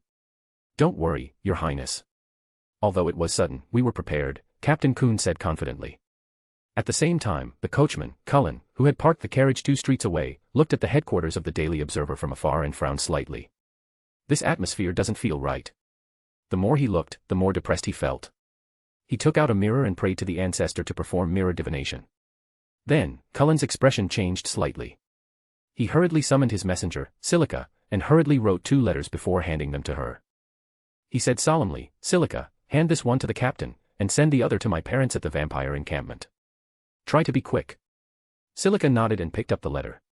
She flapped her silver illusory wings and disappeared. In the ball hall, as the most distinguished guests entered, everyone, including Mocht, turned to face the youth who was slowly walking over under the butler's lead. They bowed respectfully and said, "Good evening, Prince Edisac." Edisac. The important personage that the Forsaken Ones mentioned to attend the ball is actually the 3rd prince. Speaking of which, several of the things I've encountered recently have something to do with this prince. Is it a coincidence? Or is he involved with some demoness again? Sigh, ever since I let my imagination run wild in the carriage, I always feel like everything is arranged. Ebner shook his head and stopped thinking about such trivial matters. As he enjoyed the delicacies on the long table with furs, he listened to the prince's speech. "Thank you for coming." Prince Edisac, who was standing on the 2nd floor and looking down, first said a few polite words before saying, "The sales of our ball stemmed from the Daily Observer surpassing the Tussock Times in all aspects last week, becoming the 3rd largest newspaper in the kingdom's sales volume. Let us cheer for this impressive result and toast to this impressive achievement. I hereby announce that in my personal name, I will invest £3,000 in the Daily Observer." So the prince was here to invest. What was this? Control a media company and prepare a voice channel for himself? Ebner only pondered for a moment before putting this matter aside. It was none of his business anyway. After the ball officially began, Ebner and Furs, who were almost full, invited each other to the first dance to digest their food. This left Hazel, who had been paying attention to them, somewhat peeved. Seeing that the 2 of them had no intention of stopping, she looked around before her eyes lit up. This was because she saw that the lady who she had previously sensed was sitting alone in a corner beside the bathroom. No man had invited her to dance. Hazel's eyes darted around as she requested her mother to make a trip to the bathroom before walking towards the lady. The so-called ordinary lady in a simple dress was none other than Demoness of Afflictions, Ray. After changing her appearance, she used the identity and invitation that Berna had prepared for her when she was alive to sneak into the ball venue. Then, she discovered many interesting things. Mother's believer is also here. However, her condition doesn't seem right.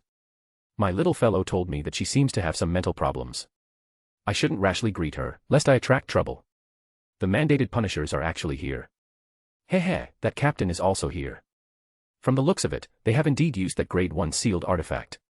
After using it a few more times, the accumulated negative effects won't be easily sealed. When that happens, it will attract those who are coveting it, and it will be time for me to take action. There's also Miss Thief who has designs on me. Perhaps I can use her today.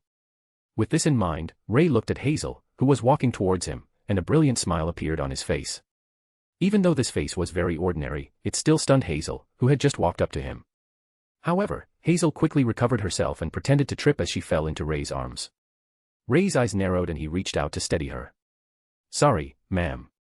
Hazel pretended to panic as she got up and apologized sincerely. "It's okay, young lady." Ray smiled and nodded.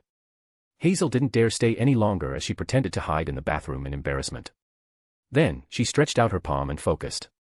It was an emerald green seed. Chapter 121, Response. Just a seed. Hazel held the stolen seed in her hand and repeatedly checked it, but she didn't find anything special about it. All she could do was put it in her pocket and ask her teacher when she returned. Patting her face in the bathroom mirror, Hazel's excitement over her successful theft gradually faded. While feeling somewhat ashamed, she cheered herself on. "Hazel, you have to work hard. In order to act better, you have to abandon the shame of stealing items. Stealing someone else's item isn't something a lady should do. But teacher said that beyonder items are more dangerous in the hands of ordinary people. It's very likely to cause the wielder to lose his life. What I'm doing is considered saving someone." After mentally preparing herself, Hazel walked out of the bathroom and realized that the lady who had been sitting nearby was gone. She didn't mind it either, thinking that the lady had been invited to a dance by a man. When Hazel returned to her parents, she recalled the couple she had just paid attention to. Hence, she began looking around the venue. She realized that the two had returned to the long table after leaving the dance floor. They continued eating and chatting. The man had even gone to get 2 plates of ice cream. He had no intention of inviting her to dance. Hazel waited for a while, but when she saw that he still didn't move, she couldn't help but feel puzzled. That person had clearly looked at her for a while before the ball. Could it be that he didn't even dare to try and retreat? That was too cowardly. With this in mind, Hazel couldn't hold it in any longer. She greeted her mother again and made an excuse that she was going to eat something. After obtaining permission, she walked along the long table to get food while walking towards Ebner and Furs. On the other side, although Ebner had been chatting with Furs, his attention was actually focused on Hazel. Previously, he had secretly heaved a sigh of relief when he saw her get up to head to the bathroom. Now, he realized that she was coming for the two of them. Knowing that he couldn't avoid her, he secretly pointed at Hazel and said to Furs, "The thief who has her eyes on you is coming." Thief. Upon hearing that, Furs curiously looked in the direction Ebner was pointing in. Following that, she saw a girl in a sky blue dress walking over with a plate of desserts. "Ebner, are you sure this is a thief? Why do I feel like she's richer than me?" Furs turned her head and asked in puzzlement. Beyonder sequences have nothing to do with one's identity. What she likes is the treasure on you. Ebner didn't mention the bracelet. After all, this wasn't a safe place. However, Furs quickly understood what Ebner meant. Her heart palpitated as she immediately became extremely wary. Just as Hazel pretended to be searching for her favorite dessert and was getting closer to the two of them, the eye of pure white suddenly activated on its own and transmitted some information to Ebner. The last time this uncontrollable activation had happened was when Klein had relied on Sapphira Castle to divine him. Therefore, Ebner placed great importance on this and instantly received the information. The aura of the primordial moon. So the last time I was in Backtrack, I was extremely afraid of the moonlight in that scene. Therefore, the unknown lands connected to the white eye had the corresponding information of the primordial moon. Only after encountering it would they warn me. Hazel actually has the primordial moon's aura on her. Isn't she a student of the Jacob family's demigod? Why is she related to the primordial moon? Could it be that she stole from that big shot? Ebnerton had a headache, but he didn't have the time to explain. He pulled Furs up and turned to leave. He even jogged after Furs gradually caught up. Hazel stared blankly at the two fleeing Ebner with her plate in hand. She couldn't believe her eyes. When had she become so unattractive and unpopular? She'd actually run away at the sight of her. That was ungentlemanly, wasn't it? The other guests also frowned at Ebner's jogging behavior at the ball venue, but when they saw that he was dragging a beautiful lady with him, they were relieved. They thought that the two of them had taken a liking to each other and were busy discussing life and dreams in private places. Ebner couldn't care less. After pulling Furs away from Hazel, the two of them had almost reached the entrance of the hall. Ebner looked a little conflicted. This was because he guessed that the primordial moon's aura wouldn't appear for no reason. There was a high chance that something would go wrong with this ball, and as long as he left now, he should be able to avoid this crisis. But Ebner looked at the many guests in the venue and remembered that his friend Mike was still inside and Miss Judy had not left. Even Hugh was on duty outside the building. She could also be in danger. At the thought of this, Ebner made up his mind and came up with a preliminary plan. He felt that although it might be dangerous, it should still be within his control. He took a deep breath and said to Furs, who was still in a daze, "Leave this place as soon as possible. The further the better." If you encounter Zio at Luke's side, get her to find an excuse to leave this building. Furs snapped to her senses when she heard that. Seeing how serious Ebner was, she couldn't help but ask worriedly, "Aren't you leaving?" "After finding Zio, I can travel to bring the two of you far away from here. Because I have a feeling that if I leave now, the hidden danger in the ball will immediately erupt. At that time, not only will it be even more dangerous, but my friends might not even survive. This feeling should be a prophecy. It doesn't come from me or the White Eyes prophecy. It's more like the feeling I had before my teacher took me in as a student. This is an interference from the upper echelons of the reader sequence. Perhaps this interference will leave some traces behind. Even as a deity, I don't wish to use it too much to prevent other omniscient from noticing it. From the looks of it, it's really the god of knowledge and wisdom making arrangements. What's the reason this time? Yes, if the primordial moon really corrupts this place, then Prince Edisac definitely won't be able to escape. When the time comes, George III will probably have to choose someone else to take the blame. But that way, the Church of the Three Gods might not be satisfied after the Great Smog. Such an outcome had indeed slightly interfered with the plan of the other party. Although it had nothing to do with the overall situation, it was enough for him to spare a portion of his energy to check what the problem was. And the corruption of the primordial moon should have come from the demoness of pain. The god of knowledge and wisdom's arrangement might very well be to blame the demoness and the primordial moon for disturbing the progress of history, allowing that person to obtain a relatively reasonable answer. This would reduce the intensity of his observation of Backlund and even Lone. Only then would he be able to hide his little actions and also conceal my existence. Of course, this was just my guess. As for what the gods were planning, I still couldn't guess. As these thoughts raced through his mind, Ebner sighed and said to the worried Furs, "I still have some things to do. If only I could prevent a tragedy from happening."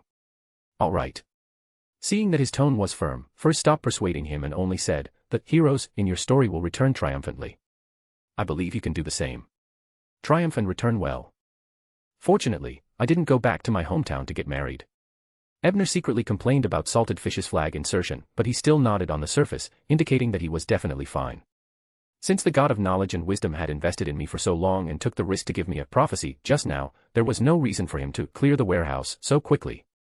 Therefore, the danger this time should be controllable. Furthermore, even if I encounter corruption, I still have a backup plan to pray to the fool. After figuring out some of the inner connections, Ebner was even more determined. After sending Furs out the door, he himself returned to the dance hall, trying his best to avoid Hazel. He found Miss Judy, who had been alone since before the ball began, and invited her to dance. "Roman, something went wrong at the ball. I discovered the primordial moon's aura. I suspect that the demoness has been here before," Ebner whispered to Judy in between dances. Judy jumped at the sound, and her feet gave way, and she almost stepped on Ebner's foot with her high heels. However, she was, after all, an elite Forsaken one who had handled many cases. Even though she was still young and ruthless, she quickly adjusted herself. After some thought, she understood Ebner's thoughts and asked, "You wish to report this to Prince Edisac? In the name of the Mother Goddess's believers?" "That's right. As a Forsaken, you didn't report this arresting operation. You even used a fake identity to sneak into the ball venue. Now, the one who reported is related to the primordial moon, so it's not suitable for you to appear." "So I'm the only one who went," Ebner said with a sigh. In fact, he didn't want to appear himself either, but he was the one who brought Judy in. Even if he got Judy to expose her, she would eventually find out about him. In that case, it was better to take the initiative to reduce suspicion. But won't the god of knowledge and wisdom have a problem with that? Judy looked as if she knew all about Ebner and was a little shocked at his blasphemy behavior. "It should be fine, right?" Ebner said after a moment of hesitation. At least he had never been warned. "All right, when I contacted Prince Edisac about the meeting location yesterday, I was talking to his butler. In a while, I'll use my recorded mind steps ability to communicate with him in advance. After all, it's not easy for you to meet the prince," Judy said after some thought. After the song ended, Ebner and Judy left the dance floor. The latter sat down on a nearby chair and closed her eyes as if she was resting. After a moment, Jean opened his eyes slowly and nodded to Ebner, who had been waiting nearby. Ebner then took a deep breath and walked towards the second-floor stairwell guarded by numerous bodyguards. Chapter 122, Seal. Seeing Ebner arrive at the stairwell, the security guard was just about to step forward to interrogate him when a meticulously dressed middle-aged gentleman happened to walk down from the second floor. He was Prince Edisac's butler, Mr. Funkel. "This Mr. Bryan is a guest of His Highness's. You may ask him to come here." Funkel stood at the top of the stairs and glanced at Ebner before instructing the security guard. Hearing that, the security guard made way for Ebner to enter the stairwell. Ebner stole a glance at the butler and saw that he was wearing a snow-white shirt with a thick grayish-blue vest on the outside. His long tailcoat was well-defined and flawless. He looked like a professional butler, but Ebner had no intention of underestimating him. Back then, although there was no description of this butler taking action, Trissy, who held a Grade 0 sealed artifact and was at least a demoness of pleasure, was extremely afraid of him before the Great Smog happened. She even described him as terrifying. After the old butler forced Prince Edisac to commit suicide, he was personally wiped off by the Evernight goddess's god's descent vessel. From this, it could be seen that his strength was extraordinary. And in the aftermath of the Church of Steam's investigation, he was listed alongside the name of Desperate Nightingale, Panatia. This was very likely a demigod. Even if he wasn't, he was at least a very powerful Sequence 5. It was unknown which pathway he was from. Ebner pondered as he followed the butler to a living room on the second floor. After another body search, Ebner finally saw the prince in a white gown. Prince Edisac had a round face and a pair of narrow eyes, but he wasn't solemn at all. Instead, he wore a smile the entire time. He looked at Ebner, who was led in by the butler, and said with a smile, "Finally seeing you, Detective Brian." "Hello, Your Highness. I didn't know that you were the one who asked Talum to look for me." Ebner bowed. "I also didn't expect you to become a hero of Backlund. Heh. Speaking of which, the sales of the Daily Observer exploded last week because of your interview." Prince Edisac teased with a smile before he restrained his expression and continued, "Of course, what I didn't expect was that Detective Brian was actually related to the Church of Earth Mother." As soon as he said that, a middle-aged man wearing a modified captain's hat standing behind the prince suddenly looked serious and scrutinized Ebner. He had originally thought that the prince had only wanted to summon a famous detective at the last minute, but he did not expect the other party to have such a background. Ebner naturally felt this gaze as well. To be precise, he had noticed this man who did not look like he was here for the ball. From his clothes, he should be a mandated punisher. "Thankfully, I'm representing the Church of Earth Mother to make a report. If I were still wearing the identity of the Church of Knowledge, I might have been taken down on the spot." Despite feeling relieved, Ebner didn't look at the men on the surface. Instead, he said to Prince Edisac with a serious expression, "Your Highness, I came to see you because I discovered a terrifying matter at the ball. If it isn't handled properly, it might result in major casualties." Prince Edisac raised his eyebrows. Before he could ask what was going on, the middle-aged man behind him asked, "What did you discover?" Ebner did not answer directly. He turned his attention to the prince. Prince Edisac frowned and felt a little displeased, but he quickly adjusted his expression and smiled. "This is the mandated punisher of the Lord, Captain Kuhn. Detective Brian, you don't have to worry. Yes, of course, I won't have any concerns. It's better to tell the mandated punishers than to tell you. After all, once you understand the severity of the problem, you might just run away with your people, but the mandated punishers won't, because they are guardians.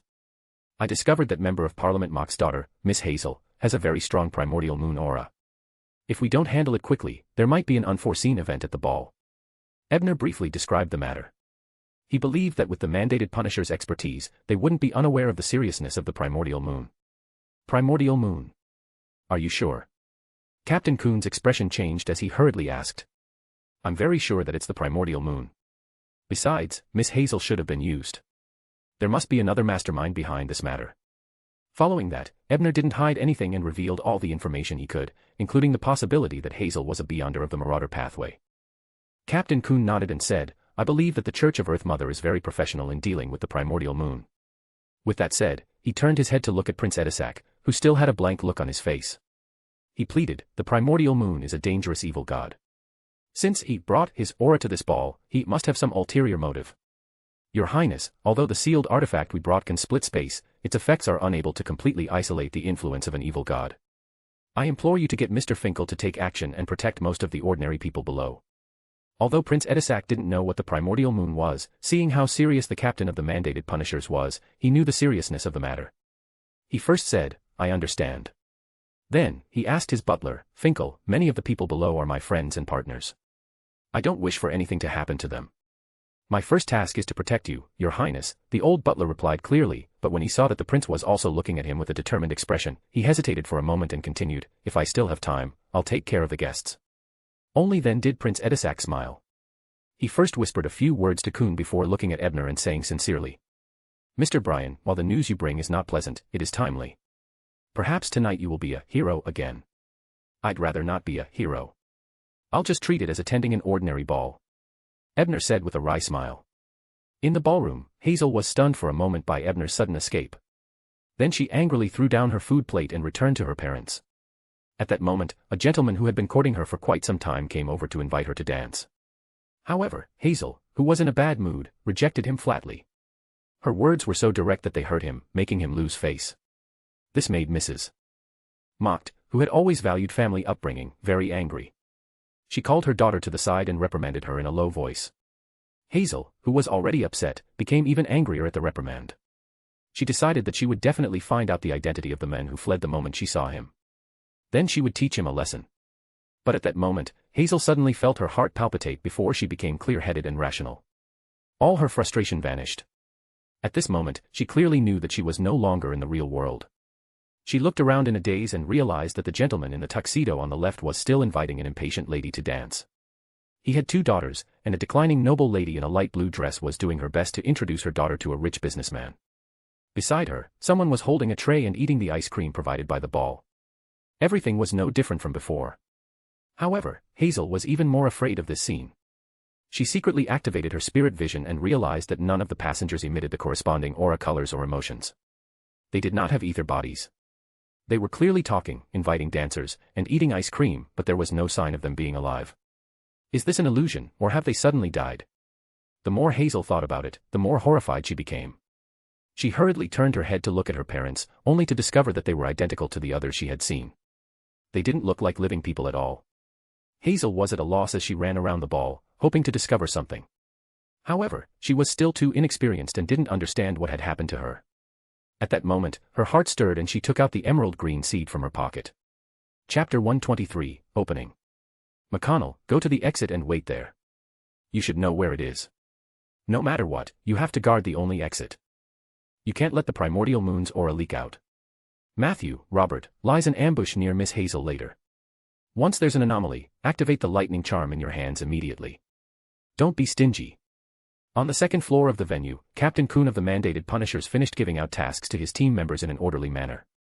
He took a deep breath and took out a small metal box with many inscriptions engraved on it. Ebner glanced at it from a distance and saw that the box had at least the inscriptions of the Sun and Tyrant domain on it. Using the power of the domain related to the Sun to seal it. This sealed artifact is probably one of the more sinister ones. Ebner had just thought of this when he saw Kuhn take a black eyeball the size of a goose egg from the box, its surface gleaming with a mysterious light. This eyeball had no pupils. It was pitch black like a moonless night, carrying an indescribable heaviness and pressure. If not for the fact that there were a few illusory eyelashes flapping in the air above the eyeball, Ebner would have regarded it as a special black gem. Wait. Flapping eyelashes. Is this eyeball alive? Ebner stirred. He was about to observe more to confirm his theory when he realized Captain Kuhn had closed his eyes. Then he placed the black eyeball between his eyebrows. As this action was completed, the first 2 levels of the ball venue were suddenly isolated from the outside world, forming an independent and strange space. Although the people and items on these 2 levels had been completely preserved, Ebner could clearly feel that they were just illusions and counterfeit items. Those who truly entered this space were people or objects with extraordinary spirituality. The isolated space here seems to have the ability to absorb all kinds of extreme emotions. My current state is comparable to using the mechanical mind. Standing in the corridor on the second floor and looking down from above, Ebner saw several Beyonders among the guests. They first looked around in surprise before quickly pretending not to notice anything. As they continued to cooperate with the Phantom, they slowly moved towards the entrance of the venue. Amongst them, only Miss Hazel's actions were like the light in the night, extremely eye-catching. Her flustered appearance made her look like a standard rookie, causing a nearby Beyonder who was pretending to be an illusion to conceal herself so as to avoid being implicated by her. This was clearly a problem. Even if she was extremely afraid, in this space, her fear emotions would probably be immediately sucked away. She should have long recovered her calm.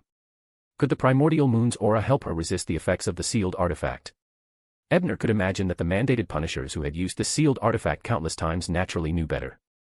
At this point, Kuhn had completely believed in Ebner's previous report. This Miss Hazel was indeed very suspicious. Just as the 2 members of the Mandated Punishers stealthily moved towards Hazel, preparing to restrain her, the lady suddenly took out an emerald green seed from her pocket. The moment the seed appeared, Ebner, Kuhn, and the other Mandated Punishers felt their spirituality frantically warning them, as though the seed itself was extremely dangerous. And Hazel, who was holding the seed, was the same. The moment she sensed the spirituality warning, she was completely dumbfounded, as though she couldn't believe that she had brought such a dangerous item with her. At that moment, a wind blade appeared out of thin air, directly severing Hazel's arm that was holding the seed. Almost at the same time, a monster made of mud suddenly appeared from beneath Hazel's feet. It hugged her body and quickly retreated to the right corner of the dance hall. The person who used the wind blade was naturally Ebner. With the support of the White Eyes level, he was the first to recover from the horror of the spirituality warning. He immediately severed the direct connection between the seed and Hazel. Although he didn't know if Hazel could still be saved, if she were to keep holding onto the seed, there was probably no chance of saving her. The mud monster that followed was the Earth Fiend statue summoned by Judy. It was the work of an ancient alchemist, and it was probably something her father had given her to defend herself. Come to think of it, Ebner hadn't been able to locate Miss Judy until now. Apparently, she'd used some kind of record high-level ability to hide herself completely. Earth Fiend statue. It looks like Detective Brian's status in the Church of Earth Mother isn't low. You actually obtained a defensive item bestowed by a demigod, a young mandated punisher standing beside Ebner said sourly when he saw this scene. This mandated punisher's name was Evan. He was one of the people Captain Kuhn had arranged to protect Ebner. Although Ebner didn't feel that he needed the protection of a Sequence 7 seafarer. Is this a misunderstanding? Looks like in the eyes of others in the future, I also have a backer. Although Ebner was complaining in his heart, he had no intention of explaining. Judy was not suitable to be exposed now, so he could only take the blame. And at this moment, an anomaly happened again. After the arm holding the seed landed on the ground, it quickly turned into a ball of blood and was absorbed by the seed. Then, the emerald green seed actually completed the whole process of sprouting, growing, blooming, and bearing fruit within a second. As a crimson fruit that looked like a crimson moon fell to the ground, a cry was heard by everyone present. The two mandated punishers, who were about to throw out their charms, suddenly fell to the ground, hugging their heads and rolling around. As for Hazel, who had lost a lot of blood due to her arm being severed, she grunted and fainted. Ebner could still tolerate it because of the white eye, so he saw something that made his scalp tingle. A human head grew out of the fruit. It was only a skull at first, then it filled with flesh and blood. Then, it grew hair and gradually formed facial features. Although the entire process seemed to be the evolution of life, the evilness in it made people shudder. This was because Ebner could clearly see that the so-called bones, flesh, hair, and face were all formed by the red blood spurting out from the fruit. When the head that grew out of the fruit finally took shape, everyone looked at his face. Evan, who was beside Ebner, had just gotten rid of the influence of the cry when he exclaimed, "Lieutenant Berner." How could that be? Lieutenant Berner? This seems to be the MI9 official who advocated investigating Zio. Why is he here? And in this form? Could it be Ray's work again? Ebner narrowed his eyes and looked at Captain Kuhn, who had his eyes closed the whole time, thinking, the mandated punishers are outstanding in frontal combat, but it seems that they don't have enough means to deal with such matters. Just as he was thinking this, he saw the two members of the mandated punishers downstairs finally activate their charms. Tiny electric snakes instantly formed and leaped towards the fruit that had just grown ahead. In the blink of an eye, they climbed up the mouth and nose of the head. Crack! Crack! With a series of clicks, Lieutenant Berner's hair stood on end, and the facial features on his head seemed to be distorted in pain. All of you are going to die. Lieutenant Berner seemed to have regained some consciousness from being electrocuted. He actually spoke strangely. When the two experienced mandated punishers heard this, they knew that it wasn't good.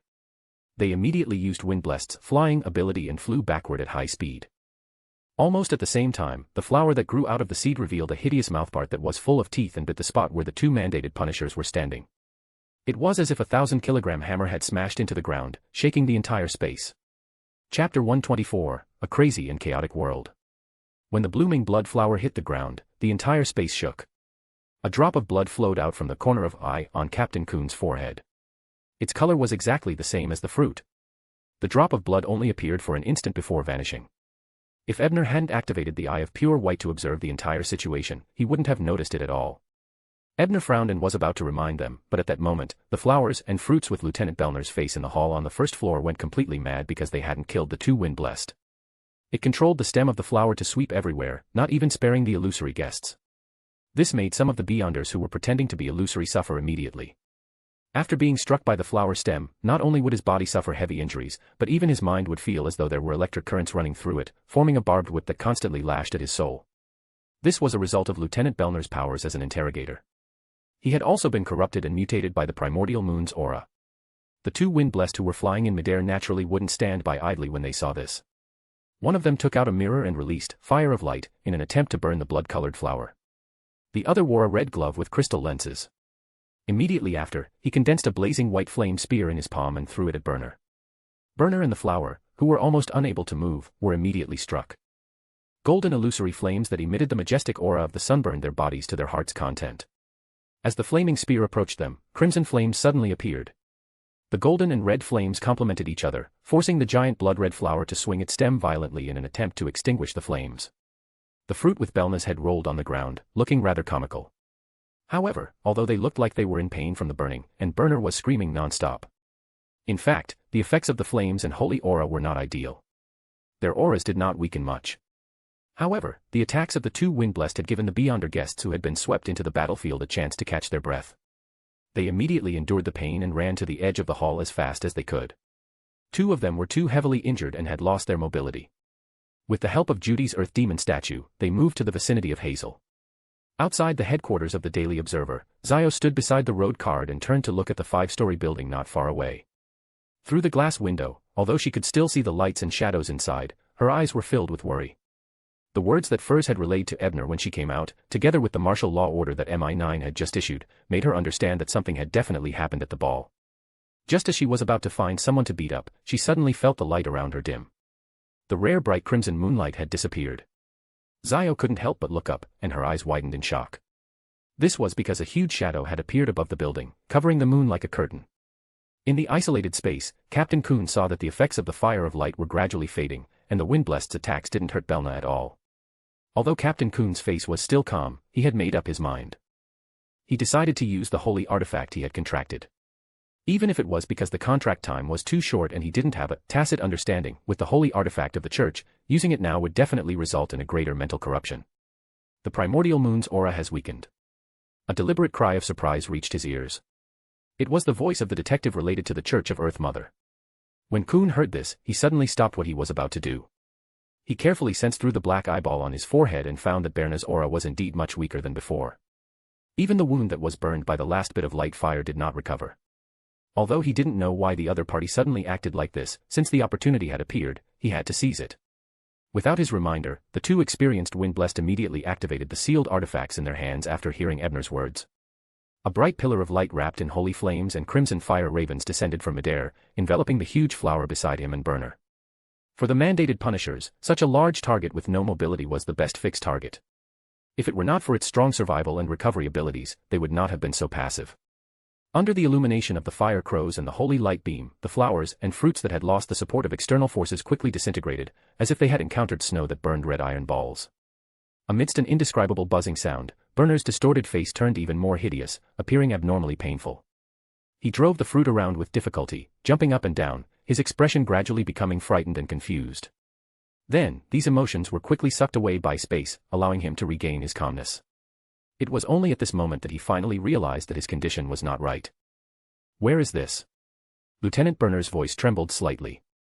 He struggled to raise his eyes to look ahead, but he only saw two cold-faced Windblessed. The one named Robert among the two Windblessed likely knew Berner, so he stopped his actions of activating the sealed artifact. He only sighed and asked calmly, "Berner, why do you believe in the primordial moon?" From his point of view, the other party came from a good background and was also an officer of MI9. He definitely had to be wary of dangerous knowledge. To be in his present state, it was either because he was involved in a cult or because of some dangerous item that had colluded with an existence that couldn't be looked at directly. Regardless of which one it was, he was definitely the one who initiated the trouble. At this moment, Berner vaguely recalled something. With only his head left, he suddenly widened his eyes and said, "Yes, it's the demoness of affliction. It's a flower formed from moonlight. This is not the choice of the times. I don't want to die, I don't want to die. Lord, save me. Save me." As he spoke, his voice gradually fell, and his consciousness became unclear once more. Sure enough, the demoness of affliction was behind this, but what was she planning? The monster placed in the ball venue was terrifying, but its weakness was too obvious. It could not be moved, and it lacked strange means. Apart from its terrifying appearance, which could cause a riot, it had no value. Ebner's expression did not change when he heard Lieutenant Berner's last words, but his eyes were filled with doubt. The Windblessed named Robert fell silent for a few seconds before pointing the mirror at him again. He said in a deep voice, "I hope that the benevolent Lord will forgive your separation." Another bright and pure beam of light descended. The remains of Belner's head and flower melted at a speed visible to the naked eye, disappearing and obtaining the final purification. Ebner watched the scene calmly. For a long time, there was no change in expression or movement. Then, he cast his gaze on the unconscious Hazel and the other injured Beyonder guests. The corners of his mouth curled up as he let out a bitter chuckle. I previously warned Jane about the danger of Beyonders. I've also warned her about the dangers and terrors of the sea. But after traveling for so long, I only realized it now. This crazy and chaotic world. In a dark room not far from the Daily Observer building, Ray, who had recovered her charming face, held a flower pot and looked at the huge shadow that blocked the moonlight in the sky. He frowned and muttered to himself. The Church of Earth Mother's wish came so quickly. From the looks of it, it was done by a shaman king. This way, I can't delay the progress between the captain and the holy artifact. Thankfully, I've already achieved the most basic goal. I used a portion of the branch that the baby split off to secretly contaminate the sealed artifact. Yes, the captain's mind should be affected as well.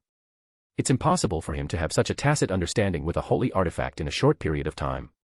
The Pelzinger of God is probably arriving soon. I have to leave as soon as possible. After she finished speaking, her body did not melt into the shadows. Instead, she turned into a wisp of crimson moonlight and disappeared in a flash. The shadow above the building dissipated, and the crimson light sprinkled on the ground again. On a carriage 2 streets away, Cullen, who was pretending to be the coachman, said helplessly, "Mother, since you're already here, there's no need to hide, right? It seems you've grown quite a bit recently. You can actually sense my arrival." A pleasant voice sounded in the air, but Cullen still didn't see the figure he was hoping to see. The Spellzinger of God is about to arrive. Although I was forced to join the Orthodox churches, Earth Mother isn't an Orthodox deity that Lone reveres. If I encounter him, it will still be somewhat troublesome.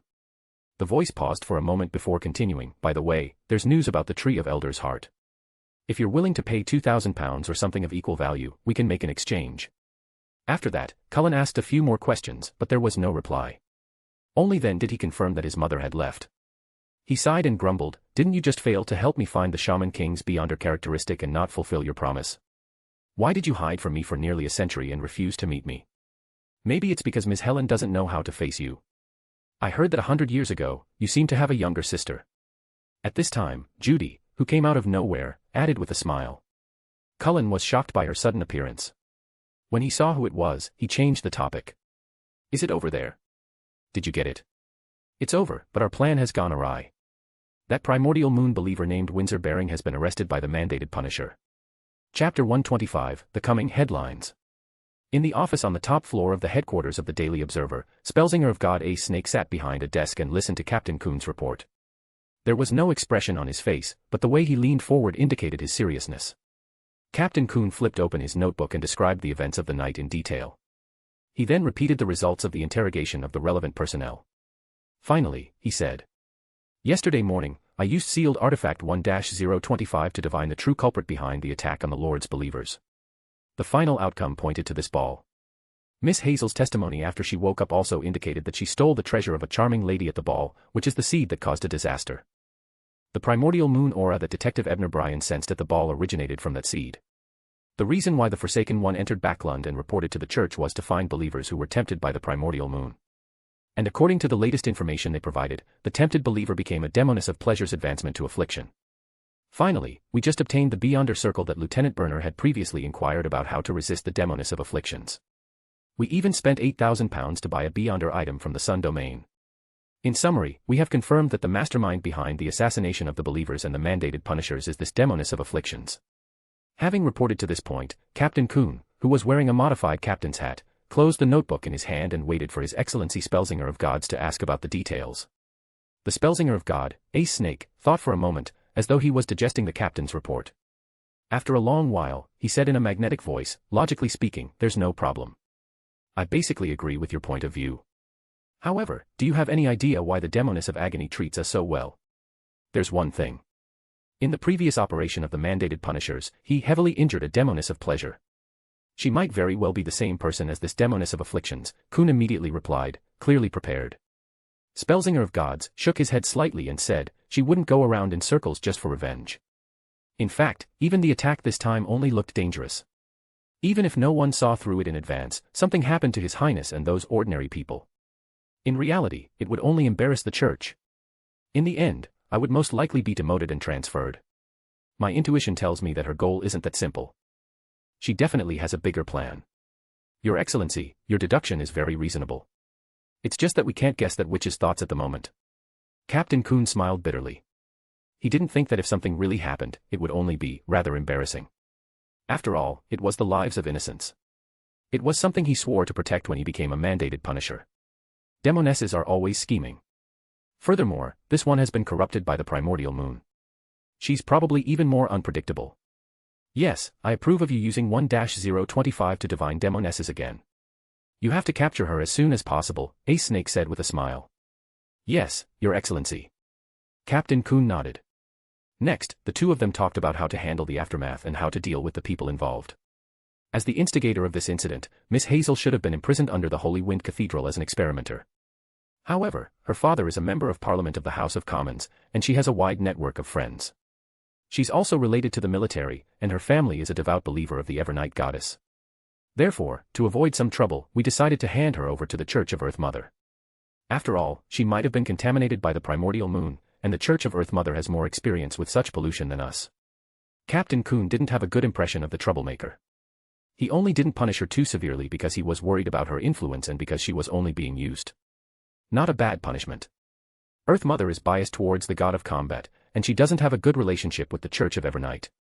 By handing that lady over to the Church of Earth Mother, I believe she will be taught a proper lesson. Furthermore, the reason for handing her over is very good. The Spellsinger of God praised with a smile before asking, "How did Miss Hazel become a Beyonder?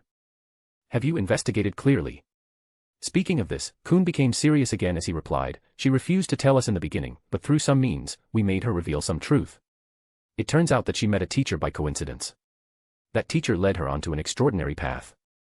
However, according to her description, we have come to the conclusion that this so-called teacher should be a parasite, and she has ill intentions towards her teachings." Upon hearing that, the Spellsinger of God leaned back in his chair and thought for a moment before saying, "Recently, we have a lot of matters to attend to, and we are severely lacking in manpower. Her teacher is also in the North Borough.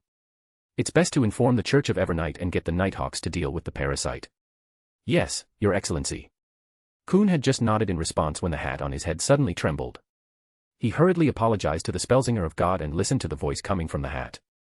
Half a minute later, Coon straightened his modified captain's hat, slightly organized his words, and asked, "Your Excellency, we just received news that when we were investigating the Beyonders among the guests at the ball, we discovered another believer of the primordial moon. And she seems to be the Forsaken One's target. She requested to share the results of the interrogation with us. What do you think?" Ace Snake pondered for a moment and did not answer directly. Instead, he asked something else. "Most of the ordinary people in the ball haven't been released, right?" "Yes, Your Excellency. Although there's spatial isolation created by 2-001, we can't confirm if the primordial moon's corruption will leak." Captain Coon replied. "It's not good to detain these ordinary people, and we aren't good at detecting such pollution, so it's better to find someone more professional to help. Agree to the Forsaken One's request, but in exchange, we need them to send people to help us complete our investigation." Speaking up to this point, Ace Snake looked at Coon and said with a smile, "Speaking of which, you were able to successfully eliminate the monster burner transformed into today, and you have to thank the saints of the Church of Earth Mother for their support. If it weren't for her help, I'm afraid you would have to persist until I arrive to truly kill it. The Church of Earth Mother actually sent out a saint." Captain Coon was shocked when he heard that, but he immediately thought of something and said, "It should be for Detective Ebner Bryan. He really is highly valued by the Church of Earth Mother. Although he didn't do much during the battle with the mutated monsters, he used the Earth Demon statue to save many people." "Oh. Driving the Earth Demon statue. This Detective Bryan is the person who reported to you that Hazel has the aura of the primordial moon on her. Do you have any information about him?" After hearing Captain Coon's words, Ace Snake was slightly interested in Ebner. Detective Bryan is a student of the famous Detective Isengard Stanton who has been famous for many years. Previously, he was famous for solving a kidnapping and trafficking case committed by a subordinate company of the Dock District's Eternal Life Society. However, according to the information obtained from the Church of Steam, this matter was actually done by the Forsaken One, and Detective Bryan had only helped. Isengard Stanton came to Backlund 10 years ago and quickly became famous. As he has a close relationship with MI9, we always thought he was a member of the military. But now, his student is so highly valued by the Church of Earth Mother. We believe that he's very likely a spy buried in Backlund by the Church of Earth Mother. Furthermore, they should have made connections with Prince Edisac long ago." Captain Coon recounted the information he had on Ebner and sighed. "However, it's all thanks to this detective's warning today. Otherwise, I'm afraid it wouldn't have been easy to deal with. And this detective could have left to report to the Church of Earth Mother. That way, he wouldn't have been involved in such a dangerous matter." The Spellsinger of God nodded and didn't say anything else. Then, he waved his hand and signaled Kuhn to carry out the plan that they had discussed. At this moment, Evan, the mandated punisher who had been by Ebner's side to protect him, knocked on the door and walked in. He first greeted the two of them before saying, "Your Excellency, Captain. The guests at the ball are asking us why we detained them. Matthew and Robert haven't replied, for the time being, so they asked me to ask for instructions on what excuse to use." "Hey, that's simple. Tell them that someone wants to assassinate His Highness. We detained them to investigate the possible accomplices among them." The Spellsinger of God laughed and continued, "I'll personally inform His Highness. I believe he'll cooperate." "Yes, Your Excellency," Evan replied respectfully before turning to leave. But at that moment, the Spellsinger of God stopped him again and added, "In addition, tell the guests that Detective Brian discovered that the assassin had used a bomb to assassinate him. That's why he didn't really cause a disaster. He's the hero who saved everyone." This. Evan was dumbfounded, but he immediately stood up and said, "Yes." After Evan left, Captain Kuhn asked with a frown, "Sir, are you thinking of using Detective Brian as bait?" "Heh, it might not be useful. It's just an idle step. There's no need to send someone to follow him. Since he obtained the Church of Earth Mother favor, he naturally has the protection of the Forsaken One. I want to see if that Demoness is really that vengeful or if she has other plans." Chapter 126, Becoming Famous Again. When Ebner walked out of the Daily Observer building, it was almost 2 in the morning. Initially, he had nothing to do with it. However, he did not know what the mandated punishers were thinking, but they added the story of a hero who was quick-witted enough to see through a murderer's scheme and dismantle a bomb at the last moment. Even His Highness expressed his gratitude to him in public. Then, he was interviewed by the enthusiastic reporters of the Daily Observer. "What's the use of verbal gratitude? Why don't you give me something practical?" Ebner shook his head and muttered to himself. He also understood that the mandated punishers were looking for an excuse to detain the guests and wait for the professionals of the Church of Earth Mother. He knew this when he saw Father Yutravsky arrive with the Forsaken Ones, but he still felt that it was unnecessary to push him out as a hero. Although he was rather unhappy with the methods of the mandated punishers, Ebner still informed Evan, who was responsible for protecting him, about the bleeding of the black eyeball that he had observed before leaving. As for whether he believed it or not, it was none of his business. Just as they walked out of the building, Ebner saw 2 familiar figures standing inside and outside the road. They were Zio and Furs. Zio seriously sized up Ebner and heaved a sigh of relief when she noticed that he wasn't injured. She asked vaguely, "Is it over?" Ebner shot a glance at the other MI9 security personnel not far away and nodded slightly. "It's over. There's no danger for now." As a hero who had just eliminated the threat of the bomb, revealing this level of information wasn't a problem. Zio also knew that this wasn't the place to talk. After some thought, she asked softly, Is it something you can tell me?" Her tone was a little unstable as she once again felt how weak she was. If she had the strength of a mid-sequence beyond her, she definitely wouldn't have waited here for the outcome after Furs told her that something might happen at the ball. Instead, she would have entered the building to help. Unfortunately, she was only a sequence 8. If she rashly entered, not only would she be of no help, she might even become a burden. Ebner could tell that Zio wasn't in a good mood, and he could roughly guess what she was thinking. But this wasn't a good place to comfort anyone, so he said, "You should be busy later. We'll talk more about it when we meet in Eastborough on Sunday night." He felt that other than the possible arrangements involving the King of Angels and the suspected God of Knowledge and Wisdom, it shouldn't be a problem to tell Zio the rest. This could increase Zio's knowledge and also make her more wary of demonesses. Zio nodded at that and said no more to Ebner. After routinely checking his registration information, he let Luke off the hook. Furs, who was standing outside, felt relieved when she saw him. She also teased him, "The hero has returned triumphantly. It looks like my script is pretty good." "Hero? Did you already hear something?" Ebner asked subconsciously. "What?" Furs was at a loss when she heard that, unsure of what he meant. "Nothing. I'm just a little allergic to that word recently," Ebner said with a smile as he rubbed his forehead. After sending Furs home, Ebner finally returned to his teacher's house before 4 o'clock. After dismissing the servant who had woken up to open the door for him, he returned to his room and sealed the entire room with a wall of spirituality. Then, he set up a ritual and began praying to Mr. Fool. Even when he was in the headquarters building of the Daily Observer, Judy and Cullen had already examined him and confirmed that he was not contaminated, but he still felt that it was safer to let Mr. Fool take a look. In a terrace house at 2 Daffodil Street in Tingen, Klein, who was sleeping soundly, was suddenly woken up by illusory pleas. He rubbed his dry eyes and lit the candle on the table. He took out his pocket watch in a daze and looked at it repeatedly to confirm that it was 3 in the morning. Who is this? Is there something wrong with his head? Why is he praying in the middle of the night? Does he even allow people to sleep? Although Klein was a little grumpy when he woke up, he was worried that his tarot club members really had something urgent to attend to. Therefore, he got up and set up a wall of spirituality. Then, he took 4 steps counterclockwise and chanted incantations before coming above the grey fog. In the towering palace that resembled a giant's residence, his figure suddenly appeared at the end of the long bronze table. His eyes reflected a crimson star that was constantly shrinking and expanding. That star belonged to the tower. It was him again. What was it this time?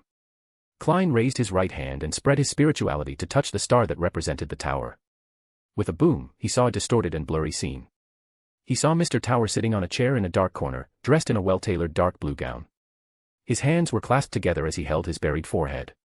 At the same time, his calm voice sounded illusory as it echoed. The fool that doesn't belong to this era. You are the mysterious ruler above the grey fog. You are the king of yellow and black who wields good luck. I pray for your attention. I pray for your approval. I received a book on mysticism written by the Sanguine Duke, The Feast of Blood. I pray that you can tell me if there are any curses or traps in this book. Klein listened attentively and carefully observed.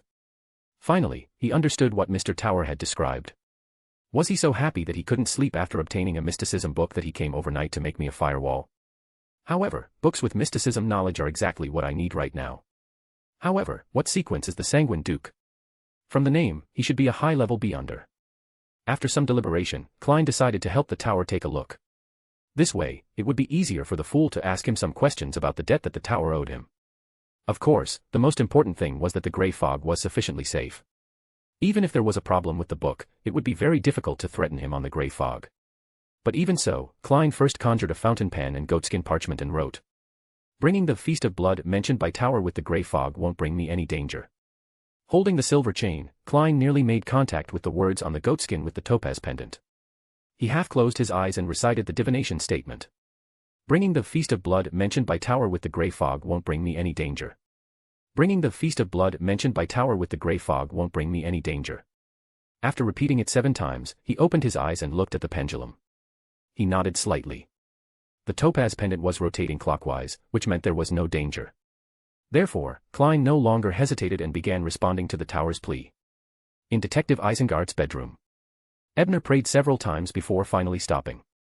He held the Feast of Blood in his hand and waited for Mr. Fool's response. He knew that Klein was probably touring the old city in his sleep. He might even be watching Captain Dunn eat the food he made in fear.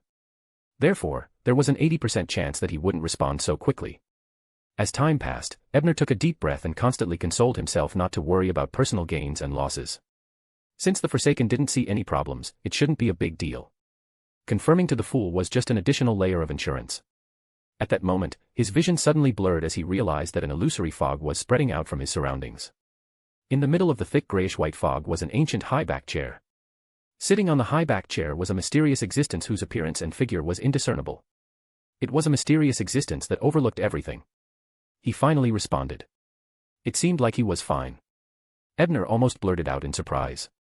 Following that, he heard a familiar deep voice. Got it. Give me the book, sacrifice. As his voice echoed, the grey fog vanished, and Ebner returned to his room. The uneasiness in his heart suddenly disappeared. He subconsciously straightened his back and walked to the altar that had been set up a long time ago. He placed the Feast of Blood on it. After the illusory door disappeared, the strong wind raised by the incantation stopped, and the candle flame returned to its original state. Ebner simply tidied up the room and arranged all the materials. Then, he lay down on the bed and returned to his dreamland with exhaustion. When it was almost noon the next day, Ebner yawned and crawled out of bed. After washing up, he went to the living room on the first floor. At this moment, Kenny came over with a look of delight and congratulated him. Mr. Bryan, you are truly famous this time. Even the newspapers under the control of the Church of Storms are praising your wit and courage. And this morning, more than 10 reporters from newspapers came to request an interview. However, they were all rejected by Detective Stanton with the excuse that you were too tired and were still resting. As he spoke, he unfolded several newspapers to the first page and handed them to Ebner. Ebner took the newspaper and glanced at it. The attacker is crazy, the real hero has good eyes and knows what's good for him. This was a more serious title. The prince was in danger, the famous detective stepped forward to save him, but Civilau's Yard let the criminal go because of his incompetence. This was purely to draw hatred for me. In the face of danger, the hero appears again. Several ladies fell in love at first sight. I've seen and heard of the Penn's Ball. I'm afraid there was no love at first sight, but after I cut off a certain lady's arm with a wind blade, she was deeply etched in my memory. Ebner put down the tabloids and picked up the Daily Observer, which had just been published. The report was rather detailed, and even details such as discovering that a certain lady's expression was not right and the ritual was used were written vividly. However, Ebner narrowed his eyes when he read the description. It was only then that he understood the mandated Punisher's intention of promoting him. Chapter 127, Unexpected Digestion. You want to use me as bait? Heh, the mandated Punishers don't seem to know that I've actually foiled the Demoness of Affliction's plans. I'm likely already on her blacklist. Since she hasn't made a move on me up until now, it means that she has something more important to accomplish in her heart and doesn't wish to complicate matters. I'm afraid the mandated Punishers are going to give up. Ebner put down the newspaper and stopped thinking about it. After all, even if he knew that the mandated Punishers were using him, he had no way of objecting. He might as well make use of the opportunity to gain more benefits. At the very least, he could take the opportunity to increase his commission fees. After mocking himself in his misery, Ebner didn't choose to leave. Instead, he stayed at Detective Isengard's house and began learning the Sequence 6 ability analyzed by the Eye of White. He had been a knowledge keeper for more than 20 days. Through this period of hard work, he wasn't far from learning the first Sequence 6 ability. At 4 in the afternoon, Ebner, who had closed the Eye of Pure White, was taking a nap to recover his energy when he was suddenly woken up by a knock on the door. He frowned, thinking that the person knocking on the door at this time could only be the solicitor's valet, Kenny. Is there a new commission? As Ebner speculated, he opened the door to his room and saw Kenny standing respectfully outside. Detective Brian, there's a guest who wishes to visit you, Kenny said after bowing. Who is it? Ebner had long instructed them not to accept any visits unless the other party had a special identity. It's Mr. Maury Mocht and his wife, Ma'am Rihanna. They said they were here to thank you for saving them last night. Kenny lowered his head out of habit. Member of Parliament Mocht. Are you sure he's here to thank me and not denounce me? I chopped off one of his daughter's arms yesterday. Of course, it's only right for him to thank me since the coconut saved her life. With that thought in mind, Ebner grunted in agreement and followed Kenny down the stairs. He met his two visitors in the living room on the first floor. Maury Mocht was a typical lone gentleman, in his late 40s, with dark hair and brown eyes. His features were chiseled, his hairline was higher, and his face was lean and long. He still wore the olive green army officer's uniform he'd worn at the ball last night, and it was clear he hadn't gone home to change. His wife, Rihanna, wore a coat over her yellow non-collared dress from last night, hiding her fair neck and half her shoulders. The two of them looked haggard, especially Ma'am Rihanna. There were tears on her face, and even her makeup couldn't completely cover it. Seeing Ebner walk into the living room, Mock stood up and walked in front of him in 2 to 3 steps. He said in a very inviting manner. Detective Brian, nice to meet you. Ebner was slightly taken aback by his behavior. He thought to himself, as the saying goes, one must ask for something when bowing to others. I wonder what this gentleman wants from him. However, despite having such thoughts, Ebner's face also revealed a polite smile, just like his teacher's. He said with equal enthusiasm, Mr. Senator, I'm also very happy to meet you. In Emperor Roselle's words, it's truly an honor. With that said, he looked at Ma'am Rihanna and complimented her with a smile. Ma'am, welcome. Your presence has brightened up this firm. If it were any other day, Lady Rihanna would have happily accepted such flattery. However, her daughter had been involved in the assassination of the prince for no reason and was still detained. This made her in no mood to exchange pleasantries. She could only politely smile at Ebner and say nothing more. Ebner thought nothing of it. He turned around and shook hands with Mock before sitting down on the sofa. Following that, the two exchanged a few words of flattery before Mock took out an envelope from his pocket and placed it on the coffee table in front of the sofa. As the envelope was not sealed, Ebner immediately saw a stack of 10-pound notes neatly placed inside. From the thickness of this envelope, it's at least 200 pounds. What is Member of Parliament Mocked up to? Ebner wondered. Detective Brian, due to your outstanding contribution last night, which saved my wife and me from a disaster, these are some of my thoughts. I hope you will accept them. As Mock spoke, he pushed the envelope in Ebner's direction. Ebner didn't reach out for the money. He stared at Mock's sincere face for a while before saying, What do you want to know? Or what do you want me to do?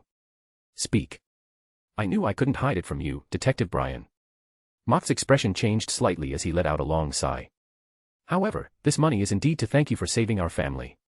I heard that the situation was critical back then. Was it you who made the prompt decision to save Hazel?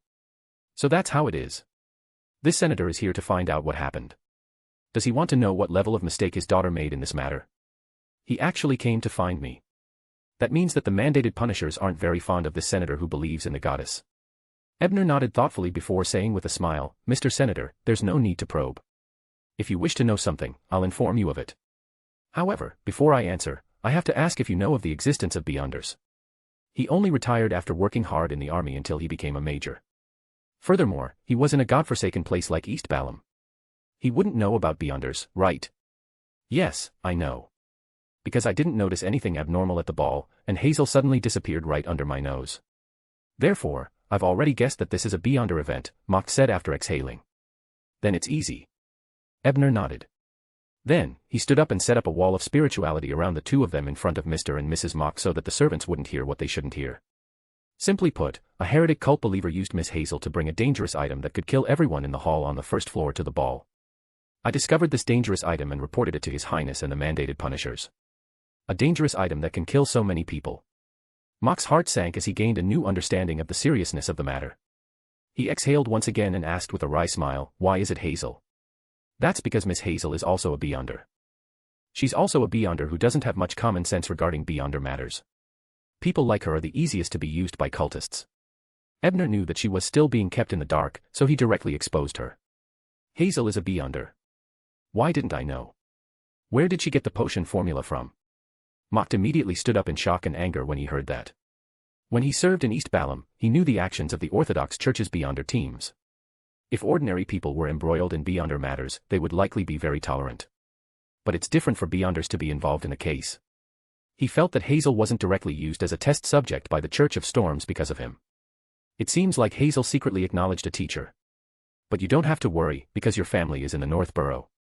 The mandated punishers have already reported this matter to the Church of Evernight, so naturally, someone will handle it, Ebner answered after some thought. This information was given to him by Evan, who was in charge of protecting him. Mock was an experienced politician after all. At this point, he had more or less figured out what had happened. He even guessed the reason why the mandated punishers had handed Hazel over to the Church of Earth Mother. After pondering for a moment, he took out an envelope from his chest and handed it to Ebner. "I heard that you have a good relationship with Bishop Utravsky of the Church of Earth Mother. Can you invite the bishop to my house as a guest on my behalf?" Even though Ebner didn't think the giant bishop would refuse, he didn't agree immediately. He only replied, "Mr. Mock, you understand that I have no right to agree on behalf of the bishop. I have to seek his opinion." Seeing that Ebner didn't reject him directly, Mock heaved a sigh of relief and said with a smile, "Of course. I'll visit you in a few days." With that, he stuffed the envelope into Ebner's hands without any hesitation before bidding farewell to Madam. After they left, Ebner stared blankly at the two envelopes on the coffee table. He wasn't thinking about the money, but because his description of Mock had allowed him to digest a portion of his potion. Chapter 128, Summarizing the Rules of the Knowledge Keeper. The effects of digestion are so obvious. What's the difference between this acting and the previous one? After some serious thought, Ebner glanced at the two bulging envelopes on the coffee table and made some connections. Could it be because of the remuneration? It can't be that superficial. This should only be the surface. I previously speculated that the core of knowledge was to spread knowledge to those who urgently needed it. And knowledge itself was valuable. The higher the price the person needed it to pay, the more they would value it. They would make full use of it and not let it be easily lost or severed. This should conform to the true essence of knowledge. Well, in essence, it was still a matter of asking for the difference in how much the intellectual valued this knowledge. Mr. Mock was very worried about Miss Hazel's situation, so he was extremely eager and determined to obtain the information. He was also willing to pay an extremely high price to understand the truth. After that, he would definitely use this information to achieve his goal. This was probably the reason why his digestion had made clear progress. At the thought of this, Ebner basically sorted out his thoughts. However, he immediately thought of another problem. The information he had given Mr. Mock was incomplete, and the core secrets were almost never revealed. Even so, it was still considered a successful acting. In other words, I don't need to tell the person who is seeking knowledge everything. I should even have a choice. After all, the knowledge of this world itself represented danger. If he were to tell someone knowledge that exceeded the limit of the person's endurance, it might very well bring him danger and death. And once he died or because he was afraid of sealing the relevant knowledge, then the knowledge obtained from this request would be meaningless and not conform to the true meaning of knowledge preservation. However, it was impossible to say that it was too little. Firstly, it would cause the value of the knowledge to decrease, and it would not be valued by the person seeking it. Secondly, it might arouse the suspicion of the person seeking the knowledge, instead of putting it into practice or using it. In short, he had to grasp a certain degree. According to the old saying in his previous life, he had to know the white and protect the black. He had to let those who thirsted for knowledge know the knowledge that he could bear. The other secrets of the exploration would be carried by himself until someone who could bear this knowledge came to seek it and spread it. It's no wonder Vice Admiral Iceberg would first ask about Gehrman's academic qualifications, knowledge, and grasp of mysticism knowledge before answering the question. This is either a habit she kept when she was a knowledge keeper, or it's the acting rules of the reader sequence. Ebner muttered to himself. Based on his intuition, he believed that he had already concluded most of the guidelines for acting as a knowledge keeper. The remaining details were better. It didn't matter if he didn't have them. It wouldn't affect his digestion too much. According to the digestive effects from before, my daily acting together with a few explorations and informations like this incident is enough for me to digest the Knowledge Keeper potion in 2 to 3 months. If the secret of another exploration in between is rather large, and the client is able to withstand the relevant knowledge, then my progress should be faster.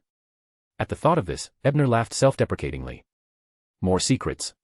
He was afraid that he would not be able to defend himself. Shaking his head to rid himself of these impractical thoughts, Ebner took out the notes from the 2 envelopes and counted them seriously. Then, he used the eye of pure white to analyze the authenticity before nodding in satisfaction. He muttered to himself. There's a total of £300.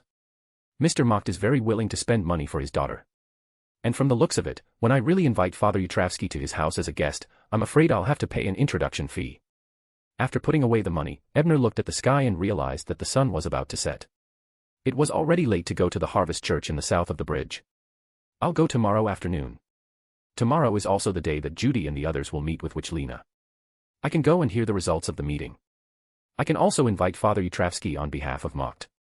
Following that, Ebner had a hasty dinner and continued learning the Sequence 6 ability that had been analyzed by the eye of pure white until a gust of wind suddenly rose from his feet and carried him into the air. Yes, the first Sequence 6 ability that Ebner learned was the flight of the wind blessed. On Sunday afternoon, Ebner, who had successfully escaped the paparazzi's encirclement with his clown mask, took the subway all the way to Rose Street on the south side of the bridge. Pushing open the door to the church, Ebner was surprised to see Father Yutravsky and Miss Hazel, who had lost her right arm, one in front of the other, sitting in a chair, one tall and one short. Their fingers were intertwined, their palms empty, placed in front of their mouths and noses. This was a special prayer position belonging to the Church of Earth Mother. He had turned this lady into a believer so quickly. She wasn't imprisoned underground. It seemed like the pollution on her body wasn't serious and had already been cleared by Earth Mother. He didn't let her go home just to let her accept the punishment she deserved, right? With this in mind, he randomly found a seat and sat down. After the prayer ended, he walked in front of Father Yutravsky and asked with a smile. Father, are Miss Judy and Mr. Cullen back? Father Yutravsky nodded warmly and smiled. They would have returned. They were in the room behind the hall. Is it convenient for me to see them now? Ebner glanced at the closed door on the other side of the hall and asked again. Go ahead. I think they need some insight from you, too, Father Yutravsky said with a smile.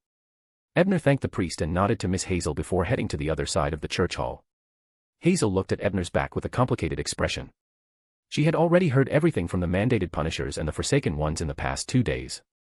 She knew how big of a mistake she had made.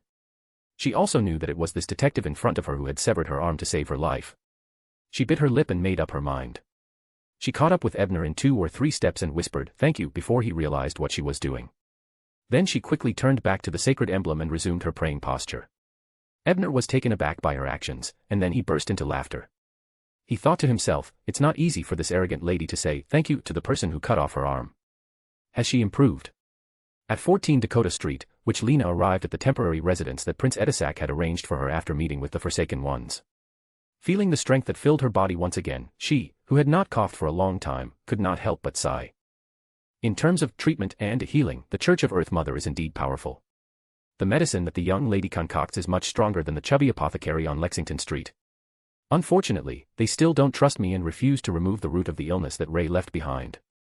However, the moment Lena pushed open the door to her bedroom, she realized something was wrong.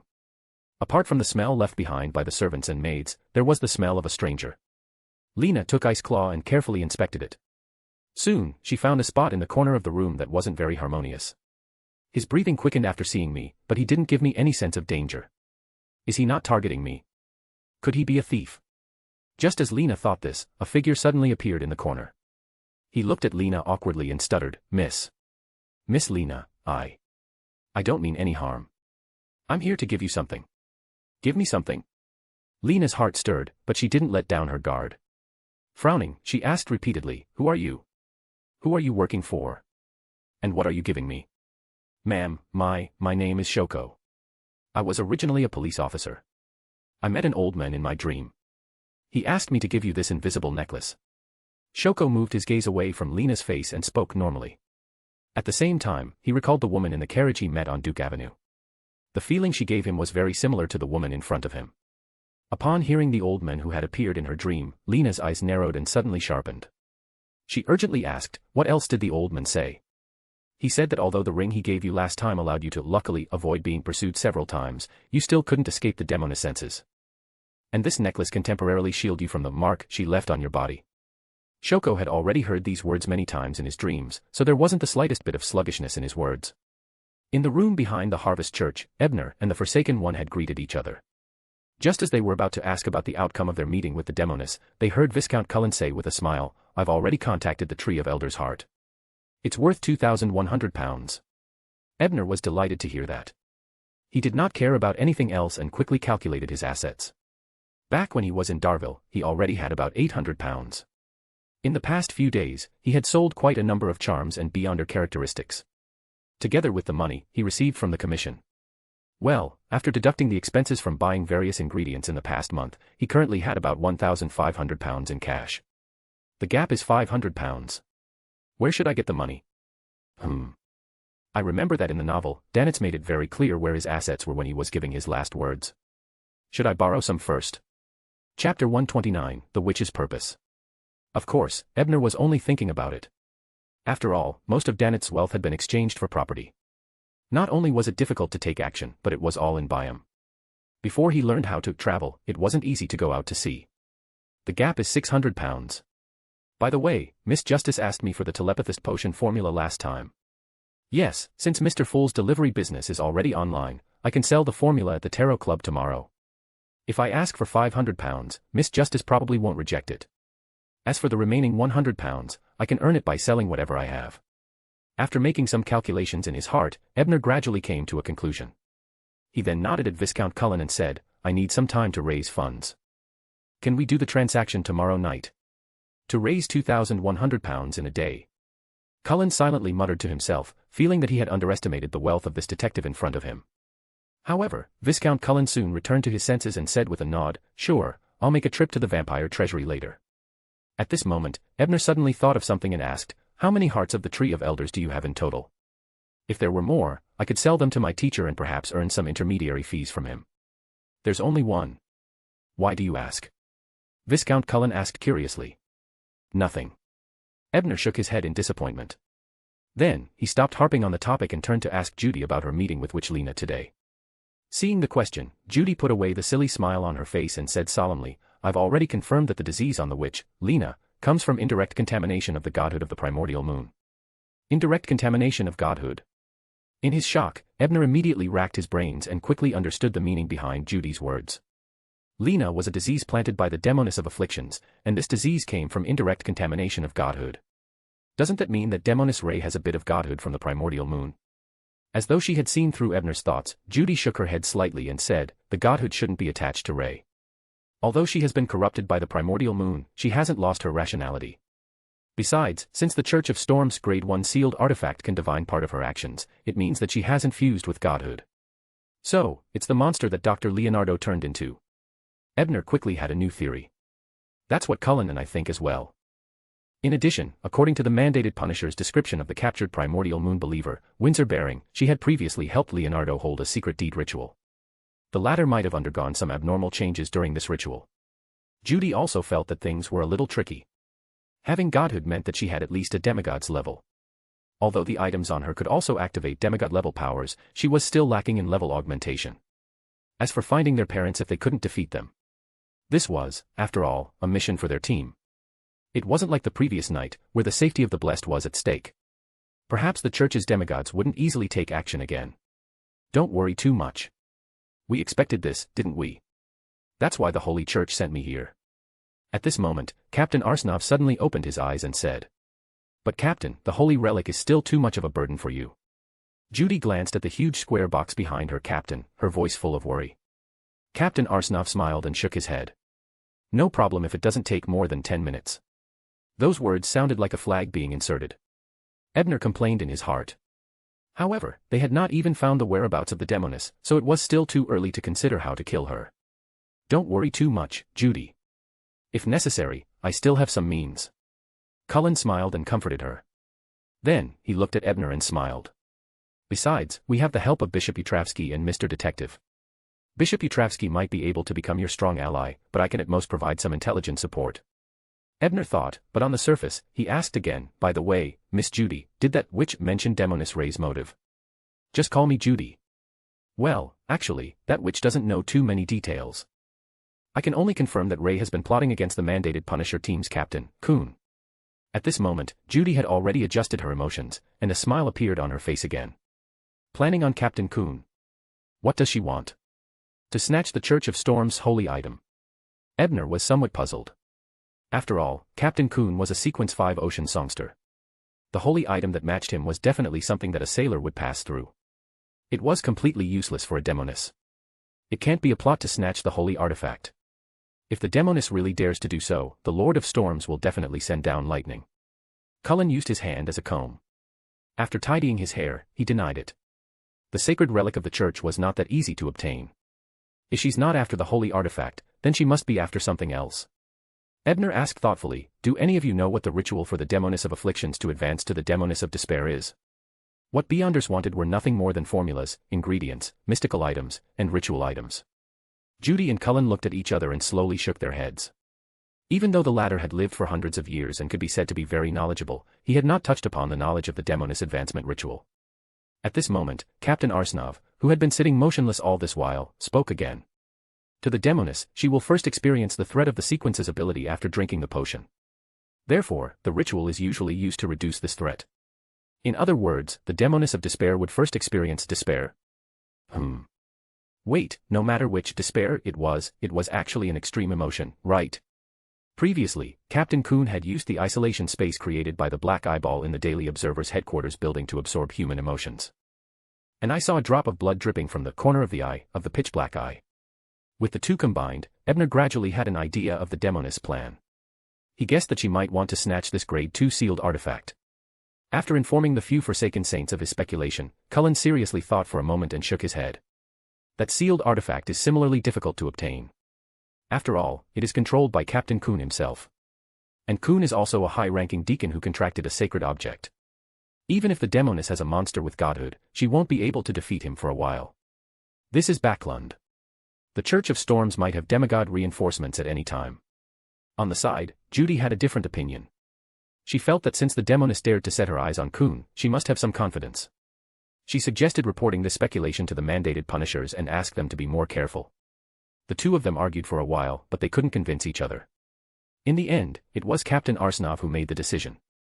As he reported Ebner's conjecture to the Church of Storms, he continued his investigation according to Windsor Baring's confession.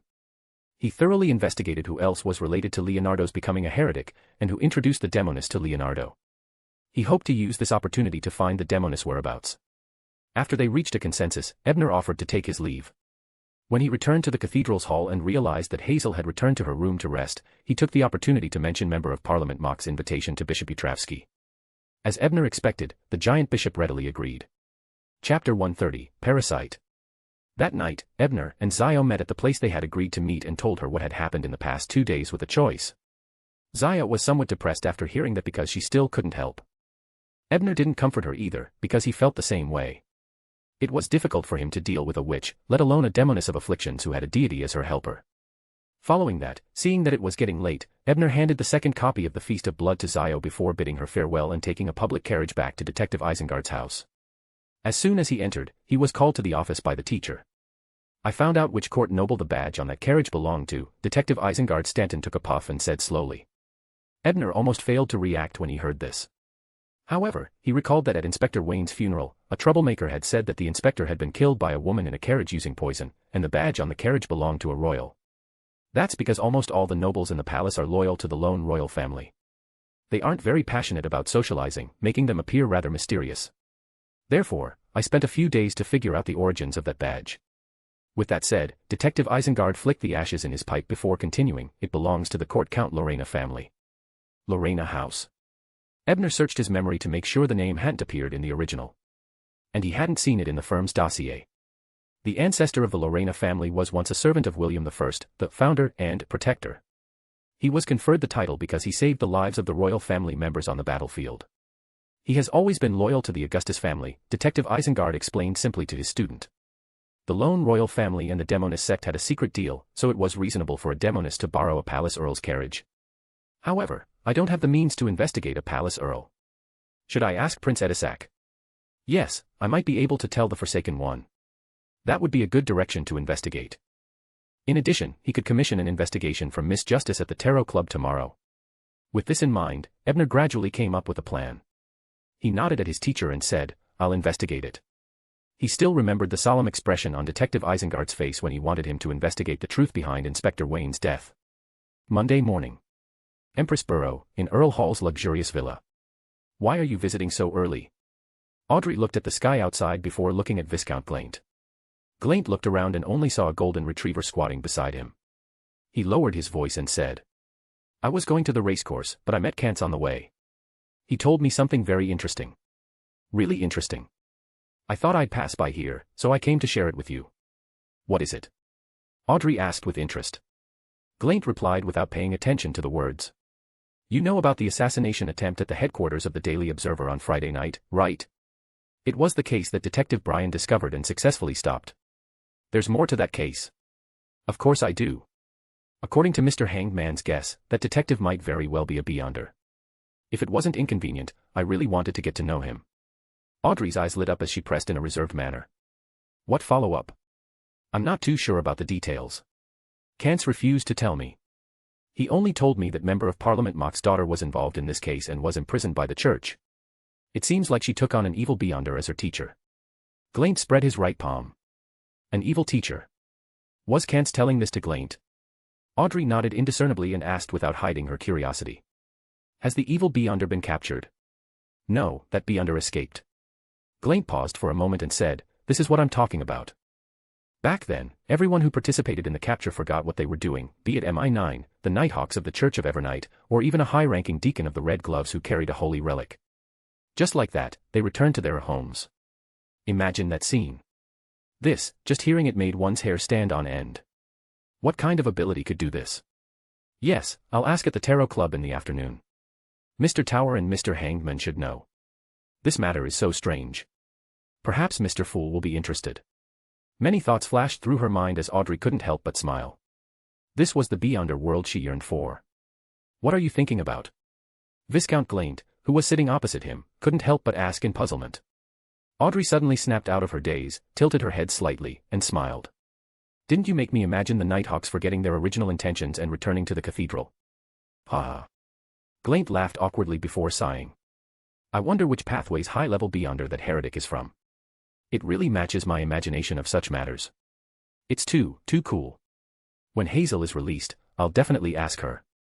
"Hazel?" Audrey asked curiously when she heard the unfamiliar name. "That's Member of Parliament Mock's daughter. I heard she's also a beyonder. Even though she was only used, she's still being imprisoned by the church." Upon saying that, Glaint looked at Audrey excitedly. "Rush furs and ask her when I can find my apothecary formula." Audrey widened her eyes slightly and surveyed the area. She suppressed her voice and said, "Quiet, whisper. How can you talk about the potion formula here?" Glaint smiled without much concern. "Don't worry, it's nothing. I just confirmed that there's only one dog here besides you and me." Susie subconsciously changed her sitting posture. Backlund, Northborough, in a room under St. Samuel Cathedral. Daly, who was wearing a black hooded robe and had blue eyeshadow and blush on her face, gave off a strange and cold beauty. She randomly found a seat and picked up the documents on the table. She swept her gaze over it and her brows relaxed. She asked with a faint smile. "Parasite. So you guys are being played around like curly-haired baboons in a zoo." Sitting at the head of the table, Crestet Sesamir, who had hidden his chin and lips back into his vertical collar, said in a deep voice. "We don't know enough about the parasite's powers. I never expected him. No, it should be that she can even steal a person's thoughts. Everyone, including MI9 agents, forgot what they were going to do. So why are you looking for me?" Madame Daly changed her sitting posture. She was currently a member of the Backlund Nighthawks, and she wasn't affiliated with the Red Gloves. Typically, if there was nothing, she wouldn't seek her help. we need more clues. Therefore, I would like you to mediumship Miss Hazel. Although the mandated punishers have used similar means on her, I still trust your abilities more, Casimir said after some deliberation. But I remember that the lady is still imprisoned in the Church of Earth Mother. I don't wish to experience the strength of a giant bishop. Madame Daly laughed and asked, have you communicated beforehand? I have a good relationship with Detective Isengard Stanton. According to the intelligence, his student should be someone secretly nurtured by the Church of Earth Mother. Perhaps we can think of a solution through this relationship. As she spoke, Casimir handed a document to Daly. Daly took the information and scanned it briefly. Her eyes stopped on one of Ebner's half-body portraits.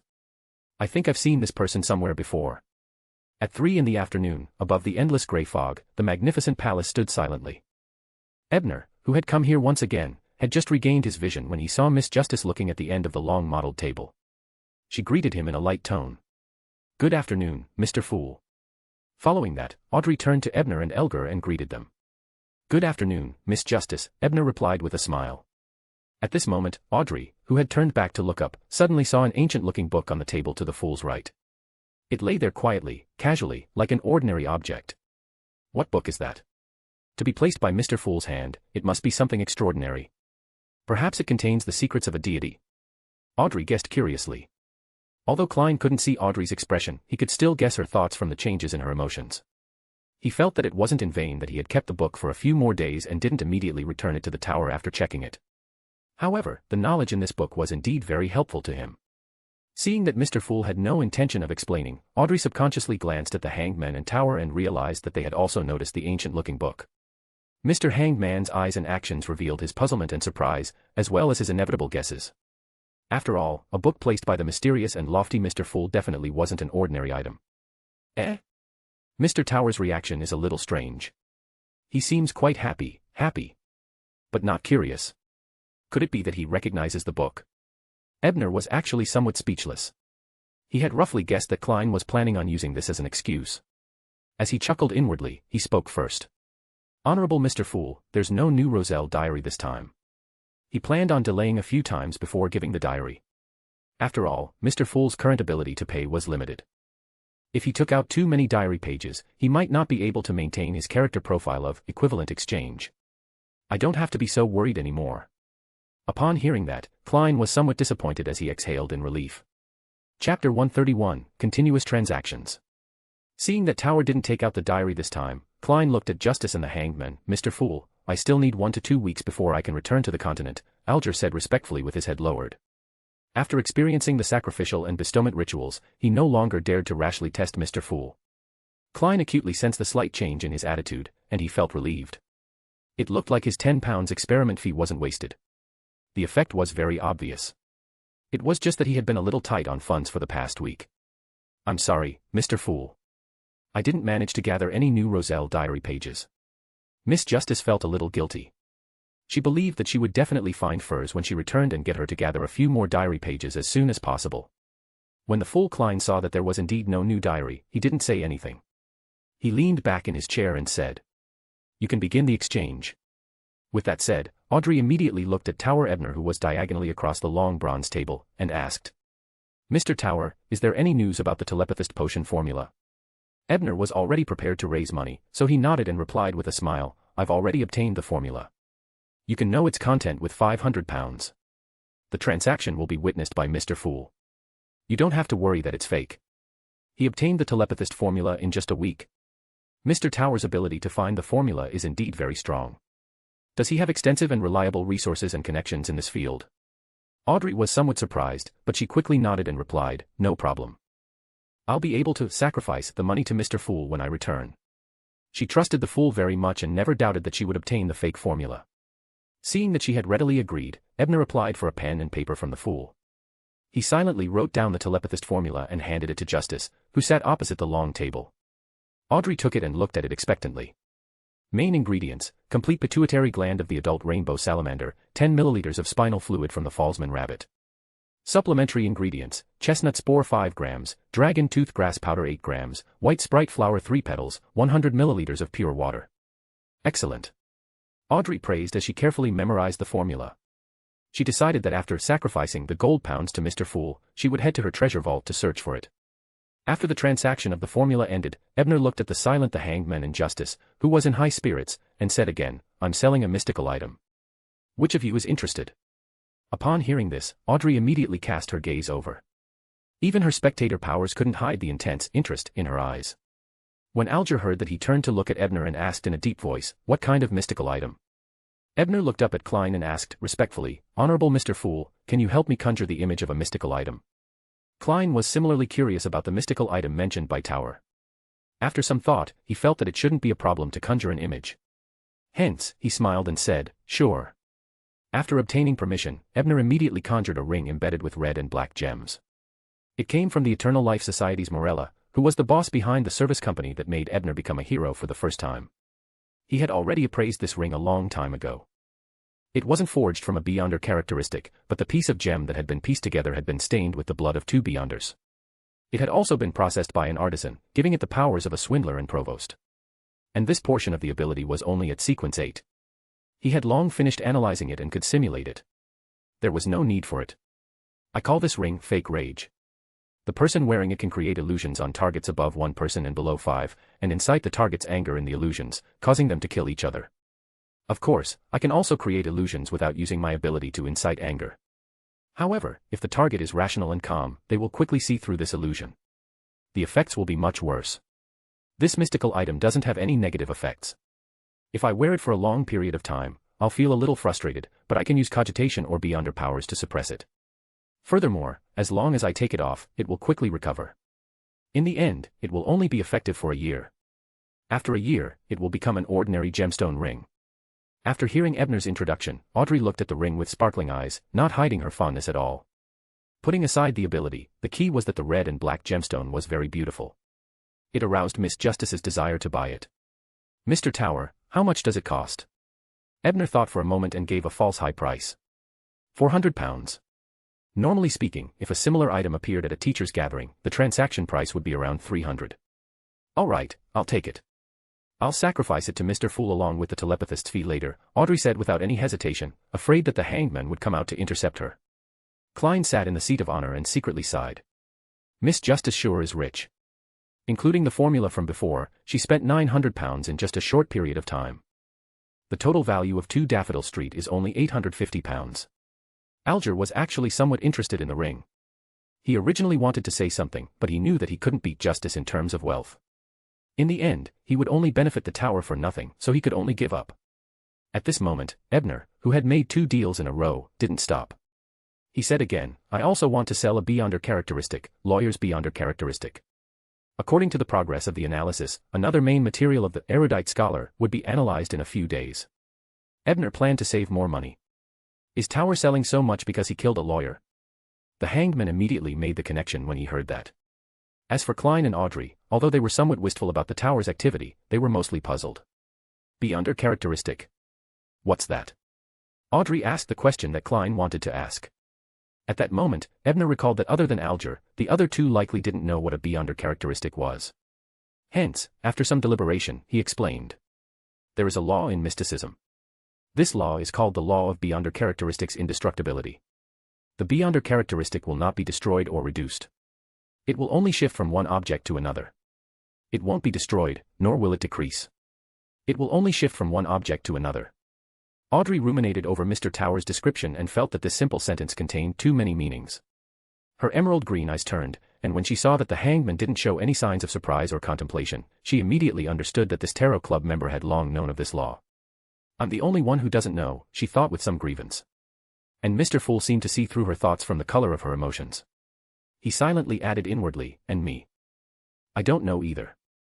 However, he quickly recalled the grayish-white object left behind after the Nighthawks killed the monster that had lost control of Ray Bieber. It was the grayish-white object that had been stored away by Nighthawk Ir Harson in Backlund. Perhaps Beyonders who lose control will leave behind sealed artifacts, mystical items, or main ingredients for potions. Just as Klein thought that he heard Tower add. Therefore, after a Beyonder who loses control dies, they will leave behind an item that condenses a Beyonder characteristic. It might be the main ingredient of a potion, or it might be a mystical item that needs to be sealed. It's the same for normal Beyonders after they die. However, it will be equivalent to the corresponding potion without any supplementary ingredients. Of course, it also possesses a certain amount of beyonder powers and can be used as a half-completed mystical item. A little equivalent to a potion. A little equivalent to a potion. Klein's pupils constricted as a bolt of lightning seemed to strike his mind, illuminating the endless darkness. He suddenly understood many things. He understood why beyonder pathways wouldn't be severed when the materials were cut off. Apart from substitutes, one could also rely on the remains of beyonders. As for Audrey, she was similarly stunned. She thought of eating people and felt like she was having a nightmare. How can it be so cruel? How can it be so dark? Audrey had always yearned for the mysterious world in the past, and her fantasies of it were biased towards romance and cool. But this time, she realized that the mysterious world was filled with gray and black. Ebner stopped here, waiting for Miss Justice to regain her composure, but he thought. As for beyonder characteristics, it was fine as long as he explained the true general knowledge. As for the other laws of beyonder characteristics, it was best left for the fool to use in the future. Chapter 132, Mission. Alger had long known that beyonder characteristics would be revealed after beyonders died, so he wasn't surprised by Tower's explanation. Seeing that Miss Justice didn't seem interested in this characteristic, he asked, "How much do you plan on selling the lawyer characteristic for?" Although he didn't need this item, he could use it to nurture and reward his trusted subordinates. Furthermore, he knew an artisan. If he were to turn the characteristic into a beyonder item, he could earn quite a bit from it. In short, he would not lose anything. 400 pounds. Ebner didn't ask for much. He knew that Alger wasn't Audrey. Unless necessary, he wouldn't buy things at a premium. And the target customer of this characteristic was Alger. A very fair price. I want this characteristic. Alger nodded. As he needed to purchase the wind-blessed formula in Ebner's hands, he had been raising money recently, so it wasn't a problem for him to take out 400 pounds in cash. Seeing that the characteristics of the lawyer had been sold, Ebner stopped his clearance behavior. Although he still had quite a number of good items on hand, such as the charms that could activate the language of foulness, considering that he was still bait released by the mandated punishers, he could encounter demoness of agony at any time. Therefore, he decided to keep it for self-defense. At that moment, Audrey had just enlightened herself and her mood eased slightly. When she saw that the hanged man and Tower had completed their transaction, she seemed to recall something as she asked with a smile, "Mr. Tower, do you have anything else to sell? For example, those charms you made." "Eh? That's right. I can sell those low-cost charms too. Although the price definitely won't be high, I can sell them at a low price. But on second thought, a charm with sequence 9 powers would only cost 2 to 3 pounds even if it was premium.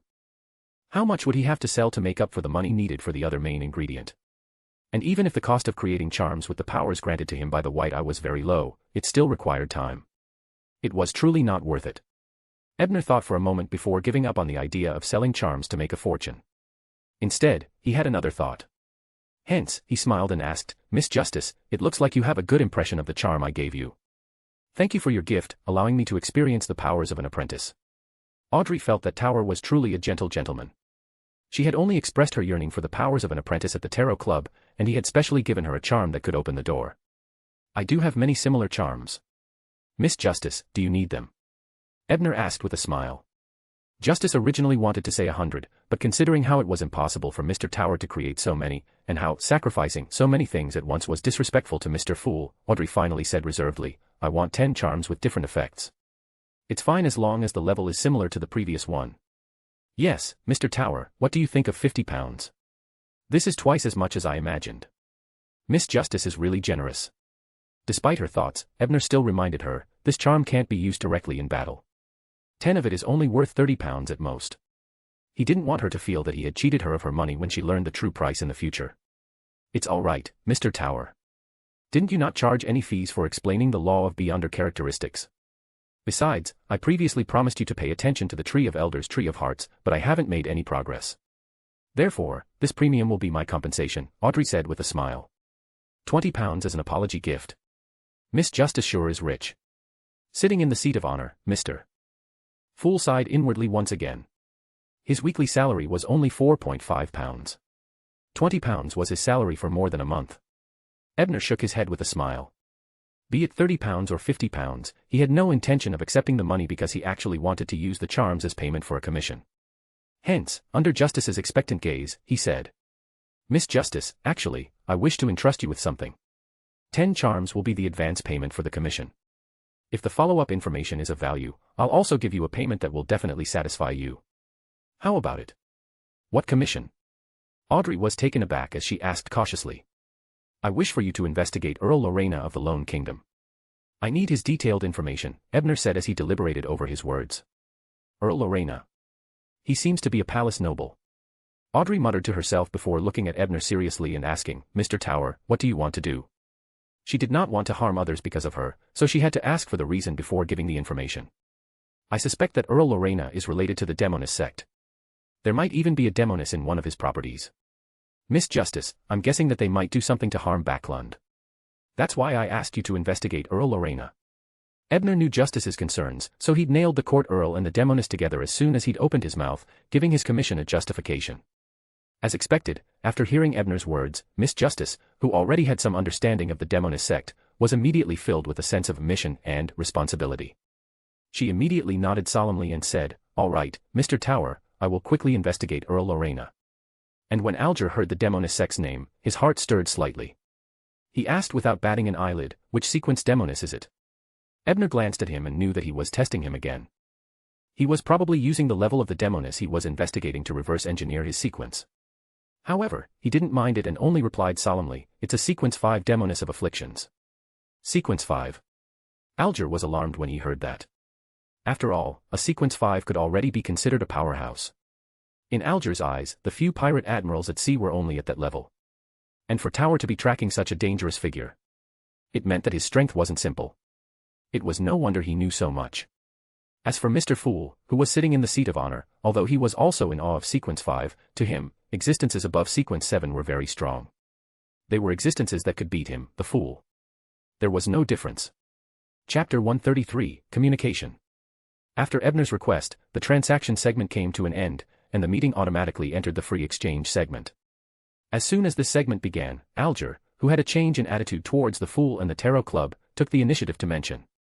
Admiral of Stars Catlia's future discovered a secret sea route in the Berserk Sea south of the Rorstad archipelago. It might even have found a treasure trove. There's news that the future is being pursued by Admiral Hell's Black Tulip because of this treasure trove. Audrey clearly yearned for the sea, so she asked in excitement, What kind of treasure is it? I don't know. Alger shook his head slightly before explaining, This news comes from a privateer ship captain who witnessed Admiral of Stars and Admiral Hell's battle. Although he's also a mid-sequence beyonder, he doesn't dare to get too close to the battle zone between two experts. Upon hearing this news, Ebner's heart stirred as he thought to himself, could this so-called treasure be the mission handed to Jane by Queen Mystic? After all, it's very likely that Jane left the sea on the future. Thinking of this, he could not help but pretend to be curious and ask, how did the battle between the two pirate admirals end? In the end, the future used the Starlight to jump to a faraway sea. The Black Tulip failed to catch up. Alger never expected that Tower would be interested in this, but he still shared what he knew. Borrowing Starlight to make ships jump through space. That sounds really cool. Audrey's yearning was written all over her face. She couldn't help but use a term that Emperor Roselle had invented that wasn't too ladylike. Ebner secretly heaved a sigh of relief. Following that, he thought for a moment and felt that he should deepen Miss Audrey's sense of mission. Therefore, he shared an intelligence. A Demoness of Agony believes in the evil god, the primordial moon. She might even have obtained a bit of godhood from the primordial moon. She's currently lurking in Backlund. Deity. Primordial moon. Alger was alarmed as he once again raised his evaluation of the tower. The person he was tracking was more dangerous than he imagined. Audrey was also given a fright. Although she didn't know what the primordial moon was, just hearing the word godhood made her understand the seriousness of the matter. She asked with a solemn expression, Mr. Tower, is the Demoness you mentioned the one that Earl Lorena might be colluding with? That's right.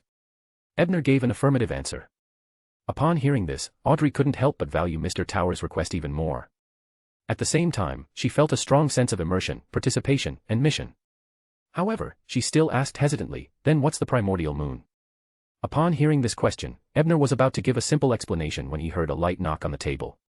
He, Justice, and the hanged man turned their heads at the same time and looked at Mr. Fool, who was sitting at the seat of honor. They saw the mysterious figure shrouded in grey fog gently tapping the table with his finger.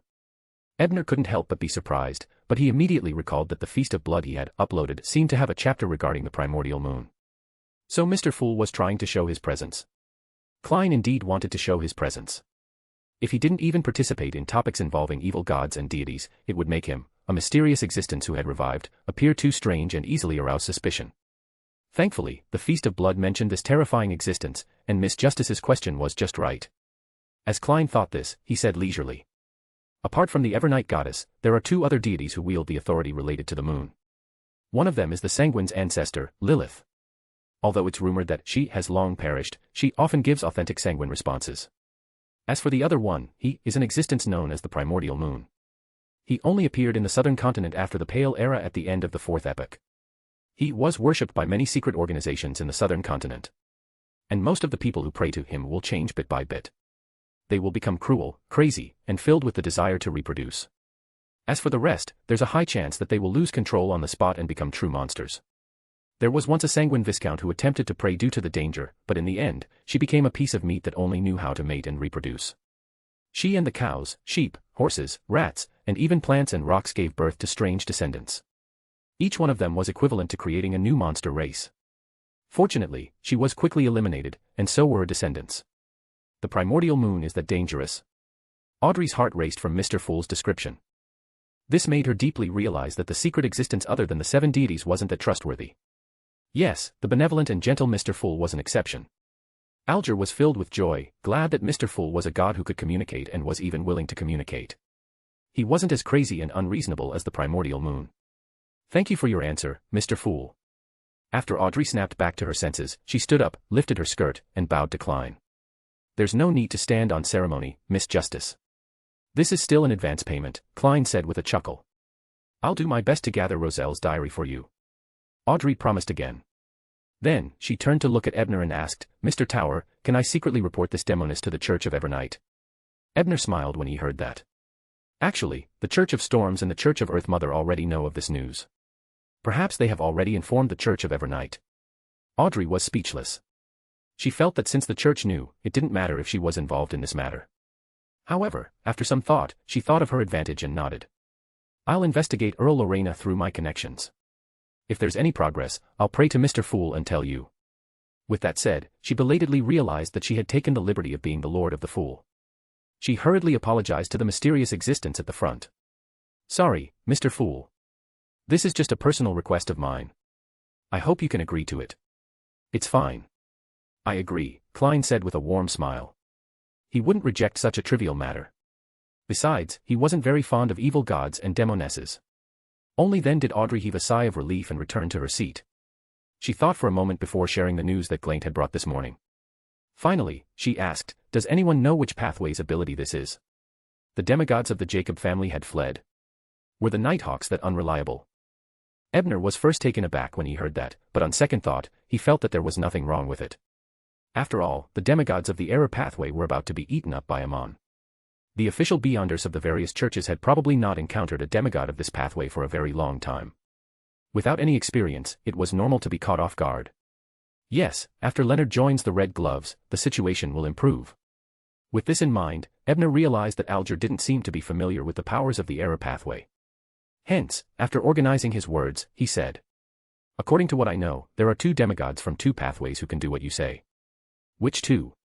Upon hearing Tower speak, Audrey jolted and looked over. Klein and Alger similarly focused their attention on Ebner.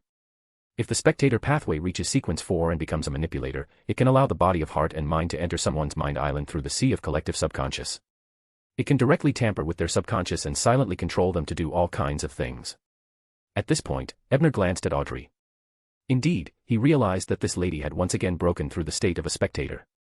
Even the gray fog on her face couldn't conceal her excitement. I never expected a spectator to be so powerful at the high sequence Beyonder level. The ability I fantasized about the entire morning could actually be my means in the future. This is great.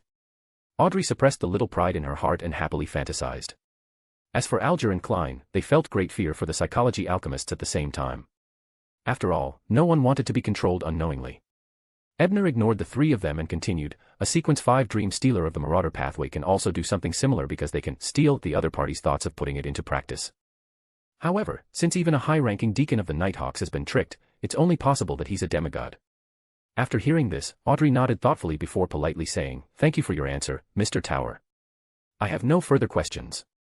Seeing that the exchange was coming to an end and that no one had any intention of speaking, Klein knocked on the edge of the ancient table again.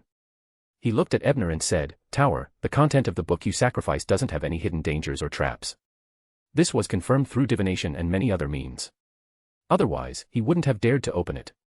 So this book was given to Mr. Fool by Mr. Tower as a sacrifice. It's no wonder he wasn't curious. Audrey came to a realization. However, to be held by the Fool, it must be a very powerful book. She didn't know what price she had to pay to read it. As for Alger, he had discovered something else from the Fool's words. It was that if he encountered something that might be dangerous, he could first sacrifice it to confirm it with Mr. Fool. Mr. Fool can do that. No, Mr. Fool can accept such a request. It's no wonder that he was willing to help him escape despite his deep understanding of the Fool. Is this the benefit he hoped for? Chapter 134, Banquet Invitation. Thank you for your help. Ebner stood up and bowed to the figure shrouded in thick gray fog at the end of the long bronze table. Then, he heard Mr. Fool continue in a calm tone. However, the contents of a few pages contain knowledge that exceeds your current level. I'll first dismantle it and safeguard it for you. What do you think? The Feast of Blood was a thread-bound book that could be freely dismantled. This method of storing books also came from Emperor Roselle. Ebner was a little confused. He had read the first half of the Feast of Blood a long time ago. How could there be knowledge that exceeded his limit? But after some thought, he understood Klein's plan. Those pages of knowledge that exceed the limits of my tolerance, could it be those pages that record the primordial moon? Are they afraid that I will see through the essence of the Fool? Ebner cursed silently but pretended to be respectful as he replied, "Thank you again, Mr. Fool. I have no problem with it. I can rest assured with those pages in your hands." Klein heaved a sigh of relief when he heard Ebner's reply. After all, the book was from the tower.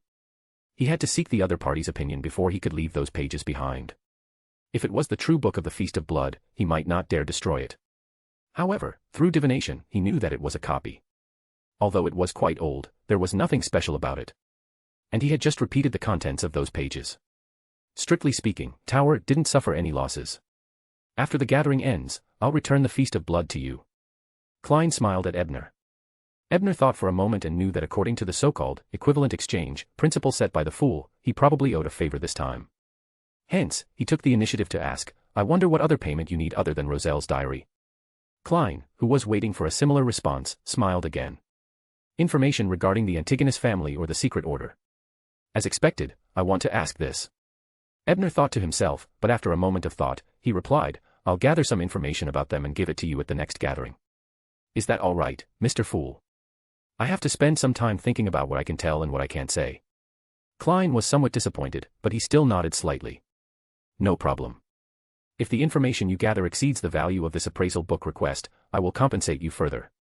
As for what kind of situation exceeds the value of a request, of course, it will be decided by the respected Mr. Fool. If he has the ability to pay additional compensation, then so be it. If he doesn't have the ability, then so be it. Klein added inwardly. With that said, Klein leaned back in his chair and surveyed the hanged men and justice. This condition is equally effective for you. As for the information that the Fool wanted from the secret order and the Antigonus family, Alger didn't have any doubts. Ignoring the fact that the Fool had mentioned similar requests at previous gatherings, it wasn't strange for a suspected deity to be interested in ancient family clans and secret organizations. And more importantly, after many gatherings, he was gradually certain that Mr. Fool's state wasn't perfect in the beginning. He might still be in a certain predicament even now. He had made all kinds of attempts to free him from his restraints and no longer be restricted. This might even involve the huge secret of the 7 deities not descending into the real world after the 4th epoch. Alger's thoughts flashed as he trembled. He felt as though he had entered the domain of the gods. Ignoring Alger's imagination, Audrey's eyes lit up when she heard the Fool's words. Mr. Fool, I'll also ask someone. I wonder if Furs understands these ancient families and organizations, Audrey thought to herself. After that, seeing that no one was sharing it again, Klein swept his gaze across the hanged men, justice, and the tower. He said with a smile. If there's nothing else to share, let's end today's gathering here. He still needed to retain some of his spirituality for the transaction later. By your will, said Ebner and the other two, rising. After returning to his room, Ebner didn't remove the wall of spirituality. Instead, he placed the pseudo-rage ring, lawyer beyonder characteristic, and 10 low-level charms on the altar that he had prepared long ago. Following that, he recited in ancient Hermes. The Fool that doesn't belong to this era. You are the mysterious ruler above the gray fog. You are the king of yellow and black who wields good luck. Above the gray fog, Klein looked at the items offered by Tower and sighed. He began to divine them one by one. Since he had agreed to be a witness, he had to do something for his members. After confirming that there was nothing wrong with the Tower, he spread his spirituality to the crimson star representing the hanged men and justice, making them prepare for the bestowment ritual.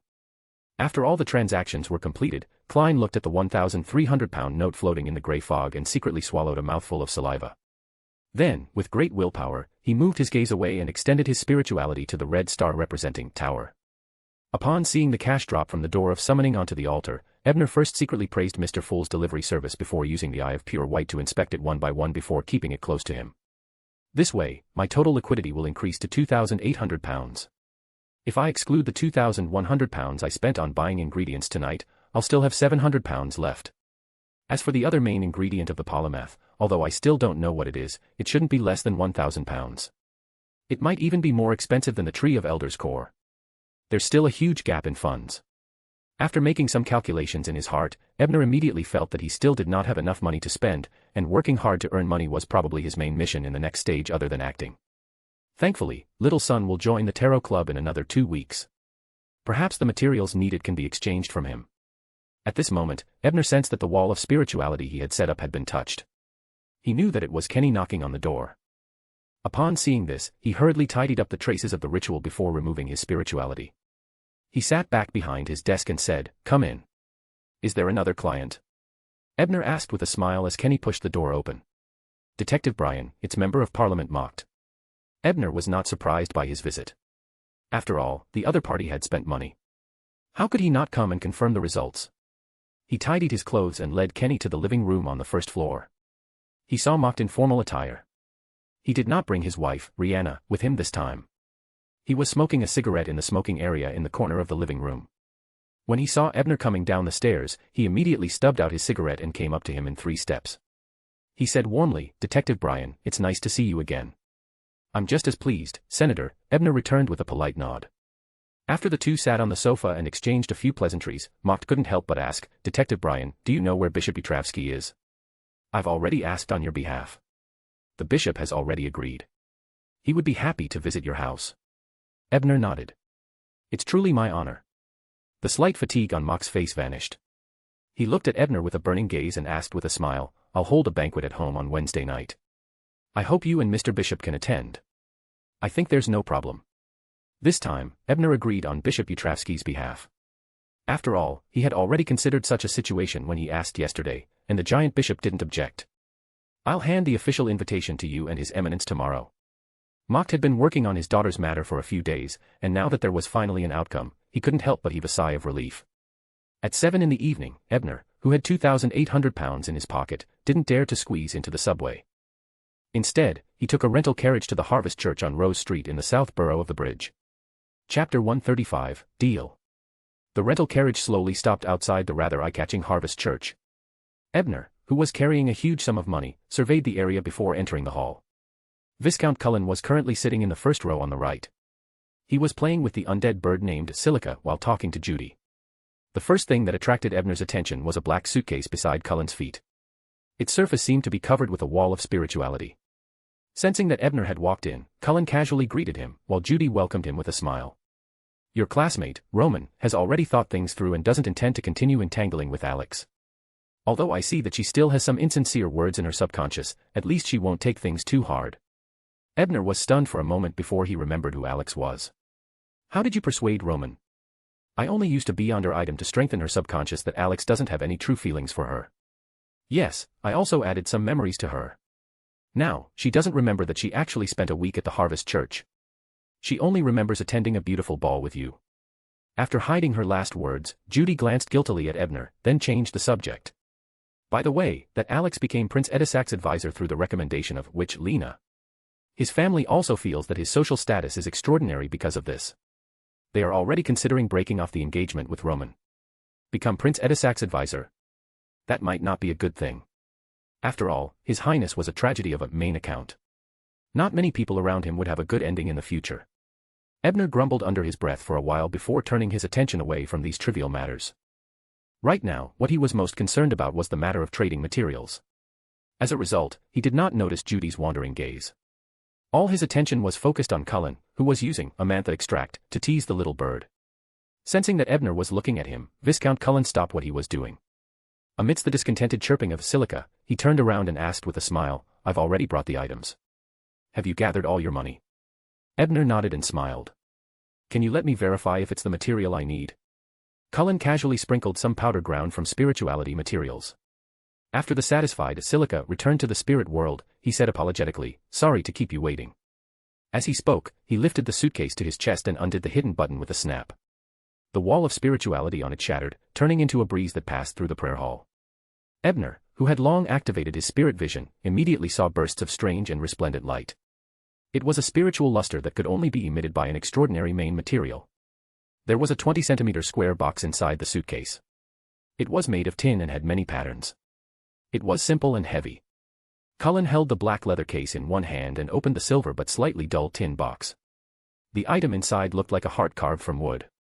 It was dark green in color and had veins like branches coiled around it, crisscrossing it like a chain mail. As the candlelight in the cathedral flickered, it constantly shrank and expanded like a real heart. There were invisible auras being sucked in from below and expelled from above. Upon seeing it, Ebner felt that the potion's power that he had digested was somewhat agitated, like a magnet encountering an anomaly. Ebner was no stranger to this feeling. Every night, when he used the Eye of Pure White to analyze 2-081, he would occasionally sense something similar. It stemmed from the convergence effect of a Beyonder characteristic, which was that high-sequence items of the same pathway would intermittently attract low- and mid-sequence Beyonders to its vicinity, and they had the tendency to gather together. So the experienced Ebner easily suppressed the feeling of attraction between them. However, even without analyzing it, he already knew that the strange heart in front of him was the real Tree of Elders heart. Otherwise, there would not be a convergence effect. Cullen displayed it for a moment. Seeing the detective in front of him nod in satisfaction, he smiled and asked, "Any other questions?" Ebner shook his head gently, but he still secretly activated the Eye of Pure White to analyze the heart of the tree. Then, he took out a stack of notes from his closest pocket. They were all £10, a total of 60 notes. Following that, he took out a Backlund bank receipt. A total of £2,100. Ebner placed the deposit slip on the stack of cash and pushed it in front of Cullen. Cullen first closed the box containing the heart of the tree and placed it into the suitcase. Then, he picked up the receipt and took a closer look. As a vampire who had lived for hundreds of years, he had sufficient means to determine the authenticity of a receipt. Then, he put down the receipt in satisfaction and picked up the stack of bills to check. After confirming that there were no fake coins, he only made a few points before handing the suitcase to Ebner. He smiled and said, "I'll give you the suitcase and box." Ebner took the suitcase, opened it, and confirmed it with the analysis of the Eye of Pure White. Only then did he put it away in satisfaction. "You should go to the room at the back to trade materials in the future. If a believer happened to come in just now, wouldn't they immediately call the police?" Judy, who had witnessed the entire transaction process, could not help but complain. "I don't really care, but if we're not in a public place like this, I'm afraid Detective Bryan has some concerns." Viscount Cullen glanced at Judy and shook his head. Ebner ignored the daily bickering between the two Forsaken Ones and only sighed on the side. "You guys are really free. Is this attitude really for a mission?" "Heh, because this is lone, most of our actions can only be carried out after someone else sleeps at night. That's why we seem to be idling around.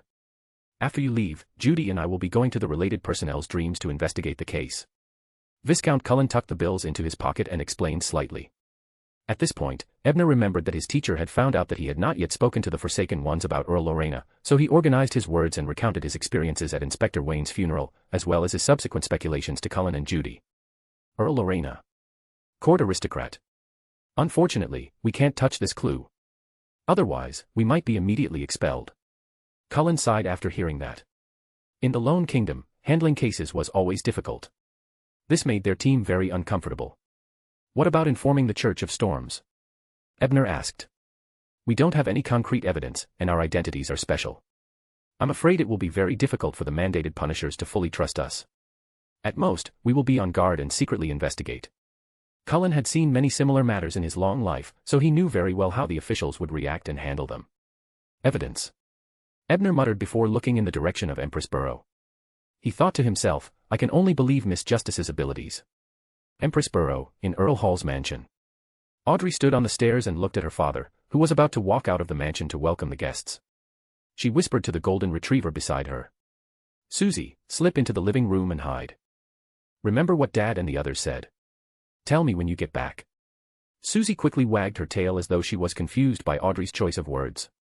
All she could do was open her mouth to reply with one word. Woof.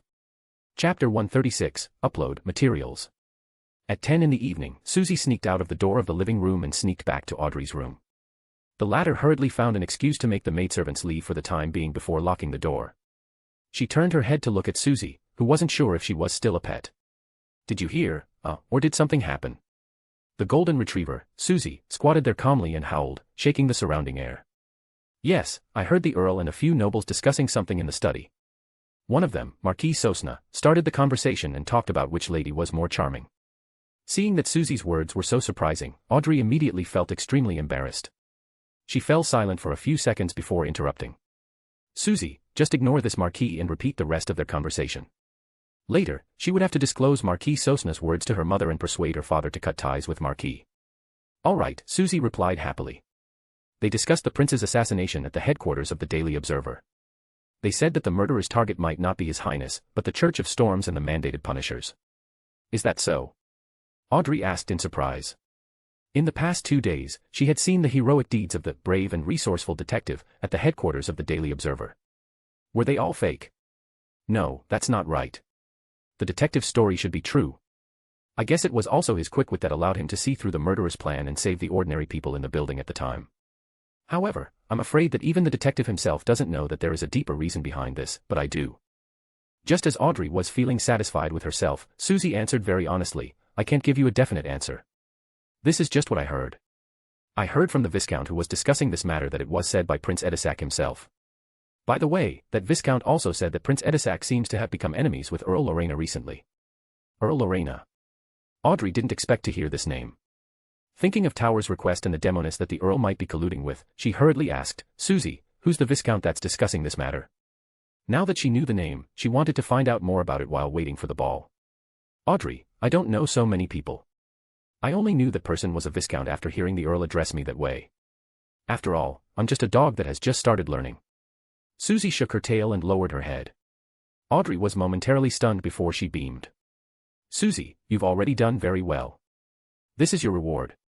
She took out a bag from a beautifully decorated cabinet, pulled the seal, and placed it in front of Susie. This was a dog biscuit made by Backlund's Pet Company with flour, vegetables, meat, and water. It was Susie's favorite snack. Susie, who was sitting upright, sniffed and waved one of her claws, as if she was considering how to eat to suit her current identity. A few seconds later, it gave up thinking and followed its instincts. It suddenly pounced forward and rushed towards the door with the bag of rations in its mouth. It straightened its body, opened the door with one paw, and walked out. It hid in the shadows and began to enjoy its snacks. After receiving the Tree of Elders' heart, Ebner communicated with Bishop Utravsky about Member of Parliament Mock's banquet. The latter didn't reject and said that he would arrive on time after receiving the invitation. After discussing this matter, Ebner was just about to bid farewell when he realized that the giant bishop was holding a manuscript in his hand. The handwriting on the manuscript was elegant, clearly written by a girl. Ebner had thought that the archbishop had some romantic story, but upon closer inspection, he realized that the manuscript was actually written in Chinese. Although the structure of the Chinese interface was extremely awkward, it was very neat and could be considered a rather good type of transcription. Roselle text. Ebner pretended to be surprised as he asked. Then, he carefully read the text and realized that it was indeed a Roselle diary entry.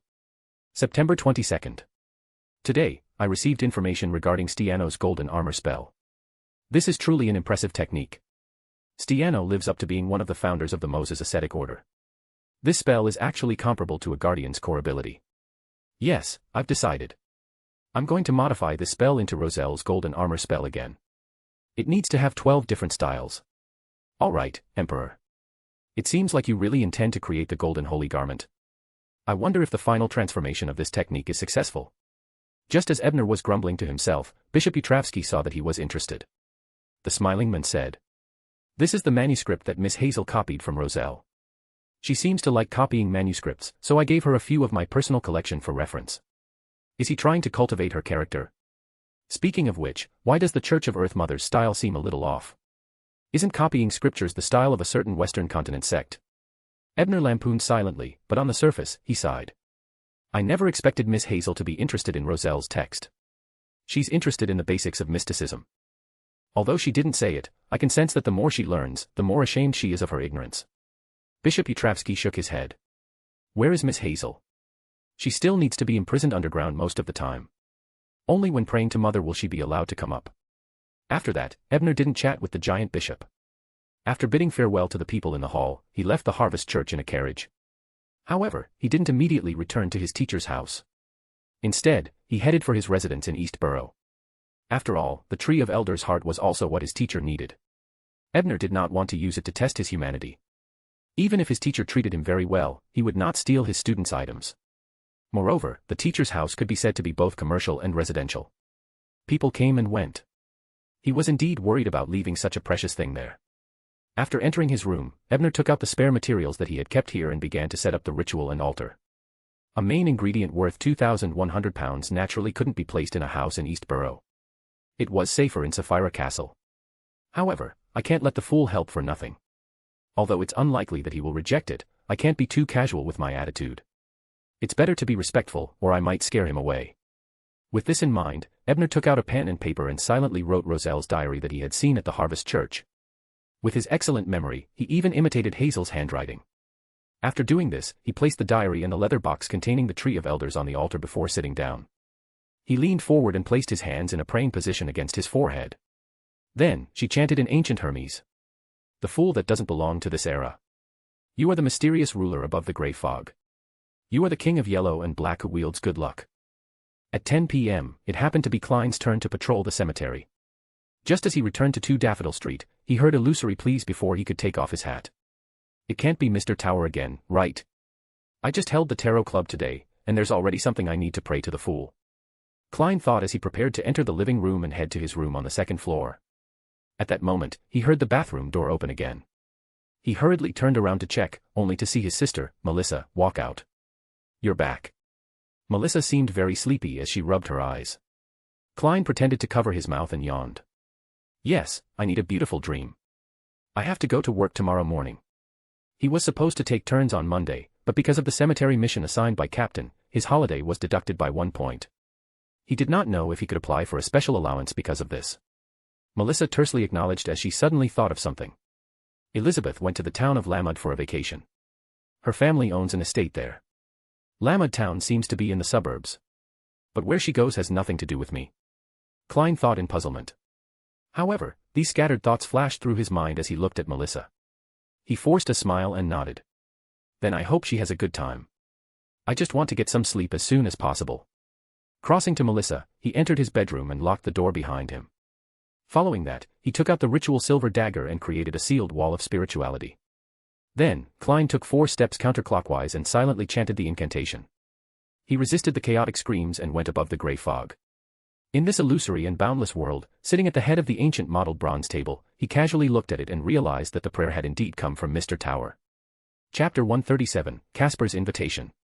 Mr. Fool, I just found a page of Roselle's diary. I'm requesting to hold a sacrificial ritual and offer it to you in exchange for the tree of elders' heart to temporarily stay in your divine kingdom. It sounded nice, but in reality, after the logistics and danger inspection, it was valuable stored again, right? The corners of Klein's mouth twitched as he couldn't help but lampoon. However, he didn't reject such requests that could show Mr. Fool's nature as a deity. Furthermore, he had a page of Roselle's diary as payment.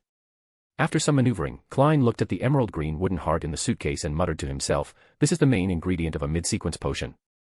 Just looking at it makes me feel that it's very powerful. So the reason why Mr. Tower was so active in promoting it was to raise money to buy it. Tower really trusts me. Isn't he afraid that I'll sell something that's worth at least £2,000? But in his eyes, I'm an ancient god. I don't need money. Klein laughed self-deprecatingly before picking up the page of Roselle's diary. Is Roselle trying to build the 12 palaces of the Orient? And which sequence is guardian? It sounds very powerful. In addition, one of the founders of the Moses ascetic order is named Stiano. I wonder what relationship he has with the hidden sage. In addition, old Neil's condition seems to be rather stable. It doesn't seem like he has been corrupted by the knowledge of a superior existence. This makes me want to report to Captain several times, but I don't have a suitable excuse. In a 1-bedroom room in East Borough, Ebner saw the suitcase and diary disappear into the door of illusion. Only then did he stand up after praising the fool. He packed up the related items for the ritual and placed them in the only cabinet in the room. After doing this, he left East Borough and took a rental carriage back to his teacher's house. The next day, Ebner received an invitation from Mocht early in the morning, inviting him to visit Elk Manor in the northwestern suburbs of Backlund at 7 o'clock on Wednesday night. When Detective Isengard Stanton saw this, he smiled and said to him, "It looks like you won't be able to attend the Beyonder gathering I organized tomorrow night." "It doesn't matter. I don't have anything I want to buy at the moment anyway." Of course, the most important thing was that he had just spent a large sum of money, and it was the time when he was short on money. Moreover, the level of the teachers' gathering wasn't high, and there were very few things that he was interested in. Detective Isengard nodded and was about to leave when he suddenly recalled something. He turned to his student and said, "By the way, Caspers from the Bravehearts bar contacted me previously. He said that he needs your help." Caspers? What could be the matter with him? Could it be that the gang needs me to hold down the fort for them to snatch territory? Ebner asked with a strange expression. He seemed to have made such a promise when he first became a Beyonder. Probably not. There are many Beyonders behind Caspers. Otherwise, he wouldn't have been able to run the black market there, Detective Isengard answered after some thought. After all, he was actually one of Casper's backers. If it was really for territory, there was no reason for him to only look for Ebner. I know that, a zombie and a wraith. This configuration is enough to dominate a gang. Ebner lampooned before nodding. I'll take some time to go take a look today. Of course, I have to investigate before going. What if I'm sold? Seeing that his student knew what to do, Detective Isengard didn't nag further. He turned around and got into the carriage. As there was no commission, for the time being, Ebner wasn't in a rush to head out. Instead, he continued learning the other Sequence 6 ability of the Wind-Blessed, gliding. After learning flight, gliding became much simpler. He only needed another week to learn it. And although gliding seemed to be less effective than flying, it was not restricted by the rules of flight. On certain occasions, it was more advantageous. Afternoon, Ebner picked up the clown mask and left the detective agency. He took a carriage to the Bravehearts bar in the Bridge District. After arriving at Iron Gate Street, he put on his mask and familiarly entered the bar. He passed through the drinkers who were cheering beside the boxing ring and walked around the surrounding card houses and gaming rooms to gather information before walking to the bar. Then, he saw Casper sitting there drinking. The old man asked for a glass of Lanty Proof. As he savored the fragrance of the malt and the burning sensation in his throat, he narrowed his eyes in satisfaction. Ebner took the opportunity to sit in front of the bar and said to the bartender, "Half and half." Half and half was the most popular alcoholic beverage in Eastborough. It was concocted from malt beer and wine that enhanced alcohol. As there were two ingredients and the ratio was about the same, it was nicknamed half. The bartender looked up at the indistinguishable man and woman in front of him. After a moment's hesitation, he said, 4.5 pence. Ebner paid and watched as the bartender mixed the drinks. He secretly activated the Eye of Pure White and extracted Caspers's aura before backtracking. Then, scenes of the bar appeared before his eyes. Ebner skipped most of the useless scenes and focused on the two sections. One of the segments showed a young man who had clearly never been to a bar asking Caspers about the Beyonder gathering. The content seemed normal, and there were similar scenes in other scenes. However, Ebner recognized the young man who came to inquire about the gathering. He was the police officer Shoko who had caused a scene at Inspector Wayne's funeral. Find out more about the Beyonder gathering. What does this police officer want? He feels that the police station isn't reliable, so he came to investigate Beyonders. Or has he become a Beyonder himself? Then, where did he get his potion formula from? Ebner, though only briefly, then turned his attention to another scene. It was a pitch-black card house. A man in a white shirt and black vest was playing poker with a dozen people. Caspers walked in nervously and asked, "Mr. Marek, why are you looking for me?" The man named Marek put down the poker card and looked at the elder in front of him. There seemed to be deep malice in his eyes, but he asked calmly, "Caspers, I remember you know the recently famous hero Detective Brian." "Yes, sir." Caspers didn't dare meet Marek's eyes as he lowered his head and answered. "Can you invite him over? I have something I want to entrust him with. Don't worry, my payment has always been fair.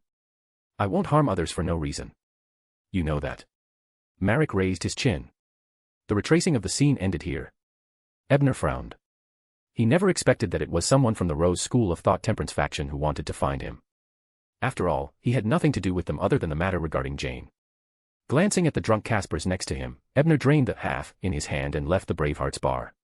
He decided to see what Marek wanted him to do, but he had to wait until he was fully prepared. Yes, the Sword of Dawn had to be carried, and the Solomon gold coin had to be taken. It would be even better if he could trick Judy or Cullen over. Chapter 138, Meeting. South of the bridge, Rose Street, Harvest Church. Ebner mentioned to Cullen and Judy that a Beyonder had asked to meet him. He didn't reveal Marek's exact sequence and only said that it might be sequence 6. "So you want me or Judy to go with you? So we can look out for each other." Cullen was hundreds of years old and naturally experienced. He saw through Ebner's thoughts in an instant.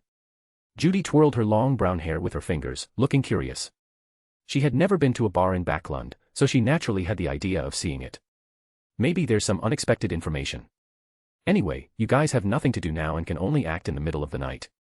Ebner wasn't embarrassed about being exposed. He hadn't thought he could hide it from Callum. Are there any drinks with unique flavors in Backlund's bar? If there are, I'll come with you.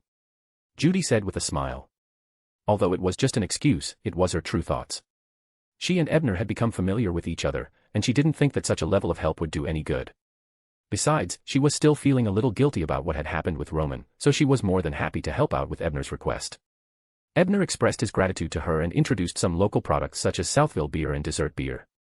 Seeing how eager she was to listen, this future druid should be an old drunkard. Just as Judy was fantasizing about the different flavors of the alcohol, Viscount Cullen pinched his chin and thought for a moment before saying, based on my observations of you, if the other party is only a sequence 6, he might not be able to make you so cautious.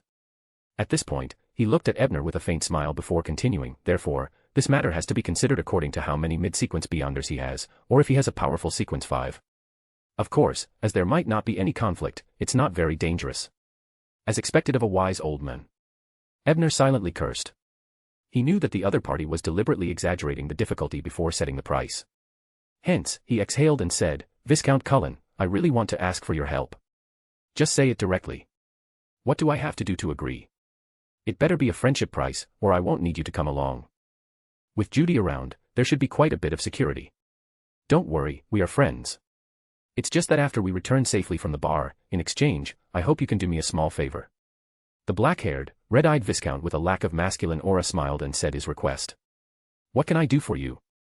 Ebner asked warily. Don't worry, it's not a complicated problem, nor is there any danger. It's just that it's not convenient for me to tell you now. I'll tell you after I accompany you to the Bravehearts bar. Viscount Cullen glanced at the brown-haired girl beside him and changed the topic. When night comes, you and Judy will be in the open, and you can go directly to the appointment. And I'll be in the dark. This way, even if something unexpected really happens, I'll have a backup plan. Ebner saw that he really didn't want to talk about the help topic right now, so he let it go. In any case, if there really was danger, he wouldn't take it. He would just compensate Viscount Cullen in other ways. After the three of them finished discussing, Ebner carried the cello case and boarded the public carriage with Judy, who had changed into a male outfit, to Irongate Street in the bridge area. Walking into the Bravehearts bar, Ebner skillfully bought a glass of beer and handed it to Judy, who was eager to try. Then, under the guidance of the bartender, he went to card room 2 and found Caspers. Caspers was playing Fighting Evil while betting on a particular boxer outside. He was having a rather pleasant time. Upon seeing Ebner appear at the door, Caspers covered the cards and cursed at the others who were unhappy. He then stood up and walked to the door. He carefully sized up Ebner, whose temperament had changed again, and then looked at Judy beside him. He smiled and said, another one. A handsome young man is really capable. Ebner was speechless. He couldn't say anything bad about this old gangster who had helped him before, so he changed the topic. I heard you were looking for me. Caspers led Ebner to a hidden door outside the kitchen and said in a low voice, a powerful fellow is looking for you. He seems to want to entrust you with a request. Do you still remember the matter of me finding a new backer? Judy, on the other hand, was consciously a few steps behind. As she drank South Wales in her hand, she looked around curiously like a little girl who had come to such an occasion for the first time and vaguely discovered something. I heard you mention that the person seems to be called Marek. Ebner pretended to recall before saying. Yes, it's Marek. He's the most terrifying person I know. He's not even afraid of bullets.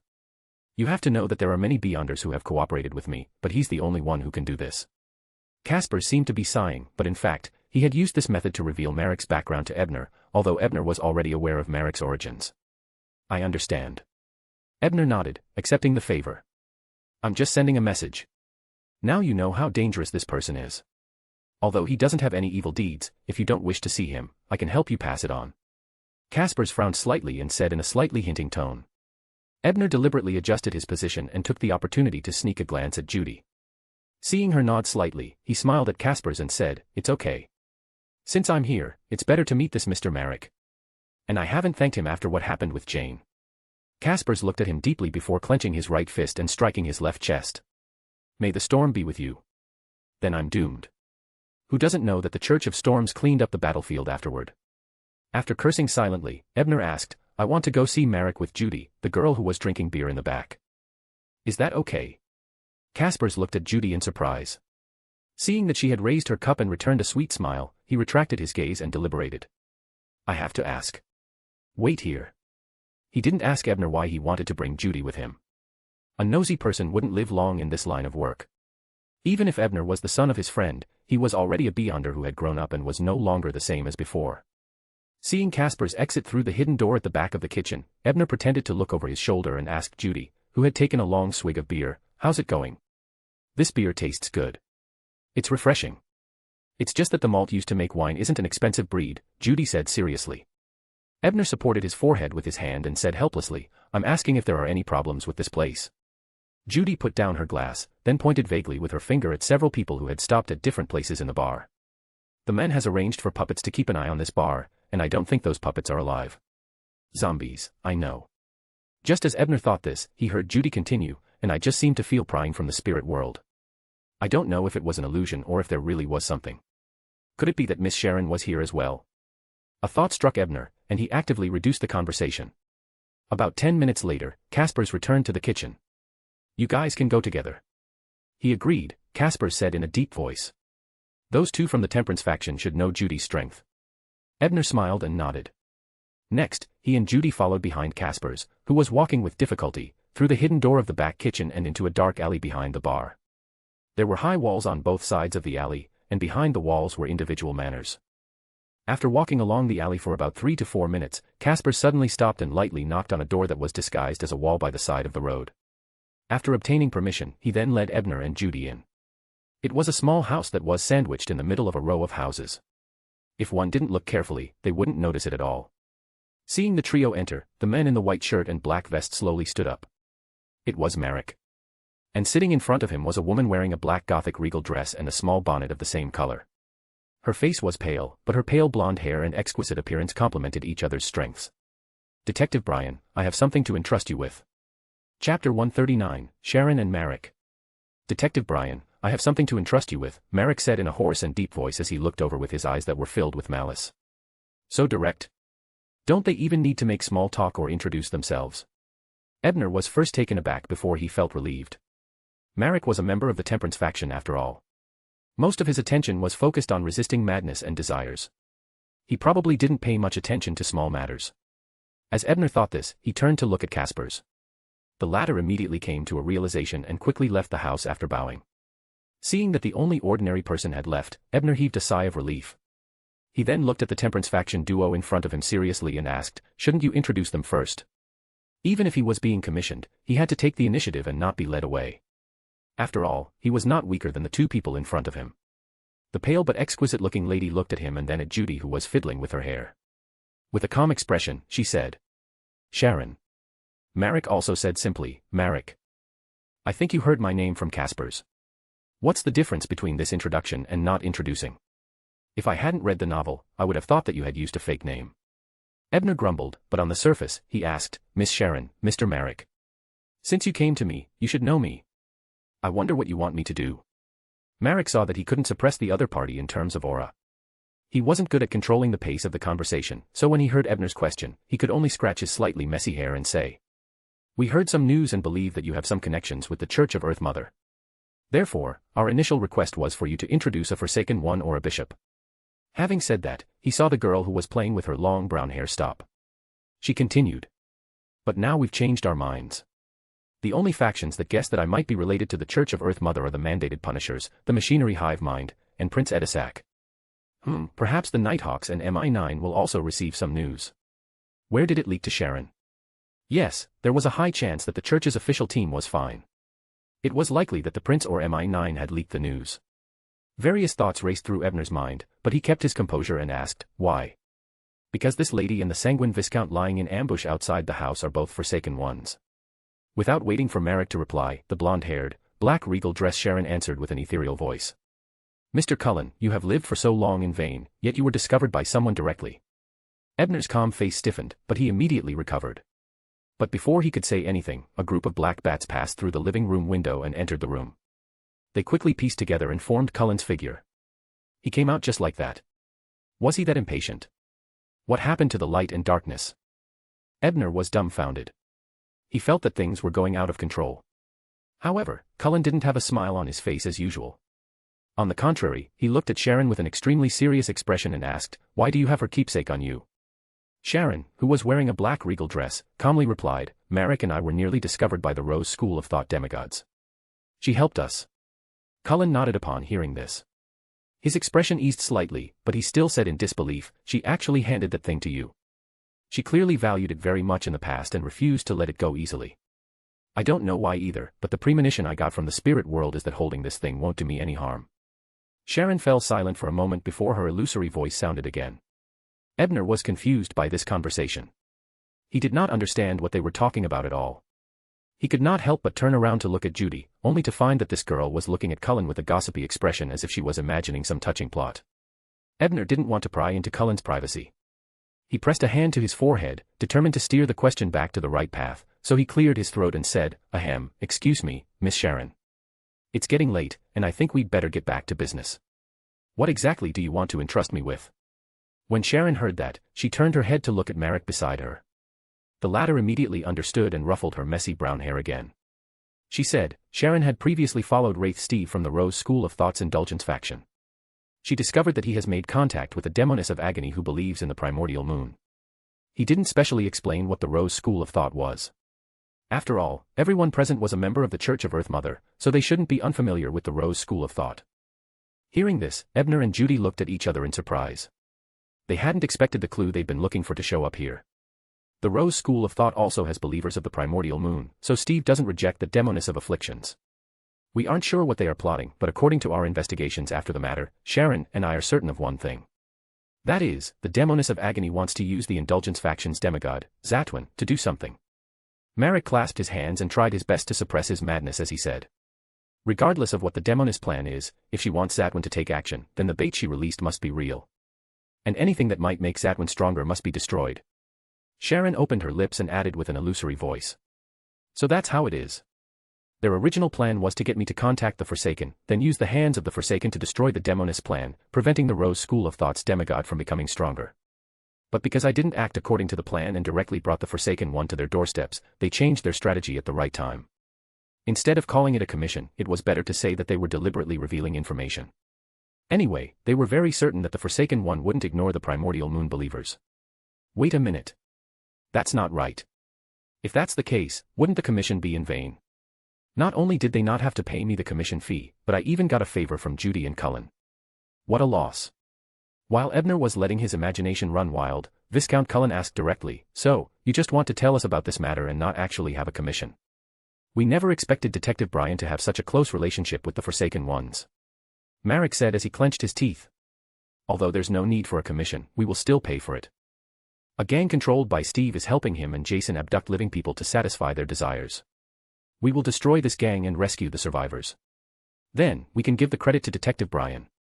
Chapter 140, Sword of the Goddess. No, I don't need it at all. Thank you. Ebner was now very reluctant to be famous, especially when Marek mentioned that the Mafia involved the Rose School of Thought's Indulgence faction.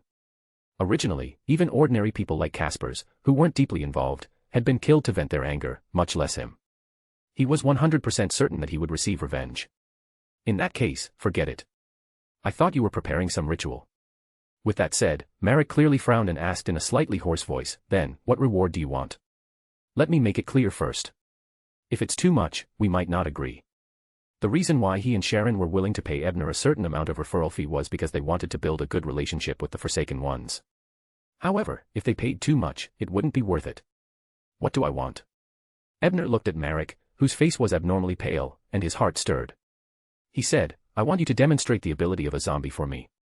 I wonder if that's possible." A demonstration ability? Marek didn't nod immediately. He looked at Ebner with his brown eyes and asked, "What do you want to do?" He didn't find it strange that the other party knew that he was a zombie. The last sanguine viscount who appeared seemed to have received news from her in advance. "I'm just curious about the powers of a zombie. When I encounter similar enemies in the future, I'll be better prepared," Ebner said casually. As for whether the other party believed him or not, it was none of his business. Marek fell silent for a second before looking at Sharon beside him. Seeing that she didn't object, he pinched his glabella and said, "All right. In a while, I'll find a place to demonstrate the powers of a zombie in front of you." Ebner nodded in satisfaction and said no more, returning the conversational dominance to Viscount Cullen. Cullen thought for a moment and asked, "There's no need for you to beat around the bush. Just get Wraith to throw the information to Ebner or stick it to the entrance of the Harvest Church to resolve the problem." Why must you make it so complicated and meet us? Is there something else? Marek immediately turned irritated when he heard that. He almost couldn't suppress the malice in his eyes. This sanguine seemed to have seen through him and Sharon completely. Every word he said seemed to have the upper hand. However, he still forced himself to control the malice that had appeared out of nowhere. He took a deep breath and said, "Yes, we wish to make a deal with you." "What deal?" Cullen's crimson eyes narrowed as he asked lazily. "I wish to buy a batch of sedatives to suppress my desires from you. Of course, I want some special ones. I've injected too many in the past, and I've changed many varieties. Ordinary sedatives have no effect on me." Marek pinched his brows again. "I see. However, there's a potions professor who has been teaching here for more than 100 years, and a biologist who was born to be a harvest priest. Your request shouldn't be difficult to fulfill." Cullen nodded, but he did not finish his sentence. However, his meaning was very clear. He was asking what they were willing to exchange for. Discrimination also has a half-assed doctor, Ebner added in his heart. After becoming familiar with Judy, he had learned a lot of abilities from her. Currently, he could already simulate skills to treat some less serious injuries and illnesses. "Sharon and I can provide you with some information that you can't investigate," Marek said in a hoarse voice. This was also the reason why he and Sharon didn't report to other official Beyonders. Although Earth Mother was an Orthodox deity, her church wasn't in an ideal situation in Lone. There were too many restrictions. And this gave them the foundation to cooperate. Cullen knew what the two of them were thinking, but he had no intention of rejecting them. Furthermore, with that person's item, he had a basic trust in Miss Wraith in front of him. Hence, he nodded and said, "It just so happens that there's something I need to investigate. If you can find any clues, I'll make 20 different types of special sedatives for you." "What do you want to investigate?" Marek was a little surprised. He never expected to receive a mission the moment they agreed to cooperate. Investigate a palace earl and find out if he's secretly protecting a demoness. Cullen then gave a brief introduction of Earl Lorena's situation before handing the investigation that made the Forsaken desolate to Marek and Sharon. Marek subconsciously looked at Sharon, who said concisely, "Sure, I agree." After the discussion, Marek didn't make any small talk. Or rather, he and Sharon weren't good at socializing. Instead, he directly brought Ebner and company to the basement of the house, where there was an empty space that looked like it had been dug out barehanded. "This is where I usually train. I'll show you the power of zombies here," Marek said as he took off his black vest. Ebner nodded and secretly activated the Eye of Pure White, preparing to analyze it. Although he wouldn't be able to learn most of the abilities of a zombie in a short period of time, it was still good to store it as knowledge. Marek first demonstrated the strength of his body. Bullets, fire, and lightning strikes were all useless. Even if he used a revolver to shoot at his head, he would at most experience dizziness. Physical attacks were like this, and most of the magic effects were the same. Ebner threw out 2 wind blade charms, but they only left small wounds on his body. However, the effects of analyzing such physical abilities weren't very good, much less learning them. Ebner estimated that he would have to wait until he was a Sequence 5 or demigod before he could simulate the ability to strengthen his physique. Then, Marek demonstrated some of the death-type spells he knew. Ebner quickly analyzed them, and he even learned 10 to 20% of them after Marek used them 2 or 3 times.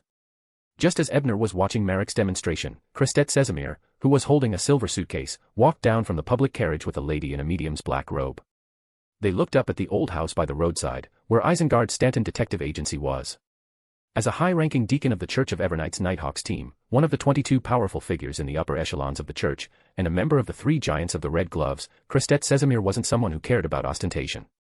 He liked to travel alone and take the transportation of commoners, acting as an ordinary member of the church.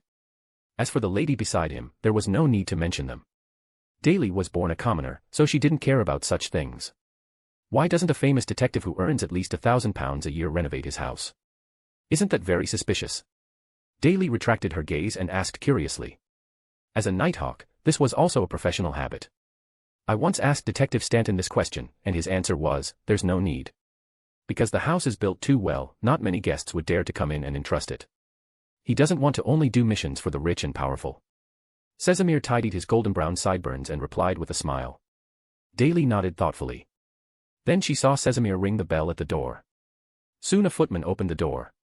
The valet clearly recognized Sesamir and knew that he was a guest that all masters had to treat seriously. Hence, the two of them hurriedly invited the two of them into the living room. Detective Isengard happened to be at home. After hearing the servant's report, he immediately left the office and went to the living room.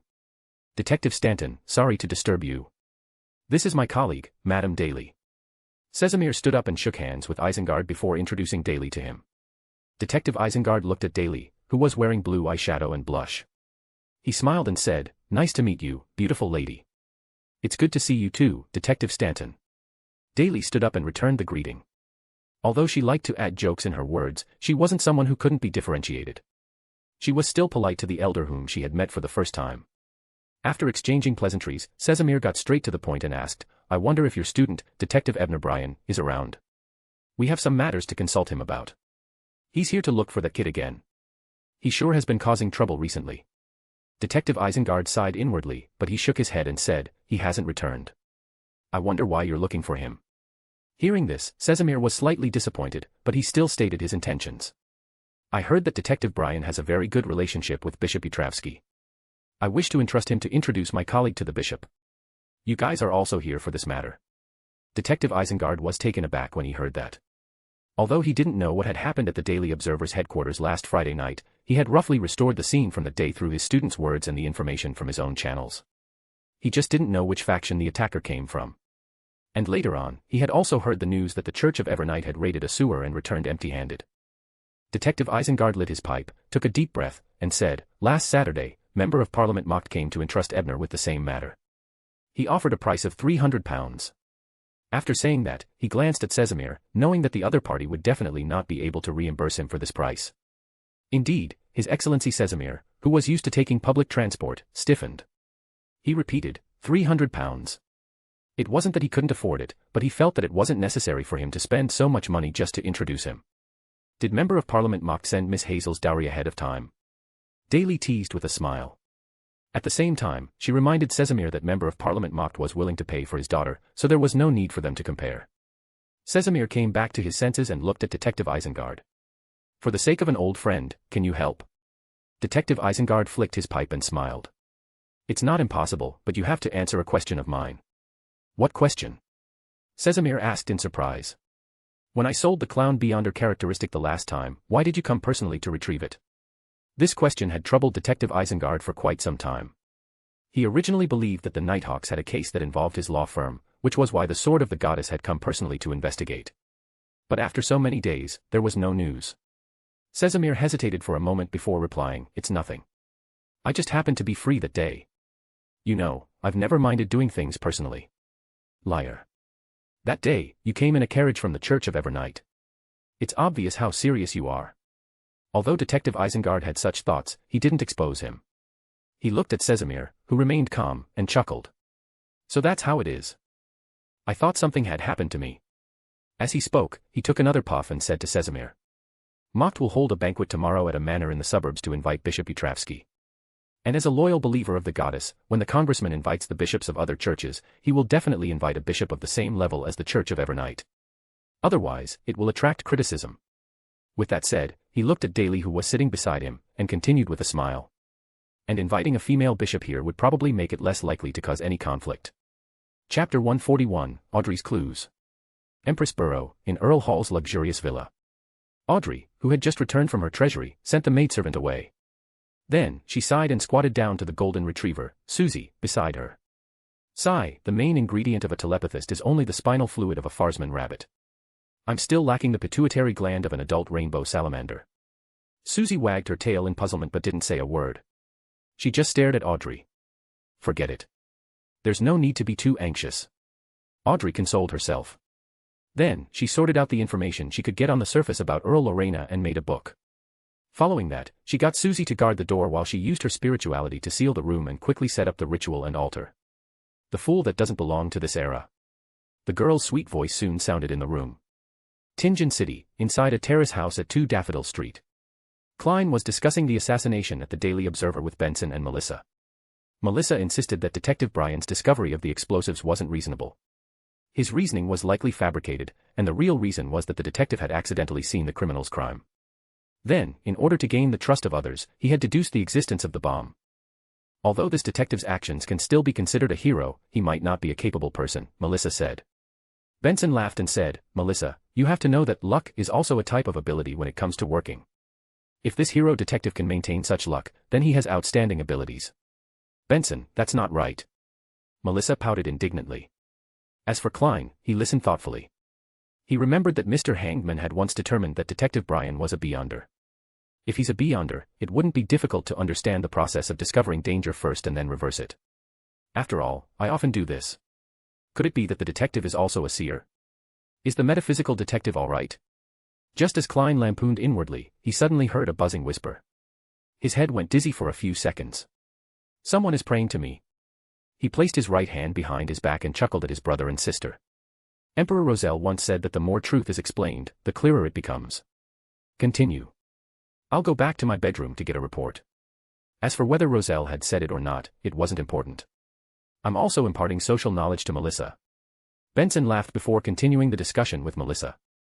Klein went up to the second floor, locked the bedroom door, and sealed the entire room with a wall of spirituality. Then, he took 4 steps counterclockwise and recited the incantation before arriving above the grey fog.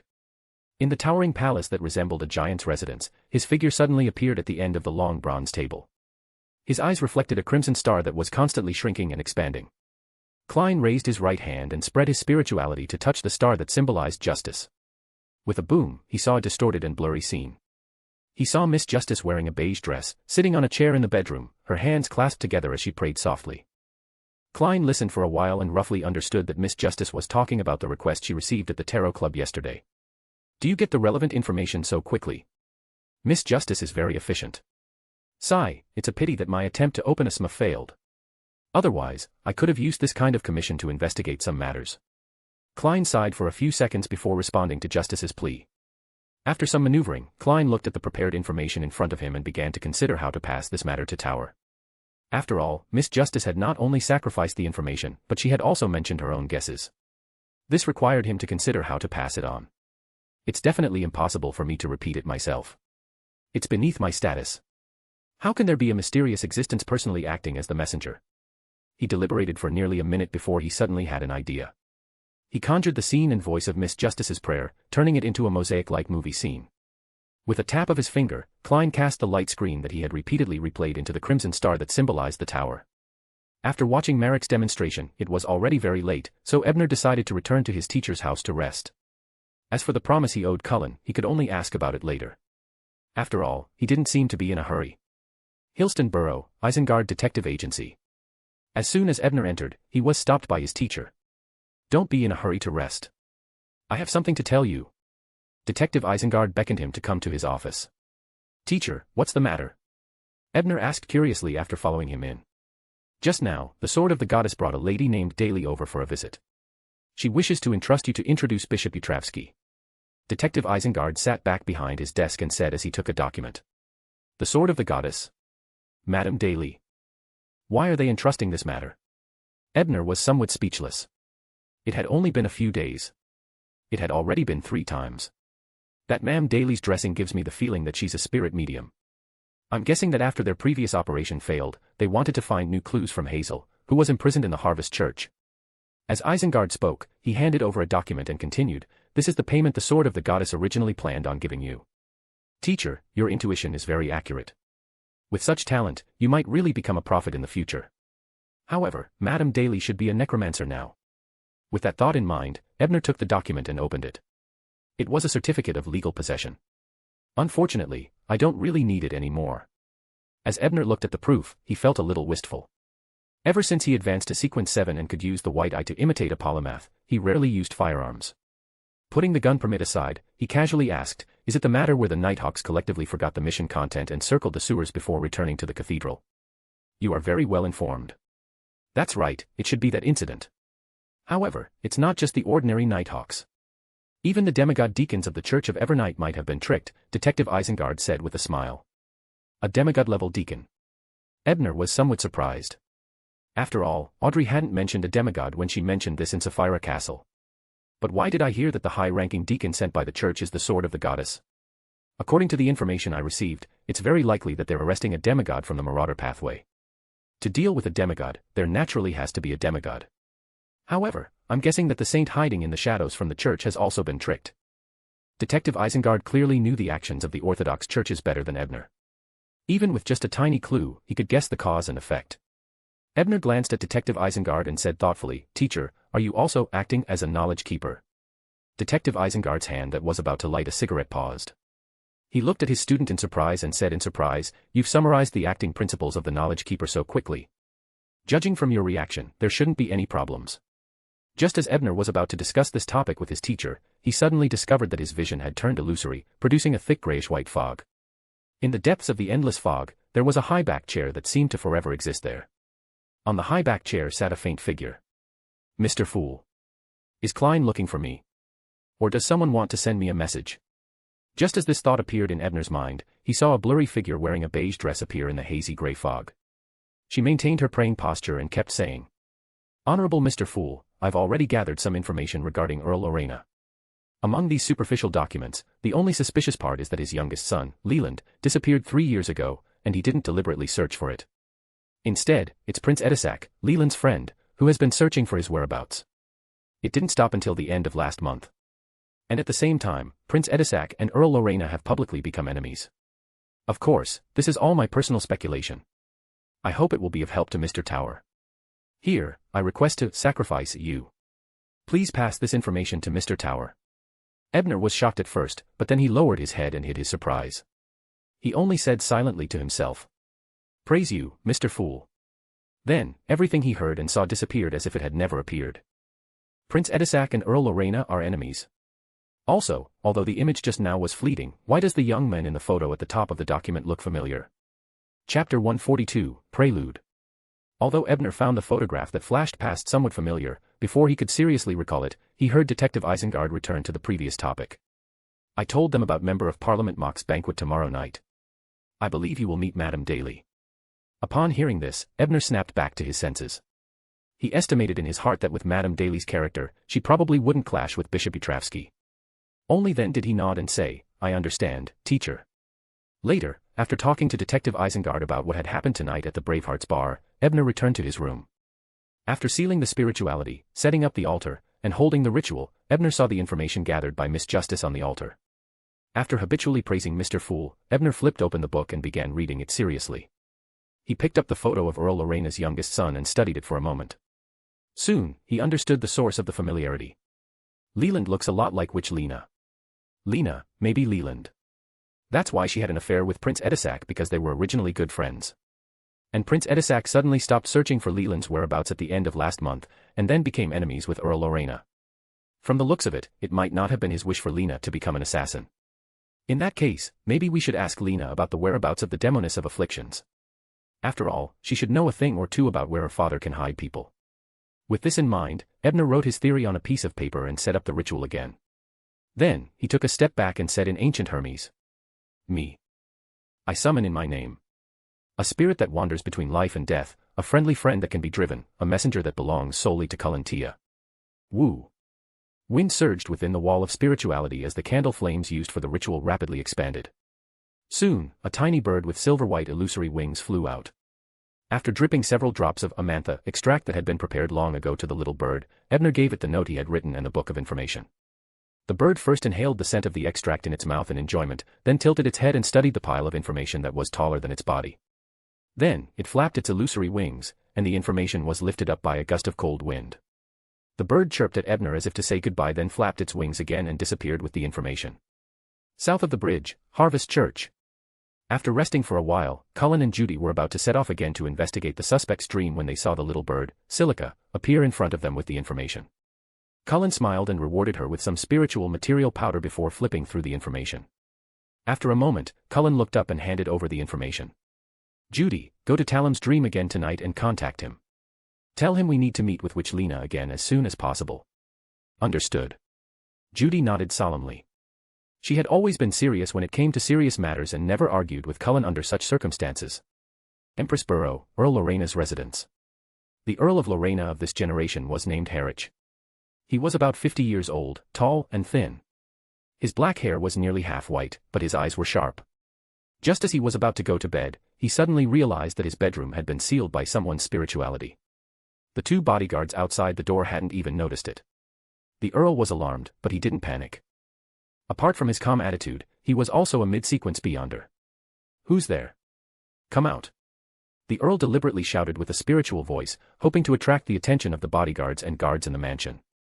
However, even after shouting a few times, he still didn't obtain the result he wanted. It was clear that the other party's sealing technique was much more brilliant than the ordinary wall of spirituality. Pa. Pa. Pa. Following a round of applause, a clear and melodious female voice came from the window. Hee hee, as expected of the Earl. You can still maintain your composure under such circumstances. Who is it? The Count took out his revolver and aimed it at the window. Then, he focused his gaze and saw a beautiful girl who was at most 17 or 18 years old sitting on the windowsill. Her head was slightly lowered, and her long fringe covered her eyes. However, the corners of her mouth curled up into a mocking smile. Who are you? The Earl asked for the third time. He instinctively felt that the girl was familiar, but he could not recall where he had added her. Hee hee, looks like you've completely forgotten. Father. At this point, the girl suddenly raised her head, revealing her delicate and cute face to the Count. You call me father? You're Leland.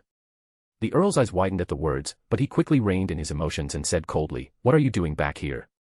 Are you trying to get back at me? At this point, he suddenly thought of something and continued, It seems that you were the one who instigated Prince Edisac to target me. Hey, Leland, you've really grown capable. You actually seduced the prince to deal with father. Upon hearing her father's ridicule, Lena didn't show any anger on her face. She still had a smile on her face as she shook her head and said, In the beginning, I hated you, but I've long since gotten over it, and I've never thought of taking revenge on you. Then what are you doing here? The Earl was relieved that she did not attack immediately. Lena ignored her father's question and continued, When I was an assassin, I came into contact with all aspects of the kingdom's bottom echelons. Compared to those poor people who were in dire straits, who might have caused their entire family to starve or even die because of a disease, my childhood was just too blissful. I understood then that it was precisely because I once had this happiness that I paid the price for it. Since I enjoyed the wonderful life of the Earl's youngest son, I had to bear the responsibility of this identity. So from then on, I stopped hating you. I just treated it as me repaying the happy childhood you gave me. As she spoke, there was a hint of sadness in her eyes. Coupled with her pure and charming eyes, it made one's heart ache. So, why are you telling me this? The Earl took a deep breath and warned himself not to be bewitched by the demoness. I originally thought that our grudges had been settled and that I no longer owed you anything. I thought that you were just a passerby. At this point, Lena's gaze suddenly turned sharp, just like her father's. She continued, But I didn't expect you to help another witch deal with me. What? Help another demoness? How is that possible? The Earl frowned. Although he did not care about his youngest son, he had never thought of dealing with him. Last week, when I was being pursued by the demoness of afflictions, I escaped into a safe house in my family. You should know that only the direct descendants of the Lorena family have the right to know of such places. Having said that, Lena gave her father a meaningful look. Also, a former police officer told me that the demoness of afflictions once rode a carriage with a royal noble's badge. And I'm extremely familiar with that badge. The Earl frowned again, but he soon understood what was going on. He took a deep breath and said tiredly, I understand. I'll give you an explanation. He didn't get angry or deny it again. Lena raised her eyebrows. She could tell something was wrong from her father's tone. She thought for a moment and suddenly realized something. It's not you. So, it's Marcello.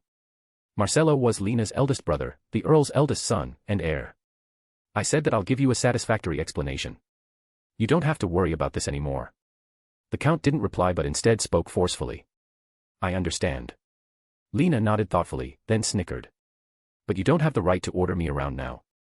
As soon as she finished speaking, her figure disappeared in front of the window sill like a bubble, and the seal in the bedroom was removed at the same time.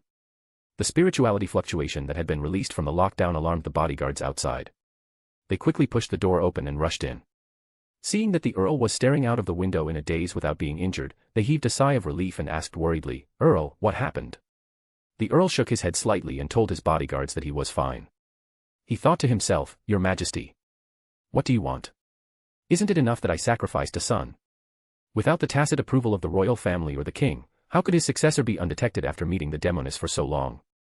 He was a palace count, a military officer in charge of the royal family's safety. At that moment, a petite figure in a black Gothic regal dress suddenly appeared in the full-body mirror on the side of the wardrobe in the bedroom. She held her cheek with her hand and thought for a moment before raising her skirt slightly and bowing before disappearing. The worried Earl and the confused bodyguards did not notice anything. In an inconspicuous house in Empress Borough. Not long after Mr. A's Beyonder gathering ended, a black-haired, blue-eyed man with a handsome face and faint traces of beard slowly transformed into a blonde, beardless man. However, before he took a few steps, he realized that someone had locked onto him with spirituality. He closed his eyes and was about to use his Beyonder powers to find the person behind the scenes when he was suddenly stunned by a terrifying aura. He couldn't help but stop his actions and turn around to look at the place with the strongest aura. It was a beauty with black hair like a waterfall. She was holding an unopened flower in her hands and was smiling at him. Although he looked like an ordinary person who posed no threat, the men did not underestimate him at all. He quietly looked around, trying to find a suitable place to escape. At this moment, the beauty opened her lips and said with a charming smile, "Don't be afraid. I just want to ask you if you need a wind blessed." Chapter 143, Start. Only when the beauty with the flower in her arms left did the man, who had just finished attending Mr. A's gathering, heave a sigh of relief. He didn't dare to stay any longer as he transformed into a new appearance. After circling the surrounding streets a few times to ensure that no one was following him, he used the spots of light from the gas lamps on both sides of the street to constantly flash his figure, heading towards the Intis embassy in Westboro. After returning to the embassy, the man who had changed back to his original appearance was led back to his room by an attendant. The waiter was about to leave when he was stopped by the man. Although the waiter was surprised, he still asked respectfully, "Mr. Rosago, is there anything else you need?" This was the first time Mr. Rosago had ever spoken to an attendant. "Organize a copy of the recent actions of Backlund's mandated punishers for me. This is a trivial matter, so there's no need to alarm Mr. Ambassador. Do you understand?" As Rosago spoke, he controlled a marionette that had been using psychological invisibility to influence the attendant. "Yes, sir," the attendant replied without any hesitation. "Very good. After you deliver the information to me, go back to sleep. When you wake up, you will forget to talk to me." Rosago nodded in satisfaction. After the attendant opened the door and left, Rosago recalled what the beautiful woman had said to him. He thought and said, "If there's really a chance to obtain a wind blessed, it's worth taking a risk." As he thought this, he took out some tools from his drawer and began to divine. On Wednesday morning, Ebner received a long list of normal commissions. The client was Mrs. Bingley, the owner of a nearby cafe. Her son had recently fallen in love with the daughter of a lumber merchant and was dating her. However, due to the wood merchant's large business and the disparity between their families, Mrs. Bingley was worried that he was just playing around, so she came to Ebner to investigate the lady's character. "It's not like we're talking about marriage. Why is your son so nervous about getting a girlfriend? I'm afraid you'll go bankrupt just from the investigation fees in the future." Ebner complained in his heart, but on the surface, he accepted the request. After all, this kind of harmless acting opportunity was rare for him. He spent the morning sneaking into the wood merchant's house and then extracted the scent of many strange men from the bedroom of the lady named Irene. Even without looking back, Ebner could guess that the lady's private life was probably very rich. However, in order to complete the mission, he still used his Beyonder powers to faithfully record the scenes he saw. 1, 2, 3, 4. That was amazing. There were no less than 10 people in this house alone, and that included Mrs. Bingley's son. As he watched, Ebner suddenly discovered a familiar face. It was none other than the Faceac spy, Detective Zreal. He frowned and activated the Eye of Pure White to obtain a more complete, backtrack scene. He wanted to hear what the detective had said to Miss Irene. Soon, a picture of a bed appeared before Ebner's eyes. In the picture, Irene, who had a beautiful face and elegant temperament, panted heavily as she said coquettishly to Zreal, "Great detective, I got some news that you're concerned about. What gift are you going to buy me?" Detective Zreal, who was originally a little dispirited, immediately perked up when he heard that. He smiled and said, "Darling, I heard that the famous fashion designer, Mrs. Genya, is selling a dress that she's proud of. It's said to be the same dress as the one designed for Earl Hall. Of course, that noble lady has already worn that dress once in public. She won't wear it again in the future. That's great, my dear. Serena and Anna will be so envious of you if you can wear a dress designed by Mrs. Genya at the ball." Irene kissed Detective Zreal happily and said, "A friend of mine once talked about the differential machine you asked about. I heard from him that someone sold information at a party called Mr. A, but no one was willing to buy it." Upon seeing this, Ebner closed the Eye of Pure White. He could roughly guess what was going on. This is the trigger for Klein to kill the ambassador with £5. But it's none of my business. Ebner shook his head, wiped away the presence he'd been there, and quietly withdrew. Following that, he tidied up the information of the other men he had seen in the backtrack scene. He then returned to the coffee shop near the office and handed it to his client, Mrs. Bingley. Mrs. Bingley took only a few rough looks and was so excited that her hands shook. She gritted her teeth and said, "Very good. Detective Bryan, you are indeed very capable. I didn't find the wrong person." Ebner ignored the other party's praise. After receiving the £2 for the investigation, he felt that the Knowledge Keeper potion had indeed digested a little. He couldn't help but nod inwardly. It was already 3 p.m. in the afternoon.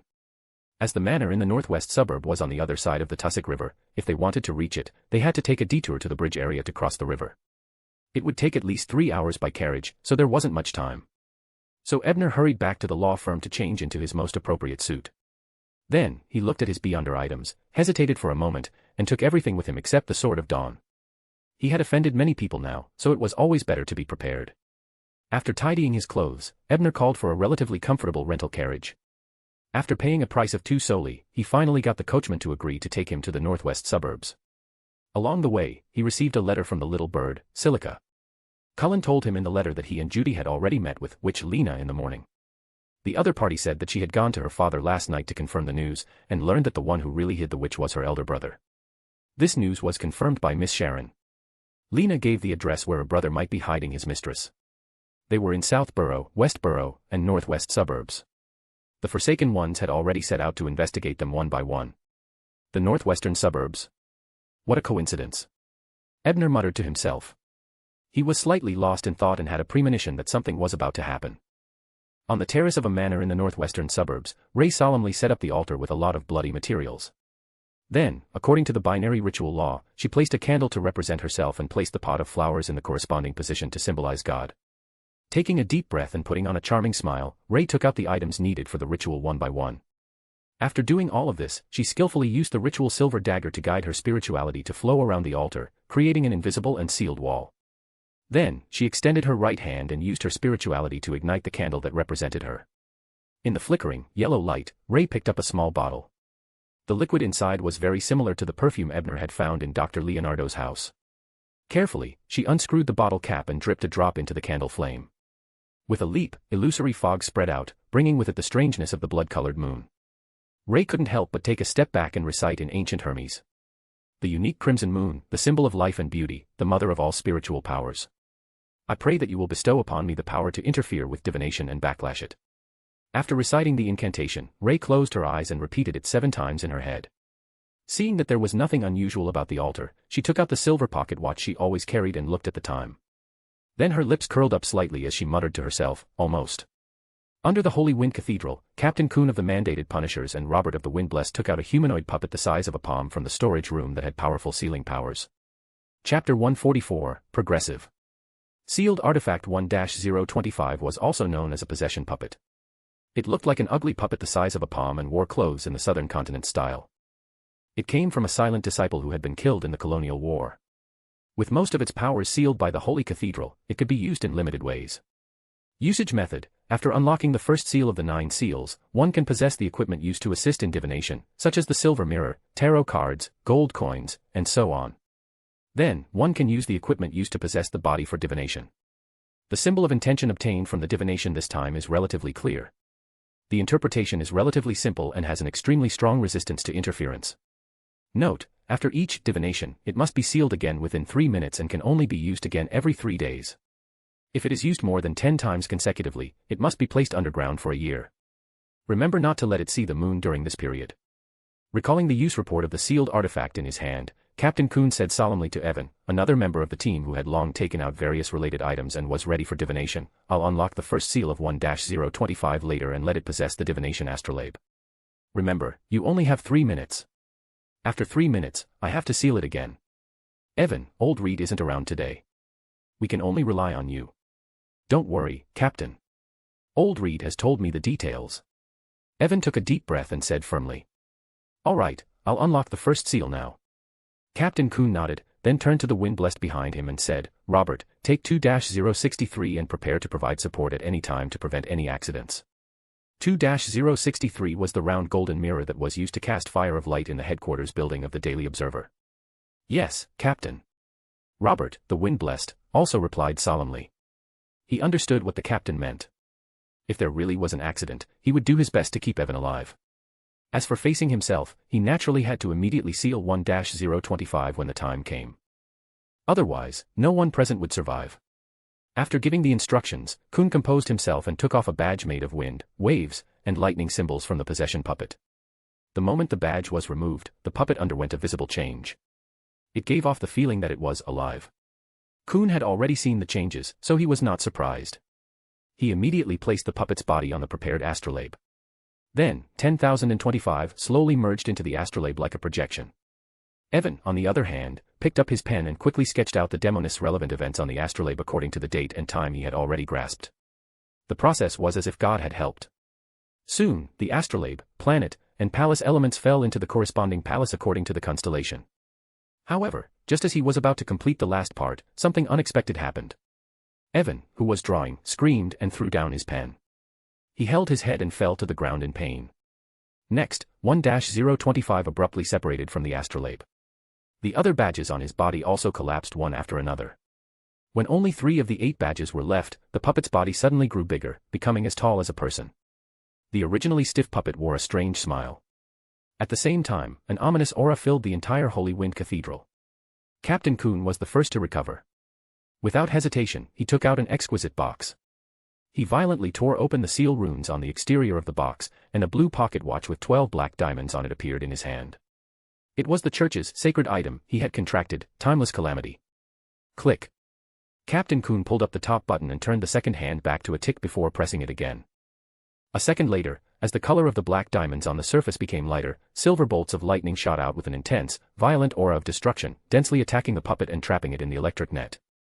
As for wind-blessed Robert, he had already used the golden-framed mirror to activate the sun halo to purify the evil anomalies in Evan's body while creating a gale to sweep Evan away from 1-025. At this moment, the rapidly spinning hurricane tore open the ground above him, and a figure flew down from above. It was an elder wearing a black bonnet with abnormally solemn silver eyes. He wore a black robe embroidered with the symbol of the storm. He was none other than the Cardinal of the Church of Storms, the Archbishop of the Backlund Diocese, Spellsinger of God, Ace Snake. Spellsinger of God scanned the scene and immediately understood what had happened. He raised his hand and added a terrifying hurricane that was visible to the naked eye outside the lightning net that trapped the puppet. Then, he looked at Captain Kuhn, who was a little pale, and asked with a frown, "What happened?" The divination backfired. The demoness must have made sufficient preparations. The 9 seals that the Holy Cathedral cast on 1-025 have destroyed 6, Captain Kuhn reported concisely. Why didn't you forcefully terminate the ritual and cut off the connection? Snake looked at Evan, who had been fed holy water by Robert, and asked solemnly. The Church of Storms had used 1-025 for so long, so they naturally had contingency plans for similar accidents. Old Reed used dream divination last time, and his spirituality was too exhausted. He hasn't recovered yet. Evan is inexperienced, so. Captain Kuhn didn't finish his sentence, but his meaning was clear. Forget it. Now isn't the time to pursue the matter. We have to deal with 1-025 as soon as possible. Spellsinger of God sighed and looked at Kuhn with abnormally serious silver eyes. He continued, the emergency seal might be very intense, and it's impossible for this puppet to not resist. Sherwood Borough, or rather, there are too many ordinary people in the city. Once something goes wrong, there will be a lot of casualties. We have to bring him to a sparsely populated place as soon as possible. Near Backlund, there are only a few people in the forests on the outskirts of the northwest. That area is mostly a hunting ground or plantation for nobles and wealthy families, Kuhn said after some thought. I'll immediately take 1-025 to the northwestern suburbs. You and your teammates will follow me to prevent any accidents from happening again. Spellsinger of God nodded and agreed with Captain Kuhn. However, he glanced at the members of the mandated punishers and asked in puzzlement, why are there only the 3 of you? Where are the other members? Matthew was seriously injured during the surprise attack when Old Reed divined that the demoness had fallen behind on Sunday. He hasn't fully recovered yet. McConnell has led his men to guard the Grant clothing store. Although the company at the dock area has been destroyed by the Forsaken, the Everlasting Society still hasn't given up on excavating that store. Perhaps there really is something. Sarah has led the other members to investigate recent disappearances in order to find the demoness whereabouts from other directions. Recently, there had been a lot of incidents, and Captain Kuhn also felt that there was a severe shortage of manpower. Forget it. The low-sequence Beyonders won't be of much help. You and Robert can follow me. The Spellsinger of God frowned again. His past experience told him that something wasn't right, but before he could think about it, the puppet surrounded by lightning and storms began to stir. It opened its mouth, which had been sewn with golden threads, and was about to let out a sharp whistle. Upon seeing this, the Spellsinger of God opened his hair against the laws of nature. Following that, a bolt of lightning shot into the puppet's mouth, blocking its roar. We can't wait any longer. Let's set off immediately. The Spellsinger of God raised his hand again, and an intense airflow appeared out of thin air. It spun rapidly, and an unstoppable hurricane suddenly broke through the ground and the buildings above, sweeping the puppet into midair. Captain Kuhn and Robert, the wind-blessed, looked at each other. After handing Evan over to the clerical staff of the church to take care of, they quickly rose into the air and chased after him. Sherwood Burrow, in a house near the Tussock River. When the ominous aura from the possession puppet broke through the seal, a figure quickly outlined itself in the originally empty room. The Rose School of Thought demigod, Zatwin, quickly climbed up the roof and looked in the direction of the Holy Wind Cathedral. He laughed out loud and said, "Haha, the cursed item actually broke through the seal. Heh, with the official church, they definitely wouldn't seal it again in the city. Then, the northwest suburbs. That witch should be plotting something, but it has nothing to do with me. If it's really that easy to obtain, then helping her once isn't a big deal." With that said, his figure disappeared into the night again. At the Intis embassy, Rosago, who was drinking black tea, suddenly sensed the hurricane near the Holy Wind Cathedral. He suddenly stood up with a look of surprise in his eyes as he muttered to himself, "Has something really happened to the mandated punishers?" In a villa in the northwestern suburbs, Demoness of Afflictions, Ray, picked up the flower that had yet to bloom again. She smiled as she looked at the bloodstains on the ground behind him and touched the flower. "Are you full? It's time to help me." In the northwest suburbs, Ebner arrived at Member of Parliament Mock's manor in a carriage. Chapter 145, 3 Battlefields. In the northwestern suburbs of Backlund, Captain Kuhn and Robert of the mandated punishers flew over a vineyard on a gust of wind. Achoo! Achoo! Achoo! Suddenly Robert's nose itched and he sneezed a few times. He didn't pay much attention to it, but immediately after, he felt his head begin to hurt. His head heated up as he sneezed continuously. In just a few seconds, he had reached the point where he couldn't maintain his flying ability. At the same time, Captain Kuhn, who realized that something was wrong, also stopped. Although his symptoms were milder than Robert's, he could still feel that his throat was dry and his nose was starting to feel stuffy. Was he sick? Was he infected? Captain Kuhn was just beginning to understand when he felt countless invisible threads sweep over from the ground, trying to wrap themselves and Robert completely. He was no stranger to similar experiences. The previous few exchanges made him realize that this was the beyonder power of a demoness. The demoness ambushed us here? Isn't she afraid that His Excellency Snake will return? Captain Kuhn quickly responded despite his doubts. He reached out to catch his companions, who were unable to fly because of their violent coughs, as he swept up a storm around them, interrupting the threads that reached for them. However, Captain Kuhn knew that he couldn't escape the demoness attack range by flying alone, so he could only bring Robert to the vineyard. At this moment, Robert managed to stop coughing.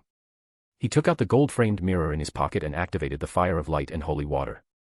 The former could ignite all the invisible threads in the surroundings, while the latter could improve one's physique and increase one's resistance to diseases. As the golden illusory flames that emitted the majestic aura of the sun appeared out of thin air, the spider webs around the two of them were ignited, as though they had turned into a giant torch. Captain Kuhn took the opportunity to take out 2 bottles of potions. He drank one himself and threw the other to the wind-blessed Robert. The mandated punishers had already clashed with the demoness of affliction several times, so how could they not be prepared for ailments? And at this moment, under the illumination of the fire of light, demoness of affliction's Ray's invisibility also lost its effect, revealing her voluptuous but curvy figure. "Captain Kuhn, long time no see. Why are you treating me so roughly the moment we meet?" Ray hugged the flower and rebuked in a tone that sounded like a lover greeting her. However, Captain Kuhn wasn't in the mood to talk nonsense with the other party. Although he had used potions to suppress the illness in his body, as time went on, it would become even more violent. If he didn't take advantage of this time to repel the other party, the longer it took, the more difficult it would be. With a Z sound, his hair suddenly parted in violation of the laws of nature. Each strand was distinct and wrapped in lightning. It surged out and gathered into an arrow of lightning that shot towards the demoness. Boom. Dark clouds overlapped in midair as a thick bolt of lightning struck down, stacking on the lightning arrow. The arrow became even more silvery white and hit Ray in the forehead at an impossible speed. Clang. Crack. A sound of glass shattering rang out, and Ray's body quickly split apart under the lightning arrow. Immediately after, it shattered on the ground, turning into coarse silver mirror fragments. Ray, who had used the mirror substitution technique, appeared before Captain Kuhn unscathed. She smiled and said, "Captain Kuhn, your greeting is really passionate." However, before she could finish speaking, several wind blades appeared in front of her again. However, Ray was not flustered. She opened her mouth slightly and let out an invisible scream. Along with this scream, a blue illusory halo surged out from her body. Wherever it passed, frost would condense and overlap. In less than a second, she was inside the frozen world, surrounded by thick transparent ice. As for those wind blades, all of them struck the ice, sinking into the center of the ice and quickly dissipating. Seeing that his attack was blocked again, Captain Kuhn did not dare to give the demoness a chance to retaliate. He immediately opened his mouth, wanting to continue attacking through the ocean songster's singing ability. However, right at this moment, his throat suddenly felt extremely dry and painful. He was unable to make another sound. Because of Mother's grace, my illness has mutated. The mutation's effect is especially targeted at ocean songster. Captain Coon, how does it feel to not be able to sing? Seeing this, Ray did not take the opportunity to attack, but instead calmly teased, as if victory was already in his grasp. Coon frowned, not understanding what the enchantress was plotting, or what she was waiting for. It was important to know that he was at a disadvantage on the surface. Shouldn't she take advantage of the situation? However, at this moment, he suddenly thought of a problem that he had overlooked. From the beginning of the fight until now, Robert hadn't helped at all. With the tacit understanding of the mandated punishers, Robert should have used the fire of light to burn through the ice after his wind blade was released. As he thought of this, he turned to look at his companion, only to find that he was standing motionless on the spot. Although his expression was calm, tears of pain flowed from the corners of his eyes because he wanted to cough but could not move. There are other enemies nearby. Captain Coon immediately came to a conclusion. He no longer thought of hiding anything and took out the navy blue pocket watch with 12 black diamonds. It was the sacred item he had contracted, Timeless Calamity. With a click, Captain Coon pulled the button on the top of his pocket watch, adjusted the second hand's speed to a certain degree, and pressed it again. A second later, silver bolts of lightning shot out with a strong destructive aura, densely attacking the wind-blessed Robert. He didn't know where the enemy was, but his intuition told him that a Beyonder who was good at controlling abilities wouldn't be too far away. Therefore, he chose to launch an area of effect attack. Although it might accidentally injure Robert, it was better to be injured than lose his life. Ah! With a scream, a man in worker's clothing appeared under the attack of the lightning snake. His chest was directly penetrated by the lightning, and large amounts of blood spurted out. He was about to die. But at that moment, the man reached out and touched his chest. The terrifying penetrative wound disappeared and was replaced by the man's ankle. This person was none other than marionettist Rosego, who had been bewitched by the demoness. He had previously seen Captain Coon unable to divert his attention in the battle with Ray, so he wanted to take advantage of the situation and secretly control Robert's spirit body threads that were plagued by illnesses to make him into a marionette. It was a pity that he had almost been defeated by the captain's AoE thunder strike. In the northwest of Backlund, in a charred forest that seemed to have been repeatedly plowed by lightning and strong winds, Ace Snake, the Spellsinger of God, heaved a sigh of relief because he had finally sealed 1-025 temporarily. Although the level of the seal was only comparable to the previous 6 seals, it was considered safe for a demigod like him. He looked up at the sky and saw that the crimson moon was only about to leave. He couldn't help but rejoice. Fortunately, I sealed it before the moon came out. Otherwise, it would have been even more troublesome. All of a sudden, Spellsinger of God's expression changed as he looked towards the southwest. He could feel the destructive aura of the punctual calamity. Coon was attacked. He even used a holy artifact. Snake frowned. Without any further delay, he picked up the palm-sized 1-025 and was about to fly over to rescue him. But at that moment, Snake saw a hand, a black-gloved hand, appear on an undamaged tree not far away. It grabbed at him. Right on the heels of that, Snake realized that the bent puppet in his hand had instantly disappeared and reappeared in front of the palm. With this action, the person hiding in the dark finally revealed himself. The figure wore a hooded black robe, and his face was covered by a golden mask with red and black stripes. He didn't look fat or thin, but he was definitely not short. He was at least 1.8 meters tall. This was none other than the Rose School of Thought's demigod, Zatwin. As he didn't have a good way to seal the cursed item again, he waited for Snake to complete the seal before taking action. After Zatwin used the Marauder Pathway's sealed artifact to steal 1-025 in front of him, his body immediately faded and turned transparent. He extended countless thin ropes that resembled tentacles to tie up the struggling puppet, hoping to bring it into the spirit world. At this moment, the Rose School of Thought demigod suddenly heard a violent gust of wind.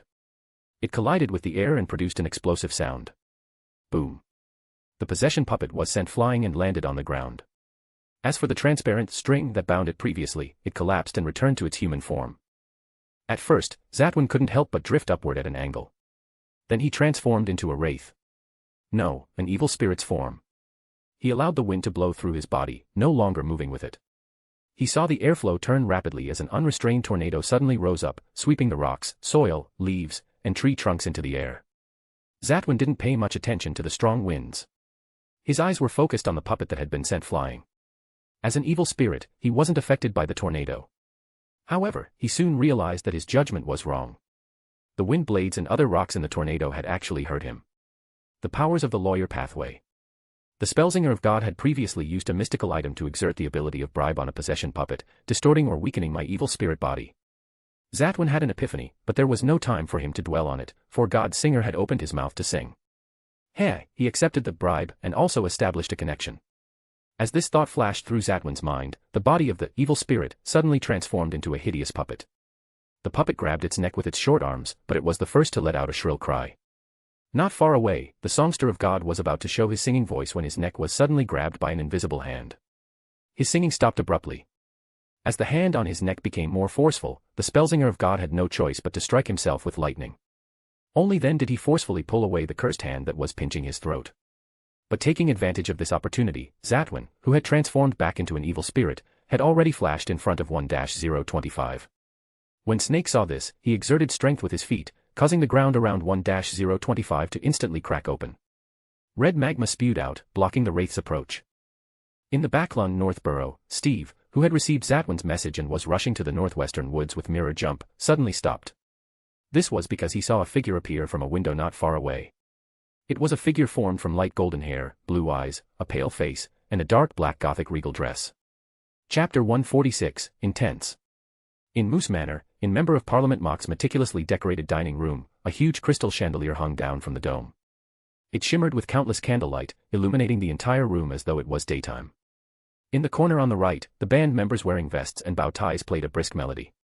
On the left was a long table with delicious dishes such as roasted chicken, pan-fried foie gras, lamb stew, Backlund-style roast goose, and cream cheese-baked Orvie lobster. Even though they were very far away, Ebner seemed to smell the fragrance they emitted. He did not stand on ceremony with the senator and immediately went to get a plate to fill with food. At that moment, Madame Daly walked over with a glass of wine. When she saw Ebner's actions, she teased in a slightly ethereal voice. Shouldn't one hold a glass of wine and wait for the host to give a speech at such an occasion? From the looks of it, Backlund's hero detective is also a carefree and uninhibited person. It's no wonder he was liked by so many young ladies. What young lady likes me? Ebner felt that the title of hero detective was embarrassing enough. Why were there rumors now? You don't know. Some newspapers say that you're quite popular in this area. Many rich ladies are eager to have a beautiful encounter with you. Madame Daly swirled her wine glass and smiled at Ebner with her green eyes. That's a tabloid's nonsense. You can't take it seriously. Ebner, who knew Daly's linguistic arts very well, did not dare to speak too casually in front of her. If she really joked about this topic, the one who would end up blushing in embarrassment would definitely be him and not this lady. Seeing that Ebner wasn't willing to continue the conversation, Daly didn't continue teasing him. Instead, she said, there's Fog Champagne, Ormer wine, and Southville red wine here. They're all expensive and rare famous wines. We can drink a little, but not too much. We don't know what's going on over there yet. We have to stay sober. Previously, after Sword of the Goddess left, Ebner immediately returned to the manor's main residence to ask Daly. The latter said that she did not know the exact situation. Sesamir had only told her through nature spirit to stay here before leaving. She was not qualified to participate in the battle there. Of course, while Daly remained behind, she had already used the messenger to inform the Holy Cathedral. And these words also made Ebner give up the thought of immediately running back to Backlund. The situation outside was unknown. What if they encountered danger along the way? It was better to stay in the Elk Manor for the time being. After all, with Daly and Bishop Utravsky here, and him, their combat strength wasn't too bad. Thinking back, Ebner smiled at Daly. Ma'am, I don't really know how to drink. After all, drinking isn't good. Daly looked at him with a smile and said thoughtfully, this wording is something that a young lady told you. As the sky darkened completely, the red moon that was slightly more than a semicircle appeared clearly. And its outline rapidly expanded. In just a second or two, it turned into a full moon, a blood-red full moon. Blood moon. Ray looked up at the crimson hanging in the sky and smiled. Finally. With that, she unbuttoned her shirt and removed all her clothes, revealing her beautiful body to the three men present. Unfortunately, Robert had just been struck by the electric snake, indiscriminately, and he had already suffered heavy injuries. He could only barely maintain his consciousness, and he was still blaming himself for wasting the opportunity to use the holy artifact. At the instant marionettist Rosago transferred the damage, he had used Flaming Jump to leave the battlefield. He was already nowhere to be found. Captain Kuhn, on the other hand, was only deeply afraid of the demoness actions. He wanted to kill her immediately, so why would he care if she wore clothes or not? Of course, Ray didn't look forward to the gazes of the men. Instead, she kept staring at the blood moon in the sky as though she wanted to show her beauty to the moon. At the same time, she opened her arms and hugged Scarlet as she chanted piously. The unique crimson moon, the symbol of life and beauty, the mother of all spiritual powers. As Captain Coon had just used time disaster, he could not bear the backlash of the pointer, for the time being, so he could only condense a wind blade again and prepare to interrupt Ray's obviously unusual action. But at this moment, an invisible wave suddenly hit Coon, making him feel as if he had been struck by lightning. He suddenly felt fear in his heart and was so afraid that he wanted to abandon his teammates and fly away immediately. As for the wind-blessed Robert, although he was also affected, he wasn't the main target of that force. Even though he was still afraid, he gritted his teeth and drove his damaged body, activating the sun halo from the golden-framed mirror. The sun halo could increase the courage of his companions within a 20-meter radius and purify the evil powers in their bodies. A dark golden light flashed, and Captain Coon suddenly felt like he was bathing in warm sunlight. His emotions suddenly stabilized, and he was no longer as nervous and afraid. Psychiatrist. Dragon's might. Could there be other enemies? Captain Coon, who seemed to have found his courage, instantly regained his ability to think. He already had the intention to retreat, but with so many enemies surrounding him, even if he turned around and ran, it would be very difficult. At the very least, I have to severely injure the demoness. Otherwise, I won't be able to run very far before I get entangled by her again. Thinking up to this point, Captain Coon made a decision.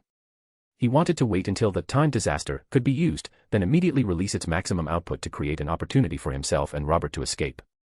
In fact, it had only been 4 to 5 seconds since Coon decided to use the wind blade and Robert activated the sun halo. And in those 4 or 5 seconds, Ray's tribute to the moon had been completed.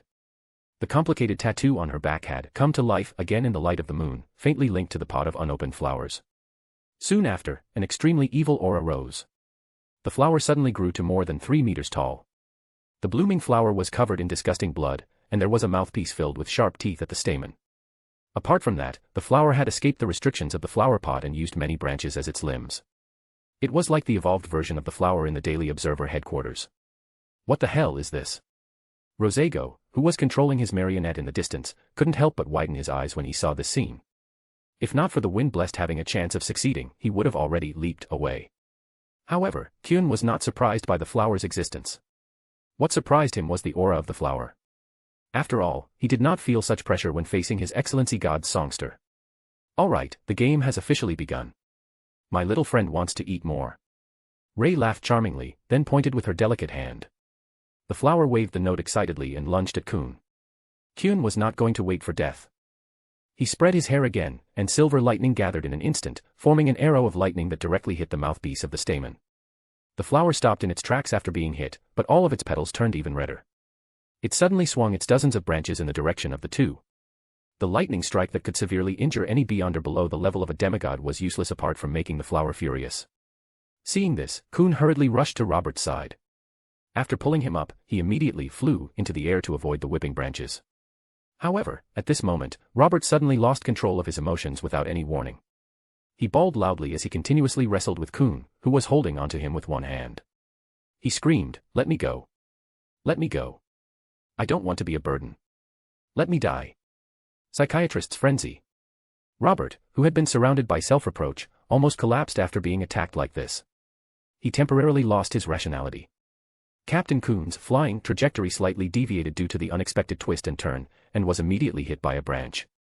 The two mandated punishers crashed heavily to the ground. Robert didn't mention it, but Coon had his ribs broken and stabbed into his stomach. He couldn't help but spit out a mouthful of blood. The flower did not give him a chance to heal, and directly tied him up with a branch. This was extremely violent, causing the already injured Coon's body to tremble in pain. Even the time disaster slipped out of his hand and fell to the ground. Captain Coon endured the pain and wanted to summon the wind and gather lightning, but he realized that the slime on the branch seemed to contain an unknown poison, so much so that he would fall into the edge of a madness the moment he used his spirituality. He could not activate his ability at all. For the first time, despair flashed in Coon's eyes. He watched helplessly as the branch sent him to Demoness Ray.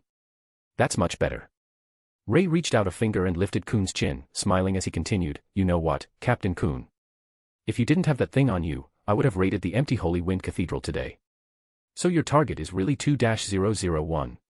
There was a flash of regret in Coon's eyes. Back when Detective Brian and the Forsaken Ones had reminded him, he hadn't paid much attention to it. After all, in his eyes, the Demoness was just a rat in the sewers. She couldn't be seen in the light at all, let alone plot against the Church of Storms. Are you regretting it? Did anyone remind you? Oh. The demoness was first taken aback before she came to a realization. She smiled sweetly and said, "So it's that little detective. Heh, after this incident, I'll personally go play a game with that detective and his little girlfriend." Then, without waiting for Khan to speak, she went back to the previous topic. "When I was at the headquarters of the Daily Observer, I spent a lot of effort to pollute that thing so that I could know its location at any time." At this point, Ray leaned closer to Kun and stuck his whole arm into his clothes to feel around. After a while, he took out a small metal box with many inscriptions on it. Opening the small box, Ray took out a black eyeball the size of a goose egg with a mysterious luster on its surface. She played with it for a while before putting it back in the box and holding it in her hand. At the same time, Robert, who was not far away, stood up unsteadily once again. However, there was no spirit in his eyes.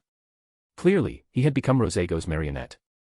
Rosego was even more afraid of the demoness of pain who had bewitched him. After obtaining his marionette, he didn't stay any longer and quickly got the wind blessed to fly him away from the battlefield. When Kun, who was bound by the branches, saw this, his face showed obvious sorrow. It was for Robert, but also for his dying self. No, perhaps dying normally was already an extravagant hope. Ray ignored Rosego's escape. He had shown considerable value in the battle just now, so it was only right to give him a little reward. "Well, it's getting late. It's about time I made you a part of the little guy." Ray took his time and clapped his hands. The flower was immediately so excited that its petals were delicate, and it was about to send Kun into its mouthpiece to chew. "It's over, forgive me for not being able to go back, Nis."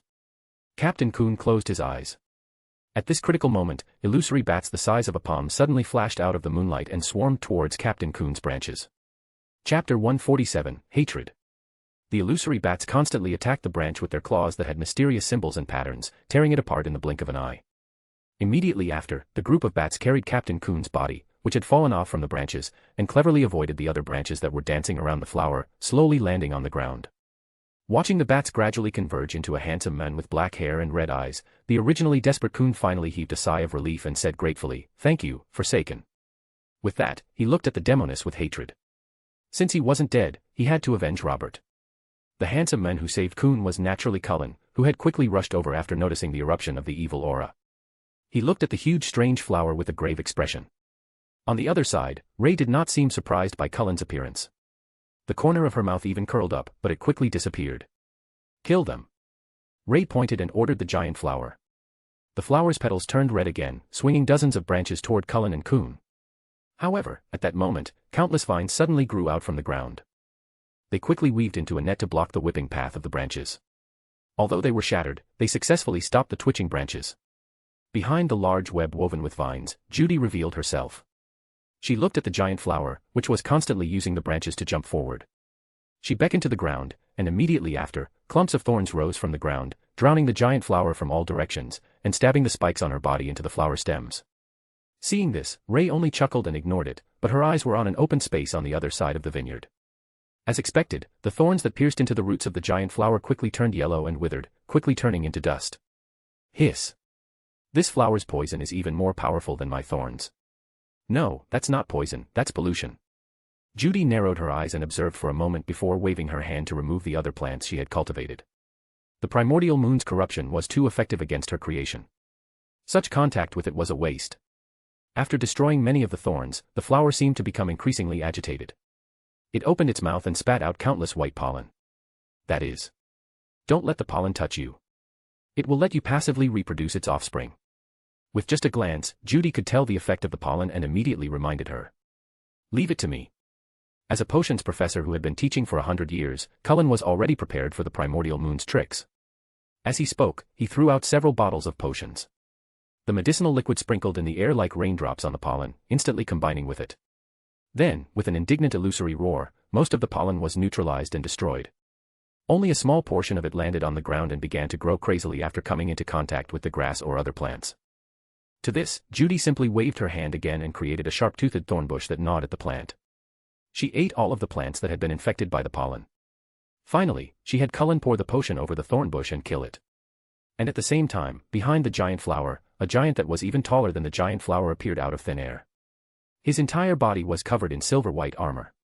He raised a broadsword condensed from the light of dawn with both hands and rapidly slashed forward. Crack! As expected, the huge flower was split in half from its stamen to its roots. "Captain!" Cullen and Judy exclaimed in surprise when they saw this scene. This silver-armored giant, who was nearly 4 meters tall, looked like Captain Asanov after he wore the contract of a holy artifact.